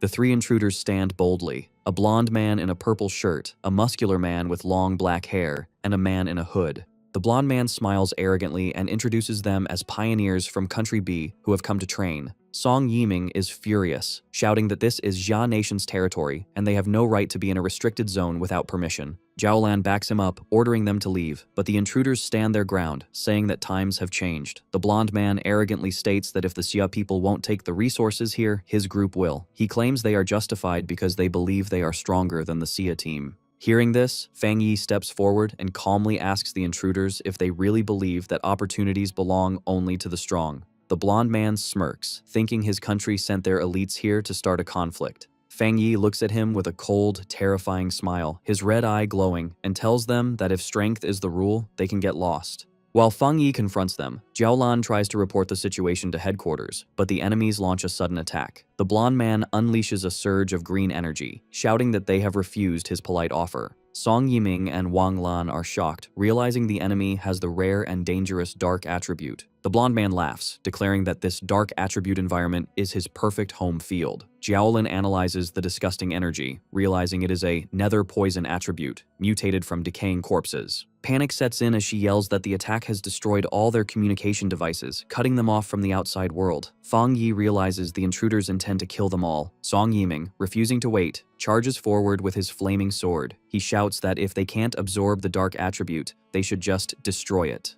Wang Lan tries to stop him, but he ignores the warning. Song Yiming unleashes a massive fireball at the enemy. However, the attack doesn't work as he expects. The green nether poison energy absorbs the fire, causing the fireball to explode violently and send a shockwave back towards Song Yiming. He stands his ground, shocked that his attack has failed. The explosion triggers a massive counterattack. A wave of green energy rushes toward the Xia team. Jiaolan shouts a warning as the deadly mist approaches. The green energy completely surrounds them. Wang Lan reacts just in time, creating a large blue water barrier to shield the group. Inside the barrier, while his teammates are tense, Fang Yi remains completely calm, his red eye glowing as he observes the enemy's power without any fear. The battle intensifies as the blonde man from Country B attacks Wang Lan's water barrier. A huge, shadowy claw tears through the shield, and Fang Yi steps forward, telling the group to scatter. He unleashes a powerful slash of golden energy, cutting through the dark mist and pushing the enemy back. The blonde man is caught by surprise as his attack is stopped. He quickly recovers, floating in the air, mocking Fang Yi as a fire attribute pioneer from Xia Nation. He warns that his teammates are even more useless than him. Suddenly, dark green vines shoot out from the shadows, wrapping around Jiaolan, Wang Lan, and Song Yiming,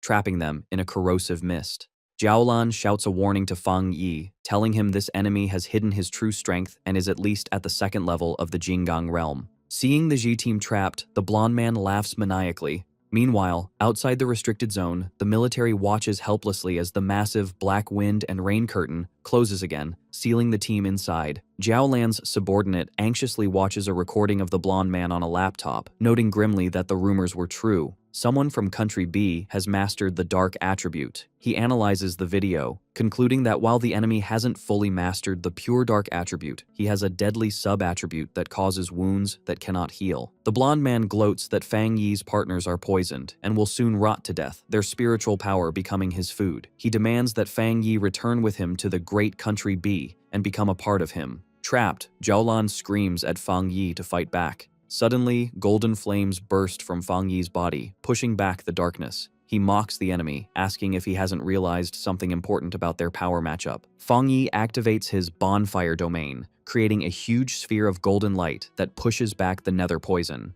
He asks the blonde man if he is surprised that the poison has no effect on him.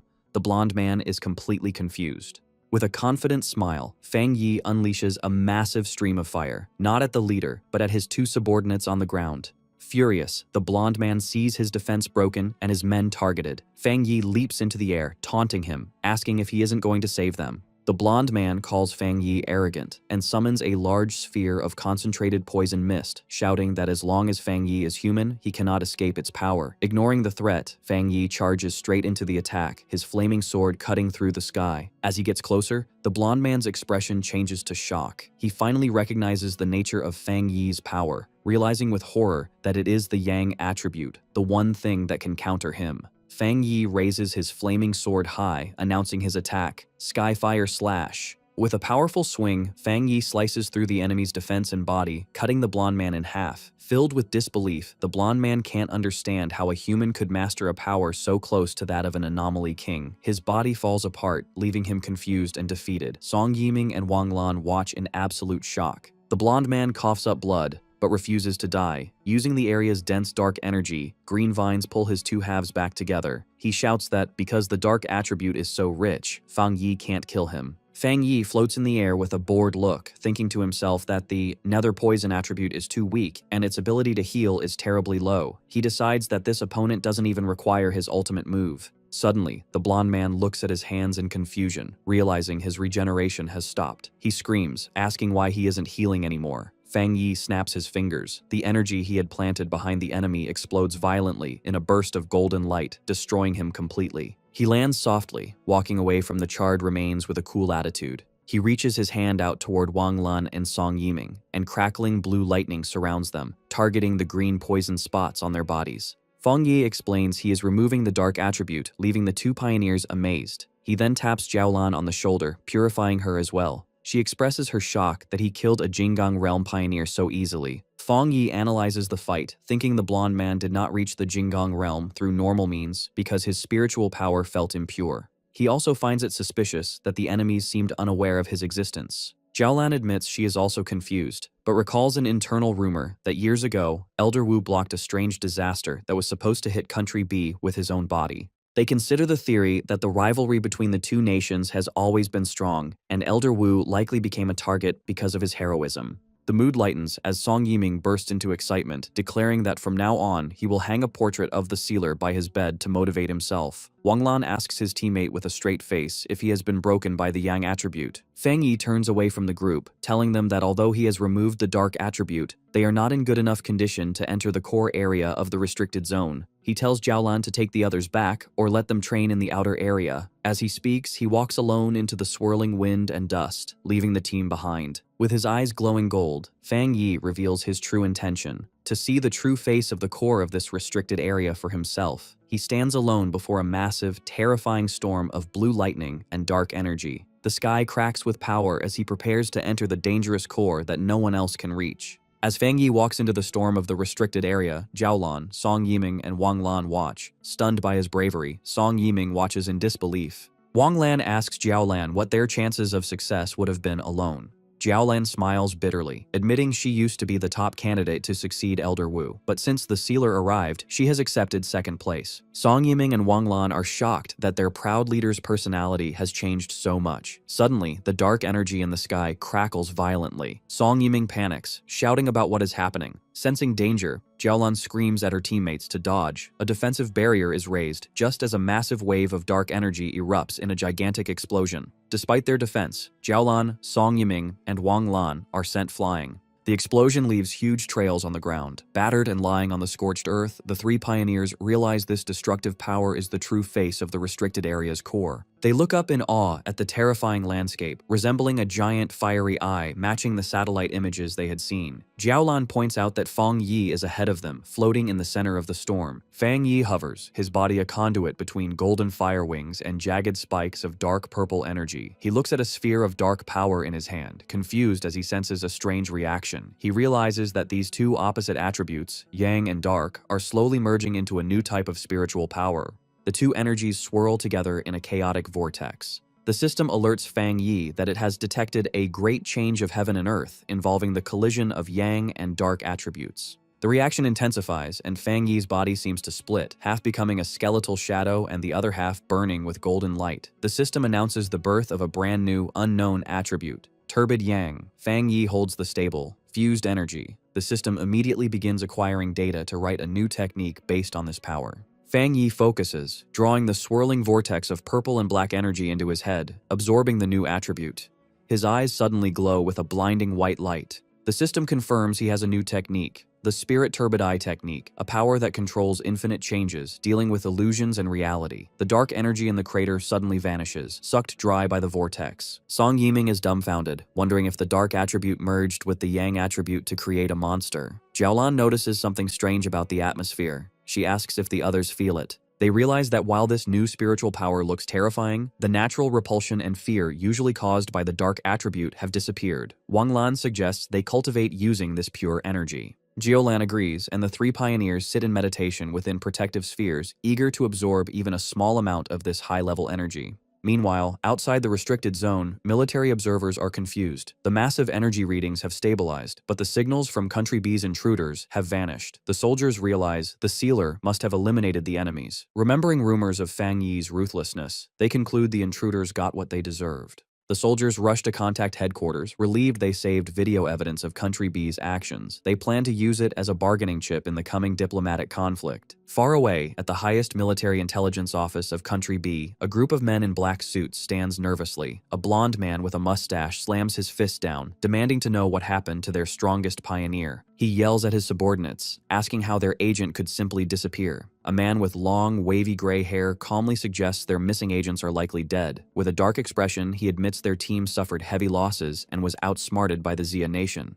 The leader of Country B slams his fists on the table, screaming in disbelief about how their strongest could lose so inexplicably to the Xia Nation. He threatens the gray-haired man, demanding he get back all the benefits from Xia Nation, warning that if they fail, he will withdraw all funding for their organization. The gray-haired man stares back with a terrifyingly sharp look. He assures the leader they will avenge this grudge and make Xia Nation pay with interest. Suddenly, a burst of green spiritual energy erupts from his body, terrifying the guards. He stands and coldly warns the leader that although he is a proud citizen of Country B, he is not a dog like the leader's bodyguards. He states he hates being threatened and hopes the leader remembers that. The leader and his guards stand frozen in fear and anger as the powerful pioneer walks away. As the gray-haired man leaves, the leader yells after him, shouting that he will call the Xia Nation's leaders immediately and demanding the pioneers teach them a lesson. Walking down a dark hallway, the gray-haired man asks his subordinates for the results of their investigation. 3 figures in dark cloaks follow him. One reports they cannot enter the Xia Nation's restricted zone and have failed to locate the second young master. The subordinate explains the tracking instrument inside the target's body was likely destroyed, though they can't rule out interference from the massive energy fluctuations. Hearing this, the gray-haired man's face twists with hatred. He realizes his loss is real and vows that Xia Nation will pay. Meanwhile, Fang Yi floats in the center of the restricted area's core. The system provides details on his new ability, the Spirit Turbid Eye Technique, a powerful illusion art capable of dragging any creature into a realm of despair. It notes the scariest part is that Fang Yi doesn't even need to move to trap enemies in hallucinations until they die. Fang Yi lands thinking such a power seems almost too convenient. However, the moment his feet touch the ground, a sharp pain shoots through his body, causing him to freeze as his energy fluctuates wildly. He drops to one knee, coughing violently as his body struggles to contain the power. Wiping blood from his lip, Fang Yi remarks on how tyrannical the dark power is. Dark purple energy surges around him, and he realizes that even though he created a new attribute, the energy is still fighting back with a severe backlash.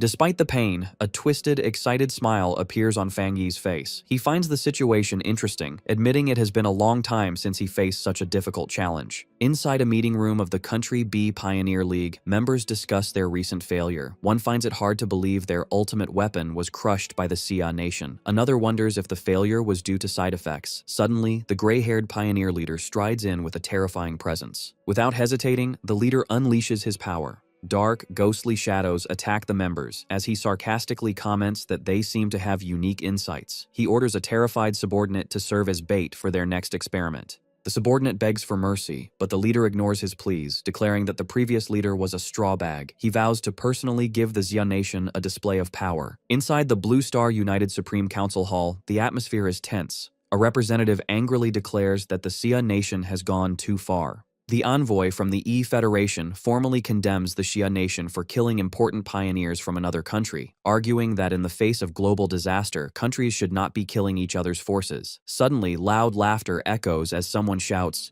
"Killed well," shocking the representatives. Elder Wu, the Xia Nation's commander, walks in wearing full combat armor. He looks at the representatives with a mocking expression and orders his men to change their drinks to chrysanthemum tea, suggesting they need to lower their internal fire and calm down. The gray-haired pioneer leader is surprised to see Elder Wu but quickly dismisses the pleasantries, demanding an explanation for his country's powerful pioneer falling within Xia's borders. He looks at Elder Wu with suspicion, wondering how he recovered. Elder Wu flares his golden aura and scoffs, asking if the leader thinks he is worthy of demanding an explanation. He accuses the Country B pioneers of striking first, playing the victim while being the aggressors. The gray-haired leader asks for proof of the accusations, though fear gnaws at him. If Elder Wu has truly returned to his peak, then all their plans are already in danger. Elder Wu calmly raises a remote and says that if proof is what he wants, then proof is exactly what he will give him. On the screen behind him, a video shows the blonde leader and his team, proving that Country B's pioneers illegally crossed the border to steal resources. Elder Wu narrates that the intruders destroyed their own recording equipment but were killed in self-defense by Xia's pioneers.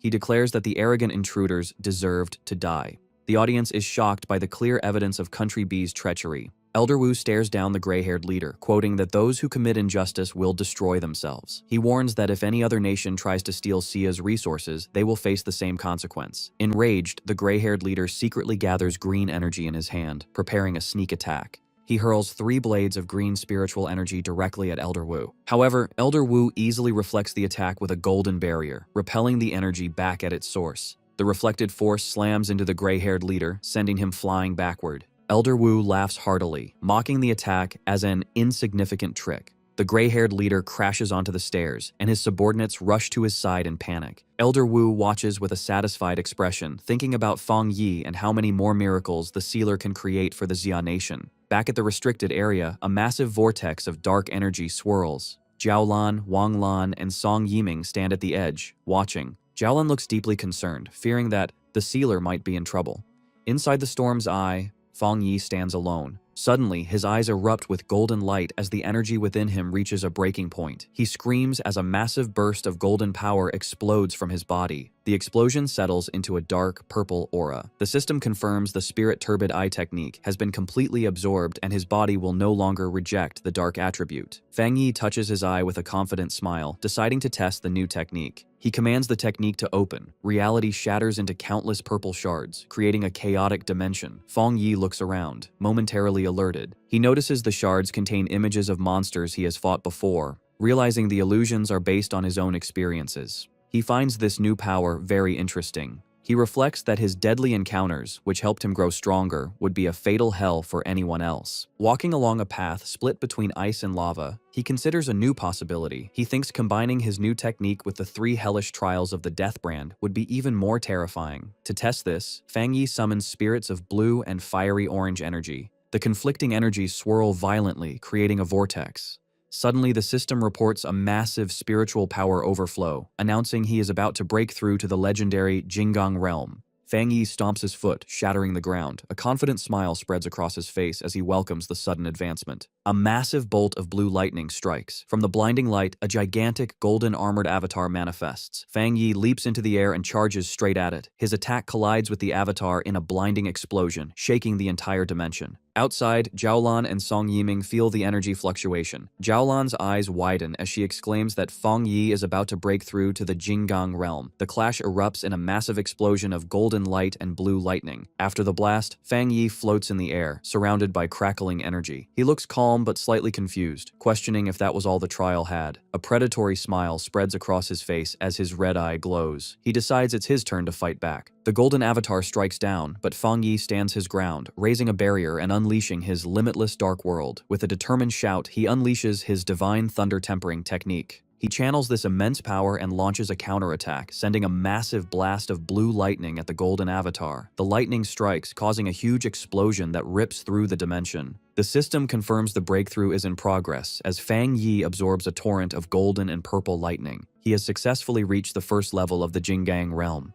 Feng Yi descends from the sky in a golden aura, pleasantly surprised he has broken through to the Jinggang realm here. He gathers massive power in his hand, his eyes glowing red, and with a simple swing, unleashes a devastating force that shatters the surrounding rocks. The impact is so strong Jiaolan and Song Yiming struggle to stand, the sheer force of his spiritual power overwhelming them. The storm from his breakthrough blows debris everywhere, tossing an armored vehicle into the water like a toy. An observer monitoring the situation is shocked as the energy data instantly exceeds the maximum limit, suspecting a major breakthrough. Watching the golden glow on the horizon, the team realizes the sealer has successfully advanced to the Jinggang realm. Jiaolan stands at the edge of a massive crater, noting that the restricted area's spiritual energy has been drained dry. Feng Yi absorbed almost everything, leaving only a tiny fraction. Wang Lan, surprised, comments that Feng Yi is like a bottomless pit, but admits it is better for the sealer to have the energy than for enemies from Country B to steal it. The 3 pioneers land near the center of the phenomenon to meet him. Suddenly, Song Yiming is completely shocked by the presence he feels. From the blinding light, Feng Yi walks toward them, emitting an aura so heavy it feels like a mountain is crashing down on them.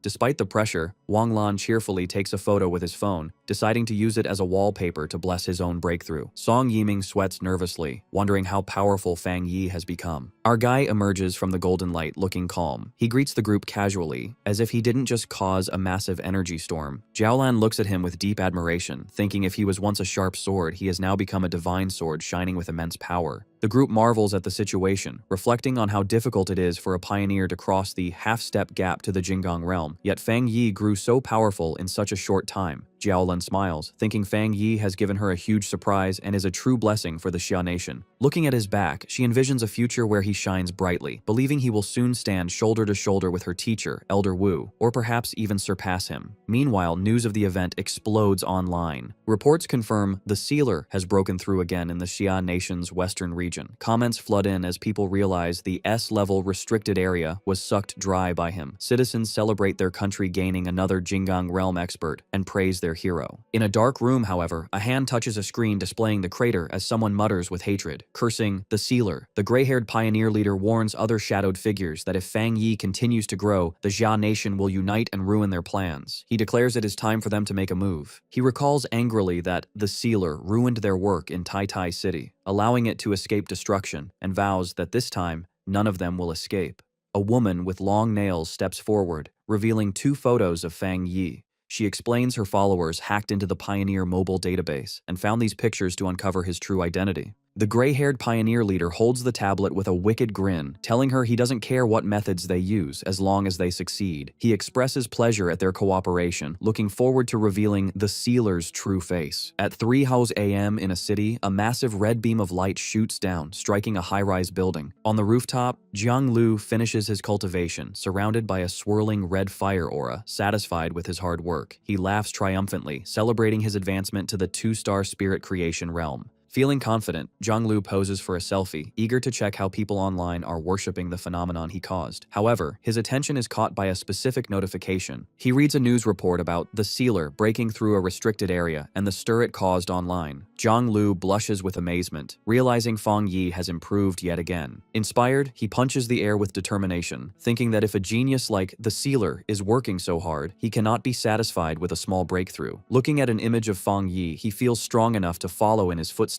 The next morning, Zhang Lu walks through the streets of Tai Tai City, shouting excitedly that he has finally returned. As he walks, he accidentally bumps into a woman in high heels. Instead of apologizing, he turns around annoyed and aggressively asks her if her mother never taught her to apologize. With deceptive calmness, the woman adjusts her sunglasses and offers a polite apology. But behind the lenses, a complex, glowing purple pattern activates in her eye. A wave of psychic energy washes over Zhang Lu, and before he can react, the hypnotize technique takes effect. His eyes glow with a dull purple light as he falls completely under her control. A sinister smile crosses her lips. She commands the dazed Zhang Lu to follow her, telling him someone is looking for him. Stripped of his will, he mindlessly asks where they are going, but follows her obediently. As she adjusts her hat, she whispers the name of her organization, the Heaven's Choice Cult. She pictures their base, a dark, ominous cathedral she reveres as a holy land. Her expression turns serious. As she leads her captive through a dark alley, cloaked figures leap across the buildings above, escorting them. She reinforces her mission, to infiltrate Tai Tai City, and not to disappoint the leader she calls Father. The woman vows to make Fang Yi's home base their new territory, declaring that the Heaven's Choice cult will soon shine over the entire nation. Jiang Lu wakes up in a dark, terrifying place identified as the Repentance Room of the Heavenly Chosen Church's headquarters in Tai Tai City. He screams in agony as he is tortured, shouting that he doesn't know the person they are asking about. He realizes he can't control his own mouth and remembers being hypnotized, understanding he has been brainwashed. These cruel people are trying to force information out of him about his future master, Fang Yi. He finds strange comfort in the fact that he genuinely knows nothing. In a grand hall, a subordinate reports to a woman dressed as a nun, asking if the prisoner has spoken. The woman prays and explains that although she forced him to speak, he seems too ignorant to be useful. The subordinate worries, questioning if Zhang Lu is even qualified to be bait. He expresses concern that the sealer might not come to save such a person. The woman declares she will increase the torture, determined to complete Father's mission. At the Tai Tai Spirit Association office, Fang Yi and Su Qingying sit across from 2 strangers. Su Qingying asks if they came to Tai Tai City to ask for help finding Jiang Lu. One of the men, Jiang Lu's friend, explains that Jiang Lu came to the city to find the sealer and become his apprentice, but vanished upon arrival. The red-haired man explains they received a tip that Zhang Lu was taken by a mysterious group known as the Heavenly Chosen Church. Su Qingying and Fang Yi look shocked. Su Qingying recognizes the name as an evil cult supported by pioneer forces. The red-haired man admits his group has no confidence in fighting such a powerful place, which is why they came to ask Fang Yi for help. Su Qingying explains more about the enemy. She describes them as a group that opposes the Spirit Association and specializes in mental attacks. She adds that they operate as an ordinary church to infiltrate the common population, with their main headquarters in Chuanxi City, where they have nearly 1 million believers. She explains that while the local Spirit Association has tried to strike them down, the cult is elusive. Fang Yi becomes alarmed, realizing that if the cult's headquarters is in Chuanxi City, their presence here means they have infiltrated Tai City. Su Qingying urgently says she must notify the association to search the city. A sharp smile appears on Fang Yi's face as he reveals the truth. He notes that the cult sneaked in unnoticed and took the person looking for him. He concludes that the heavenly chosen church is actually coming for him. Fang Yi sits in deep thought. He reasons that since this elusive organization traveled thousands of miles to target him, it would be difficult to find clues if they intentionally stayed hidden. His expression turns serious. He suspects the idea of them infiltrating Tai City is misleading. Su Jingying and the red-haired man look at him in surprise. Fang Yi asks for confirmation that Chuanxi City is currently the place in the Jia Nation with the fewest spiritual anomalies.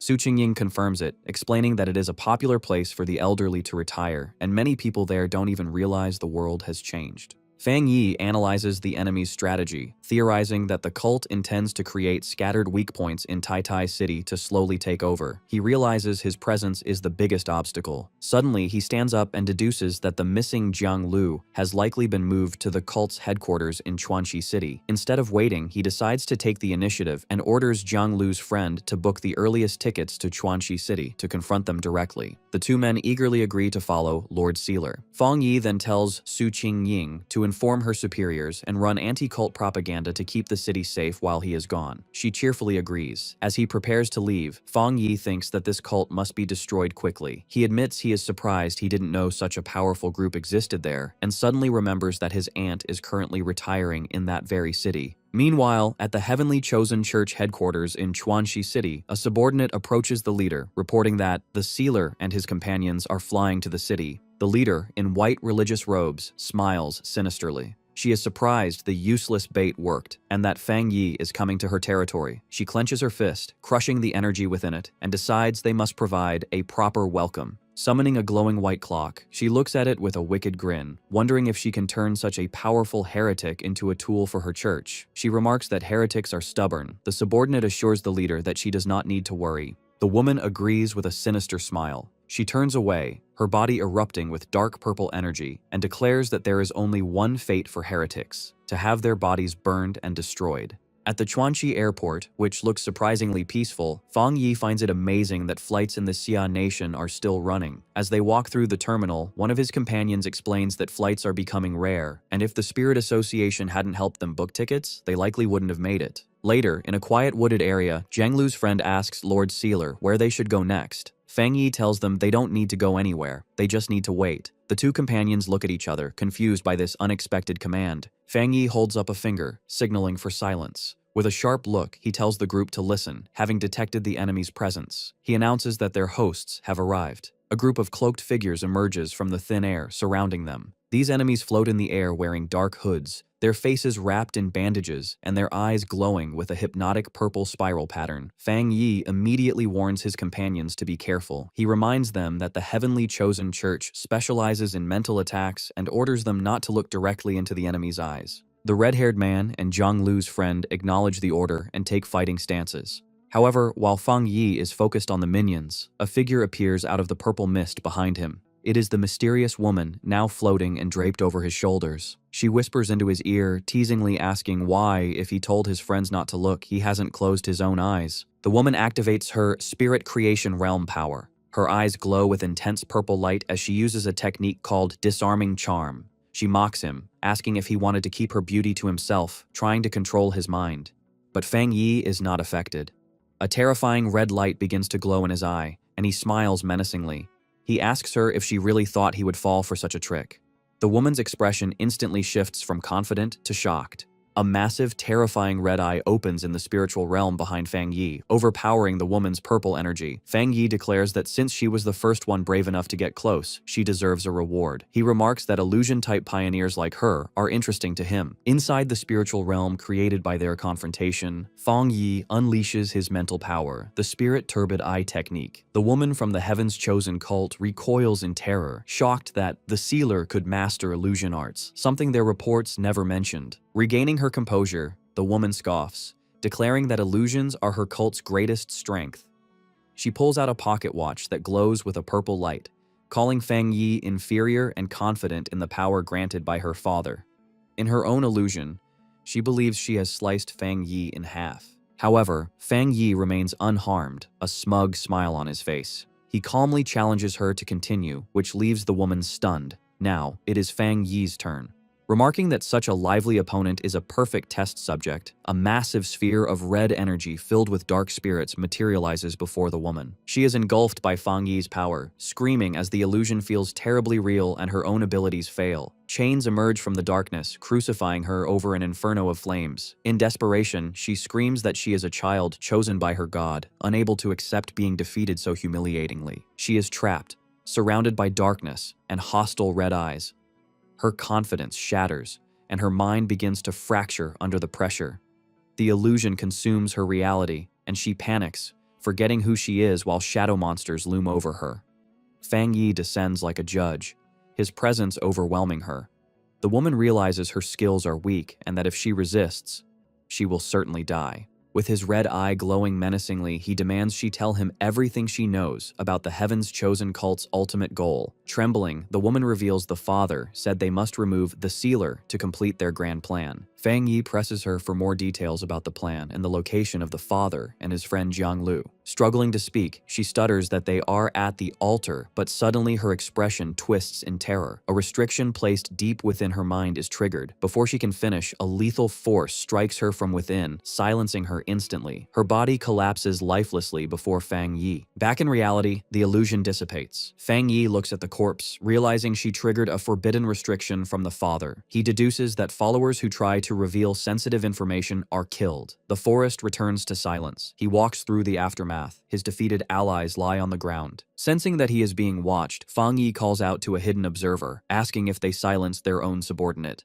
The cult's minions leap out, purple energy swirling around clock-like objects. They angrily declare that they will capture Fang Yi to make their cult famous. They surround him, threatening to kill his companions if he does not surrender. Fang Yi scoffs and summons a blade of pure fire. As he prepares to attack, his glowing eye analyzes his opponents. He notes their high power level on paper, but sees their weak foundation means their power is hollow. Disappointed, he grips his flame sword. With a massive, heavenly fire slash, he tears through their defenses, remarking that their actual combat strength is pathetic. The cultists are blown away by the fire, screaming as they fall, completely defeated. Fang Yi stands over one of them, his terrifying, glowing red eye fixed on him. The cultist trembles in fear, realizing the overwhelming power gap. A terrified subordinate approaches, holding a strange oval mirror glowing with purple energy. Fang Yi looks at it curiously, sensing a presence as a dark silhouette appears inside. The voice from the mirror addresses the sealer, claiming there has been a misunderstanding. The voice asserts the heavenly chosen cult exists to save humanity, boasting they have solved 3 spiritual anomalies in Chuanxi City. The leader declares that compared to their holy work, the Spirit Association is incompetent. Fang Yi mocks her propaganda, telling her not to believe her own lies. He calmly dismantles their argument, pointing out that Chuanxi City is a secure area with no record of beast disasters, meaning the anomalies they fixed never existed. Fang Yi exposes their scheme, deducing the cult creates fake problems to attract believers and gather wealth for their own cultivation, dismissing their methods as despicable.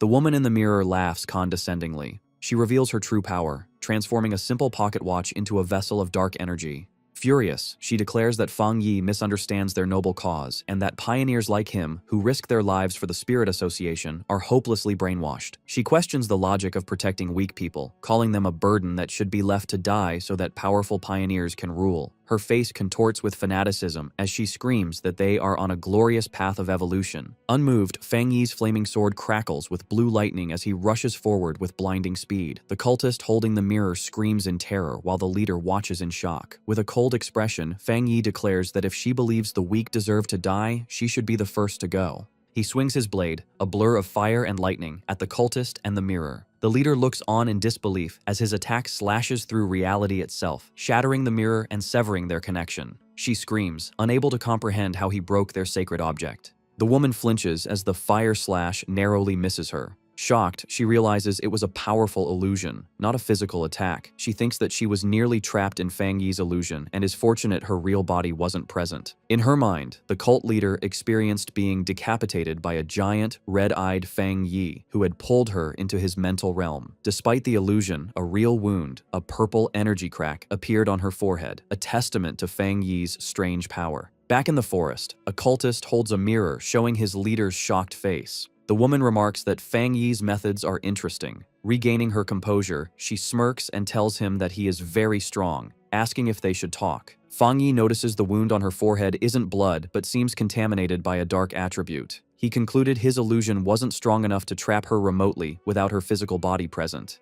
He gave her an ultimatum. She and her cult must leave Chuanxi City within 3 days. He knows this is a warning, and if she refuses, there will be a major move after 3 days. As blue electric energy crackles in his hand, he demands they release the person they captured. Knowing the cult won't retreat easily, he decides to play it by ear. The woman smiles and agrees to the deal, stating the Heaven's Chosen cult will withdraw from Chuanxi City. She added that she would return his companion in 3 days as long as she could leave safely. Inside the mirror, 2 cultists throw an unconscious Zhonglu to the floor of their base. Fang Yi calmly accepts her conditions. With the deal made, the purple portal closes violently. The cult leader bids Fang Yi farewell as dark energy surges. The connection severed, triggering a backlash that engulfed the remaining minions. They screamed for their father to save them, but were consumed by the energy while Fang Yi shielded himself with a barrier of light. In the battle's aftermath, the mental strain is too much for one of the men, who screams in terror. Fang Yi turns his attention to Jiang Lu's friends. To snap him out of it, Fang Yi slaps the man, waking him from his stupor. Fang Yi calmly explains the situation, assuring him that Jiang Lu is not the enemy's main target and will likely be returned in 3 days. He instructs them to follow him to the Chuanxi City Spirit Association to wait. With his hands in his pockets, Fang Yi prepares to leave. As the trio walks away, exhausted and shaken, Fang Yi checks his phone, deciding it is safer to wait until the ordeal is over before contacting his aunt who lives in the city. They arrive at the towering Chuanxi City Spirit Association building. In a conference room, Fang Yi meets with local officials. The branch leader, contacted by Su Qingying, offers their full cooperation. Fang Yi declines direct combat assistance, stating confidently he can handle the father alone. However, he gestures to Jiang Lu's friends, requesting the association look after them since they are independent pioneers. The branch leader happily agrees. Suddenly, the door bursts open and a staff member rushes in, shouting for his boss to look at the Pioneer Forum. The staff member approaches Fang Yi in a panic, desperately apologizing and begging the sealer not to take it to heart, explaining that people are stirring up negative emotions against him online. Fang Yi asks to see the phone. On the screen, he reads a flood of hateful posts claiming the sealer is unworthy of being the pioneer's leader, accusing him of killing innocents and being arrogant. One comment points out a strange detail. All the hate posts are from IP addresses within Chuanxi City. Inside the Spirit Association, the office is chaotic. The local superior is on the phone shouting orders to block all local IP addresses from posting. He realizes with dread that the Heaven's Chosen cult must be cleared out immediately, or they will become a massive disaster.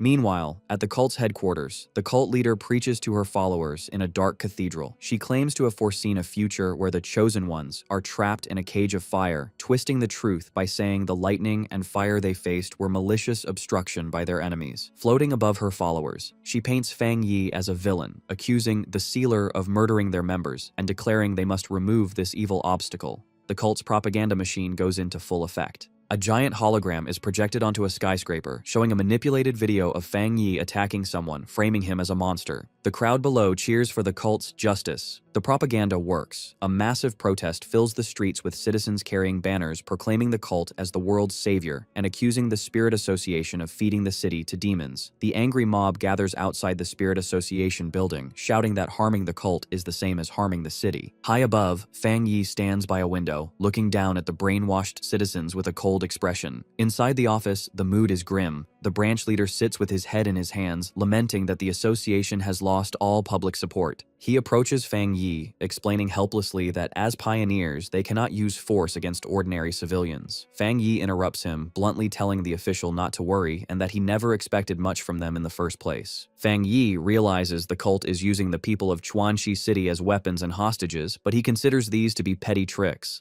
The Heavenly Chosen Church's leader grins from under her hood, taunting the sealer and asking if he likes her gift.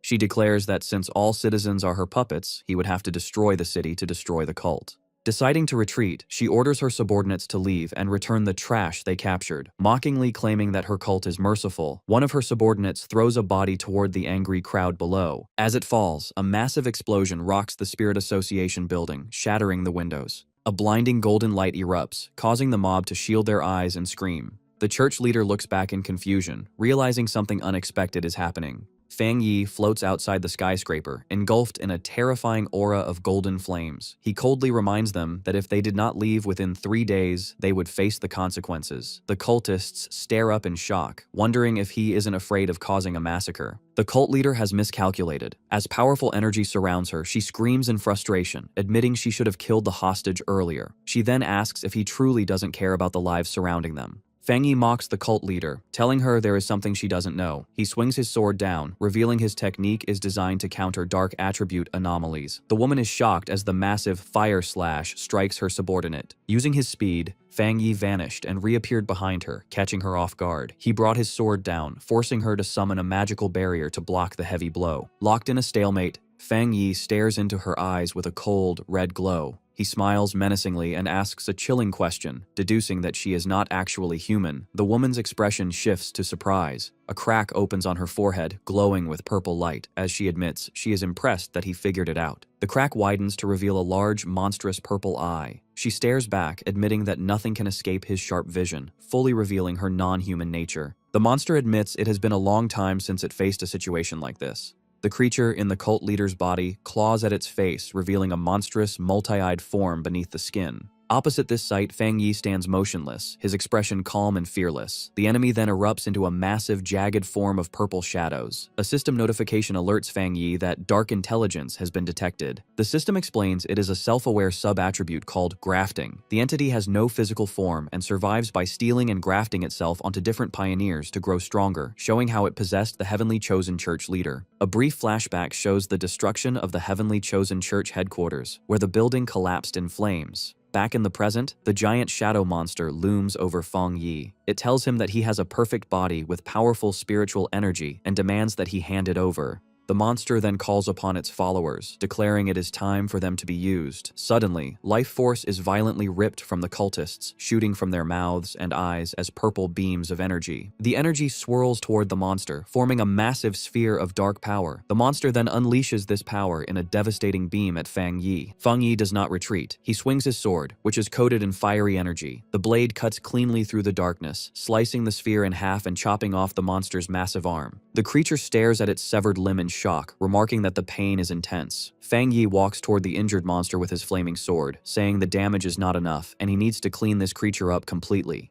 He realizes this dark intelligence has a hidden trick, disguising itself as a human to build a faction. Fang Yi raises his hand, noting that killing this thing might be harder than the previous anomaly king. Suddenly, a massive claw of blue electrical energy descends from the sky. Watching from a nearby building, the branch leader and another pioneer are terrified, realizing the dark attribute has gained true intelligence and can graft onto pioneers. They decide they must warn headquarters. The giant lightning hand slams down and firmly grabs the shadow monster. Fang Yi clenches his fist, controlling the energy construct. However, the monster grins menacingly from within the grip. It mocks Fang Yi, shouting that even if he is special, he will become just another vessel for it to inhabit. Suddenly, dark energy engulfs him, and the monster tells him not to worry. It will take good care of his body. A massive sphere of darkness erupts in the city, with a bright golden light shining at its core as maniacal laughter echoes. Inside the storm, Fang Yi smiles, admitting the dark intelligence is quite powerful. As the darkness tries to swallow him, Fang Yi notes its impressive ability to suppress him, even though his yang attribute is its natural counter. Then, Fang Yi's expression turns terrifying as his red eye glows in the shadow. He tells the monster there is something it doesn't know. A massive, red, demonic face of energy appears behind him as Fang Yi declares that he cannot be killed. The monster, sensing this new horror, screams in confusion, asking what he just said. The purple sphere of energy swirls violently as the tables turn. Outside, panic sets in among the group watching. The red-haired man shouts in disbelief, asking if the sealer has really been swallowed. Beside him, Jiang Lu's friend looks on in terror while holding the injured Jiang Lu. The woman remains optimistic, declaring that Fang Yi can survive, though she worries that this dark intelligence is an enemy unlike any they have faced. The branch leader silences the panic, shouting that they have to believe in him. Amidst the chaos, Jiang Lu wakes up groggily, asking what is happening. His first thought is a terrified question of whether his master has lost. However, inside the chaotic purple dimension, Fang Yi is alive and well, walking calmly through the storm. He looks around, realizing he is inside the dark intelligence's body. A system window appears, confirming his plan worked. The death count increases to 1, activating his death brand. Because he allowed himself to be devoured, the system triggers a debuff on the enemy, weakening the Dark Intelligence's abilities by 20%. Fang Yi examines his hand, puzzled. He notes that despite being in a spiritual space, he isn't a spirit body. His glowing red eye then catches sight of something below him. He finds himself surrounded by glowing blue, ghostly figures floating in the darkness. Fang Yi approaches one of them, recognizing the silhouette. He asks if she is the pioneer most recently grafted by the monster, the woman who led the heavenly chosen church. The blue spirit floats silently, her expression sorrowful. Suddenly, the female spirit and the other blue ghosts around her drop to their knees, bowing before Fang Yi. Fang Yi looks down, his red eyes narrowing as he understands what they are trying to communicate. He asks if they are begging him for release and freedom from this monster. Fang Yi concludes the pioneers are long dead. What stands before him are merely their imprisoned soul breaths, trapped by the monster. Fang Yi summons his sword, acknowledging the tragic reality that the trapped souls share a life force with the monster. He realizes that destroying the dark intelligence means destroying them too. He gathers his energy, deciding that burning them with his pure world divine fire is the greatest mercy he can offer. He swings the massive blade with all his might. The fire slash cuts cleanly through the darkness, bisecting the massive shadow entity. As the purification washes over the area, the spirit of the female pioneer fades away with a peaceful expression, finally freed. The dark intelligence screams in agony, but refuses to give up. It morphs into a spiked shadow, yelling that Fang Yi's resistance is useless and threatening to chop off his limbs. However, a system window confirms that contact with such a massive dark attribute has triggered the Hell Evil Scene mark. The system announces the monster's power is being rapidly drained, first weakening by 50%, then quickly jumping to an 80% reduction as the Hell Evil Scene swarms the enemy. The monster is reduced to a chaotic sphere of red eyes, unable to maintain its form. The system announces the weakening has reached a critical 99%, leaving the entity virtually powerless before Fang Yi's glowing gaze. Fang Yi reaches out, coldly commanding the monster to hand over its power. The dark intelligence looks on in pure shock and fear, realizing it is completely defeated. With a final command to break, a massive explosion of light tears through the darkness, shattering the dimension as the monster screams in despair. The dark dimension shatters, causing a massive, fiery explosion over the city. On the ground, the branch leader and Jiang Lu brace against the shockwave, wondering if Fang Yi destroyed the dark intelligence. Jiang Lu stares at the sky, shocked and amazed at the limit of human power Fang Yi is displaying. High above, Fang Yi summons a radiant sun that illuminates the sky, burning away the dark energy.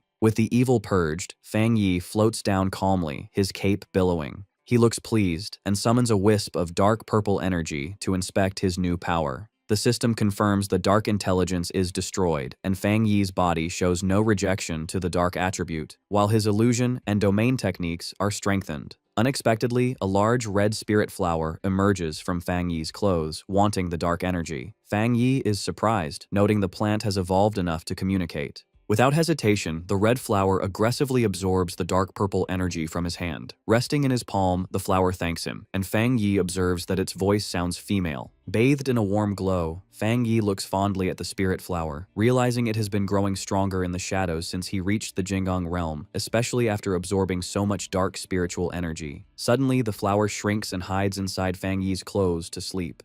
Fang Yi smirks, noting it seems much sleepier, and decides to study it later. The city is now bathed in the bright light of a clear morning.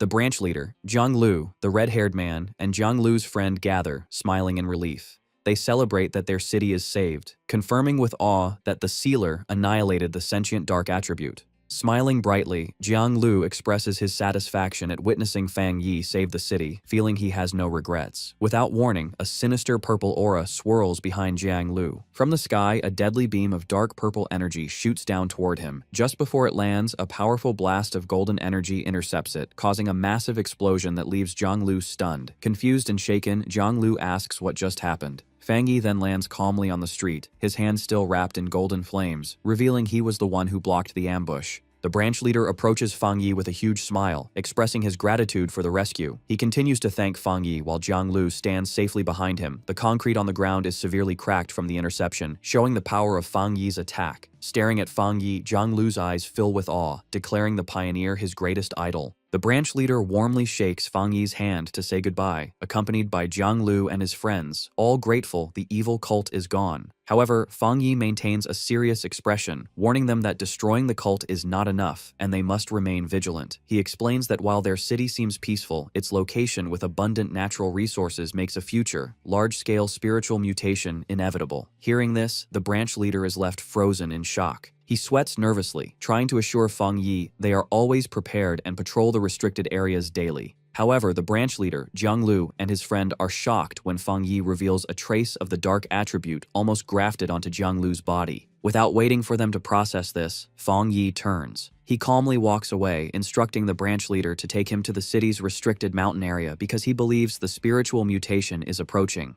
As he walks, Fang Yi checks his phone seriously, deciding to postpone a visit to his aunt to deal with this threat. An official SUV speeds up a dirt road in a lush mountain forest. Inside, the branch leader drives and cheerfully asks Fang Yi if he wants to see pandas or eat hot pot after they finish. Sitting in the passenger seat with his eyes closed, Fang Yi politely declines, stating they need to focus on official business. He silently ponders the relaxed nature of the locals and wonders if the dense spiritual energy could cause pandas to mutate into terrifying beasts. Suddenly, a sharp flash of energy crosses Fang Yi's forehead as his senses activate, his eye glowing red. He looks out the window toward a distant, dark mountain peak, a confident smile spreading across his face as he confirms the location of the anomaly. Without hesitation, Fang Yi throws open the door of the moving SUV and jumps out, startling the branch leader while ordering him to lock down the mountain highway. Fang Yi leaps down the steep cliffside, his red eyes focused as he commands the branch leader not to follow. Left alone, the branch leader parks the car and stands at the cliff's edge, scratching his head in confusion, wondering what Fang Yi detected since he sensed nothing. Plunging into the shadowy forest, Fang Yi descends rapidly. As he falls, his eye glows red and blue electricity sparks around his hand.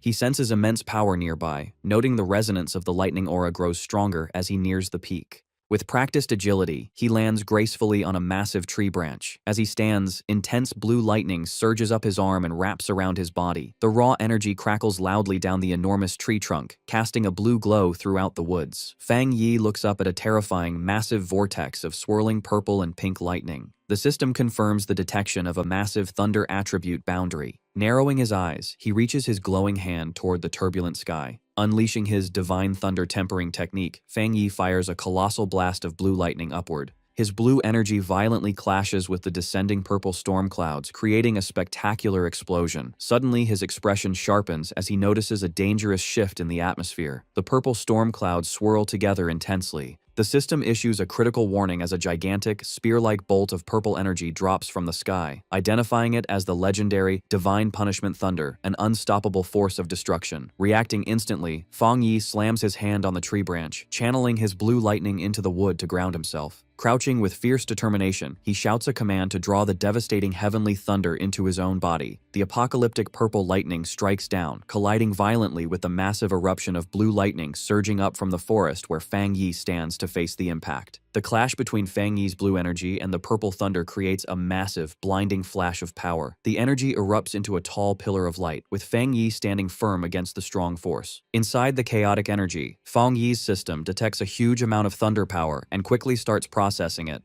The absorption works. The system announces Fang Yi has gained a strong new skill to summon thunder to strike enemies and absorb it to break his own limits. Fang Yi thinks about breaking his limits, looking up at the storm calmly. He knows that normally every skill has a strict limit. It takes special conditions and huge spiritual power to break through, which often fails. However, a confident smile crosses his face as he grabs a cluster of purple lightning. He realizes his new skill skips these normal rules. Standing unhurt inside the purple lightning, he notes he can now use the thunder to keep getting stronger. He also knows the thunder is an unstoppable natural force, making it a deadly weapon. He is very happy to get such a strong trump card in this normal mountain.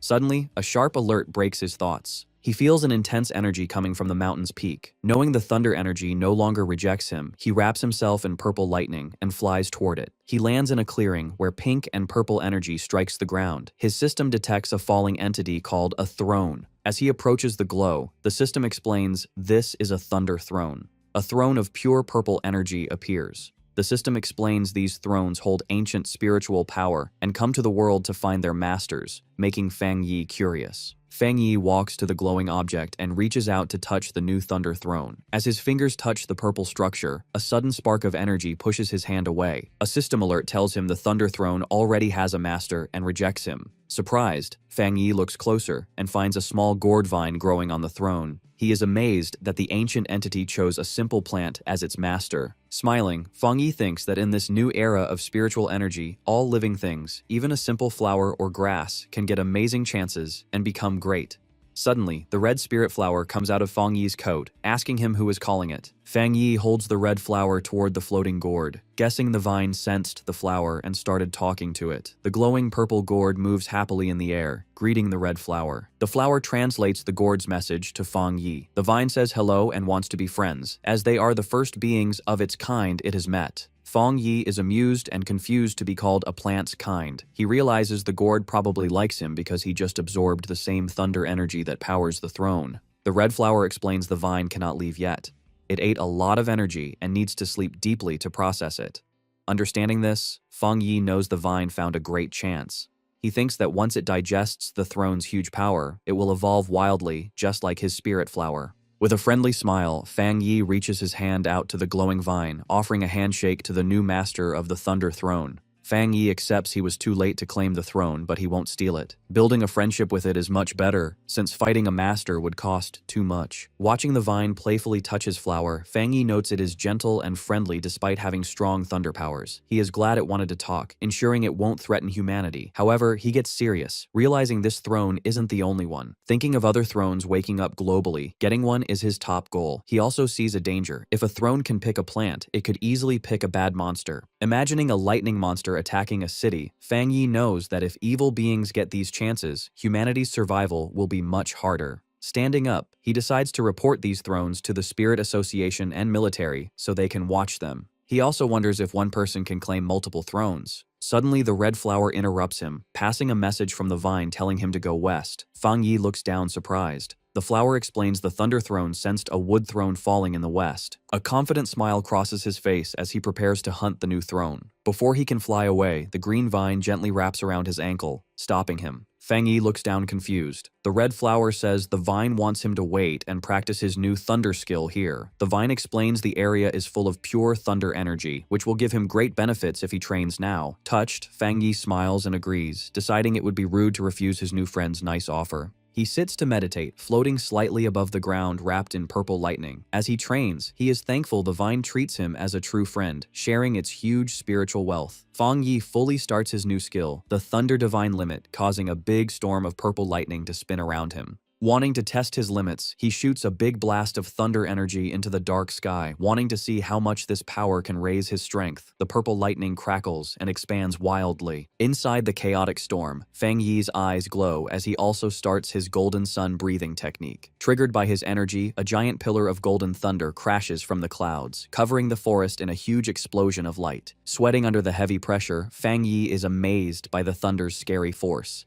He feels the lightning flooding his bones, being quickly absorbed and refined by his golden aura. To his surprise, the two strong energies do not fight.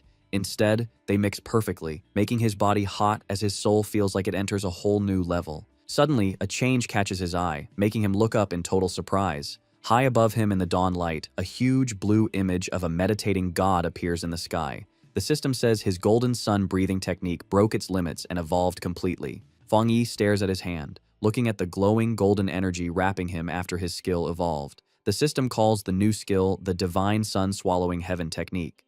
It explains Fang Yi acts like a sun now, giving him much better ability to absorb and process the spiritual energy of the world. As he uses the skill, the thick spiritual energy condenses, falling on the forest like golden rain. Floating high with his arms out, Fang Yi enjoys the amazing feeling. He feels pure spiritual power from the mountains and forests coming to him, washing over his body like rain. Suddenly he looks shocked as he feels an unexpected internal change. Glowing under a giant fiery golden image of himself, he realizes the massive energy has pushed him to the start of the 2-star Jinggang realm. The system confirms this. It says his extreme yang attribute and the new void thunder are mixing to clean his veins, starting his breakthrough to the 2-star Jinggang realm. A confident smile spreads on Fang Yi's face, his eyes burning with golden energy as he marvels at his fast power growth. Engulfed in a vortex of golden lightning, Fang Yi absorbs its intense energy. His eyes begin to glow with a brilliant yellow light as raw power surges through him. A towering golden silhouette of himself manifests behind him, signaling his successful breakthrough to the 2-star Jinggang realm. He lands gracefully in a sun-drenched golden forest, marveling at his new realm. Taking a deep breath, Fang Yi reflects on a pioneer's cultivation, noting that while they absorb natural spiritual energy, not all of it can be used immediately. He visualizes the complex circulation required to refine energy. Understanding that superior cultivation techniques are necessary for a higher conversion rate, he realizes that despite the abundance of spiritual energy, the current pinnacle of human power remains at the 3-star Jinggang realm because of this difficult refinement process. He considers it remarkable that he broke through to the 2-star realm so quickly, his thoughts then shifting to the imposing dark throne he discovered. With a serious gaze, he concludes the era of accelerated spiritual recovery has arrived much earlier than humanity anticipated. His contemplation is interrupted when he looks down, noticing his sentient red spirit flower trying to get his attention. The flower translates a message from the sentient gourd vine, conveying its congratulations. The vine explains that the throne also needs to begin its own cultivation due to his breakthrough and suggests he leave soon because it is afraid of other humans. Fang Yi agrees, acknowledging his breakthrough caused a significant disturbance. He knows he must report the throne to the Spirit Association and the military, but worries the harmless gourd vine might become a target for greedy individuals.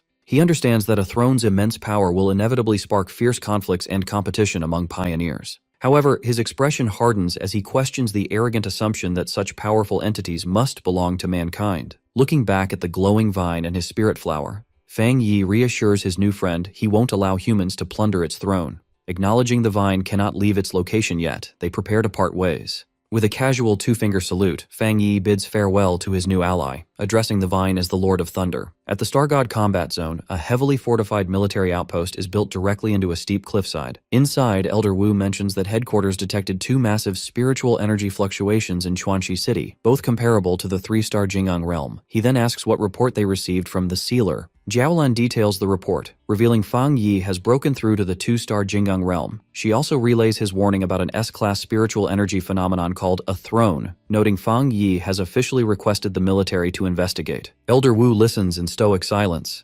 Noticing his lack of reaction, Jiaolan asks if he isn't surprised by the escalation. Elder Wu replies evenly, explaining the accelerated resurgence of spiritual energy is a known reality. He states the appearance of high-tier opportunities like the throne was a scenario their nation had anticipated. Jiaolan notes that Elder Wu has been at the half-step Jinggang realm for a long time and asks if he's on the verge of advancing. Elder Wu confirms this, observing many pioneers are experiencing breakthroughs as abnormal activities peak. He admits he can finally feel the signs of his own advancement. Jiaolan is surprised by his confirmation. Looking over the base, Elder Wu solemnly reflects that during these volatile times the accompanying opportunities and dangers will be massive. He reminds Jiaolan that above being pioneers, they are soldiers whose duty is to brave these dangers and secure safety for the nation, even if it costs their lives. Envisioning a united front of the nation's strongest pioneers, including Fang Yi and Su Qingying, Elder Wu declares their country must seize this momentous opportunity, and that even a veteran like himself will ride this new wave of power. Clenching his fist, he states their objective. They must ensure the Sealer secures a throne, and that their other loyal pioneers claim as many as possible. Exuding authority, Elder Wu issues a command to fully coordinate with Fang Yi and the Spirit Association, urging total unity. He asserts that any independent pioneers or rogue factions with selfish ambitions will be forced to stand down under the combined pressure of the military and the association. At the Spirit Association headquarters, Gu Yuru stands before a monitor displaying the Purple Throne. She announces to the command center they have the Sealer's intelligence and are launching a nationwide investigation to find potential thrones and track abnormal energy fluctuations.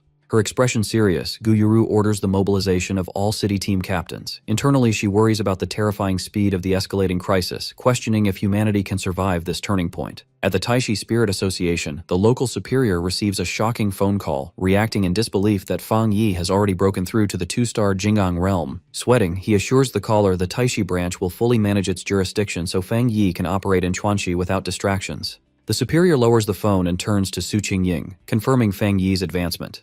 Su Qingying smiles proudly, noting Fang Yi is now the second strongest pioneer in the nation, behind only Elder Wu. She adds that their city of Taishi is benefiting from his reputation. However, she rubs her head with a slightly embarrassed expression. She admits she had been overly arrogant about her recent advancement to the half-step Jinggang realm, failing to anticipate the massive, worldwide spiritual energy surge Fang Yi had triggered. The superior's expression turns grave. He fears that if Taishi faces another catastrophic spiritual anomaly, potentially worse than the last, they might not survive. He vows they must protect their city to avoid becoming a burden to Fang Yi. 10 hours later, an emergency meeting is convened at the Chuanxi Spirit Association, gathering all pioneer captains from surrounding cities. Gu Yuro stands at the head of the conference table before a projection of the throne. She reports that, following Fang Yi's intelligence, headquarters detected over 20 similar spiritual energy anomalies globally, but they cannot confirm if all are thrones. A map of their nation appears on screen, showing 7 confirmed locations with similar energy signatures within their borders.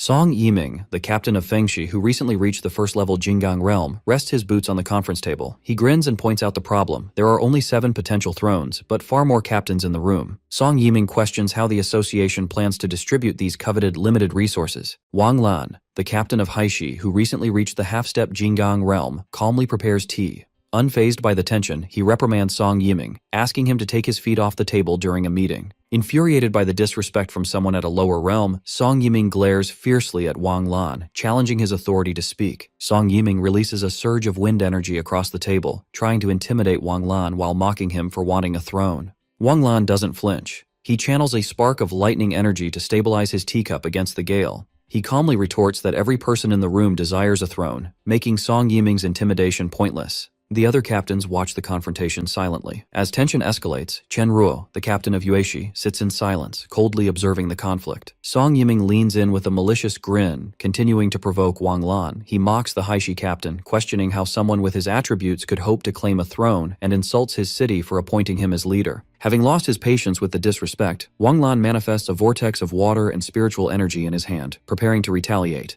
Before violence can erupt, Gu Yuro slams her hands on the table, furiously ordering both captains to sit down and forbidding any fighting during the conference. Suddenly, an overwhelming aura crashes down on the room. Gu Yuru, Wang Lan, and Song Yiming instantly freeze, their faces showing shock at the sudden, oppressive pressure. Song Yiming is violently slammed into his chair, pinned down by heavy, phantom-like hands of dark purple energy. He is left terrified and gasping at the sheer, intimidating force of the attacker. Sweating profusely, Song Yiming frantically wonders if Elder Wu from the Star God Combat Zone has arrived to intervene. Fang Yi, crackling with golden energy, steps through the doorway. Sensing the terrifying scale of power, the captains realize it feels akin to the peak of the 3-star Jinggang realm. Song Yiming trembles, confused as he realizes this suffocating presence does not belong to the Elder. Fang Yi steps into the room with a polite smile, greeting the gathered captains. He apologizes for being late as he approaches the table. Gu Yuro formally acknowledges him, announcing the arrival of the sealer. Song Yiming cowers in his seat, nervously glancing at Fang Yi. He wonders why every instinct is screaming at him to back down, finally realizing this unassuming young man is the legendary pioneer everyone has been talking about. Fang Yi's polite demeanor vanishes. He glares at Song Yiming and demands to know what was happening right before he walked in. Terrified by Fang Yi's presence, Song Yiming nervously stammers that nothing is wrong and they were just having a discussion. Fang Yi silently stares him down with piercing red eyes. Pinned by the purple energy claw, Song Yiming is in disbelief, unable to comprehend how his first-level Jinggang realm power is paralyzed. Easing the pressure, Fang Yi sits at the conference table. He greets Wang Lan and Chen Ruo, noting it's been a long time. Wang Lan respectfully welcomes Lord Sealer, explaining they were just discussing the new throne. Leaning back, Fang Yi states he came to share his intelligence. As a Spirit Association member, he confirms the Chuanxi Mountain Anomaly is a Thunder Attribute throne with world-altering power. He reveals a crucial detail: the Thunder Throne's master is a sentient gourd vine. This sparks outrage among the pioneer captains, who argue that leaving such divine power to a plant is a waste and a capable human should take it. Song Yiming eagerly agrees, slamming his hands on the table. He insists they must forcibly take the throne, arguing their nation would be a laughingstock if a plant controlled it. Fang Yi's expression hardens as he coldly declares he won't allow it. Fang Yi addresses the room, explaining he came to make his stance perfectly clear. He warns that if anyone tries to snatch the Thunder Throne, he, the sealer, will personally take it back. The serious threat leaves everyone in the room frozen in a stunned, sweating silence. A bandaged arm shoots into the air. Chenro breaks the tension, raising her hand to agree with Fang Yi's decision. Gu Yuru agrees, warning the captains not to underestimate plants favored by spiritual energy. She reveals that before the meeting, the throne's mountain territory had already become a deadly purgatory of raging lightning. Wang Lan also raises his hand in agreement with Fang Yi. Conceding defeat, a disgruntled Song Yiming suggests they find new, unclaimed thrones instead. Gu Yuru sighs in relief, acknowledging how helpful Fang Yi's intimidating presence is for keeping order. She reflects on how difficult it has become for the Spirit Association to manage these powerful, top-tier pioneers. Gu Yuru turns to a map to distribute search zones, assigning captains to 4 regions based on energy fluctuations. She clarifies the association won't interfere in competition, but hiding discovered thrones is forbidden. A panicked staff member bursts in, interrupting to report that the Lord of Thunder has already evolved. The frantic staffer explains their drones can't get near the mountain, and the entity's power readings are climbing beyond expectations. He announces the plant's power equals the 3-star Jinggang realm. This news terrifies the captains, who realize the entity could dominate the nation. Unlike the panicked room, Fang Yi is calm. He reasons such rapid growth isn't surprising given the throne's immense ancient power. Seeing a forecast for severe thunderstorms, Fang Yi decides to visit the mountain to check on his plant friend's advancement. Gu Yuro adjourns the meeting. The captains look determined as she wishes them luck securing their own thrones. After the meeting, Gu Yuro calls to Fang Yi as he leaves, relaying a message from headquarters to stay in Chuanchi City. Fang Yi pauses. Gu Yuru explains they fear rogue pioneers might attack the Thunder Throne and mentions the Dark Intelligence incident seems to be over. Fang Yi narrows his eyes, asking if the association suspects the shadow monster survived. Adjusting her glasses, Gu Yuru confirms his suspicion, explaining both are products of the world's rapid spiritual recovery. While they can monitor the throne's ancient power, they fear remnants of dark intelligence are hiding. Since Fang Yi weakened and trapped it in Chuanxi, it could still be a catastrophic threat. Glancing at his phone, Fang Yi swipes past his aunt's contact, deciding to postpone his family visit. He agrees with Gu Yuro's caution, acknowledging it's best to be prepared. He confirms he had the same thought and won't leave the city yet. Later, Fang Yi returns to the restricted mountain zone, walking calmly into the territory, unfazed by the violent purple lightning crashing around him. Feeling the intense power, he smiles, taking the storm as a welcome.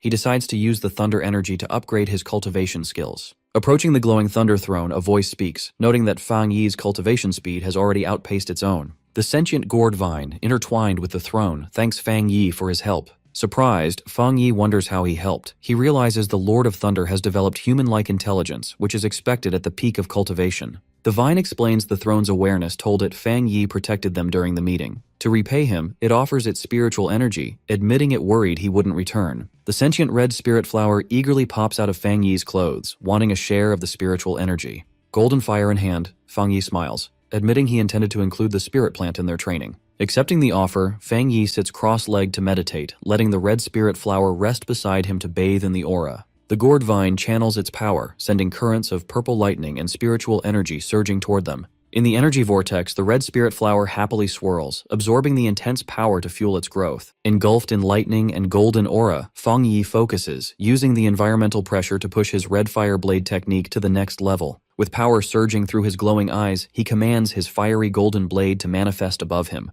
The massive sword descends, radiating blinding heat as it clashes with the storm. A system notification reports a massive influx of thunder power has been detected. As the blade absorbs the violent lightning, the system confirms the red fire blade technique can now break through. Concentrating, Fang Yi refines the chaotic power as the system announces his blade technique is evolving. He meditates, letting pillars of golden fire and blue lightning envelop him as the skill charges to its limit. His eyes snap open, blazing with red light as the system confirms the red fire blade technique has successfully evolved. Gripping his upgraded sword, Fang Yi swings with devastating force. The technique now fuses his fire with the thunder attribute. The swing erupts into a blast of lightning and fire, tearing through and obliterating the ground in a terrifying display of his new strength. Fang Yi's system notifies him that the heavenly thunder has tempered his blade technique, successfully breaking its limits and evolving it into a fused thunder fire attribute. Raising his weapon, the system confirms that the blade's enhancement is finally complete. The raw power of his breakthrough triggers a massive, spectacular eruption of fire and lightning at the mountain peak. Watching from afar, Wang Lan and Chen Ruo recognize the fiery display, wondering just what Fang Yi is up to inside the Thunder Throne's restricted area. Nearby, an agitated Song Yiming suspects Fang Yi went back on his word to steal the throne for himself. However, his subordinate quickly reminds him that Fang Yi actually considers the entity a friend. At the Spirit Association, red alarms blare.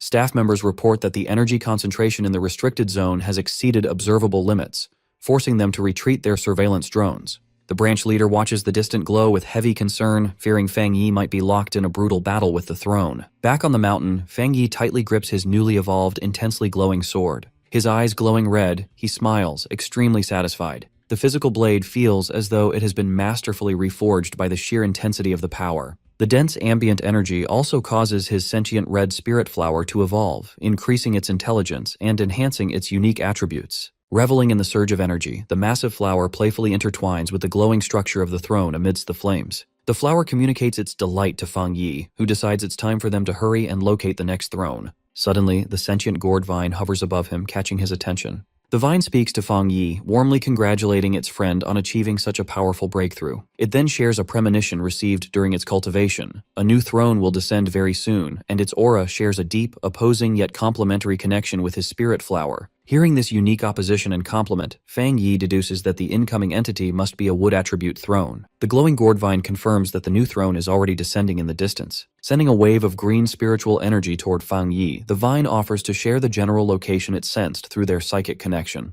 Fang Yi closes his eyes, focusing his mind to silently accept the vine's sensory transmission. A confident smirk appears on his face as he opens his eyes, confirming he has successfully perceived the exact coordinates. The scene shifts to a sprawling neon-lit metropolis at night, which Fang Yi identifies as Yuan City. He notes that Yuan City is an autonomous municipality about a 2-hour drive from Chuanxi City, widely famous for its extreme luxury and extravagance. However, beneath its glamorous surface lies a chaotic and brutal underbelly. The city is known for its ruthless locals and historically boasts the highest crime rate in the nation. Arriving in the downtown district, Fang Yi walks calmly through the bustling, dimly lit streets. He recalls intelligence from the Spirit Association. Their efforts to establish a local branch here have been severely stalled because the city is heavily controlled by entrenched local gangs. Observing the rough-armed pioneers loitering under neon signs, Fang Yi reflects that none of the local awakened individuals are willing to join the authorities. Consequently, Yuan City remains a lawless territory without an official Spirit Association branch or an assigned captain to maintain order. Suddenly, Fang Yi's attention is drawn to a sharp shift in the atmosphere. His sentient red spirit flower emerges from his coat, urgently tugging at his sleeve. Fang Yi validates its reaction, noting that they can both sense the new energy emerging from the west. To the west, at the foot of a dark, looming mountain, sits a massive, extravagantly lit private mansion. Inside the estate walls, a lavish nighttime pool party is underway, hosted by the local elite. A sunglasses-clad bodyguard approaches the host, quietly reporting some news. The host raises an eyebrow, intrigued to hear that other pioneers have appeared nearby. The host is Jiang Gensheng, the notorious local kingpin of Yuan City. He laughs arrogantly, throwing his jacket open as he boasts that no one can make waves in his territory. His arrogant laughter is immediately cut short when a blinding eruption of green light flashes from the mountain directly behind his estate. A colossal sphere of pure green energy, the descending wood throne, crashes into the mountain peak, unleashing a devastating shockwave across the area. The sheer force of the impact reaches the mansion, shattering glass and sending debris flying. Jiang Gensheng is left visibly shocked as his guests scream in terror. Recovering from the shock, a furious Jiang Gensheng marches toward the mountain with his bodyguard, aggressively vowing to see who has the guts to run wild on his property. 2 minutes later, Jiang Gensheng and his bodyguard trek up the forested mountain, which is now swirling with dense, residual green spiritual energy. They are intercepted by Fang Yi, who stands calmly in the eerie light, noting that the source of the disturbance lies just ahead. Enraged by the intrusion, the bodyguard violently lunges through the air at Fang Yi, demanding to know who dares trespass on young Master Jiang's private property. As a heavy punch speeds toward his face, Fang Yi scoffs dismissively at the arrogant claim of private territory.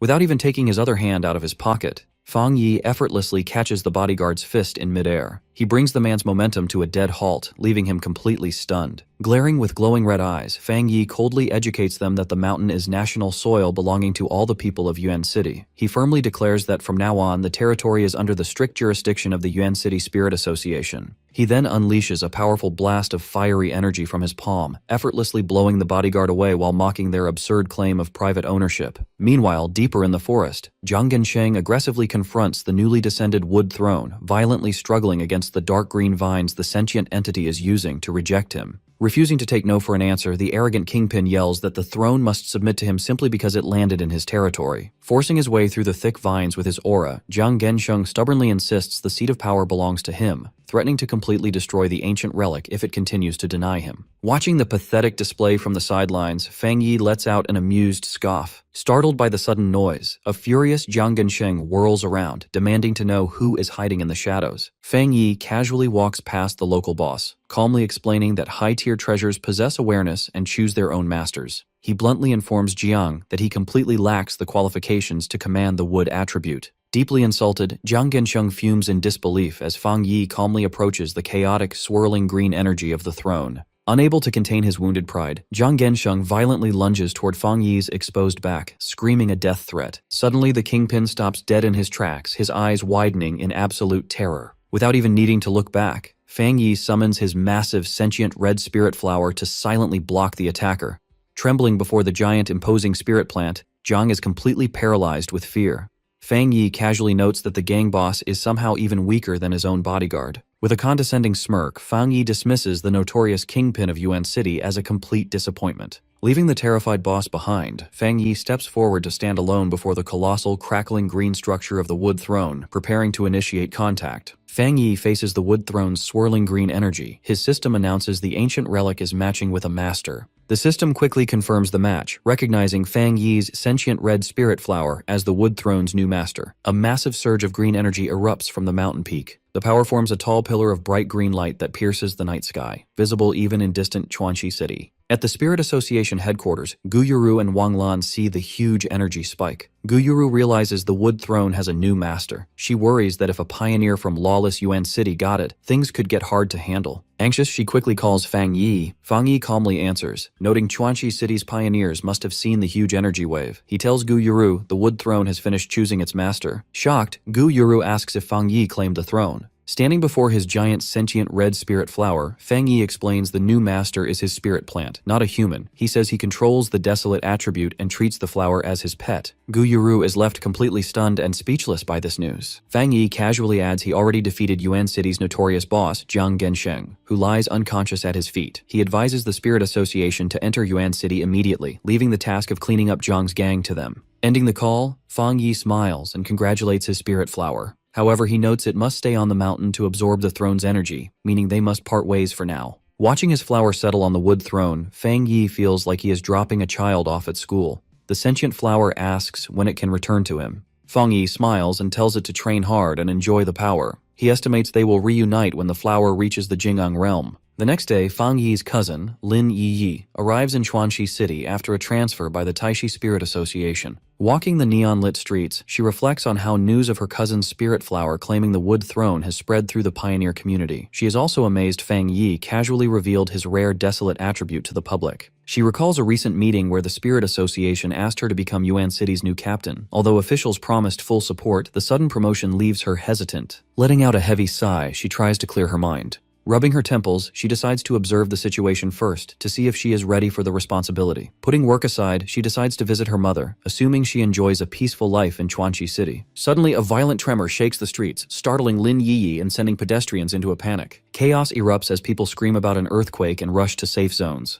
However, sensing a wild surge of spiritual energy, Lin Yi realizes this is a dangerous spiritual anomaly, not a natural disaster. Red alarms flash at the Chuanxi Spirit Association. Gu Yuru and her team are confused, wondering how such a large anomaly could form without triggering any early warning systems. A panicked staff member reports a massive spiritual energy spike in the restricted mountain zone. He says the sudden surge caused wild mountain beasts to mutate violently. A scary horde of mutated beasts, including giant armored flyers and huge spiked predators, swarms out of the forest toward the Chuanxi urban district. The monsters invade the streets, destroying buildings as terrified civilians scream for their lives. Caught in the chaos, Lin Yi takes action, narrowly dodging a strike from a huge multi-eyed beast. While dodging monsters, she tries to call her mother, but the connection fails. As a shadowy beast looms behind her, she realizes her mother is in grave danger. The monster violently charges at her, jaws wide open and eyes glowing. Lin Yi turns back, her eyes widening in shock at the unavoidable attack. Right before the beast reaches her, a blinding flash of purple energy crashes down, slicing the monster in half. Lin Yi instantly recognizes the familiar spiritual power. Fang Yi steps from the dust, calmly noting Chuanxi City has suffered a mutation outbreak. Relieved but frantic, Lin Yi runs to him, begging him to help find her mother since phone lines are down. In the ruined Chuanxi urban district, inside a broken supermarket, a trembling voice calls for a father. Nearby, a man lies motionless under a collapsed shelf as the small voice cries for a mother. A terrified young boy stands alone among the scattered groceries and flickering lights, wondering where his parents went. Overwhelmed by fear, the boy trembles as tears stream down his face. Unable to hold back his terror, he drops to his knees and cries loudly into the empty store. Suddenly, a woman rushes over and covers his mouth. It is Fang Yi's aunt, Lin Yi's mother. She holds him close, whispering that loud crying will attract the roaming beasts. The boy looks at her with large, tearful eyes, trembling and missing his parents. Trying to calm the child, Fang Yi's aunt smiles warmly and pulls out a bright yellow package of a popular snack. The boy's eyes light up. Kneeling beside him, she promises that if he stays quiet and waits for rescuers, he can have the snack as a reward for being brave. The boy smiles and reaches for the treat, distracted from the horror. However, a scary shadow wolf with glowing red eyes silently enters the aisle right behind the ant. The wolf growls, showing its sharp teeth as its red eyes lock onto its prey. As the beast charges, Fang Yi's aunt senses danger. She scoops the boy into her arms and sprints down the aisle to escape. In her frantic sprint, her foot catches on a discarded bottle in the debris. She crashes heavily to the floor, curling her body around the little boy to protect him. The wolf beast lunges, extending its sharp claws for the kill. Bracing for the worst, she closes her eyes and prepares to sacrifice herself. Right before the claws reach her, a blinding streak of golden energy slices through the dark, cutting the beast in two. Fang Yi arrives just in time, standing protectively in front of his aunt with his flaming sword. Glancing back, Fang Yi calmly asks if they are unharmed. Suddenly, he looks surprised as he notices something familiar. He looks down and sees the terrified boy safe in his aunt's arms, holding the yellow snack packet. The sight of that treat triggers deep nostalgia. He remembers a sad moment from his childhood, crying before a gravestone while his aunt stood by his side. He recalls how she gently stroked his head and offered him that exact snack to soothe his grief. Back in the present, his aunt looks up in disbelief, her eyes widening in relief as she recognizes her nephew. Fang Yi softens and asks his aunt about the child she just risked her life to protect. Smiling despite her near-death experience, she explains the boy was separated from his parents in the supermarket chaos and she couldn't leave him to the monsters. The touching moment is interrupted when a familiar voice calls for her mother.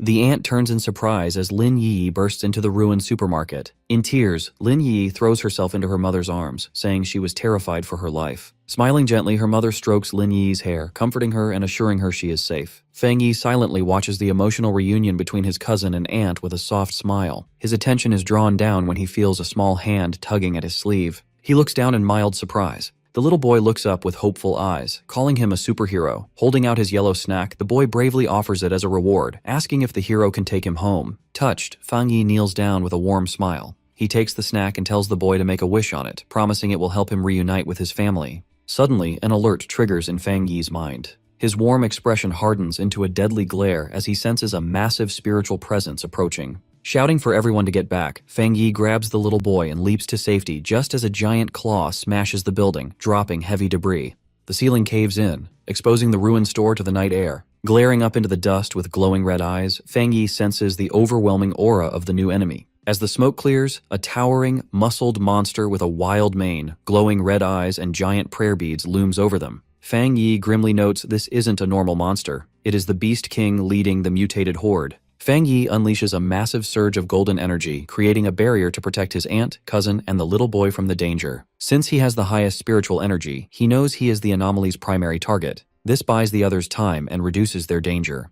He tells Lin Yi to take the other two and flee, as he can't fight at full potential while protecting them. Lin Yi quickly agrees. As they prepare to flee, the colossal Beast King looms over Fang Yi and lets out a deafening roar. Fang Yi observes the monster and notes it has both thunder and wood attributes. He finds this too coincidental as it matches the attributes of the two recently descended thrones. The Beast King attacks, smashing its massive fists into the ground. Fang Yi swiftly leaps back to evade the blow. As he readies his glowing golden sword, Fang Yi sees the beast's surging aura and realizes it has been contaminated by the dark attribute. Fang Yi's fiery slash lands, leaving a glowing wound near the monster's red eye. Undeterred, the massive Beast King gathers momentum for another strike. The monster lunges at Fang Yi with its jaws open. Fang Yi calmly leaps back. Mid-air, he swings his flaming sword with immense force. The powerful strike forces the giant beast to stagger back, creating distance between them. Leading the retreat, Lin Yi projects a protective green energy shield as she runs. Her mother follows close behind, carrying the little boy. Their escape is halted when a second massive, shadowy beast with glowing blue eyes suddenly appears in their path. Lin Yi freezes in horror, realizing they are facing not one, but two Beast Kings. The second Beast King, radiating a terrifying aura with glowing blue eyes, towers over them. Lin Yi holds up her green energy shield to protect her mother and the terrified boy. Knowing she must act, Lin Yi reassures her mother as she channels her power. To protect her family, Lin Yi leaps away from the civilians toward the towering monster, drawing its deadly focus away from them. In response, the Beast King opens its massive jaws, charging a dense, swirling sphere of green wood attribute energy. The monster unleashes a devastating energy beam. Lin Yi meets it head-on, her green aura clashing against the beast's overwhelming breath attack. Pushed to her limits, Lin Yi struggles against the beam's crushing force. Terrified and strained, she refuses to yield as her mother and the boy cower behind her. She quickly assesses the situation, realizing that since both she and the monster use wood attribute energy, she has no elemental advantage. She knows if her shield shatters, her mother and the child will instantly perish. Making a desperate choice, Lin Yi decides to sacrifice herself. She offers her spiritually rich body to the beast, reasoning it would gain no power from ordinary humans, hoping to trade her life for theirs. Inside the chaotic Chuanxi City Spirit Association control room, staff monitor the escalating situation on holographic tables. They are horrified to confirm that an S-class disaster has been born. The tactical map shows two massive Anomaly King signals inside the city. The monitors show hostile energy spiking rapidly as local pioneers risk their lives to cover the civilian evacuation. In the burning city streets, cloaked pioneers fight the invasion from the air. A frantic field pioneer reports that endless hordes of mutated beasts are pouring from the restricted mountain zone, threatening to annihilate Chuanxi City. Desperate, the pioneer begs headquarters for immediate reinforcements and a disaster level upgrade. Amidst the panic, he remembers a warning from the Sealer. He looks toward the distant mountains, where a colossal pillar of purple lightning pierces the storm clouds. He realizes the massive energy surge is from the exact territory where the Thunder Throne descended. Elsewhere, Fang Yi easily overpowers another beast, pinning it by its massive snout. He interrogates the creature, asking if it fled from the restricted mountain, and recognizes the sentient gourd vine. Before he gets an answer, a vortex of crackling purple lightning swirls in the sky. Fang Yi looks up, suspecting his plant friend, the new master of the Thunder Throne, accidentally triggered the beast stampede. He reflects on the situation, realizing if claiming a throne causes such devastation, other pioneers face extreme danger. This contradicts his system's information that classified thrones as beneficial, making him wonder what the hidden problem is. The second Beast King raises its massive claw, preparing a lethal strike against Lin Yi. Lin Yi fiercely reinforces her green energy barrier, blocking the crushing blow. She refuses to let the monster consume her without a fight. She glances back, relieved to see her mother shielding the boy against the rocky debris behind her protective barrier. As the frustrated monster roars, Lin Yi stands her ground, her green aura flaring to match the beast's intensity. Channeling all her remaining power, her eyes glowing brightly, she declares the beast will have to get through her dead body to reach her family, committing to a fight to the death. Suddenly, a surge of purple lightning shatters the dark sky, interrupting the desperate battle. A colossal pillar of thunder crashes down from the heavens. Descending slowly from the blinding light is the glowing form of the sentient gourd vine. Nearby, two members of the Spirit Association look up in absolute shock. They recognize the overwhelming energy and realize the Lord of the Thunder Throne has arrived at the battlefield. They stare in awe as the massive, radiant purple vine manifests above the city, dwarfing the area with its majestic power. Fang Yi stares at the sky in silence. Instead of attacking, the ferocious Beast Kings halt. They begin to whimper and shrink back, utterly intimidated by the overwhelming presence.